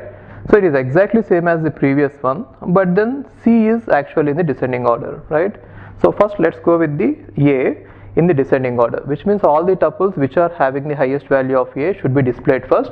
Now these two tuples are having the highest values of A, but then both are equal, therefore go with the next one. So what is the next one? B.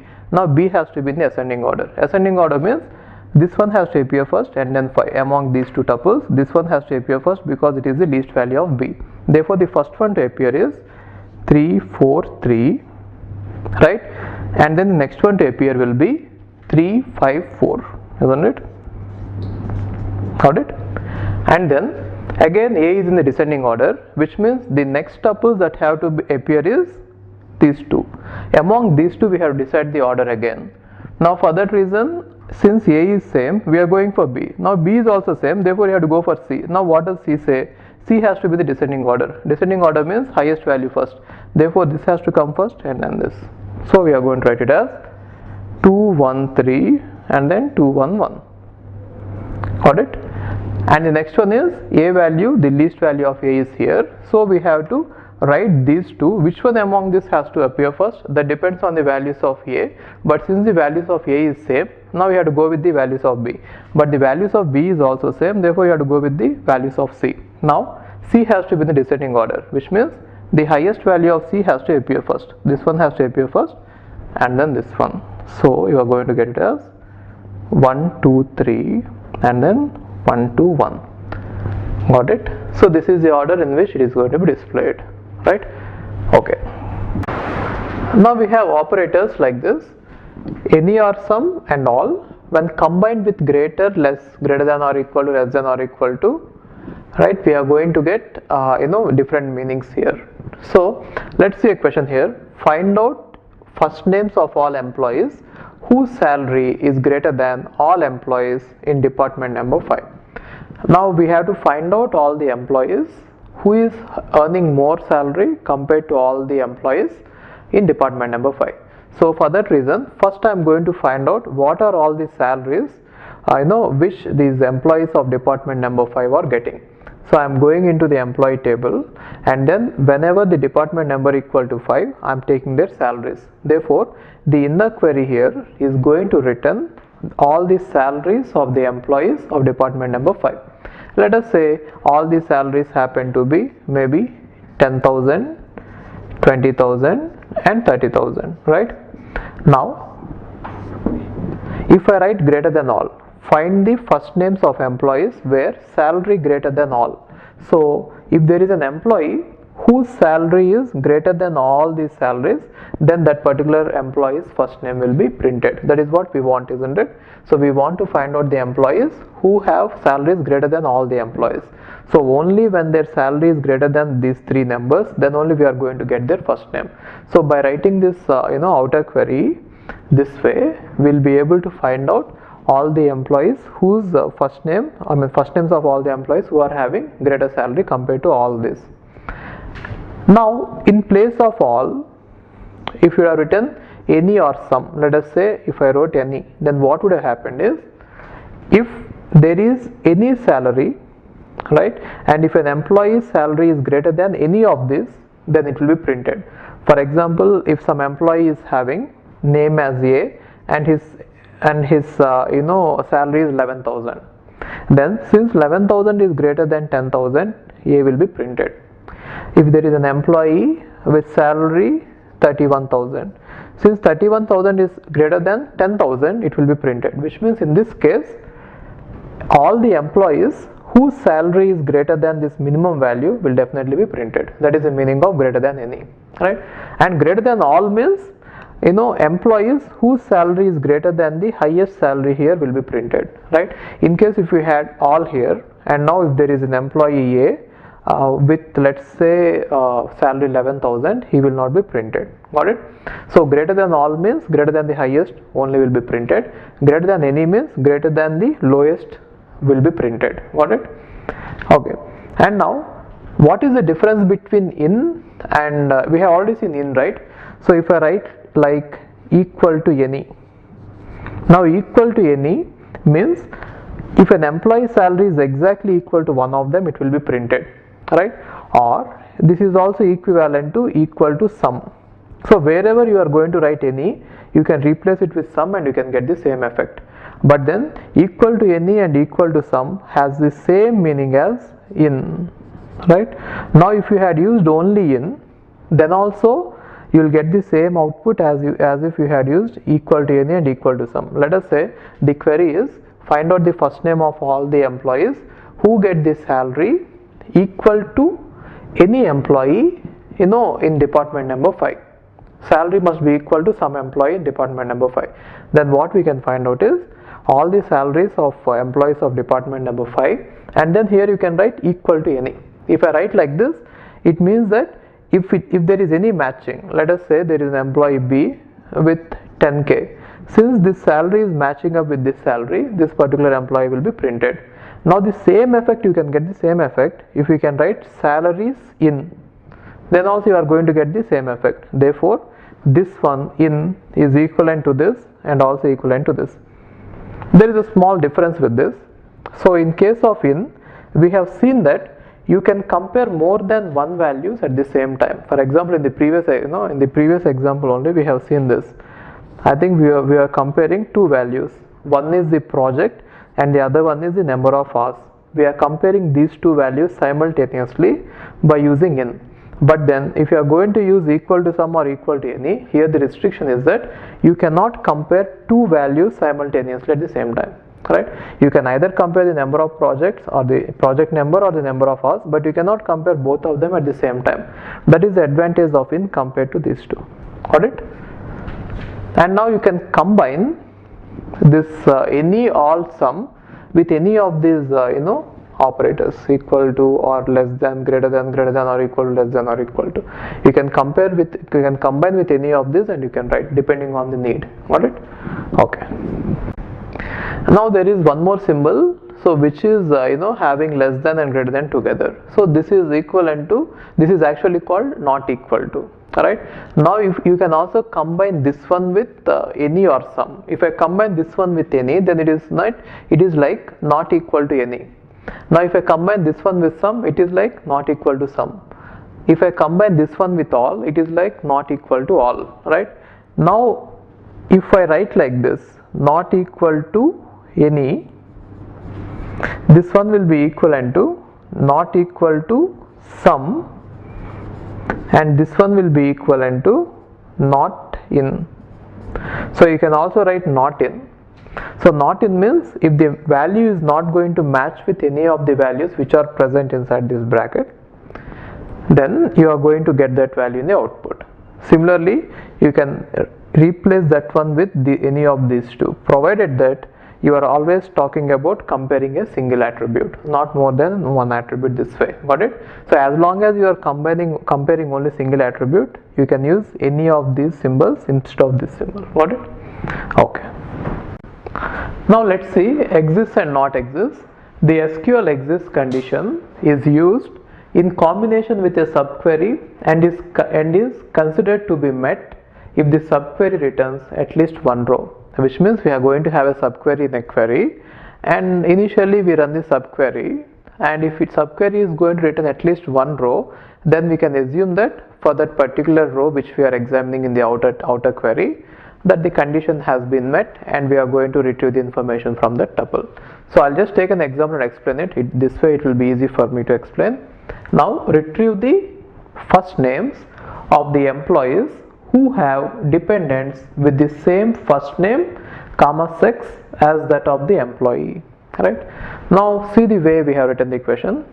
The query here, select, let's say here the solution is select E name from employee E where exists select star from dependent D where E.ssn equal to D.ssn and E.sex equal to D.sex and E.fname equal to D.dependent name.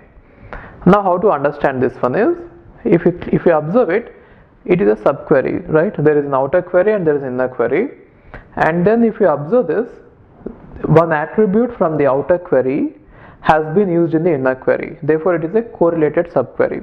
Now whenever you have correlation between two queries, then you have to take the outer query and see the table it is examining. In case if it is only one table, just see one table. In case if you have more than one table, you have to take the join of them and examine it.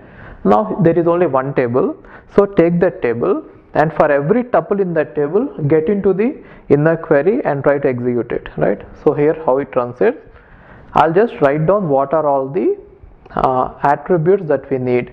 Even though employee table is going to have a lot of attributes, I just write what are all the attributes important for this query. Now employee is going to have, one is SSN, social security number,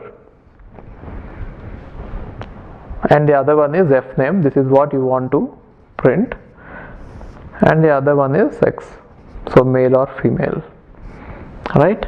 And let's call this table as E.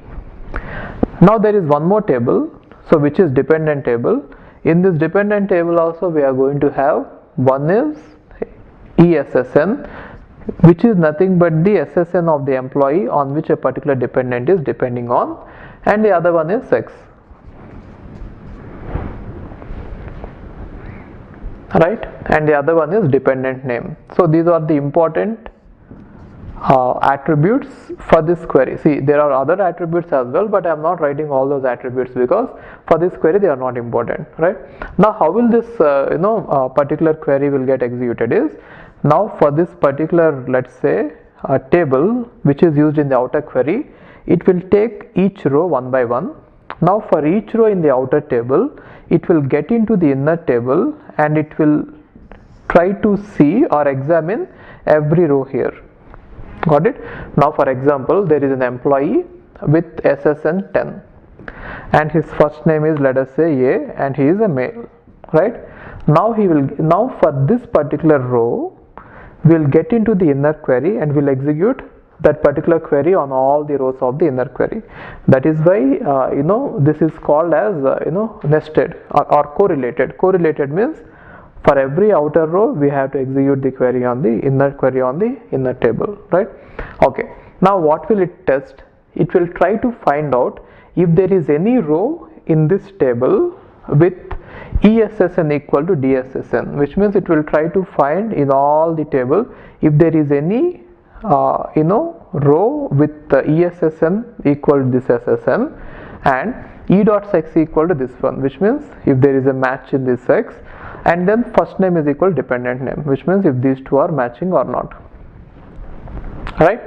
Now, if this is matching, what is the meaning of this? Let us say for this particular row, there is some row in the dependent table which is having these three matching. What does it mean? This means that this particular dependent is depending on the employee number 10, that is the employee whom we are examining now, and the dependent is also having the same sex as this employee, and the dependent is also having the same name as the employee. Right? Now we have a matching. So now what is that we want? We want the first names of all the employees who have dependent who is having the same sex and this, right? Therefore we want the first name of this employee, then only we are going to print it. So if there is at least one such tuple existing here, then we are going to print this, right? Therefore EXIST is going to see that, or it will return true whenever the inner query is going to return at least one tuple. In this case we are able to find out at least one tuple, therefore we can stop scanning there. So we can stop executing the inner query there. We don't want to execute inner query completely on the table, right? So whenever we find any tuple, we stop there. Therefore, since we got at least one tuple, so we are going to stop there, and this exists is going to return true to the outer query. Now since the outer query has got true, then this one will be selected. Now in this one we are going to project only the first name. Got it? Therefore A will be printed. Now after this is done, we go to the second row and we do the same thing on this table. Now after this one is done, we go to the third row and we do the same thing. Now let us say there is an employee 30 with first name B, and let us say sex is female, right? Now again, if you try to find, and see, every time when you start search, you will be searching the entire table from the beginning, right? Now let us assume that when you have started search from the beginning, you are not able to find any tuple in this table with these matching attributes. Then what does it mean? There does not exist any dependent for this employee with the same name and the same sex. Therefore this exists is going to return false, because there does not exist any row, isn't it? That is why it is going to return false, and whenever you are going to get false, you will not print anything. Therefore you are not going to print the employee name. So finally, whatever employee names you are going to see in the output, you can be sure that for those employees definitely there is a dependent with the same name and the same sex. Got it? Okay, now look at the next query. Retrieve the first name of the employees who have no dependents. Now we want to find out the employees who doesn't have any dependents. So select fname from employee where not exists. Select star from dependent where SSN equal to E dot SSN. So let us say, so what is done here is, now the same table is taken. One is employee table and the other one is dependent table, right? Now if you observe this SSN is an attribute from this table which is used in the outer query. Again, this is a subquery in which an attribute from the outer table is used in the inner table. Therefore it is a correlated subquery. So how does it work? Again, for every row in the outer table, we are going into the inner table and search the entire inner table, right? But then here the search is based on only one parameter. SSN is going to match with ESSN or not. Now let's say for this row we are going to search this entire table till we find anyone with 10. Let's say you are able to find someone with 10, then you can stop there, and exists will return true for it. Therefore not exists will return false. Therefore it will not be printed. So what does it mean? If an employee is having a dependent here, then we are not going to print his first name. Got it? Now let us say there is an employee 30 in such a way that in the entire ESSN there is no 30. Then what happens here is, for this particular row we are going to search this entire table for in the column ESSN to see if there is any matching between these two, which means we will try to find out if there is any 30 in this. If you are not able to find 30, it means that it does not exist, right? Therefore, does not exist is going to return true. In case if it returns true, then that particular employee will be printed. So which means in this case B will be printed. Got it? So that is how exists and not exists will work. So in case of exists, if this query is going to return at least one tuple, then exists will return true. In case of not exists, if you are not going to get any tuple here, then only not exists is going to return true, and that particular row will be selected and that particular value will be printed. Got it? Now let's see aggregate functions. So aggregate functions are are functions that take collection, which means either a set or a multiset of values as input and return a single value. Now whenever we say a set, it means that duplicates are not there. Whenever we say a multiset, it means that duplicates are there, right? So aggregate function is going to take a collection, either a set or multiset, and it is going to return a single value, right? For example, what are the various aggregate functions we have is, one is average, other is minimum, maximum, total and count. Now if I use average, AVG, it is going to give us the average number. For example, okay, if you want to find out the average of all ages, then you can find it out. Or if you want to find out the average of salaries, you can find it out. Which means I can write like this: select average of salary from employee table. If I write like this, now let us assume that EMP is a table which is having an attribute salary. Now if I write like AVG, it is going to give me what is the average of all the salaries of the employees, right? And if you look at this average, this has to be applied only on one attribute, right? And similarly, if you apply in place of average, then if I apply min, then it is going to give me what is the minimum salary of the employees. Now if I apply max in place of average, then I am going to get what is the maximum salary of an employee.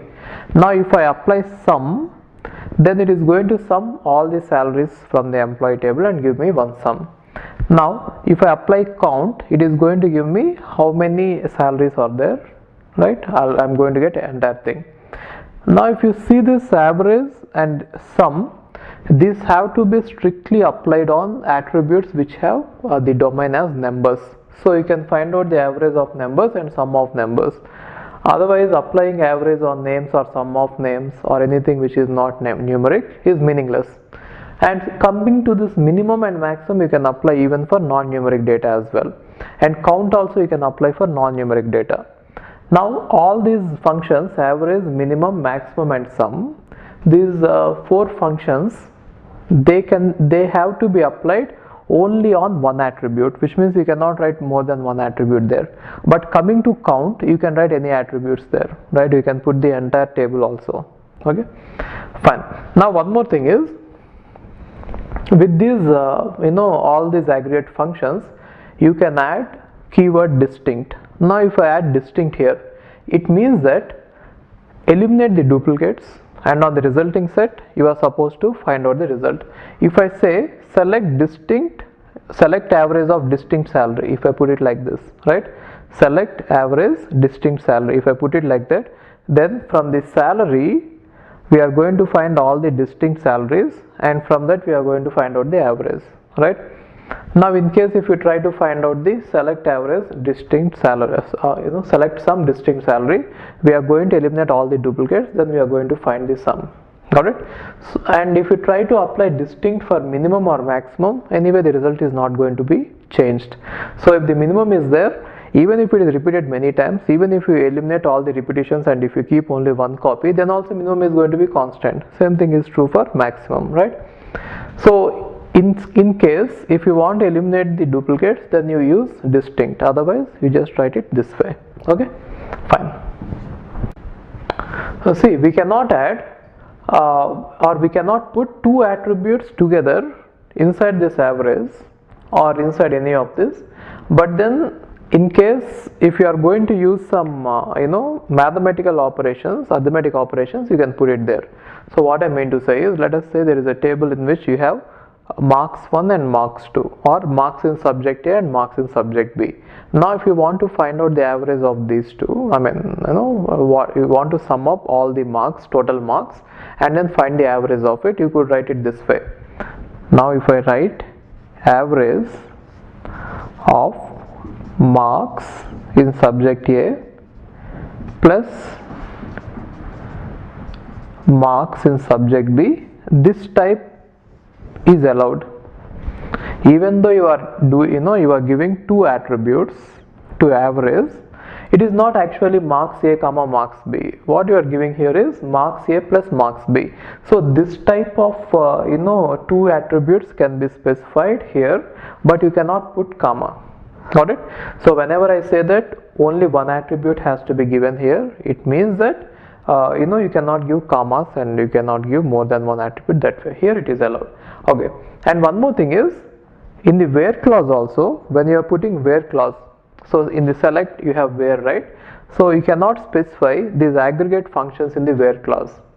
So you cannot write like from table where, let's say, sum of some attribute is. So this is not allowed. So you are not allowed to put aggregate functions within where clause. So these 2 points are also important. Okay. Now let's see how null values will behave with aggregate functions. So all aggregate functions except count star ignores null values in their input collection. So it means that whenever you are going to come across a null value, we simply ignore it. We are not going to treat it as 0, or we are not going to treat it as null. We are simply acting, we act as if it doesn't exist, right? So we just ignore it, and the count of an empty collection is defined to be 0. So I'll tell you with an example what it means. And all other aggregate operations return a value of null when applied on an empty set. So let's see some examples on here. Let us say this is the table on which we have to apply aggregate functions. A and B are two attributes in the table, and A value is 1 null, first tuple is 1 null, 2 null, null null, and 3 null. So with these 4 tuples, what happens if I write various aggregate functions? Now if I try to write count star, then it is going to count everything, the number of tuples which are present in this, and it is going to return that number, even if the rows are completely, the one row is completely null. Even if in this even in this case also, count is going to count it as a separate tuple, and so you are going to see the count as 4. So this happens only in count star. Okay. Now let's see what happens in count A. In count A, when you are trying to count only the attributes of A, then it is going to count ignoring the null values, which means 1, 2, 3 will be counted as 3 and null will be ignored, right?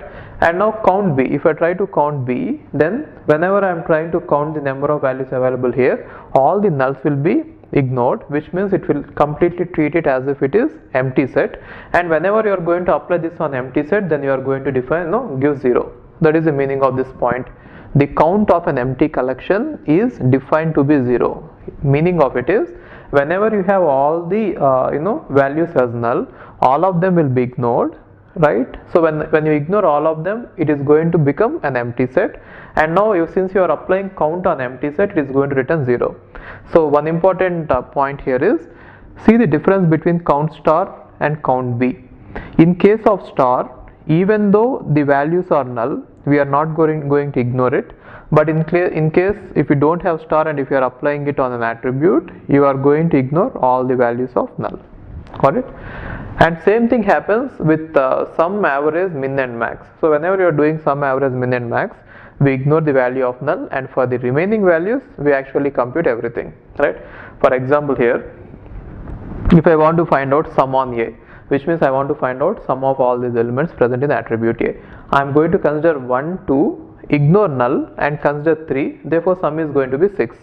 Now if I want to find out average on A, then it is also going to ignore null. If I ignore null, the sum is going to be 6. Now average is nothing but sum divided by number, isn't it? Now while counting the number also, this one will be considered, this one will be ignored, and so you are going to write it as 3, and so the average is 2. Getting this? So sum will be done ignoring null, and also count will be done ignoring null, and then sum by that count is going to give you the average. And the next one is max of A. While computing the max of A, we are not going to assume any value for null. We simply ignore it, and in the remaining values we are going to find maximum. 1, 2, 3, maximum is 3. That is why here we are going to get 3. And while computing minimum also same thing happens. So 1, 2, 3, minimum is 1. So we are going to write it. Now if we are not going to consider this one as 0, null as 0. So that is why we are going to get minimum as 1. And coming to this other one, since we have all nulls in attribute B, if I try to find out sum. Now if you see sum, how it behaves is, all the nulls will be ignored, sum on B. Since all the nulls are ignored, there will be nothing remaining, and so we can consider it as if sum is applied on the empty set. So whenever you are applying sum on the empty set, then the result is going to be null, right? Whatever aggregate function you apply on the empty set, then the result is going to be null, right? Say this. Except count, all the other aggregate functions return a value of null. This is the point of this one. This is the meaning of that point. Got it? So whenever it is count, we are going to get 0 on empty set, and for all the other aggregate operations, we are going to get a null on empty set. Now since it is an empty set, because all nulls are ignored, now if I try to find out sum, I am going to get null. Similarly, if I try to find out average, again all the nulls will be ignored and I am going to get null. And if I try to find max also, all these nulls will be ignored, empty set, and since you are applying max on empty set, it is null. And even min also the same way. All the nulls will be ignored, again we get an empty set, and so we are going to get null as the output. Got it? Okay. Now let's see this question. For each department that has more than 5 employees, retrieve the department name and the number of employees who are having more than 40,000 and the number of its employees who are having more than 40,000, who are making more than 40,000. So what they are trying to say is, find out all the departments who are having at least 5 employees or greater than 5 employees, and in those departments you are supposed to find out how many employees are having salary more than 40,000. So now this is the way we have written it. There are many ways we can write this query, but then since we are talking about having, I am writing it using this. So what is this? Select department name, D name, comma, count star from department, comma, employee, where department number equal to D number and salary greater than 40,000, and D number in select department number from employee, group by D number, department number having count greater than 5, and group by D name. Now if you observe this, there are two queries here. So outer query and inner query. So this is a subquery. Now in the subquery, if you observe it, we are not using any variable from outside in the inner query. Therefore it is non-correlated subquery. In this case, we can execute this inner query first and get the output, put the output there, and then execute the outer query, which means it is going to be executed only once, and outer query is going to be executed after that, right? So let's try to execute this one and let's understand what we are trying to do by this. Now select department number from employee, which means we are using employee table. In that employee table, we are grouping by group by department number. So what happens by this is, all the employees who belong to the same department will be grouped together. So we are going to get the groups based on the department number, and then we are applying having count star greater than 5. So using this criteria, we are going to filter out the groups for which count, which means the number of employees, is less than or equal to 5, which means if it is greater than 5, then only we are going to show, otherwise they will be filtered out. So finally, by writing like this, I will be getting the department numbers of the departments in which employees are greater than 5. So all the departments which are having at least 6, we are going to get here, right? So that is what we want. Each department that has more than 5 employees. So that is why we are finding the departments which are having more than 5 employees. So this entire query could have been, now we could replace it as just the list of departments which are having employees greater than 5. So let us say we got these departments 2, 3, 4, 5. After doing this, let us assume that these are the departments which we got for which the number of employees are greater than 5. Okay, now after doing this, now let's execute the outer query. In the outer query, what we are trying to do is select department name, comma, count star From tables, one is department and other is employee. So whenever you write from department comma employee, these two tables, it means that we are actually taking a join of these two. And the join condition is d number equal to d number, which means department number from the department table is equal to department number from the employee table. So what we are doing in effect is we are combining every employee with the information of the department in which he is working. So every employee will be paired up with his department, right? So why are we doing this? Because we want the department name. Department number is there in the employee table, but department name is there in the department table. For that reason, we are going to combine these two. Now once I combine these two, every employee will be joined with the corresponding department, and from that we can get the department name as well, right? So that is the reason I am combining them using this join condition. So what is the join condition? Department number here is equal to department number in the employee, and salary should be greater than 40,000. So after combining these two, I'll be picking out only the employees who are having salary greater than 40,000. Otherwise everything will be filtered out. So here I am applying the filter in such a way that only employees who are having greater than 40,000 is going to be picked out. Now after this, again one more filtering is applied, and department number in, which means the department number whichever the employee is working in should belong to the departments which are having greater than 5 employees. So what does it mean? The employee is supposed to have greater than 40,000 salary, and the employee should be working for a department which is having at least 5 employees. So these are the two conditions which we wanted to say, isn't it? So we got those two. Now after the result, we are going to get a table in which all the employees are having greater than 40,000 salary, and all of them are working either for 2 or 3 or 4 or 5. That is information we are going to get, right? Now in that information, we are finally going to apply group by. Now how are you grouping it? By department name. So whatever you are going to get, you are going to group by department name, and after grouping them by department name, we are applying count star. Right, so what does it mean? So for every group, which means for all the employees belonging to the same department, we'll find out the number of employees who are present in that final result, and we are going to display that. So department name comma the count. So what do you get finally? For each department, how many employees are there who are earning more than 40,000 rupees, provided that the department is having greater than 5 employees. Got it? So that is how this query will get executed. Okay. Now let's see group by class. If you use group by class, we will get extra flexibility in displaying the data like this. So I'll just take an example and explain you what this group by is going to do exactly. Find the average salary in each department. So now we want to find out the average salary in each department. Earlier we have seen the examples where we are finding out the average salary of the all the employees, which means we have tried to find out the aggregate function on the entire table. Now by using group by, we will get one more extra feature where we can even use the aggregate functions on groups.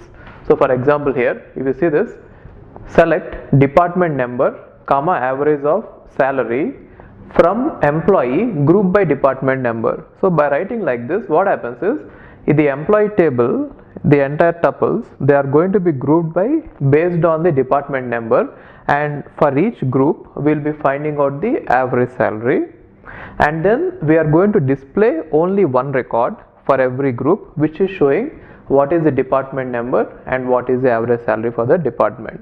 So if you want to see an example, just see the example here. Now assume that we are having the employee table, and there is SSN is there, which means social security number, and then the department number in which a particular employee is working, and then the salary is given there. Now let's say they are like this: department number 1, department number 1, department number 2, department number 3, and the employees are like 10, employee ID is 10, 20, 30, and let's say salary here is 100, 200, 300, and let's say there is one more employee 40, 50, 60 who are working in the departments 1, 2, 3, and say the salaries are like 400, and let's say 500, and 600. Okay, now if I apply the group by, see what I want is, I'm not interested in finding out the average of the entire salaries. I just want to find out what is the average of the salaries earned by the employees of each department.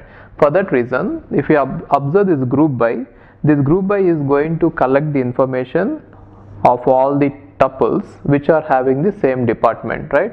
So group by department number means whoever are having the same department number, they will be collected. So these two will be put together, and then these two will be put together, and then these two will be put together, right?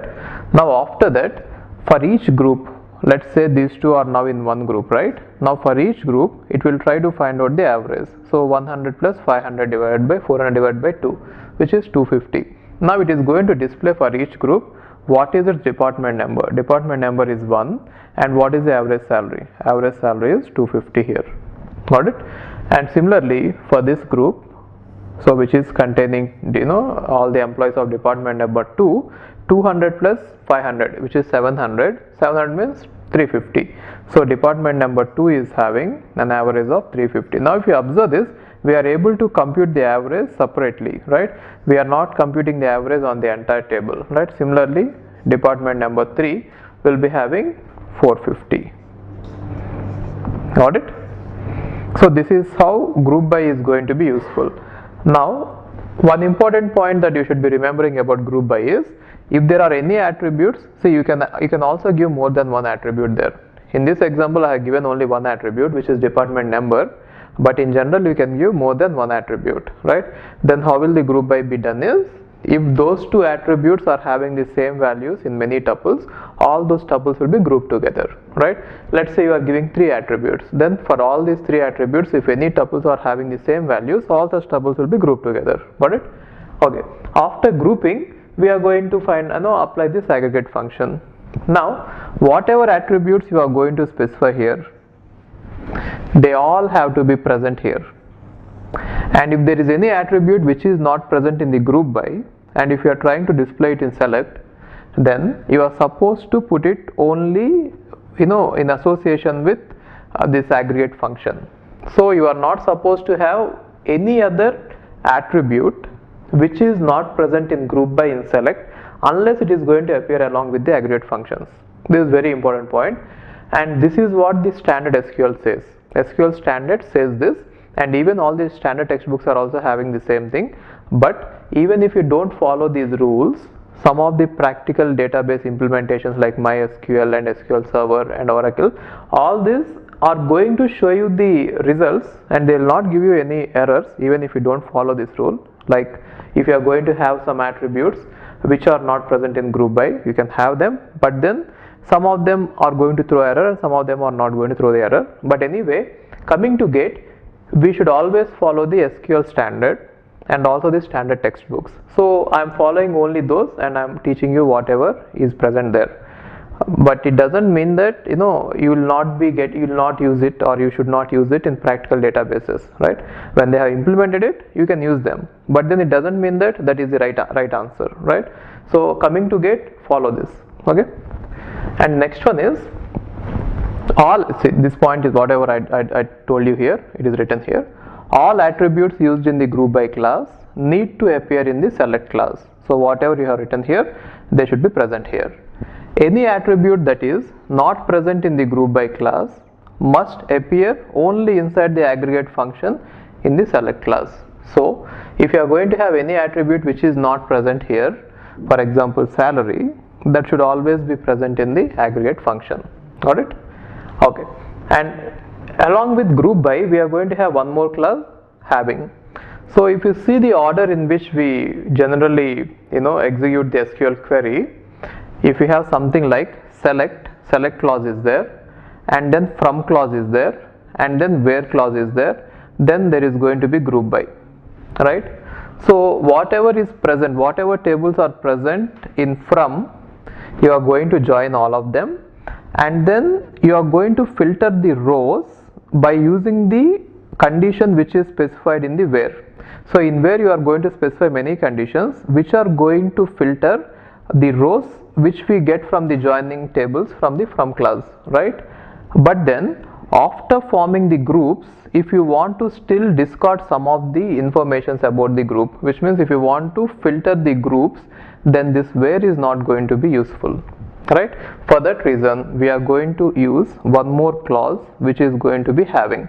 Now SQL standard says that having has to be used only in conjunction with group by.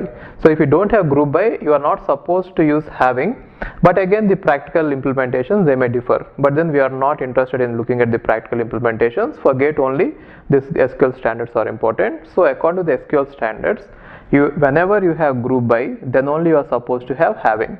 Now what is the main advantage of group by is, having is, by the time you reach group by and you get the groups, if you want to filter out the groups, where will be useless, because where would have been already used up when we want to filter the rows.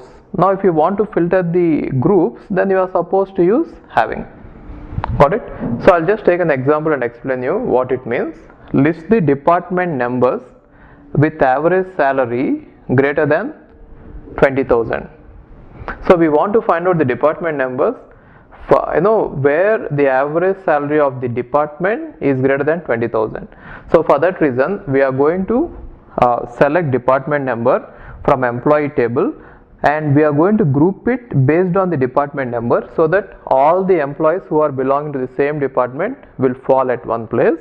Now for that entire group of all employees who are belong to the same department, we are going to find out average salary, and only if average salary is greater than 20,000, such groups will be allowed to stay and the remaining will be filtered out, right?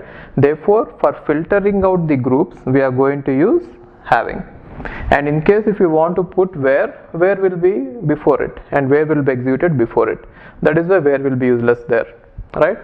And after filtering it out, one entry from the group will be displayed, right? Which means one department number for the entire group will be displayed. Even though you are going to have many department numbers and all the department numbers are going to be same for a group, it is not that we are going to display the department numbers those many times. We will display just the department number once. So whatever result you get as an output of this query is nothing but the departments for which average salary is greater than 20,000. Okay. If you want to even see what their average salary is, you could also add one more one more small aggregate function saying that select department number comma average of salary. You can also add that to see what is the average of each department, given that the department's average is already greater than 20,000, right? Okay, and now what is the important point about this is SQL query can contain a having only if it has group by clause. This is what the standard says. Okay, fine. Now in programming, while writing programs, we are using something called as functions, right? So in C program also, if you see, we are using functions many times, right? Scanf, printf, all those things. Now why do we use that function is, whenever we are going to use a piece of code many times, then it is obviously better if we can give it a small name and don't write the entire code again and again. Just use that name of the function, and your compiler is going to call that function or execute that code wherever it is required. Similar to that, the same functionality is provided in SQL by using the with clause. So what does with clause say is, if you are going to use a subquery over and again in the same query again and again, now instead of repeating it many times and making the query very big, what you can do is you can name the subquery or a query with a small name, and wherever you want to write that query, you can simply use that name. It is exactly same as calling a function in C programming language. I'll just explain you with examples here. Now the theory about it is, the SQL with clause allows you to give a subquery block a name. So we are going to give a subquery block a name, right?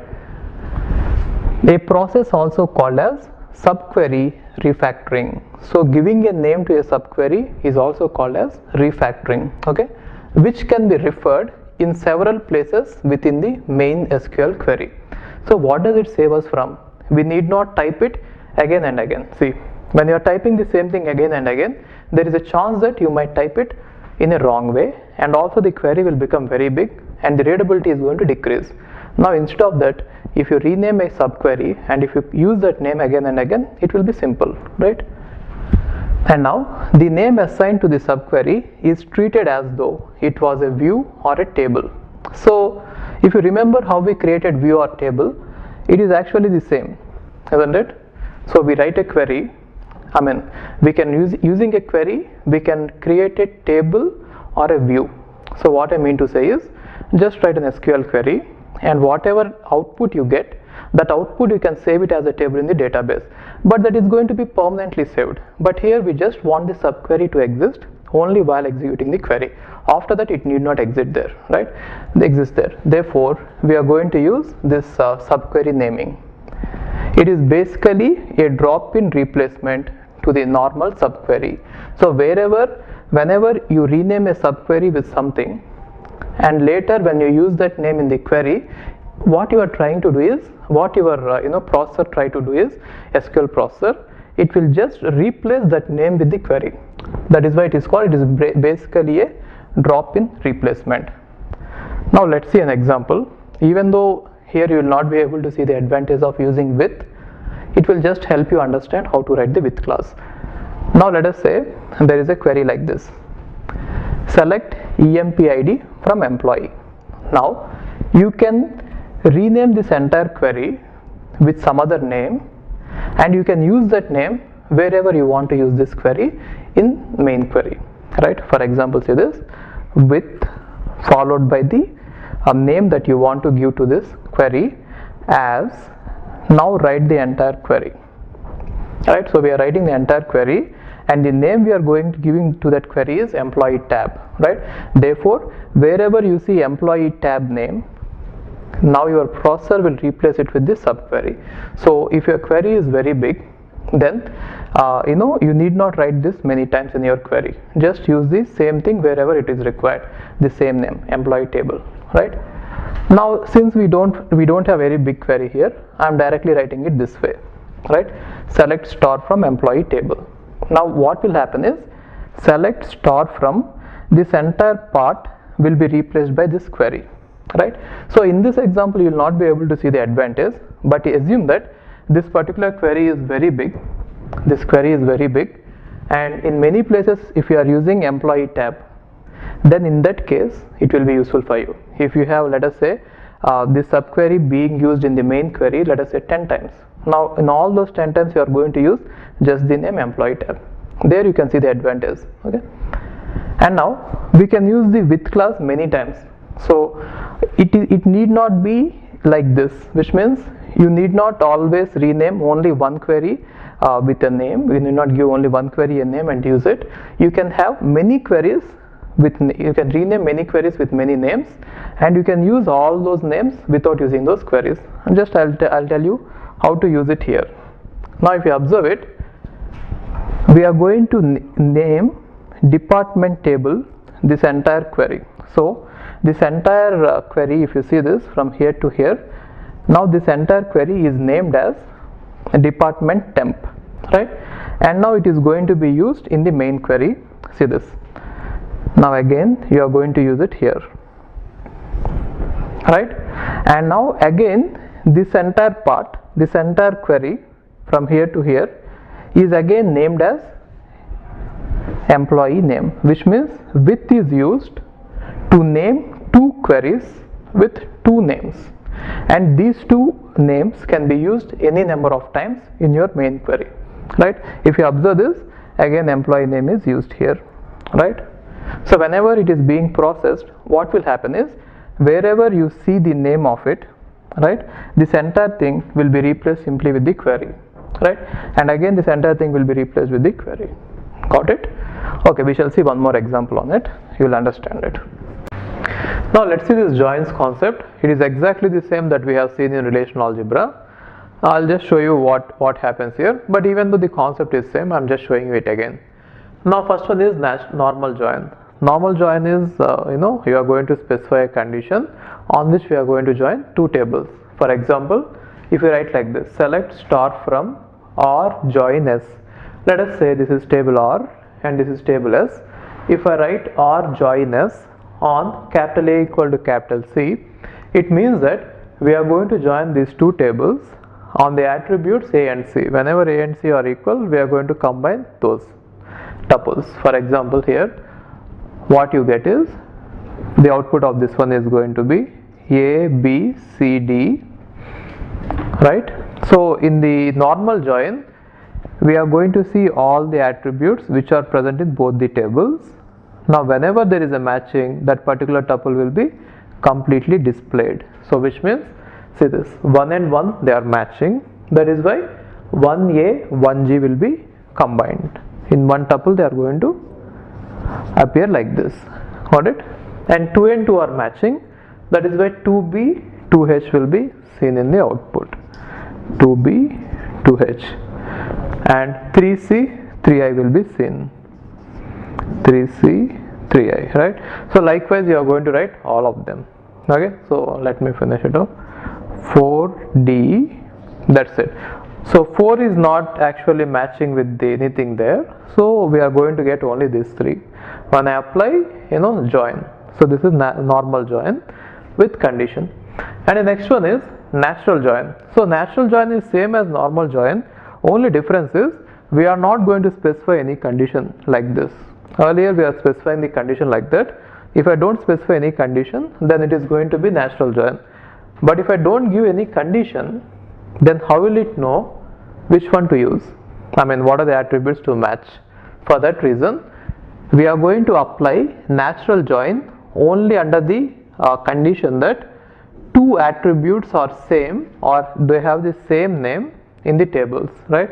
So which means this one also should have been A. Otherwise what we do is we temporarily rename it as A and then we apply the natural join. Got it?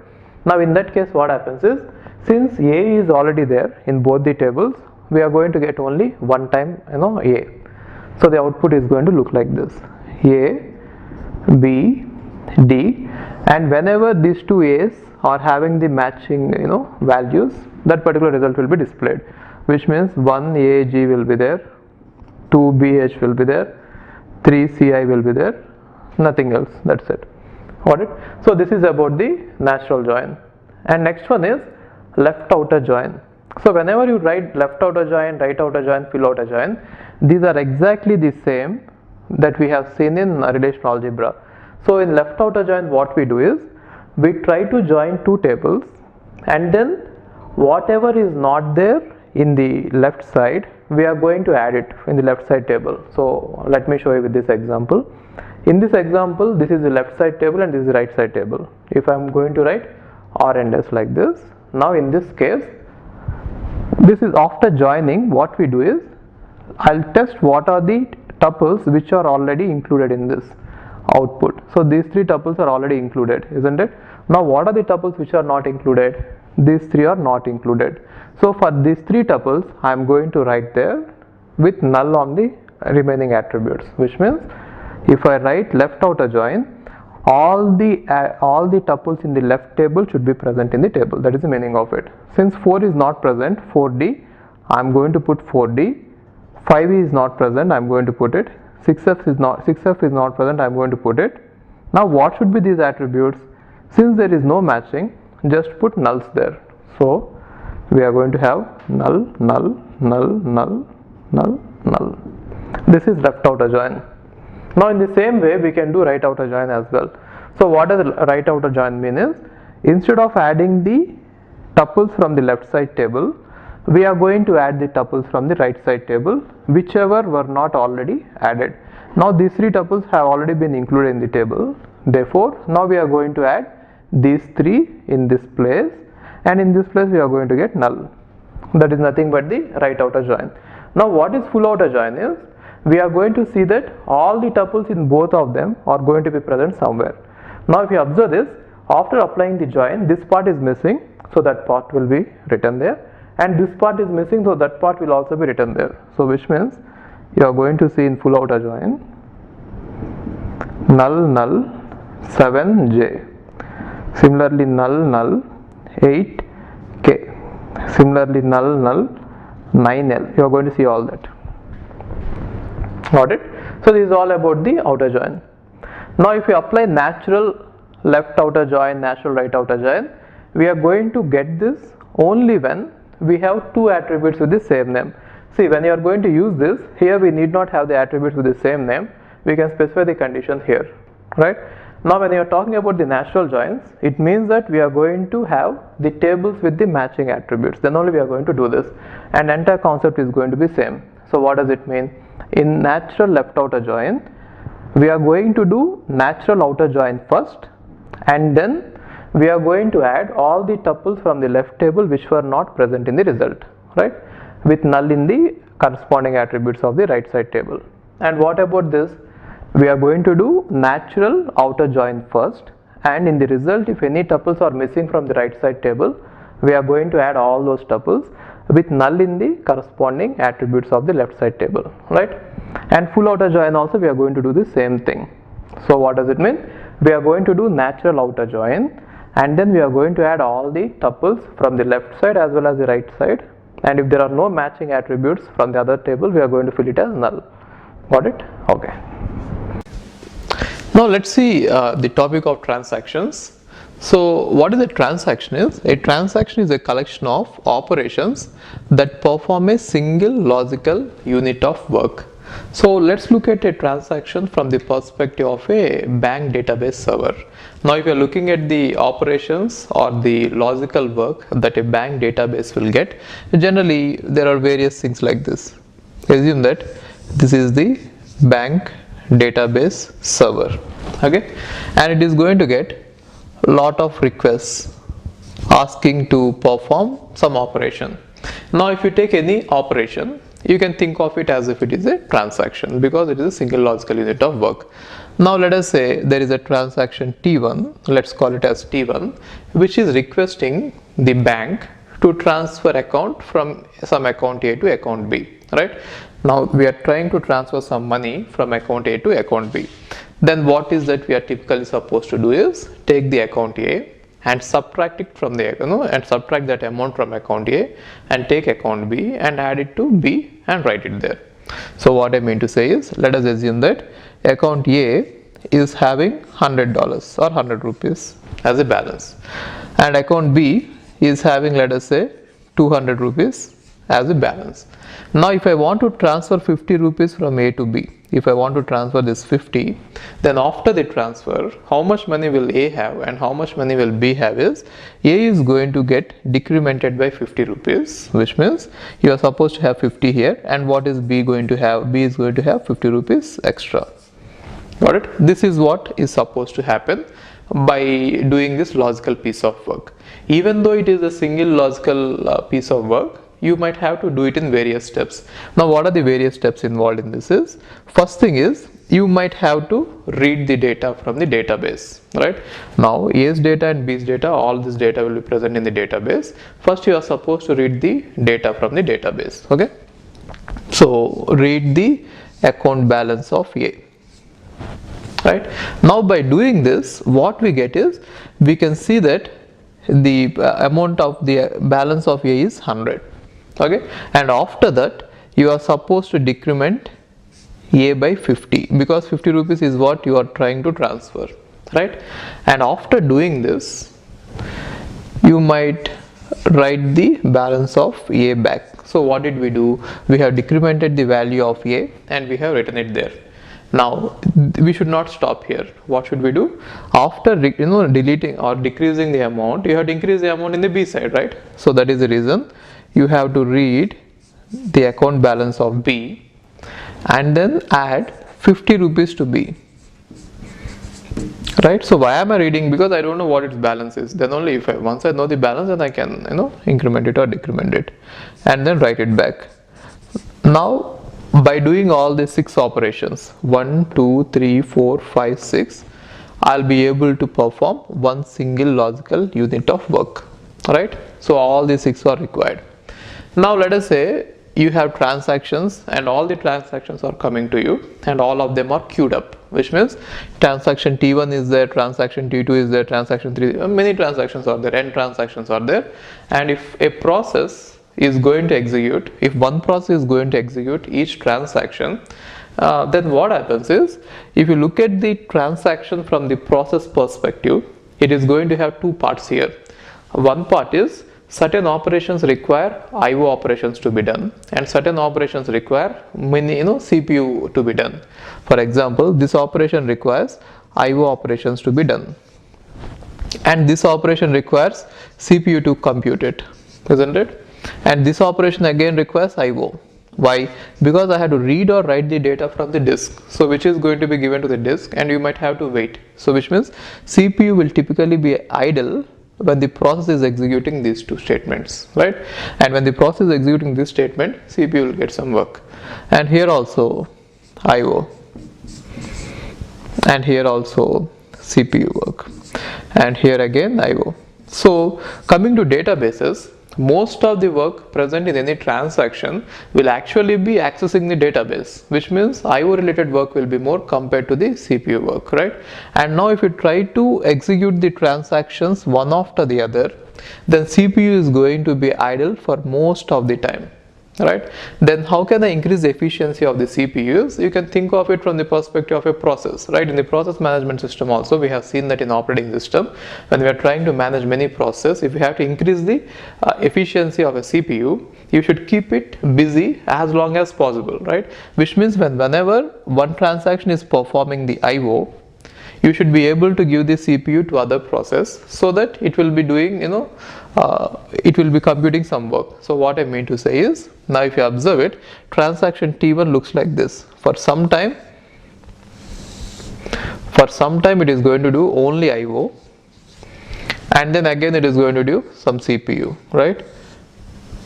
Work on CPU, and again it is going to do only IO, and again it is going to do some CPU, right?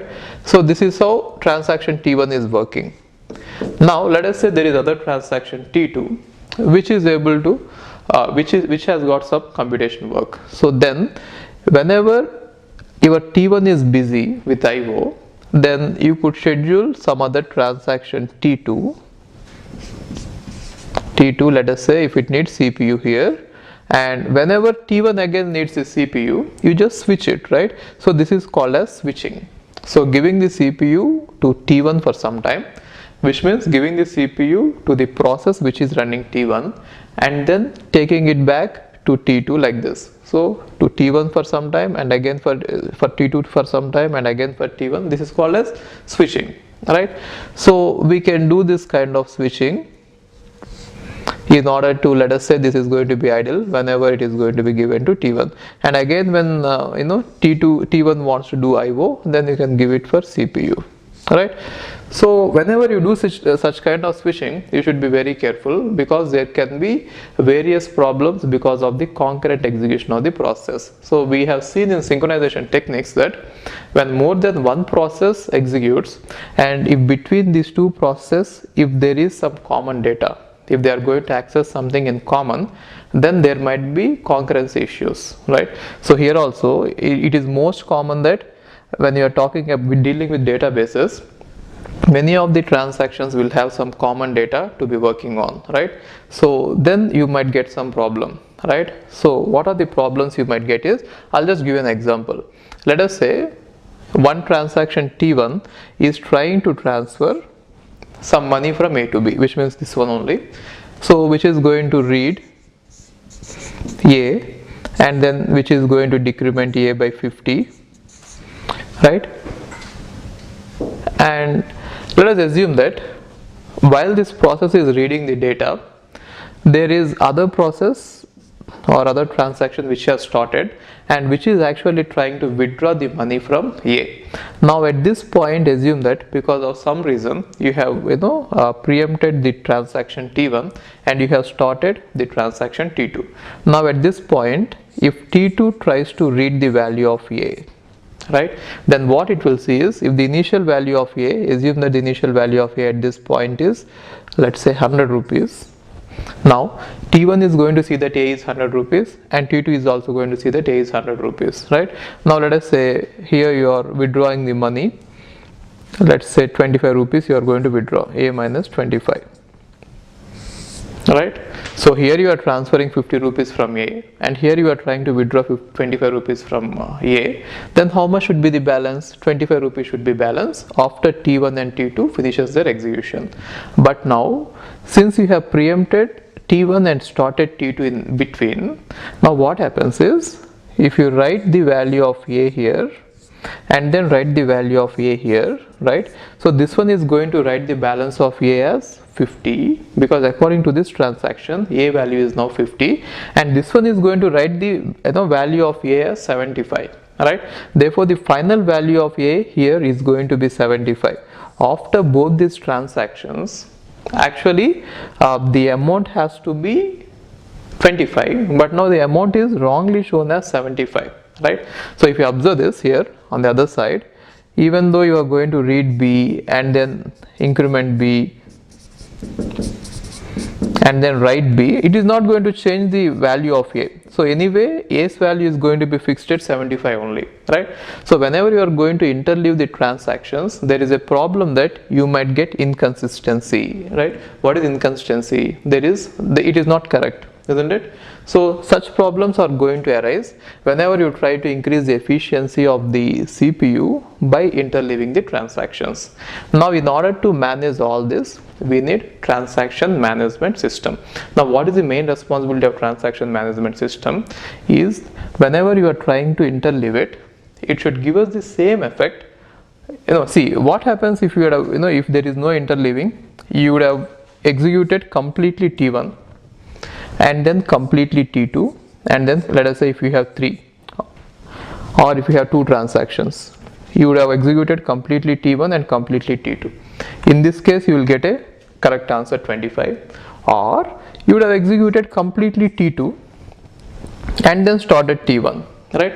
Then you are going to get a correct balance of 25. Now because of this interleaving only, you are getting an incorrect answer, right? Therefore if you execute the transactions one after the other in a serial manner, then you are going to get the correct answer, but the efficiency of CPU is going to be hurt.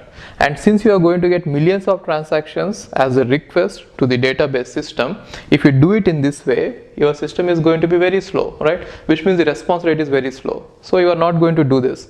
Now you have to have a system which is going to increase the efficiency of the CPU, and at the same time it should see that the transactions are executing correctly even with interleaving, right? For that reason we need the transaction management system, right, which is going to do this concurrency control exactly the same way we did in operating systems, but we have to be much more careful compared to operating systems, right? Because here most of the transactions are having some common. Now the transaction management system, the software which is responsible for managing the transactions, should see that whatever way it executes the transaction, either by interleaving or in a serial way, whatever way it does it, all the transactions individually, if you look at them, they are supposed to follow these properties, right? So only when they follow these properties, the database will be consistent. Now see this. So we are talking about transaction taking each one by one. Now when you look at a transaction, then it should follow atomicity. So what is atomicity is, if you are going to have a transaction as a collection of operations like this, let us say in the earlier case we have seen an example where we had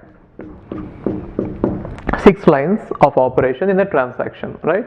Now if you are going to see this transaction as 6 lines, then either all these 6 lines have to be executed, or in case, let us say, because of some error or because of the power failure or some error, let us assume that at the middle the transaction has been stopped. Now if you are going to stop the transaction at the middle, you should be able to roll it back. Roll it back means undo all whatever you have done there. So either do it completely or don't do it at all. So all or none.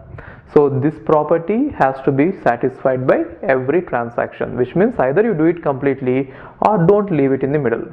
See what happens if you leave it in the middle. If you try to transfer money from A to B, and let us say you have decremented the amount from A, and before transferring the amount to B you stopped it, then unnecessarily the money will be drawn from A but it will not go to B. Therefore it is a problem, isn't it? So you should see that every transaction is done either completely or none of it is done at all. And the next one is consistency. Consistency means the correctness. So after doing this, okay, who is responsible to do this, to look at this is the transaction manager itself. The transaction manager is supposed to see that either you are going to do it completely or you are not going to do it at all. So transaction manager means the software which is responsible for it is called as transaction manager. And the next one is consistency. So consistency means after executing the transactions, or let's say we are looking at one transaction, the data should be consistent, right? So what is consistency? Let us say in the previous case, if you are transferring an amount from A to B. Now before transferring it, let us assume that the balance of A plus B is some number. After transferring it, the balance of A plus the balance of B should be same, isn't it? So let us say A is having initially 100 rupees and B is having initially 200 rupees. Now if you add them both, it is 300 rupees in total. Now after transferring 50 rupees, A is going to be 50 and B is going to be 250, isn't it? Now here it is 300 before you started. After you do it also, the total has to be 300. So that kind of consistency should be there. Now who should be responsible for this consistency? The one who is going to write the transactions, right? Which means the user or application programmer who is actually writing it has to see that this is being done. And the next one is isolation. Isolation means even though we are executing many transactions together, the overall effect should be as if a transaction has been executed in isolation. And isolation means a transaction should not have any effect on it because of the other transactions executing. That is called as isolation, right? Each transaction Tx must be executed without knowing what is happening with other transactions. Now who will be responsible for this one is a software module called as Concurrency Control Manager. So what is Concurrency Control Manager is? It is going to control the concurrent execution of various transactions in such a way that you will get the same effect even if you run a transaction alone, which means without any interleaving, right? And the next one is durability. So durability means let us say we have made some changes to some database element, and then after doing it you are supposed to save it somewhere, and if you save it in the hard disk, then it is going to be there forever, right? Now let us assume that before saving it to the hard disk something happens, then even after let us say the power failure or because of some error you have stopped the transaction. Now again when the power systems are up, you should be able to maintain that information, right? So whatever changes you made and whatever you want to be permanently available, that should be permanently available. In case if they are not permanently available, then it is going to be a problem, right? So durability says that whatever modifications you do should be permanently present in the database, right? If you want it to be, all the updates done by a transaction must become permanent, right? So who is going to do this? The recovery manager is going to do this. Now let's see what are all the problems we might get while executing transactions in a concurrent manner. So by classifying all the problems into various classes, we can see that whatever method you come up with is going to solve all these problems, okay? So the first problem is lost update problem or write conflict. In operating system also you might have seen something called as race condition. In a race condition, let us say if a value of variable is 5 and if there are two processes P1 and P2, if process A is going to increment it and process A is going to decrement it, and if you are going to see these operations in the interleaved fashion, there also it is going to do something like this. One is it is going to read the value of A and then increment the value of A, right, and then write the value of A. Now let us say here there is a preemption because of which it is going to read the value of A, which means before writing the value of A, it is going to read the value of A, right? See here the value of A will be 5 and when I increment it is going to be 6, but it has not yet written the value back, right? Now what will this one see? It will also see the same value 5. Actually it is supposed to see 6, but then it will see 5 only because update is not done there, right? Now if it tries to write here, let us say it is decrementing A. right? And if it is going to write A, then what happens is, if this one performs the write, then A will be written as 6, and then after this decrement is done on the local copy, which means on this 5, so this one will be decremented, and here the value of A will be 4, and now if the write is done, 6 will be replaced with 4. Got it? So if I increment it and decrement it, actually the value should remain same, but then because of this problem, right, we are going to get inconsistent value. So this problem in operating system, we call it as race condition. Now the same way we can look at the problem here. It is given a different name. It is called as lost update problem. So lost update problem is whatever you did, see here also, whatever updation you did here, that is lost. One of the updation is completely lost. The updation of incrementation is completely lost. Now what is reflecting there is only decrement, right? Therefore one of the updates is lost. Here also the same thing will happen. Look at this. Now there are two transactions. Now one transaction is trying to decrement the value of A by 50, which means actually transferring money from A to B by 50, and the other transaction is trying to increment the value of A by 4%. Now let us say while executing this transaction, there is some preemption here, right? Now at this point, if the second transaction has started, now see this, the local copy of A will contain 50, and at this point the value of A is going to be, let us say initial value of A is 100. Let us say initial value of A is 100. Now the local copy of A at this point is going to be 50, but then it is not yet written. Therefore this update will be in the local temporary, let us say, memory. It is not yet propagated to the hard disk. Now when you are reading the data, you will again read from the hard disk. Now this one is going to see that the value of A is 100 here, and whenever you have incremented the value of A by 4%, right, then it is going to be 104 at this point, right? 104 only, right?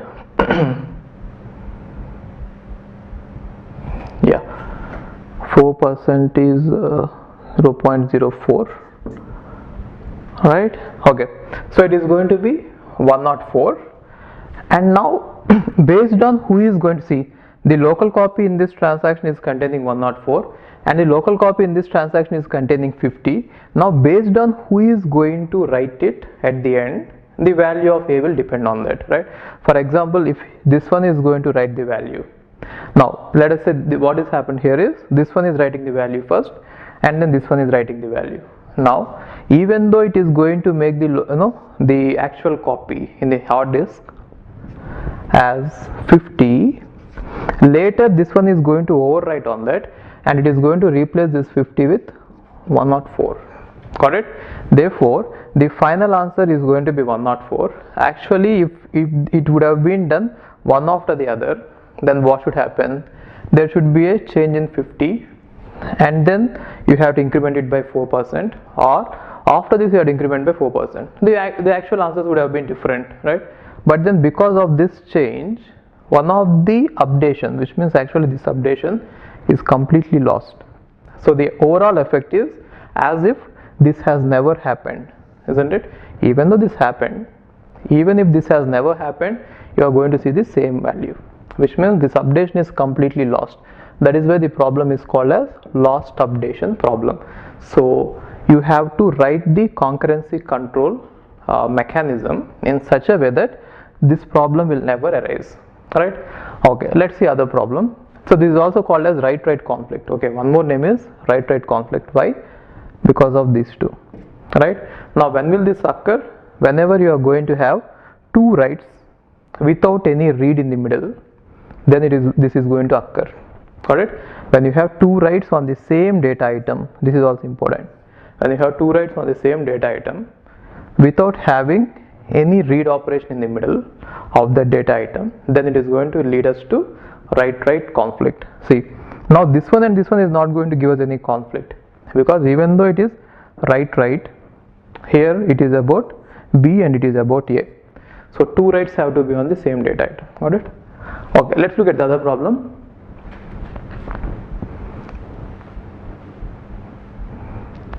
Now this is called as dirty read problem. So what is dirty read problem is, let us say a transaction has executed for some time and then it rolled back. Before rolling back, if some other transaction has read the data which it is not supposed to read, then it is going to be dirty read, which means you are actually reading some data which is not committed. I'll just take the example and show you. See this. Now assume that transaction T1 has started the same way and it is trying to transfer money from A to B, and so it has decremented the value of A, and after decrementing the value of A, it has written the value of A, which means the final copy or the actual copy of A has been modified. See, here A has been modified locally and the change has been transferred to A, right? So which means initially if A was 100, this is decremented by 50 and so A is made 50, and now this change has been transmitted to the hard disk, from which let's say T2 has started reading, and so T2 is now seeing the value of A is 50 and it has done its computations. So let us say here also 4% is what is going to be increased, and now if I try to increase it by 4%, it is going to be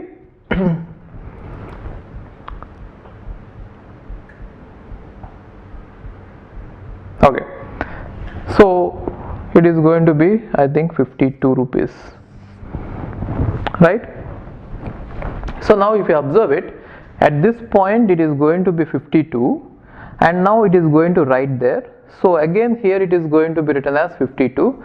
Now let us say at this point, so after this transaction is over, at this point again T1 has started executing.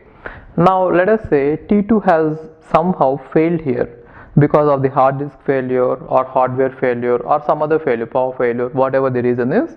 Now it suddenly stopped executing, and later what will our concurrency control system will do is, or the recovery manager will do is, it will try to roll back the entire transaction, because if it is not completely done we have to start it again. Now when it rolls back, right, which means it is going to undo all the operations it did. Now what will it do? It will try to see that, okay, I have changed the value of A, therefore let me restore it to the original value. Here the original value was 100, now it will try to restore it back to 100. Got it? Now because of this rollback, again this updation is also lost, isn't it? Which means we are going to get wrong values whenever you are going to read a value from a transaction without that transaction getting completed, without that transaction getting committed. So committed means whatever modifications you did, you are not going to undo. If you have not committed the transaction, which means at the end there is something called as commit, right? So if you don't see this commit, it means that there is still a chance that whatever modifications we did to the data items here, we'll just undo them, right? So you have to wait until a transaction commit, then only you are supposed to read the data by it. If you do it in the middle, there is a chance that you might be reading some dirty values, right? So in this case, dirty values means a value which might change later. Got it? So how to solve this problem is, just wait for the transaction to complete, then only you are supposed to read it. Otherwise, whenever you are going, this transaction is going to roll back, again this transaction also should roll back, and both of them have to start simultaneously. Now there is one more problem called as unrepeatable read problem or non-repeatable read problem. I'll show you what it means is, let us assume that initial value of A is 20,000, okay, and let's say A has T1 has read the value of A, which means at this point T1 will see that A's value is 20,000, okay, and then after T1 has read, T2 is going to read the value of A. At this point A is going to see that A's value is 20,000, and now T2 is going to modify A by subtracting 15,000 from 20,000. If you subtract 15,000, it is going to be 5,000, right? Therefore A value here will be 5,000, right? And now it is going to write it back. Write it back means the original copy has been modified now, right? The original copy which is present in the database is now modified to 5000. See, whenever I modify the original copy, it doesn't mean that it is permanent. If the transaction rolls back, there is still a probability that you might have to, get back to the original, previous value, right? Okay, fine. So now here, right is going to make this as 5000. Now again, if it tries to read the value here, it is going to see that the value is 5000, right? See this, according to the transaction T1, it didn't do any modifications to A, but it is seeing that one time when it read it, it is to 20,000, and next time immediately when it reads it, it is going to be 5,000, right? Therefore the data has changed without the involvement of any operation from T1, right? Now this is actually, T1 should get an effect as if it is running in isolation, but then it is as if some other transaction is also having an effect on the values which are seen by T2, right? Therefore it is a problem. Now this problem is also called as read-write conflict. If you see this, there is a read-write conflict here, right? So there is read operation on data item A, and again there is a write operation on data item A, right? So whenever you have such a problem, right, you are going to see the different copies. Got it? So why did this problem occur? Because after reading, someone is going to change the value you read, and they are changing the value original copy also. That is why you are going to see this problem. Okay, now let's look at the other problem. Now this is called as phantom tuple problem. So what is phantom tuple problem is, now assume that we have in our database, we have a table, employee table, with 3 tuples, right? Sorry, 2 tuples. So these are the attributes, and the tuples are like this: 1A 5000, 3C 4000, right? And now when you are trying to see who are all the employees who are having salary more than 3000, then you got that these two are going to be the output, right? Okay, that is what this transaction has done. Now later on the other side, some other transaction has started, and there is an interleaving between these two, which means after executing this transaction, this query, someone has started one more transaction, and this transaction is just inserting a new row into the table. Now because of the insertion of the new row, now the table will become like this. Earlier the table was having only 2 rows, now the table is having 3 rows, right? Now after this, if the transaction again does the same thing, and it is going to see different values, right? Now it is going to see 3 tuples, which means for this transaction it didn't do anything. It is asking the same query 2 times, and 2 times you are getting 2 different answers, right? Now again, what is it? This transaction is having an effect from the execution of the other transaction, but then that should not happen, right? So every transaction should execute as if it is executing in isolation, but then it is some other transactions actions or the operations are having an effect on this transaction, right? So that is why it is a problem. Now this problem is also called as phantom tuple or phantom phenomenon. Okay, fine. Now let's see the meaning of a schedule. So what is a schedule is, when you have many transactions coming in, you can execute the operations of the transactions in many ways, right? Like I can take one transaction and all the operations of it and execute them first, and then start with the next transaction, right? If I do that, it is going to be one type of schedule. Or I can execute some of the actions of or operations of one transaction, and then execute some of the operations of other transaction, and again come back to the first one, and again come back to second. If I do that, that is also a kind of schedule, right? So schedule is nothing but what is the order in which you are going to execute the operations of various transactions when you have more than one transaction. If you have only one transaction, then you have no other way. You are going to execute from top to down, so there is no way you are going to get many schedules. But then when you have more than one transaction, then you are going to get many schedules possible, right?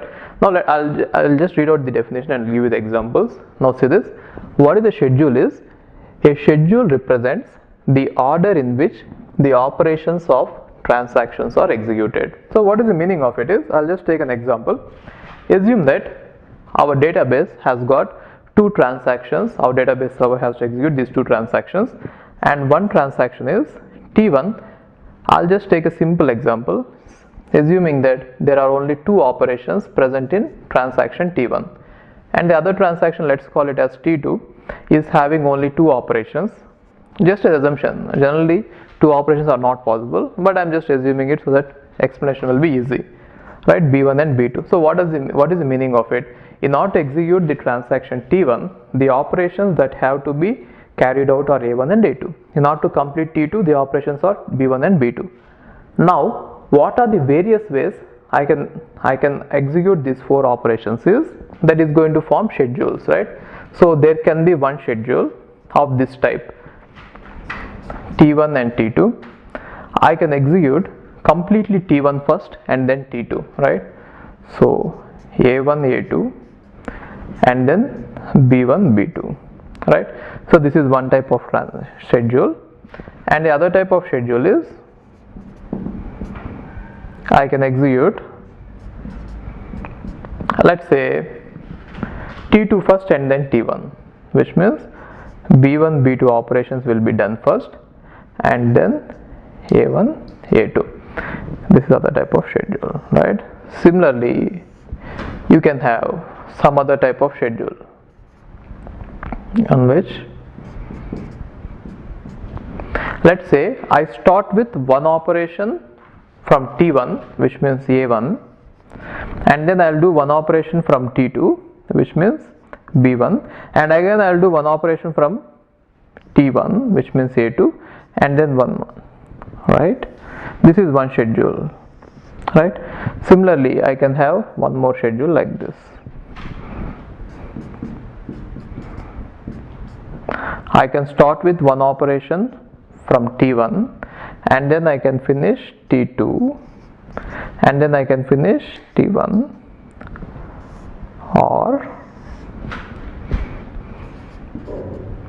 other type of schedule can be I can start with one operation from T2 and then one operation from T1 and then one operation from T2 and then one operation from T1, or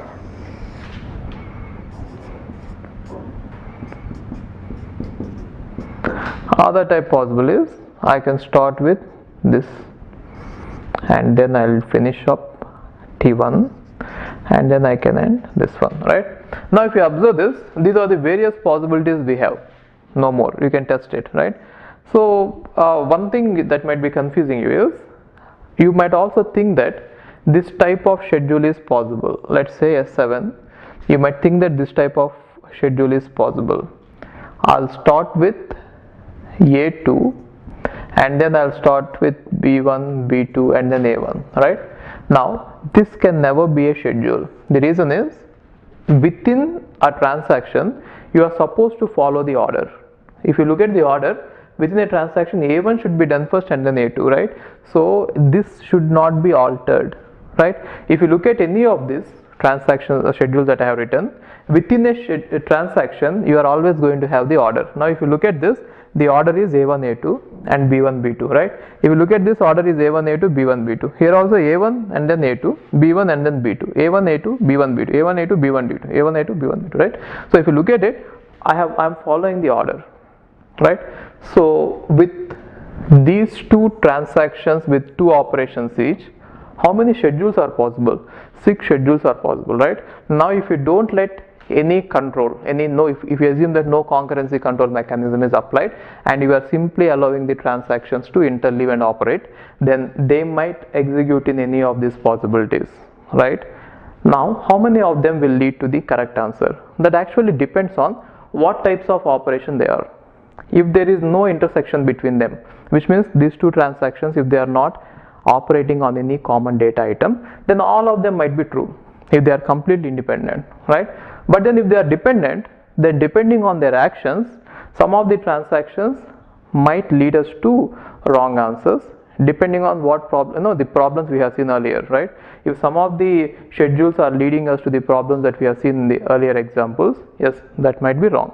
But you can be very sure that 2 schedules among these will always be right. So what are the 2 schedules?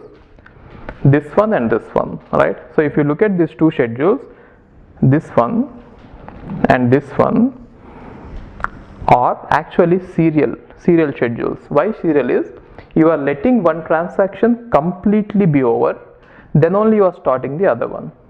Here also you are letting this transaction be completely over and then you are starting this one, right? Therefore, these two are called as serial schedules. So with serial schedules, there is no problem at all, and always they will lead us to the correct answers. But the only problem with serial schedule is your performance might be hurt. The reason is, some of them might be IO operations, and if you wait for IO operation to complete without starting the next transaction, then it might lead to the performance issues, right? So what you should do is, even though the serials are correct, you are not always going to execute the serial transactions. You have to execute the schedules in which some concurrency is allowed in such a way that it will not hurt the performance as well as the result is right. Which means among these schedules, find out the schedules which are equivalent to the serial schedules and then execute them. Got it? Okay, how to find them, what are the rules, we shall see them later. For now, let's stick to how many schedules are possible. Now with these many transactions and these many operations, these many schedules are possible. Is there any general rule we can apply? Yes. Now assume that I have T1 with n operations and T2 with m operations, right? Then how many ways I can form the schedules is, the formula is n plus m factorial divided by n factorial into m factorial. So how to get this? We have discussed about this in mathematics. In permutations and combinations, I have given you some examples. I'll just tell you how we get this. Now you can sum them all up and find out all the permutations possible. You take all the operations together and you find out all the permutations possible. It is going to give us n plus m factorial, right? Now we are not supposed to change the order within each transaction, which means even though this transaction is having n operations and this transaction is having m operations, you are not supposed to put all these n in any permutations. They have to be always in that order, right? Now if you are going to get all the permutations, most of them you got because you are permuting this one, right? Now if you compute how many you got because of permuting this one, you will see that it is n factorial. And how many you got here? M factorial. Therefore you have to divide them, right?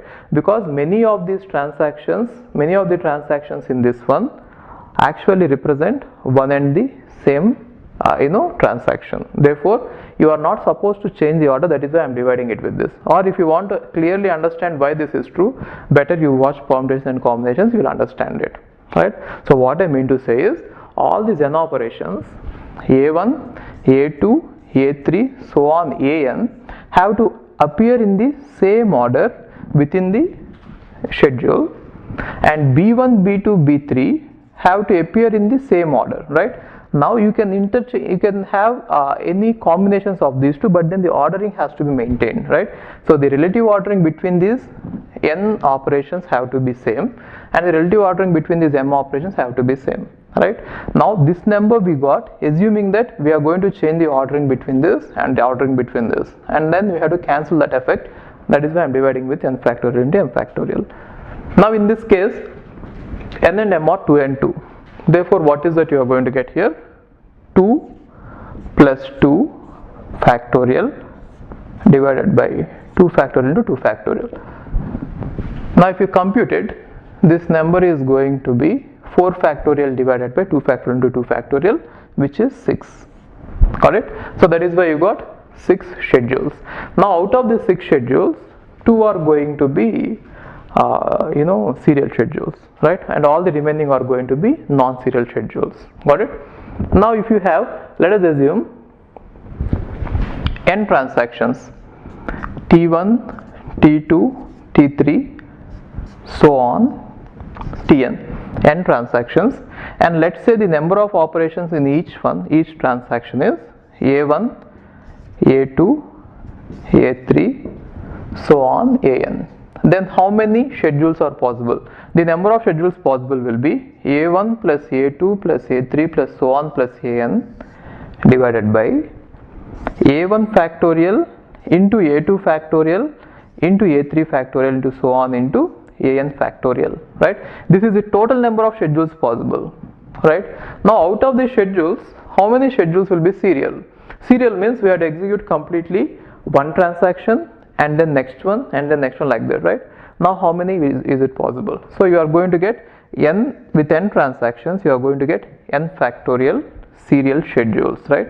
This is the total number of schedules possible and this is the total number of serial schedules possible. Now if the question is how many number of non-serial schedules are possible, then from the total number of schedules you can subtract the total number of serial schedules, then you are going to get total number of non-serial schedules. Got it?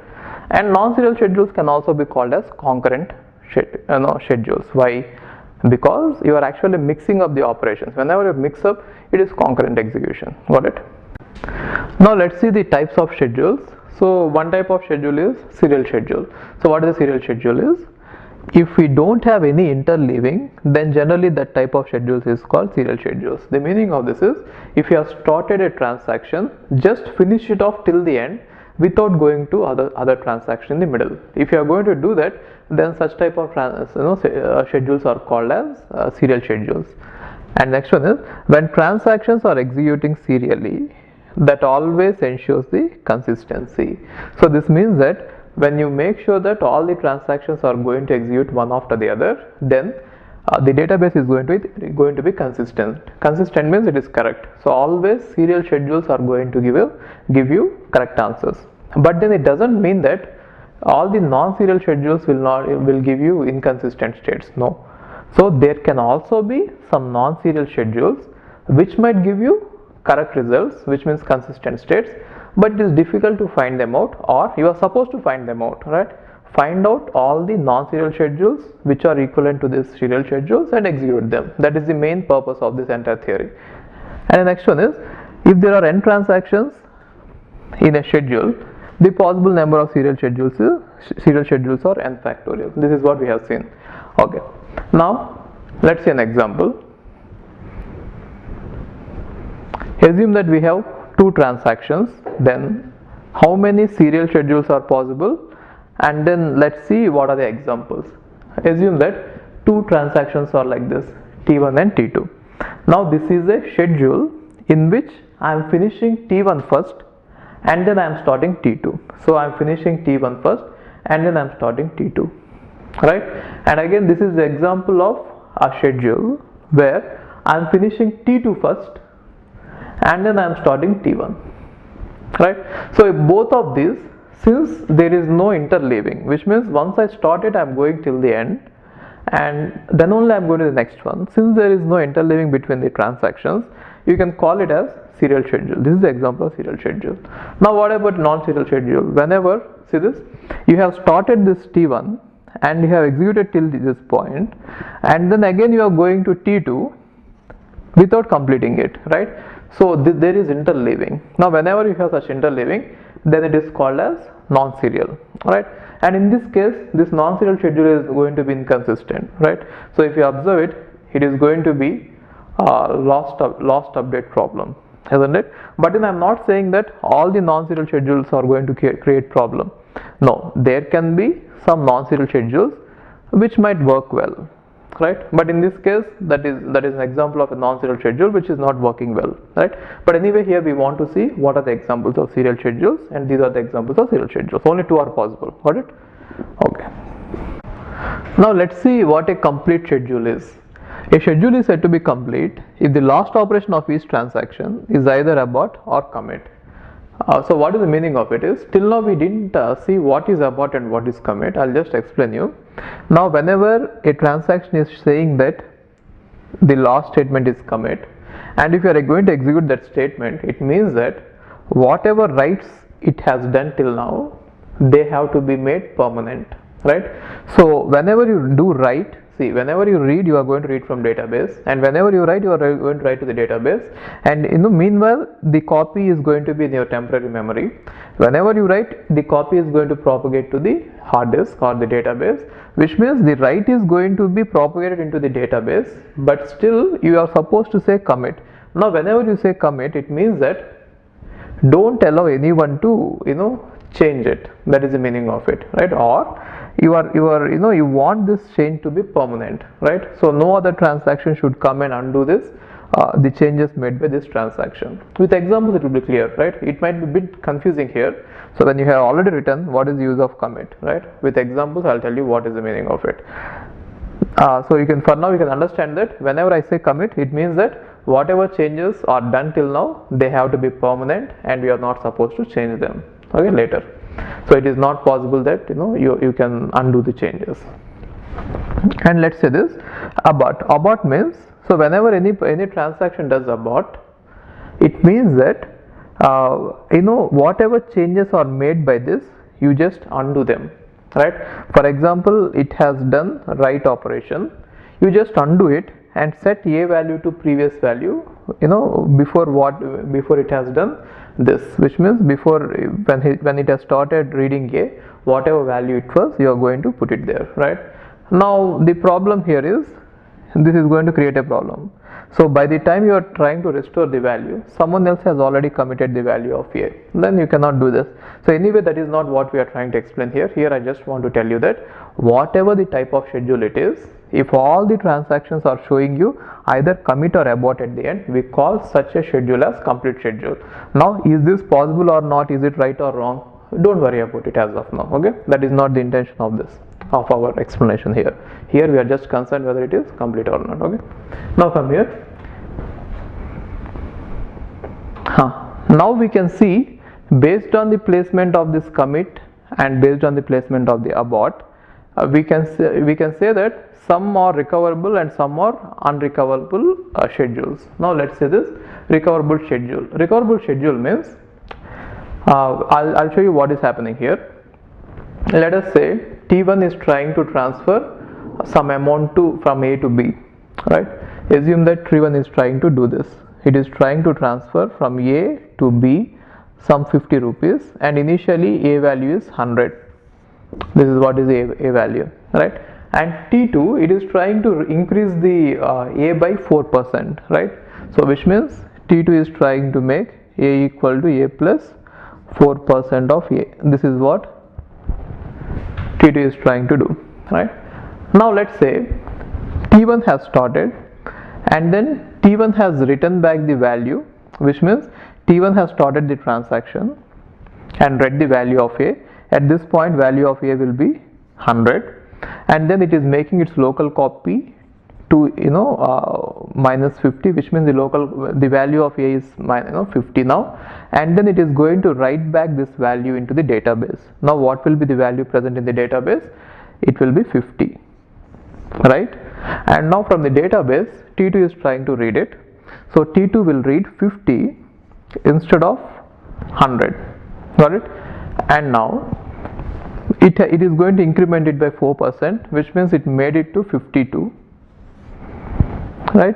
And then it incremented means here it is going to be 52, A's value is going to be 52, and it is going to write the value of A to the database, which means in the database its value is now 52. Earlier it was 50, now it is made 52.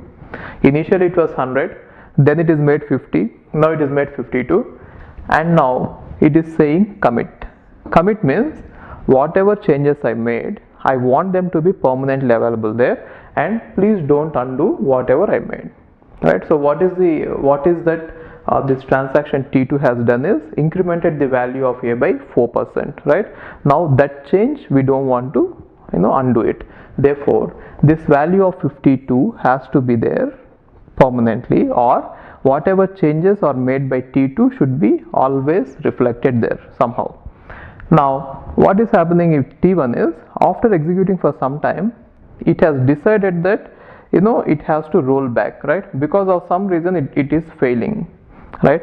Either maybe you can assume that there is a hard disk failure or some hardware failure or some power failure. Because of some failure, you are trying to you are not able to complete it, and so according to the atomicity rule you are going to roll it back, right? So when you roll it back, what you are trying to do is, what is this transaction trying to do is, it is going to reset whatever it has done, whatever modifications it has done, it is going to undo them. Now it will think that I made the value of A from 100 to 50, so let me write 100, right?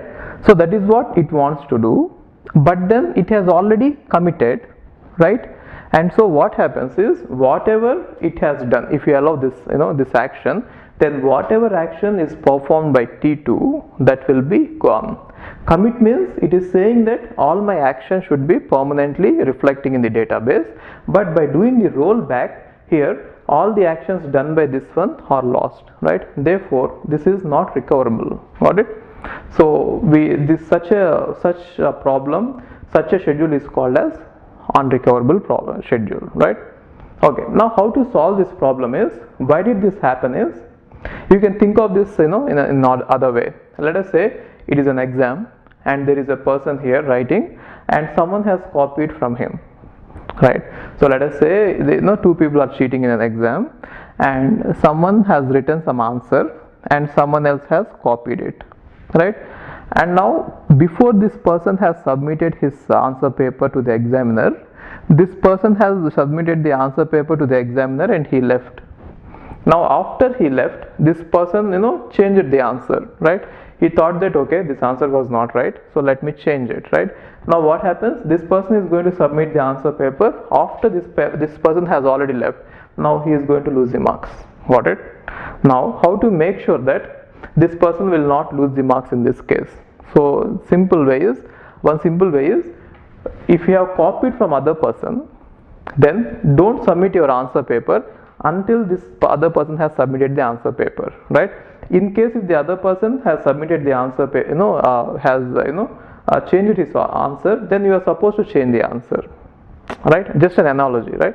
So in this case, if you want to see what happens in commit is, whenever you are going to read a data which is not committed, it is not committed, isn't it? Whenever you are going to read the data which is not committed, then you don't commit until the other person has committed, right? In case if the other person is rolling back, then you too roll back, then only you are going to have consistency, right? Now look at this. The problem, how to solve this problem is, now this person has written the value and this person is reading that value from him. This person has written some value and this person is reading the value from him, right? Now when he is going to write it, this answer is going to be right, provided that these changes are going to be there in the database. If these changes are not going to be there, then your increase of 4% would have been done on this. Got it? So you just wait until the other person commits. So whenever you are doing this dirty read, you don't commit until the other person commits, which means this commit has to be ordered, right? So when you are performing dirty read, just wait for the other one to commit, then only you commit. In this case, if the other one is not going to commit, let us say other one is going to say that I want to roll back, I want to undo whatever changes I did, right? Then you will have a chance that you too can roll it back. Got it? That is called as cascading rollback. If you have that chance, then it is called as recoverable. Here you don't have that chance. You are already done and it is over, right? Now you cannot roll back. But here you have a chance that whenever it rolled back, you too can roll back and then you can undo, and again later at some later point in time you can start again, right? Without any effect on the consistency. Got it? So if a transaction has to be recoverable, then in case of any dirty read, don't commit unless the other fellow has committed, other transaction has committed. If you can follow that rule, it is going to be recoverable, otherwise it is unrecoverable. Okay, fine. Now let's see cascading aborts. If one transaction failure causes multiple transactions to roll back, then it is called cascading rollback or cascading abort. So what is the meaning of this one is, if you observe this, there are three transactions, T1, T2, T3.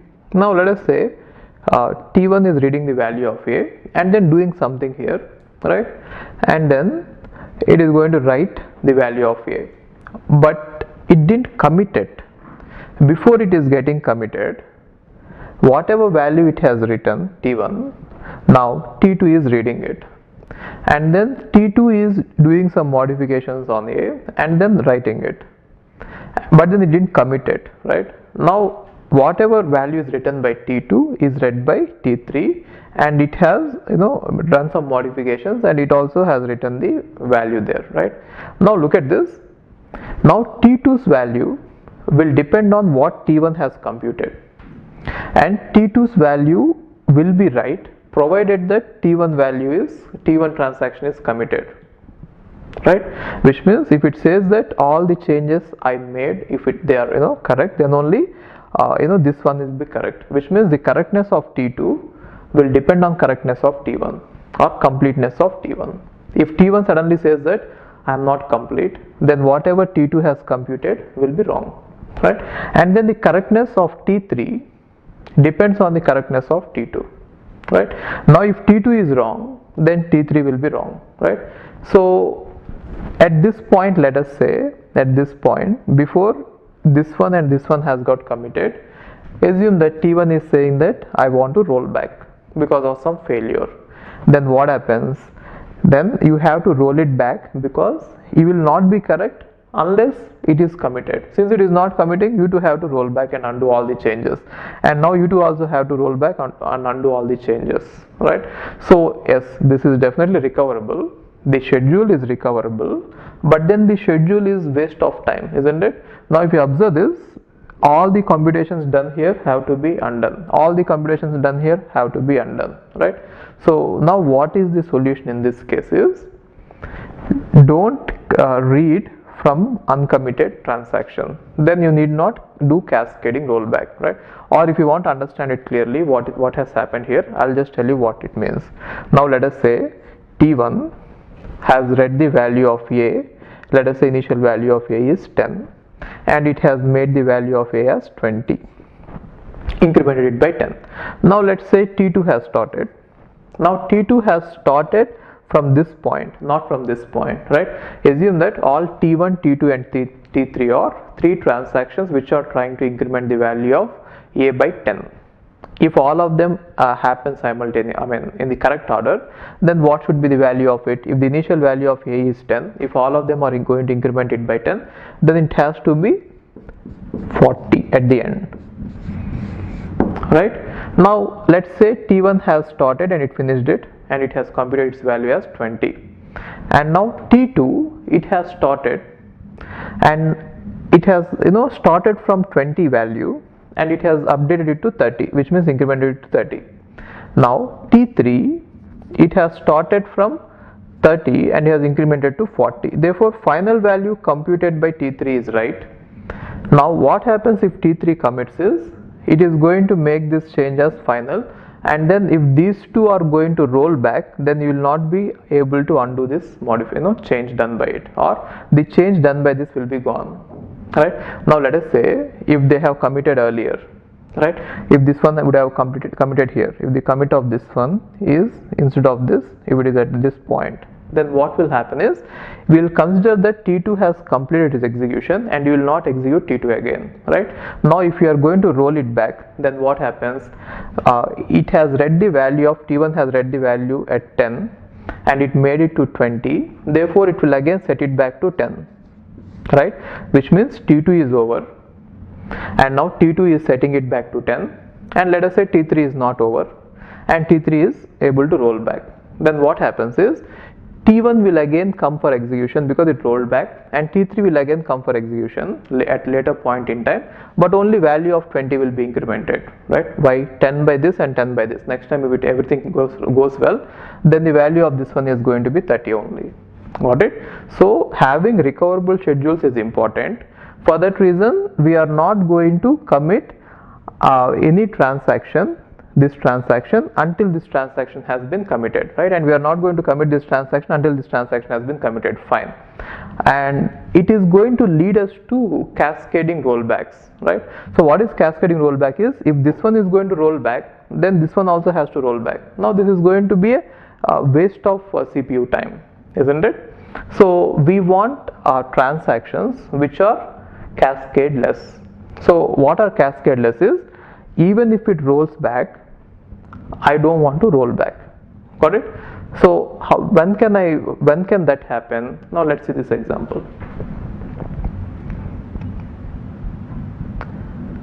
Now let us say cascadeless schedule.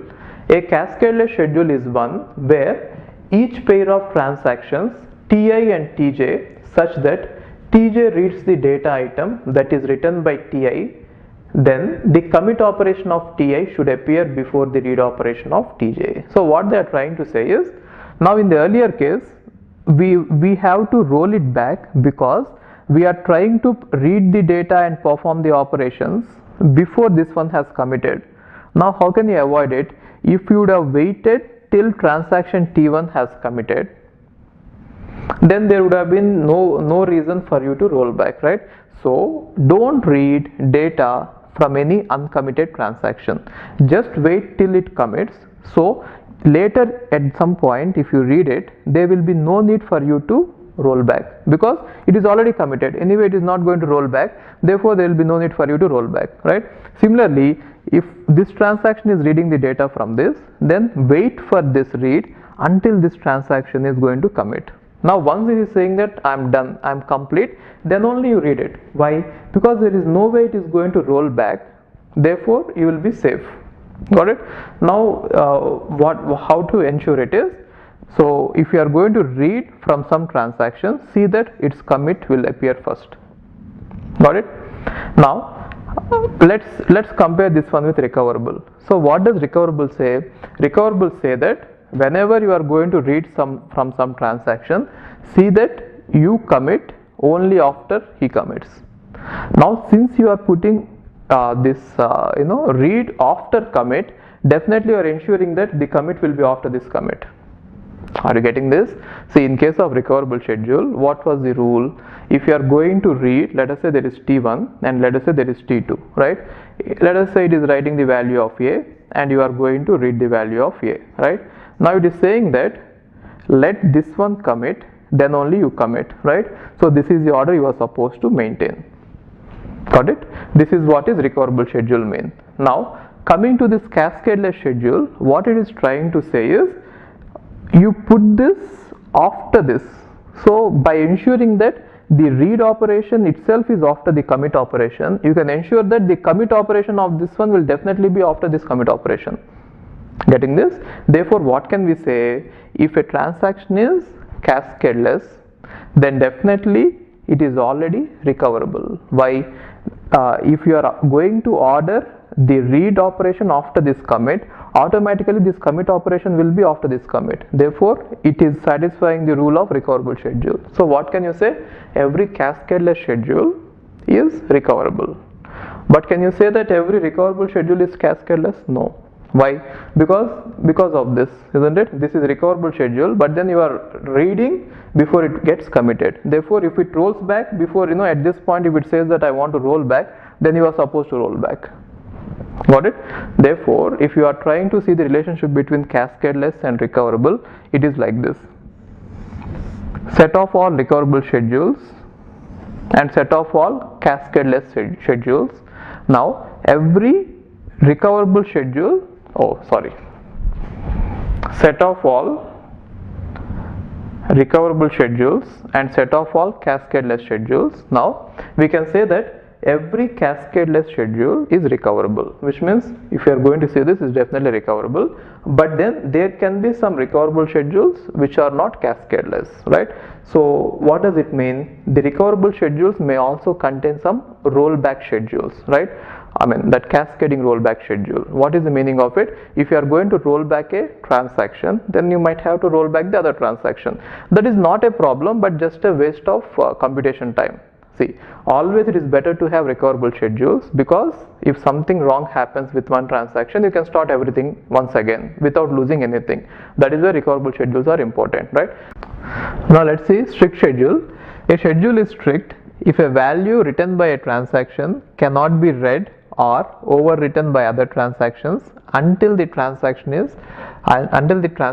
either commits or aborts. So the meaning of this one is, if you are going to have a transaction like this, now this transaction has to be committed, then only you are supposed to even write. See, it is more strict compared to the cascadeless. In cascadeless, what we did was, if you are going to have a read operation, then after this one commits, then only you are supposed to read. That is what you said. But there you didn't said anything about write. So according to the cascadeless, even this type of schedule will be allowed, which means now read A, write A, and now it is not yet committed, but then the other transaction can do write A and then commit, right? So this is actually cascadeless. So why? If it decides to undo the changes it did, it can do it without affecting anything by this one, right? So actually when you are trying to read something without writing, it is a very rare case where you are going to write something without reading. This is called as blind write. Blind write means you are not reading it, you are directly writing it. That is, you are not seeing it, you are just writing it. That is why it is called as blind write. Okay. Now by allowing this one, this schedule is going to be cascadeless. Now if you want to be even more strict, you don't want either read or write anything to happen until this one gets committed, right? That is what they are saying, read or overwritten. So here you are going to overwrite before it is committing, right? You are not going to allow this in strict. So for in strict, it is called as strict schedule because it is more stricter compared to the the cascadeless. Got it? So what can you say about the relation between strict and cascadeless? Every strict is definitely going to be cascadeless. Why? Here you are not allowing write or read, therefore write or read will appear only after the commit, and therefore there will be no need of rolling back this if this one rolls back, therefore it is cascadeless, right? So now if you observe it, all the three, one is recoverable, other is cascadeless, and the other one is let's say strict. If you observe this, in case of recoverable we are saying that the commit should be ordered. Let us say if this is T1 and if this is T2, now T2, if it reads anything from T1, that from T1, then T2 has to commit only after this, right? So this is the only restriction for recoverable schedules.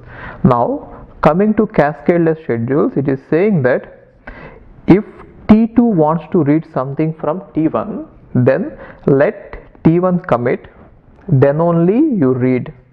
This is what cascadeless is saying, right? By putting this, what we are saying is, since this C will always be following this, the commit of this will always be following this, you can ensure that every cascadeless schedule is already recoverable, which means this condition is also embedded in this condition.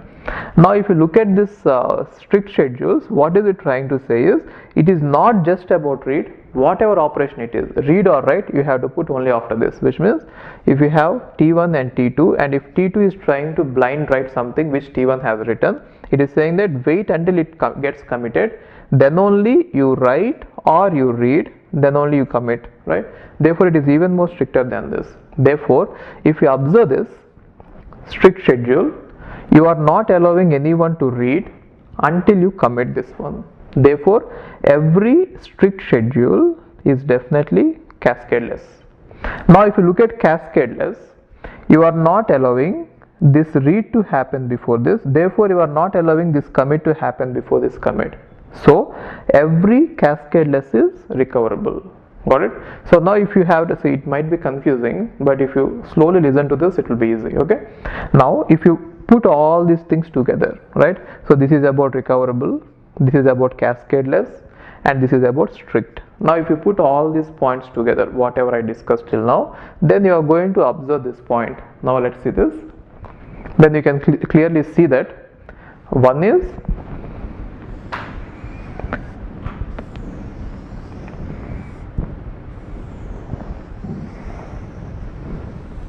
right. Now if you observe this, every strict schedule is going to be cascadeless schedule, and every cascadeless schedule is going to be recoverable schedule. That is the meaning of it. If you take a strict schedule, it is both cascadeless as well as recoverable. And if you take any cascadeless schedule, see what is this set? This is set of all strict schedules. If you look at set of all strict schedules, they are definitely cascadeless, and if you look at set of all cascadeless schedules, they are definitely recoverable, right? Now if you want to summarize all the information that we have seen till now, what is that we have seen till now is, what is a schedule, right? Now a schedule is nothing but the way in which you are going to execute many transactions together. That is a schedule. How we are going to execute the operations of many transactions which are presented to you. Now I told you that a schedule can be of two types. One is serializable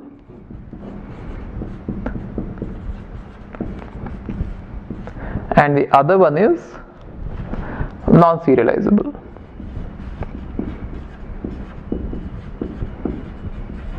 Now if you look at the serializable schedule, you are going to completely perform one transaction, then only you are going to start the next one. In case if there is any reading, right, so you need not worry about it, because one transaction is going to get committed, then only you are going to start either read or write of other transaction, and so every serializable schedule is definitely strict. Are you getting this? Every serializable schedule is definitely strict. Why is it strict? Because you are going to start with a transaction, let's say T1, and you are going to complete it, commit it, then only you are going to start the next transaction T2, either read or write, I don't care, it is going to start only after this commit, right? Therefore it is definitely strict. Now as I told you that every strict schedule is definitely cascadeless as well as recoverable, right? So you can think of serializable schedule as if it is obeying all the properties. Got it? Now coming to non-serial schedules, so don't get confused here, it is very simple concept, right? So every serial schedule is strict, therefore it is going to be everything, right? Now coming to the non-serializable schedules, now some of them may be recoverable and some of them may not be recoverable, right? Some of them may be recoverable and some of them may be non-recoverable. So what do I mean by this? There might be some transactions which might get committed before the transaction from which it read has committed. In that case it is non-recoverable, right? And now coming to recoverable schedules, some of the non-serial schedules may be cascading and some of them may be caskadeless, or some of them may be cascading. What does it mean? Whenever the schedule is recoverable, there might be sometimes a need for rollback and there might be sometimes no need for rollback, right? And now coming to this cascadeless schedule, some of them may be strict and some of them may be non-strict. Got it? So this is the classification for non-serial schedules, right? So in serial schedules directly they are strict, therefore they are everything. In non-serial schedules you are going to get this entire classification, right? So if you look at it in terms of this diagram, okay, now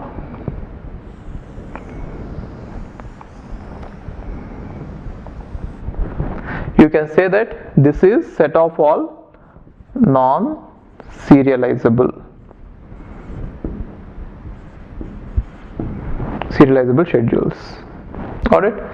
And this is how you can look at it. Now if you want to even put serializable schedules into this diagram, it is somewhat difficult to put it there, right? Why? You might have to put the serializable schedules inside this, but then that will say that every serializable schedule is non-serializable schedule, so let's not put it there.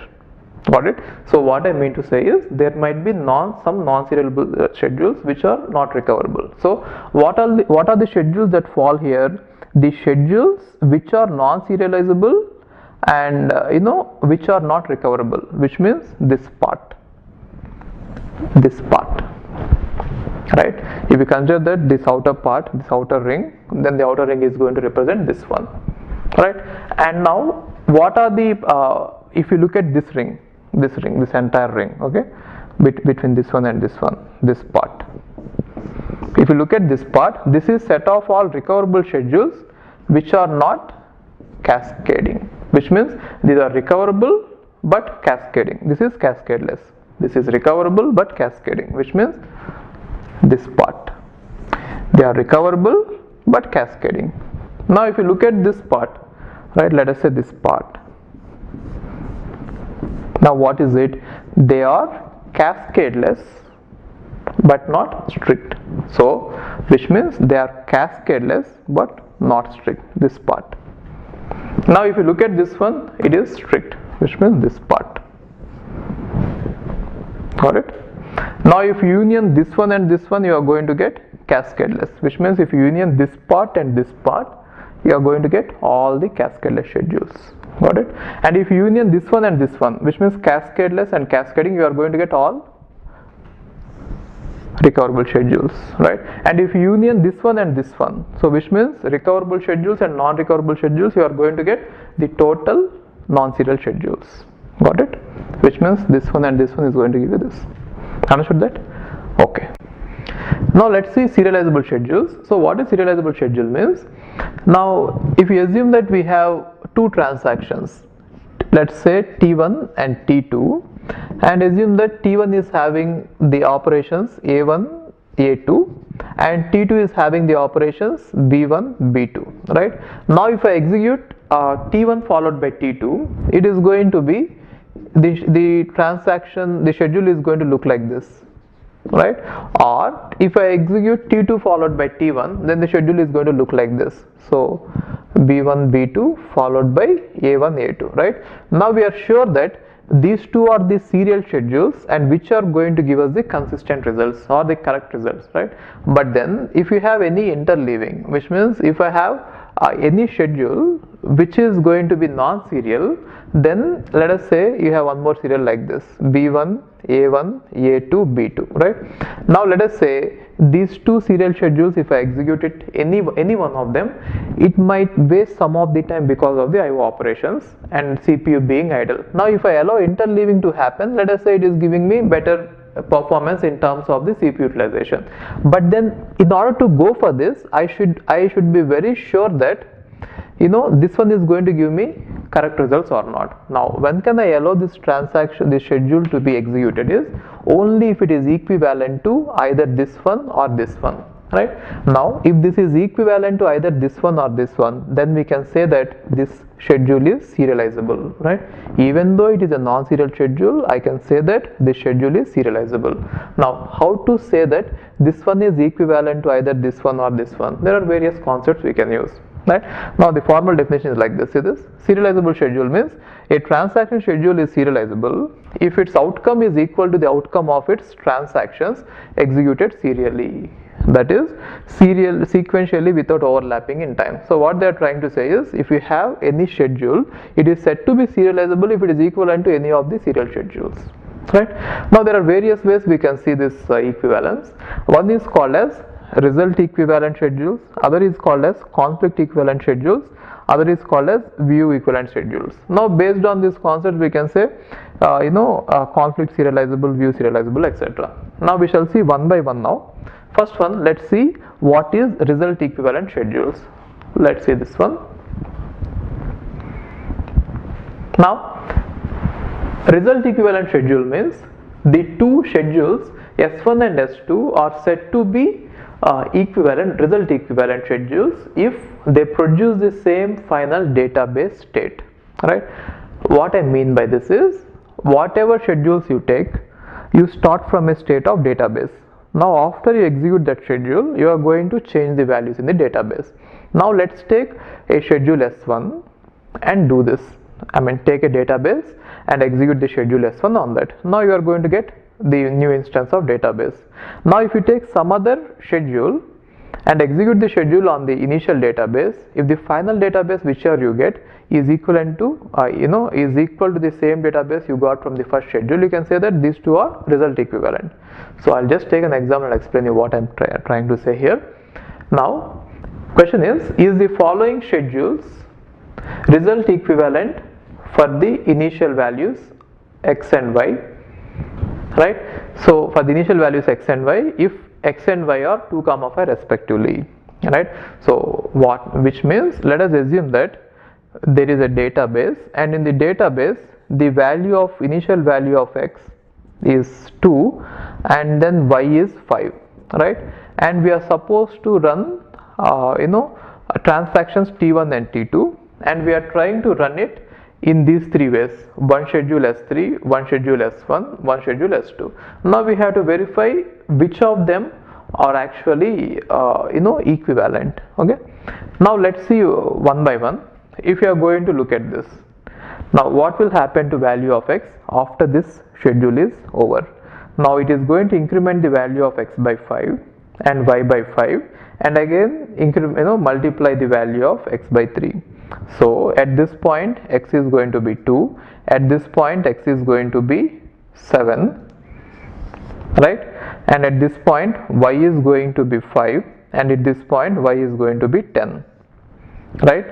And now at this point x is going to be 7 because the value of x is 7 here, and at this point x is going to be 21, right. Therefore the final write of y is going to write y as 10 and write x as 21. Therefore by the end of this schedule, the value of x is going to be 21 and the value of y is going to be 10. Got it? Now on the other side, let's say we are going to execute these two transactions like this, which means this is a new schedule. Now if I look at the schedule and start from the initial database, I want to see what happens. Now at this point initially x is 2, and at this point x will become 7, and at this point x is 7 is written there. Now here when I try to read it, the reading is going to read 7. See, don't worry whether it is recoverable or cascading, cascadeless. That is not what we are worried about now. We are just saying that if we try to execute this way, what is going to happen, right? And also don't worry whether the transactions are complete or not, or the schedule is complete or not. That doesn't matter if I have to explain this concept. I'm just trying to explain this concept without worrying about what type of schedules they are. So only thing that matters here is this is a serial schedule. Why? Transaction 1 is completed and then transaction 2. If you want, you can assume that here there is commit and here there is commit. You can assume that transaction 1 is complete and then transaction 2 has started, right? And what matters here is this is a non-serial schedule where transaction T1 has started and then we went to transaction T2 and again we are coming back to transaction T1. So which means it is a non-serial schedule. That is what is important here. Okay. Now here it is 7 and x equal to x into 3. Now what about this? If x equal to x into 3, so it is going to make 21 and write x, which means 21 is going to be written, and again here y is going to be read. So what is the value of y? Y is 5 and y is going to be incremented by 5 means y is 10 and y is going to be read. Got it? Now if you observe this, by the end of this schedule, the value of x is going to be this is the final write of x, isn't it? Therefore the value of x is going to be 21 and the value of y is going to be 10, right? Now if you observe this is a serial schedule which is producing this output, and then this is a non-serial schedule which is producing this output, right? So if you look at these two schedules, they are actually equivalent when you compare the results, right? That is why they are called as result equivalent schedules, right? So result equivalent schedules means if I execute this one or if I execute this one, both are going to give me the same answer, right? Now what do you understand from this? So we understand that this one is going to be consistent, and this is also a non-serial schedule which is giving me the same answer which is given by this. Therefore it is safe to execute this, right? Therefore according to the result, it is serializable schedule because it is equivalent to this serial schedule, right? So it is result serializable, right? But then we are not going to use this concept or this type of comparison in real practice, because if you have to do that comparison, then you might have to execute this and you might have to execute this and then compare the results. If you already have executed this, then why do you really want to execute this? See, we are trying to somehow finish the transactions in such a way that we get better utilization compared to the serial ones. Now if you are already going to execute the serial ones, why do you want to again execute this? Got it? So we don't really use it at practice. At practice we use other methods, okay? So this is just a theoretical concept, but then at practice we generally don't use it. Okay, now let's see what happens with this one. Now initially x value is 2, so 2 is read, right? And then x is multiplied by 3, so which means here the x value is going to be 6, right? And then x is going to be written, so x value of 6 is going to be written, and now here x is again read, so x value that will be read will be 6, and now x is incremented by 5, so which means x value will now be 11, and again x is written, which means 11 will be written. Now at this point y is going to be read, so which means y is going to be 5, and y is going to be incremented by 5 means y is going to be 10, and again y is going to be written means y10 is written, right? Now at the end of this schedule, what will be the value of x? The final rate of x is here, therefore the value of x is going to be 11 and the value of y is going to be 10. Got it? Now if you see the result, this result and this result are not same, right? Therefore you can say that these two are not view equivalent, right? And this result is and that result is not same, so you can, sorry, not view, it is result, right? So this result and this result is not same, therefore they are not result equivalent, and this one is not same, therefore you can say that these two are also not result equivalent, but then these two are result equivalent. Got it? Okay. Now let's see this conflict equivalent schedules. So before talking about conflict equivalent schedules, you should understand what is a conflict. Now conflict means whenever you are executing a transaction, or let us say a schedule, if it is having more than one transactions, then there can be some conflicting actions. Now what are they? So if say there are two different transactions present in a schedule, and if both of them are acting on the same data type or same data item, and one of them is writing and other one is reading and other one is writing, then this is a conflict, right? Or if one of them is writing and other one is reading the same data item, then it is a conflict. And one of them is writing and other one is writing, then it is again a conflict. So how to remember this one is, whenever two actions are from different, see, both the actions have to be from different transactions, right? So there will never be a conflict between the actions within the same transaction. So first thing is, both the actions have to come from different transactions, and second thing is, both of them should be working on the or acting on the same data item, and the third important point is, at least one of the actions should be write action, right? If these three conditions are followed, then we can say that there is a conflict between two operations, right? If I have to say that there are two operations, let us say operation 1 and operation 2, if these two are going to be conflict operations, then both of them have to be from different transactions, and both of them must be acting on the same data item, and at least one of them has to be right. Got it? So in this case, this action is from Ti and this action is from Tj, and both of them are acting on the same one, and one of them is right, therefore it is a conflict, right? And this one is from Ti, this one is from Tj, and both of them are acting on A, and one of them is right, therefore it is a conflict. And similarly here also it is a conflict. Now whatever are remaining other than this, they are all going to be non-conflicting, right? So what I mean, now if actions are all from the same transactions, they are non-conflicting, or if the actions are just simply read operations, not the write, then they are non-conflicting.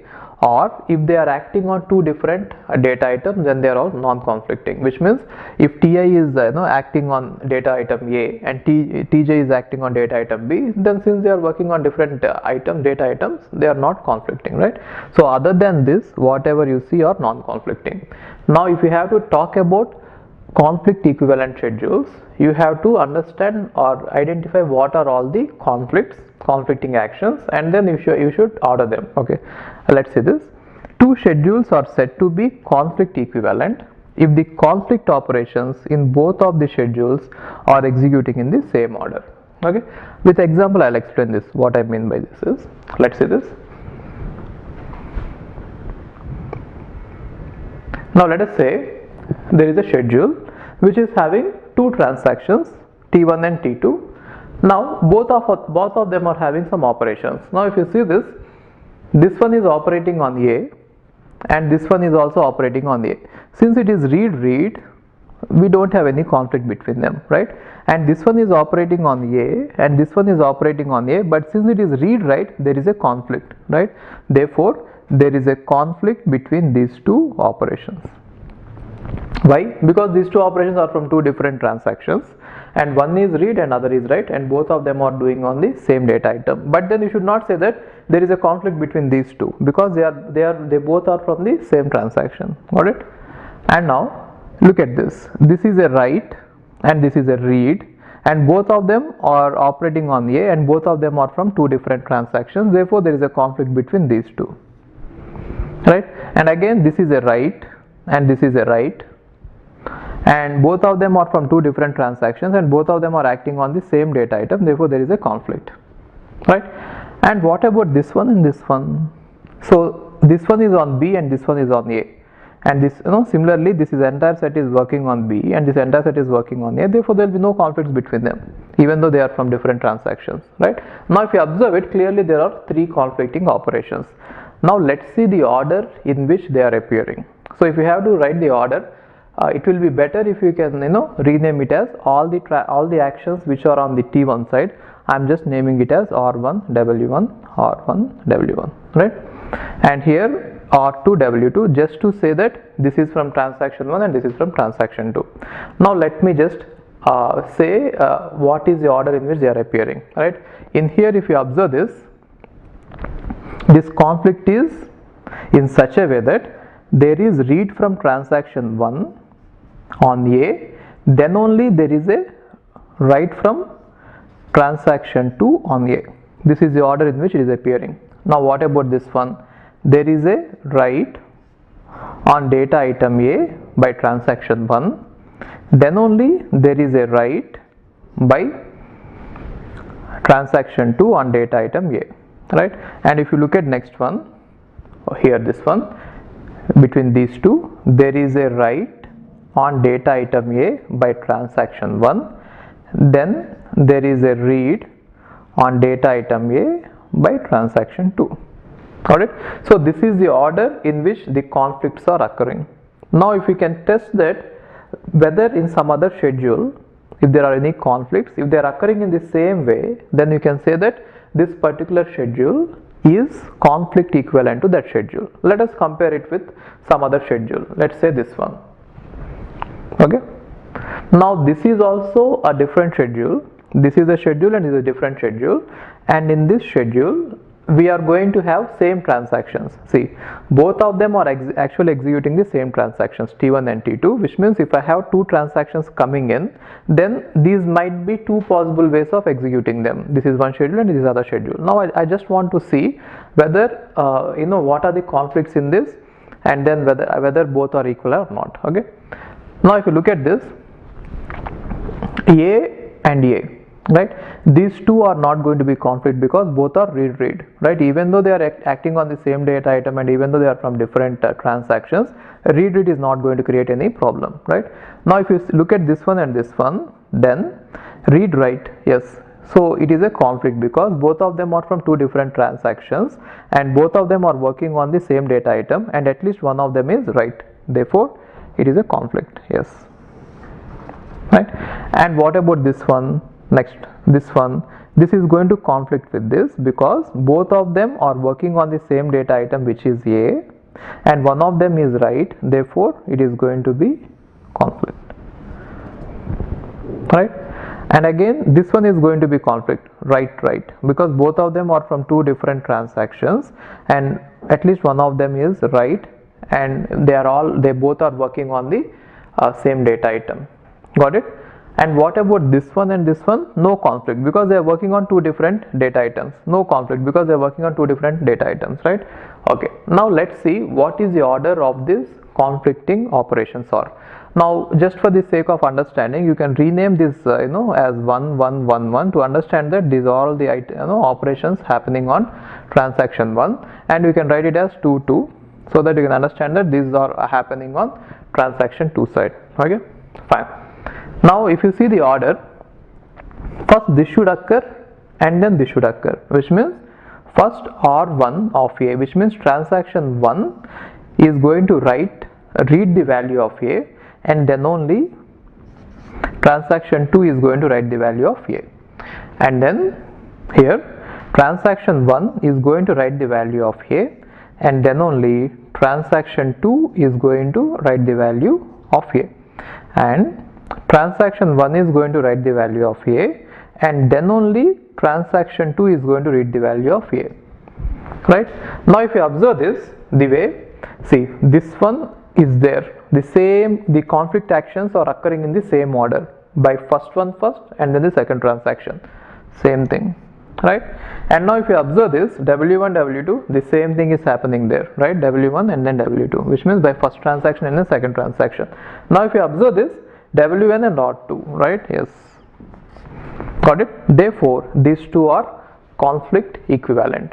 Now if you observe these schedules, there is one more interesting behavior there, or one more interesting property. Now this schedule is not a serial schedule, but this schedule is a serial schedule, right? In this serial schedule, it is actually T1 followed by T2. See, if you want to complete it, you can just write a complete schedule by writing commit and commit here. But anyway, that is not what we are worrying about here. So let us say this is the entire complete transaction, and this is the complete transaction. Now if you compare it, this is a non-serial schedule and this is a serial schedule. Now a non-serial schedule is conflict equivalent to a serial schedule. Got it? That is why this non-serial schedule will now become conflict serializable. So what is this one called? This schedule is conflict serializable because it is conflict equivalent to a serial schedule. Got it? And it is an important property. So we are going to allow conflict serializable schedules only because it is going to be equivalent to a serial schedule. Got it? Now that is what is called as conflict serializable concept. But then this way of checking it is going to be tedious if you are going to have lot of transactions. See, what did we do? We have taken a transaction or schedule which is not serial, and then we compared with a serial schedule, and since both are equivalent according to the conflict, we are saying that it is conflict serializable. Then what will the general procedure be? You might have to take all the serial schedules and you might have to compare this non-serial until you get it equivalent to one of them. But then this method is going to be very lengthy if the number of transactions are going to increase in a schedule. Let us say you have n transactions, right, or 4 transactions if you have. Then how many serial schedules are possible? The number of serial schedules possible will be 4 factorial, right? 4 factorial means 24. So 24 serial schedules are possible, and if you have to check whether this particular non-serial schedule is conflict serializable or not, then you might have to write all 24 possibilities, and if you have to check whether this one is equivalent to any one of them. But it is going to be a lengthy method if you are going to go this way. So for this reason we shall use some other method using which we will be directly able to say whether this one is conflict serializable or not. In case if it is conflict serializable, what are the serial schedules to which it is equivalent to? Okay, we shall see that with examples. That method will be simple. This method is lengthy, but then in order to understand this, I have just given you this. Okay, don't use this in the exam. Okay, fine. Now let's look at the topic of view serializability. So for that you should understand what is view equivalent. So let's try to understand what is view equivalent, and if a schedule, if it is view equivalent to other schedule which is serial, then you can call this schedule as view serializable. So what I mean to say is, okay, let me read out the points here, you'll understand it. A serial schedule and a non-serial schedule are said to be view equivalent if they satisfy all the following conditions. So there are 3 conditions. First condition is, if Ti reads initial value of A in S, then Ti should also read initial value of data item A in S dash. So what does it mean? If Ti is going to read a value in the schedule S, let us say data value is A, right? So whoever reads the initial value of A in one schedule should also read the initial value of A in the other schedule, right? That is the simple meaning of it, which means whoever reads it first should read it first in the other side. Okay, and the next one is, if Tj produces final write operation of A in S, then Tj should also perform the final write operation of A in S, which means for every data item A, whoever writes it in the last should write it in the last in both the schedules. Got it? And if Tj reads a value produced by Ti in S, then Tj must also read the value produced by Ta in S dash. So we are using S and S dash. So where S is a serial schedule and S dash is a non-serial schedule, which means you can think of them basically as two different schedules. Okay. Now the third point is saying that if there is any write-read dependency, which means if one transaction is writing, let us say Wi of A. What does it mean? I is writing data item A, in the schedule. Now in one schedule, if it is whatever is written by I, let us say is read by J, right? So if they are like this, which means whatever is written by I is read by J, then in the other schedule also the same thing should happen. Whatever is written by I should be read by J, right?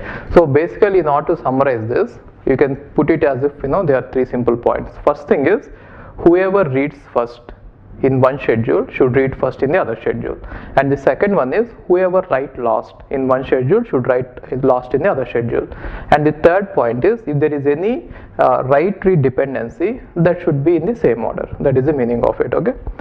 Now if two schedules are following these three rules, then we can say that both are view equivalent. Now if one of the schedule happens to be non-serial and other schedule happens to be serial, then we can say that that particular non-serial schedule is view serializable, because there is at least one serial schedule to which it is equivalent to, right? Okay, now let's see this. Let's see this example. Now here we have two transactions, and using these two transactions we have made two schedules, right? So let us say this is S1 and this is S2. Now this S1 is completely a serial schedule if you observe it, right? And S2 is not a serial schedule. Now I want to find out whether these two are view equivalent or not. Okay, whether these two are view equivalent or not. Now how to test it? Just see what are all the data items you have and compare both of them, right? So what are all the data items you have?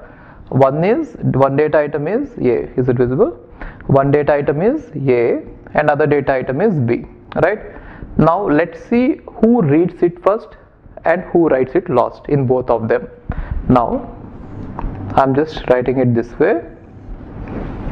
Let us say in schedule S1, who reads it first and who writes it last. Okay, so let's see this. In schedule S1, who reads it first? T1 reads it first. Okay, isn't it? And who writes it last? If you look at A, there is a write, and again if you look at A, there is a write. So among all the writes to A, the last one to write is T2. Are you getting this? Who is reading it first? T1, and who is writing it last? T2. Therefore I am just writing it this way. So for A, T1 is reading it first in schedule S1 and T2 is writing it last. Now I want to test the same thing in schedule S2 also, right? Okay, in schedule S2 I want to see who is reading and who is writing. Okay, now see this. In schedule S2, who is reading it first? T1. Okay, fine. And who is writing it last? If you see, this is right here, this is not.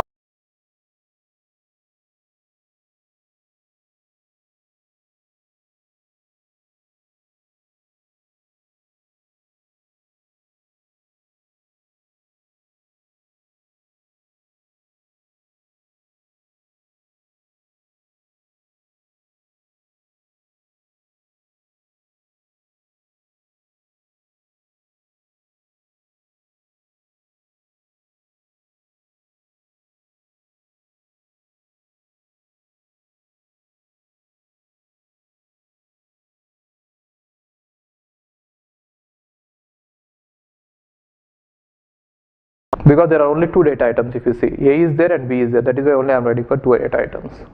Okay, now for B, who is reading it first? So in S1, look from here, right? So for B, this one is reading, therefore T1 is reading it first. Now who is writing it last? Go from the bottom and you see where is write of B. So write of B is here, therefore T2 is writing it last. Okay, now coming to this S1, S2, who is reading B first? Come from the above. So here there is, right? So T1 is reading B first, therefore T1. And who is writing this first? Last. Who is writing B last? come from the bottom, here you see it, therefore T2 is writing it.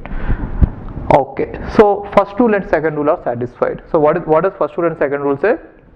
Whoever reads it first should read it first there, and whoever writes it last should write last there, right? That is how we got it. Okay, and now the third rule says that if there is any write read dependency, that should be in the same order, which means I'll just show you with an example. Now if you observe this, here coming to data item A, T1 is writing and T2 is reading, isn't it? This is what has happened. Now coming to data item B also, T1 is writing and T2 is reading. Got it? Now in the other side also same thing should happen. So if T2 is reading from T1, other side also same thing should happen, right? Coming to A, see this, coming to A, here there is a read A. Who has written it? Because of this he is getting it, right? See this. Now whatever is written by T1 is being read by T2, right? And then there is read B here, and again there is write here, which means for B also same thing has happened, right? Therefore write read actions are in the same order, so the third rule also has been satisfied.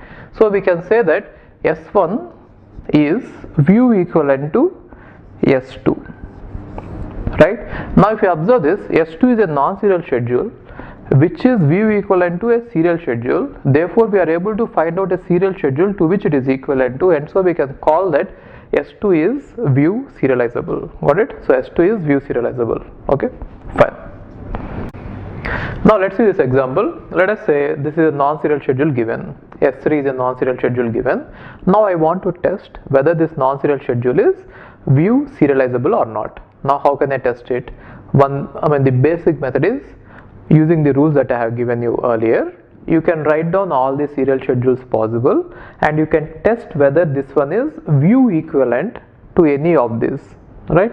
If in case if it is view equivalent to any of this, then we can say that it is view serializable, right? Even though it is a lengthy procedure, just for this one example, let's try it. From next time onwards we shall use other methods. Okay, so for now just understand the procedure.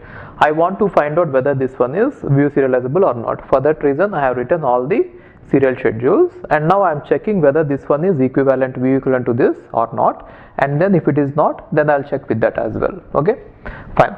Now how to test view equivalent? So same method that we have used earlier. Now for A, whoever is writing here first, or whoever is reading here first should read there first, right? Now for A, T1 is reading here first and T1 is reading here first, no problem with that. Now what is the other one? Let's say for B. For B, whoever is reading here first should read there first. Now who is reading here first? B is being read by T1, right? And now here also B is being read by T1. Fine. Now for A, whoever is reading last, now writing last. Now if you see A here, who is writing last? T2, right? Now if you see this side, who is writing last? A. So A is written here and here, therefore T2 is writing last. And for B, who is writing last here? For B, last write is here, T2, and on the other side also for B, last write is here. So first two rules are satisfied. There are only two data items. Now whoever reads the data item first here is reading the data item first there, and also whoever is writing the data item last there is writing the data item last there. So that is not an issue. Now this third rule says that if there is any write read dependency, it should happen in the same way. Now if you observe this, what is the write read dependency is? If someone is writing and someone is reading, see this? Now write of A is being done here, no one is reading here A, and write of A is being done here and no one is reading A. And similarly write of B is being done here, no one is reading here, and write of B is being done here, no one is reading here. Therefore there is no write read dependency here, right? Now coming to this here, clearly write of A is done here, but there is a read here, which means write and read there is dependency, isn't it? See, so clearly whatever is written by T1 is being read by T2, but if you observe this, T2 is directly reading from the database, it is not reading the value which is written by T1, therefore here it failed. So we can say that this one is not equivalent to this one, view equivalent to this one, right? Therefore But then you cannot here right away say that this is not view serializable. It is not equivalent to this serial schedule, but there is one more serial schedule which you might have to see, right? Okay, now let's test that one as well. Now here you understood that there is no write-read dependency, which means no one is reading anything written by the other. Both of them are reading directly from the database. Now let's see this one here. You can directly go to that point. You need not worry about other points, or you can start with other points as well. Okay. Now what are the first 2 points? For every data item, check whether read is happening in the same way. So who is reading here first? A, T1. Now if you look at the other side, A is being read by T2 first. Therefore it clearly failed. Here T1 is reading it, there T2 is reading it. Therefore this one is not view equivalent to that serial schedule. So with 2 transactions, only 2 serial schedules are possible, and this non-serial schedule is not view equivalent to any of the serial schedules possible. So we can say that it is not view serializable. But then if I have to test it this way for all the schedules, it might take a lot of time. The reason is, see, if you have 3 transactions, then how many serial schedules are possible? 3 factorial, which means 6 serial schedules are possible. And if I have to take every schedule and test whether it is view equivalent or not, then it is going to take a lot of time for me. So that is why we shall see other better methods. Okay, so let's see what is the relationship between conflict serializability and view serializability, and then we shall compare both of them. Okay, we shall see some easy methods. Let's come here. Now comparison between conflict serializability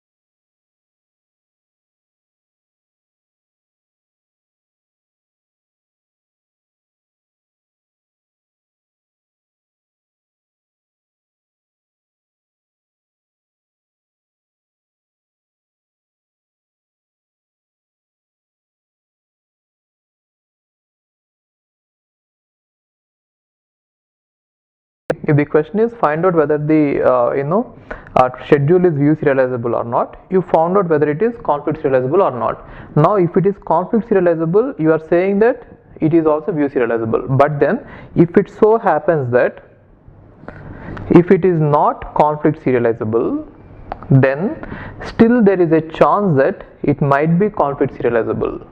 Got it? So that is where the problem is. So that is the meaning of this point. Every conflict serializable is view serializable, but the reverse is not true. Now the next question is, it is easy to achieve conflict serializability than view serializability. Okay, so I'll show you with examples why it is easy, and it is also easy to test conflict serializability than view serializability. We shall see why it is easy. Okay, with graphs I'll explain you these 2 points. Now how we use it, how we use the conflict serializability to test the view serializability is, first thing is, whenever they ask you for view serializability, now test for conflict serializability, right? Now if the schedule happens to be conflict serializable, then we can say that it is definitely view serializable, right? If the schedule is not conflict serializable, then you cannot say that it is not view serializable. You have to test further, right? So for that reason we are going to use a new concept called as blind write. Okay, so now we test for blind writes. Now if there is a blind write, then we test for view serializable. If there is no blind write, then we can directly say that it is not view serializable. Are you getting this? So how do we use conflict serializability is, first we test whether the schedule is conflict serializable or not. If it turns out to be conflict serializable, then we say that it is view serializable as well. If it turns out that it is not conflict serializable, then you should not directly declare that it is not view serializable. Just test whether there are any blind writes. If there are no blind writes, then you are lucky, you can directly say that it is not view serializable. Now if this is the case, if there are blind writes, then you might have to test whether it is view serializable or not. Now how to test it? You can test using the earlier methods that I have discussed. Write down all the serial schedules, and from that you can test it. Now we have seen that to increase the efficiency of the server, we are not going to run the transactions in serial order. We are going to mix them up and run. Then when you are going to mix them up and run, there are various schedules possible, and only the schedules which are equivalent to the serial schedule are going to produce us the valid results. Otherwise the results may not be as desired. Then what we should do is, we should be able to allow only the schedules which will give us correct answers, right, or consistent results. But the problem is, till now whatever we have seen, the rules by which we are checking whether it is conflict serializable or view serializable, whatever we have seen, we are testing after the execution of a schedule whether that schedule is equivalent to a serial schedule or not. But now the problem is, while executing the schedule itself, we should be able to find out whether by executing some operations we are going to violate the serializability or not. Now for that reason we are going to come up with some rules. So rules are generally called as protocols. A protocol is nothing but a rule, isn't it?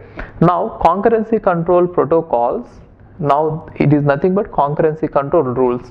If you follow these rules, you will be able to generate the schedules which are equivalent to the serial schedules. Now if you are going to execute any operation by which you might violate this rule, let us say some serializable rule, then itself these rules will say that you are not supposed to do that action. Got it? Therefore by using these rules we will be safe in the sense we will be able to execute the schedule only if it is equivalent to the serial schedule, right? Okay, now what are these rules are? First one is, there are some rules based on locks.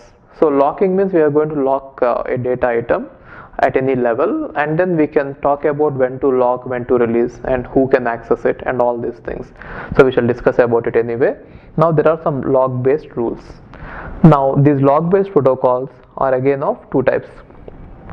Two-phase locking protocol, again it is of four types: basic 2PL, conservative 2PL, strict 2PL, rigorous 2PL, and again graph based protocol. And then apart from locks we have timestamp based protocols. So this is basing on the values of the times at which you are accessing the data. Now timestamp ordering protocol and Thomas Wright rule. So these are the two varieties which are available in those rules. And the next set of rules are multi-granularity protocol, and the next one is multi-version protocol. In multi-version protocol also we have multi-version 2PL and multi-version. Now let's see about log-based protocols. The log-based protocols are mainly based on locking a data item before you access it, and this lock has to be done appropriately. For example, if you have a data item, let us say A, and now you want to read it, then you have to lock it and then read it. And if you want to write it, then you have to lock it and then write it. But then reading and writing are actually two different kind of operations. While you are reading the data, you can allow some other transaction also to read the data. But while you are writing the data, till you finish that operation, it is better you don't allow any other transaction to write on it. Otherwise there will be inconsistencies like that race condition in operating system, right? So mutual exclusion and all. So it is exactly the same as mutual exclusion which we have done there in operating systems. But here, since we have read and write both of them, so we are going to use two different locks. So now we can assume that we have two different types of locking. One is called as shared lock. Shared lock. So shared lock means if you are going to read a data item, then you are going to apply a shared lock on that, right? And this is also called as read lock, which means it is mainly used for read lock. And now if you want to lock a item using read lock, the command generally we use is lock underscore R, which means read lock on A, right? And the other one is exclusive lock. Exclusive lock means if you want to write a data item, then you take a exclusive lock on it, and no one will be able to read or no one will be able to write that. Okay, now it is also called as write lock. It can be written like this: lock underscore W A. So the conventions which they use to write the logs, they vary from textbook to textbook, and in the exam they will clearly tell you what does it mean. I mean, they will say that log underscore R of A is locking A, the data item A, for reading, right, and locking data item A for writing, exclusive and shared. Now what is the relationship between shared and exclusive is, if you have shared log and exclusive log, let us say I am writing it like this. Now if you already have a shared log on a data item, then you can have one more shared log on the same data item, which means if a data item is already logged under shared mode, then someone else can request for shared log and they can get it. Now if you have logged a data item in shared mode, then someone else cannot log it under exclusive mode. So these two are not compatible. Got it? So let me write yes and no. So X means exclusive locking, X means exclusive locking, S means shared locking, right? So these two are compatible, which means if you are already having a shared lock, yes, you can ask for one more shared lock on that. If you already have a shared lock, you cannot ask for exclusive lock. These are the general rules, right? Which means any number of transactions can read the same data, but then while someone is reading, no one should update it. That is the meaning of it. And while someone is updating it, no one should read it. That is why if a data item is already logged under exclusive mode, then again locking it under shared mode is not allowed, right? And it is also not allowed. Got it? So from this table you should be able to understand that any number of transactions can read at the same time, but then even if one of them is going to write, then no other transaction should access it. This is what is simple locking. In simple locking we don't have anything else, right? Now what are the problems with simple locking? Why do we need more features in simple locking is, I'll take an example and explain you. Let us assume that we have two transactions, T1 and T2, and one transaction is trying to transfer an amount of, let's say, 50 rupees from account A to account B. Another transaction is trying to display a sum A plus B. What is the total amount present in A plus B? Now this is what both the transactions are trying to do. Now for that reason, let us say there is a schedule possible in locking. Now the schedule is like this. It is not a serial schedule. The schedule is like this, T1 and T2. Now T1 will take a lock on A, and then T1 will first take a lock on A. Let us say lock exclusive of A, which means T1 is going to take a lock on A and it is going to write A. Before writing it, it will try to read it, right? So lock shared of A, it is going to read the value of A, right? After locking, it is going to read the value of A and then unlock A. Let us say unlock shared of A. Got it? Which means we logged A and read the value of A and then we unlocked A. And now again lock A for exclusive and you try to decrement the value of A equal to A minus 50 and then release A. So unlock A.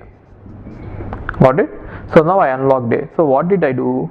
I read the value of A and I decremented the value of A, and maybe I have written the value of A, right? Let me write it. Write the value of A and then unlock it. Okay, so till this part I didn't do anything. I just decremented the value of A by 50, right? And now let us assume that by locking and unlocking, T2 has at this point started this operation A plus B. Now since it has released all the locks it has been holding on A, T2 will be able to get a lock on A, which is nothing but shared lock, and get a lock on B, which is nothing but shared lock, and now it will try to display A plus B, right? Now what happens is, we are in the middle of the transaction. Now assume that initial amount that A has is 100 and initial amount that B had is 200. Now after transferring, A will have 50 rupees remaining and B will have 250 rupees remaining. Got it? Now the sum initially, if you compute it, is going to be 300, and the sum, if you compute it later, is going to be 300, right? So at any point in time, if you compute the sum, it has to show us 300. But now at this point, if it tries to compute the sum, this is going to show as, since A has been decremented by 50 and this amount has not yet been added to B, and at this point you are trying to compute the A plus B, you are going to get a number of, I think 50 plus 200 is 250, right? So which means this is inconsistent, right? So you are going to see inconsistent data. Therefore, by just acquiring the logs and then releasing them immediately in the simple protocol, we are not able to produce consistent results. Inconsistent results are still possible. Now, why do you think that this problem has occurred? Because you are in the middle of the work and you have released the logs too early. If you would have held the logs for some more time, then this transaction would have waited, isn't it? Now you have released the log on A, therefore they are reading the temporary value of A, which is not actually right, isn't it? Or even though the value of A is permanent, you should have waited for B, right? Therefore, releasing the log too early in the simple logging case is going to give us the inconsistent results. That is one problem, right? And the second problem you might see is,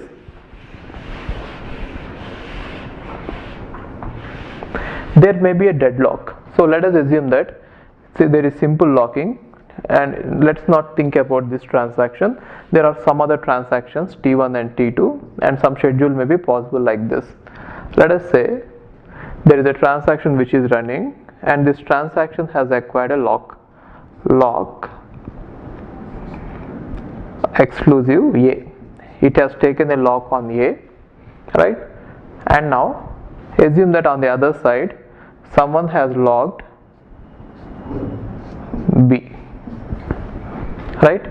Now assume that on the other side, now B wants, the next log is transaction T1 wants exclusive lock on B, and transaction T2 wants exclusive lock on A. Let's say there is some situation which has got like this. Now what is the meaning of it is, the data item A has been logged by transaction T1, right? And then there is transaction T2, and data item B has been logged by transaction T2, right? And now transaction T2 wants a lock on T1, and transaction T1 wants a lock on B, right? Now if you observe this, there is clearly a cycle, because of which there is going to be a deadlock. Therefore, if you just allow the simple locking to be done, then there is a chance that there might be a deadlock. Even if it is not the exact way, there might be some other way we might get into deadlocks, exactly the same way we have seen in operating systems, right? This is also a problem. And also one more problem might be, see, you are getting the problems. So if you just allow simple locking to be done, then one problem is inconsistent results, second problem is deadlock, and the third problem is they might not always guarantee any serializable schedules. So what I mean by this is, let us assume that we have two transactions like this. Now transaction T1 has got a lock, let's say exclusive lock on A, and it is writing on A, and then it has unlocked A, right? And then let's say transaction T2 has now asked for shared lock on A, and then it read the value of A, and then it unlocked the value of A, unlocked the data item A. And again here transaction T1 has obtained shared lock on A, and let us say it has again written the value of A and again unlock A. So there might be some other actions in between, but what we wanted to see is what happens in this scenario. The main transactions which I want to see is this. And now if you observe it, there is a write-read dependency here, and again read-write dependency here, right? Now this one is saying that this T1 then T2, this one is saying that T2 then T1, right? So what is it? There is a cycle possible here, and so this is not going to be conflict serializable, right? So which means by going with the simple locking, just locking and unlocking immediately, right, I might fall into various problems. So there is even no guarantee that I'll always be able to get serializable schedules. So something more has to be added to the simple locking protocols. Just providing the exclusive access to data items is not going to clear, solve our problems. Yes, it is going to solve our problems in some cases, but then in some cases we might get into trouble. So what are the three problems we might face? One is inconsistent data, other is deadlocks, and the other one is serializability may not be guaranteed. That is why we are going to add more things to simple locking. We shall see it in the phase locking. Okay, so we are going to have two-phase locking next. Fine. Now to the basic locking protocol, we are going to add some more rules, and then it is going to become two-phase locking protocol. So in two-phase locking protocol, what happens is, it requires locking and unlocking can be done in two phases. So one is called as growing phase and other is called as shrinking phase. So whenever a transaction starts taking the locks, it is not supposed to release the lock until it has acquired all the locks it needs. So what I mean to say is, now if you assume that this is the number of locks taken and this is the time. Now as the transaction starts, it might have 0 locks. Now slowly it is going to acquire some number of locks, right? And after it has acquired all the locks it needs, let us say it requires 10 locks on 10 data items, only after it gets all the locks, then only it should start releasing the locks, right? So that is why there is going to be something called as growing phase and then shrinking phase, right? Therefore that is why it is called as two phase. So growing phase and then shrinking phase. In growing phase we are going to obtain the locks, and in shrinking phase we are going to release the locks, right? Now transaction can obtain locks but not release the locks in growing phase, got it? And transaction can release the locks but not obtain the locks in shrinking phase. Now what is the advantage of this kind of mechanism is, if you see why there will be some conflict, if a schedule is not serializable is, let us say there is some write here, write on A, right? And again there is some read on A, right? And again there is some write on A, something like this, right? Then this one is, let us say this is from transaction T1, it is from transaction T2. So this is what is going to create the problem, isn't it? It is saying T1 then T2, it is saying T2 then T1. That is why you are going to get a cycle. Now by using this growing and shrinking phases, right? Now if a transaction has written the value of A, and again if it has to do some read or write here, right, it will not allow any transaction to come in the middle like this. Why? Because it is not going to release this lock, and therefore this one cannot acquire that lock. Got it? So by having this growing and shrinking phases, we'll always be sure that as long as this transaction needs more locks, it will not release the locks, and so no one can come in the middle into this. Got it? So that is how it will be clear, it will solve that problem of serializability, right? So by using this two-phase locking, we'll definitely get serializable schedule, right? Okay, I'll show you an example how it is possible. See here.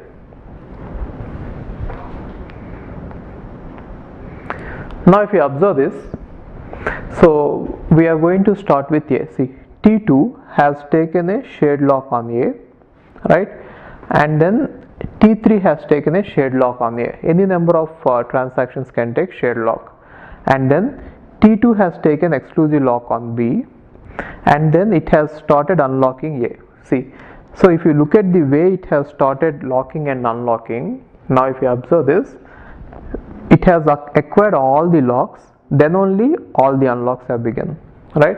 And on the other side, if you see this, it has taken all the locks, lock on A, lock on C, then only it is going to unlock, right? Here also, after taking all the locks, it is going to unlock, right? Now by writing like this, in case if there is any conflicting action, let us say if you see any conflicting action, assume that here I think there is no conflicting action. I can form an example where there will be some conflicting actions like this. Now let us say there is lock exclusive on A, right? And then we are trying to write on A, okay? And again at later point in time it has to, let us say, lock exclusive on B, and then write on B. Okay, now at this point, if someone tries to write on A and then write on B, these two actions will not be allowed. The reason is, since exclusive lock is already taken by, let's say, transaction Ti and transaction Tj, right? Now since exclusive lock is already taken by transaction Ti on A, this action will not be allowed by transaction Tj, because exclusive lock is already with transaction Ti, right? And again, if you see this, since if this has to happen, right, then definitely there has to be exclusive lock of on B by Tj, but since here itself it has been blocked, whenever you fail to acquire a lock, you will be blocked. So since this transaction is blocked, nothing will happen, and so this will continue this way. Got it? So that is why we don't have any serializability problem with this. Always our locking protocol, two-phase locking protocol, is going to ensure serializability. Okay, and what is the order in which you get the serializability is, in order to understand that, you have to understand something called as locking point. So what is locking point is the point at which any transaction will obtain the last lock is called as locking point, right? So what is the last lock is, here if you observe it, in these two the last lock is here, therefore the locking point for this transaction T2 is here, right? And in these two the last lock is here, therefore the locking point for the transaction T3 is here. Now in these two the last lock is here, therefore locking point for transaction T1 is here. Now if you observe it, the locking points are in the order T2, T3 and then T1. Therefore this schedule will definitely be equivalent to the serial schedule, which is given by the order T2, T3 and then T1. Got it? So we'll even be able to find out what is the serial schedule that this one is equivalent to, right?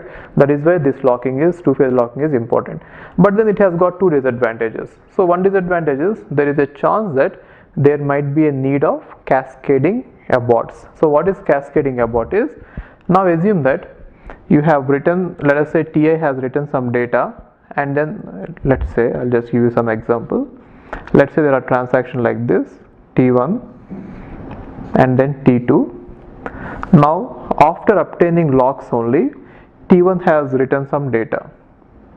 Okay, so it has obtained a lock on A and then it has written A, and similarly it has obtained lock on, let's say, B, and then it has written some value on B, and at some point it is going to unlock A and unlock B, right? Now let us say after A has unlocked it, T2 has read it, which means it has taken a lock on A and it has read the value of A. Okay, now at this point, if T1 thinks about rolling back, right, if it is going to roll back, right, then this one also has to roll back. Got it? Therefore you are not making sure that only after the commit you are making the other one to read. So other transaction can read even uncommitted data in two-phase locking. Therefore, even though it is recoverable, it might be cascading. So there are some cases in which you might get cascading rollbacks even with two-phase locking, right? And also there is a chance of deadlocks. So what is the deadlock is? Now I'll just take an example about the deadlock here. Let us say there are two transactions, T1 and T2, right? Now transaction T1 has obtained a exclusive lock on A and transaction T2 has obtained an exclusive lock on B, and again transaction T1 now wants exclusive lock on B and transaction T2 wants exclusive lock on A. The same situation which we have seen. Now both of them are in the growing phase, therefore it is definitely possible in 2PL, isn't it?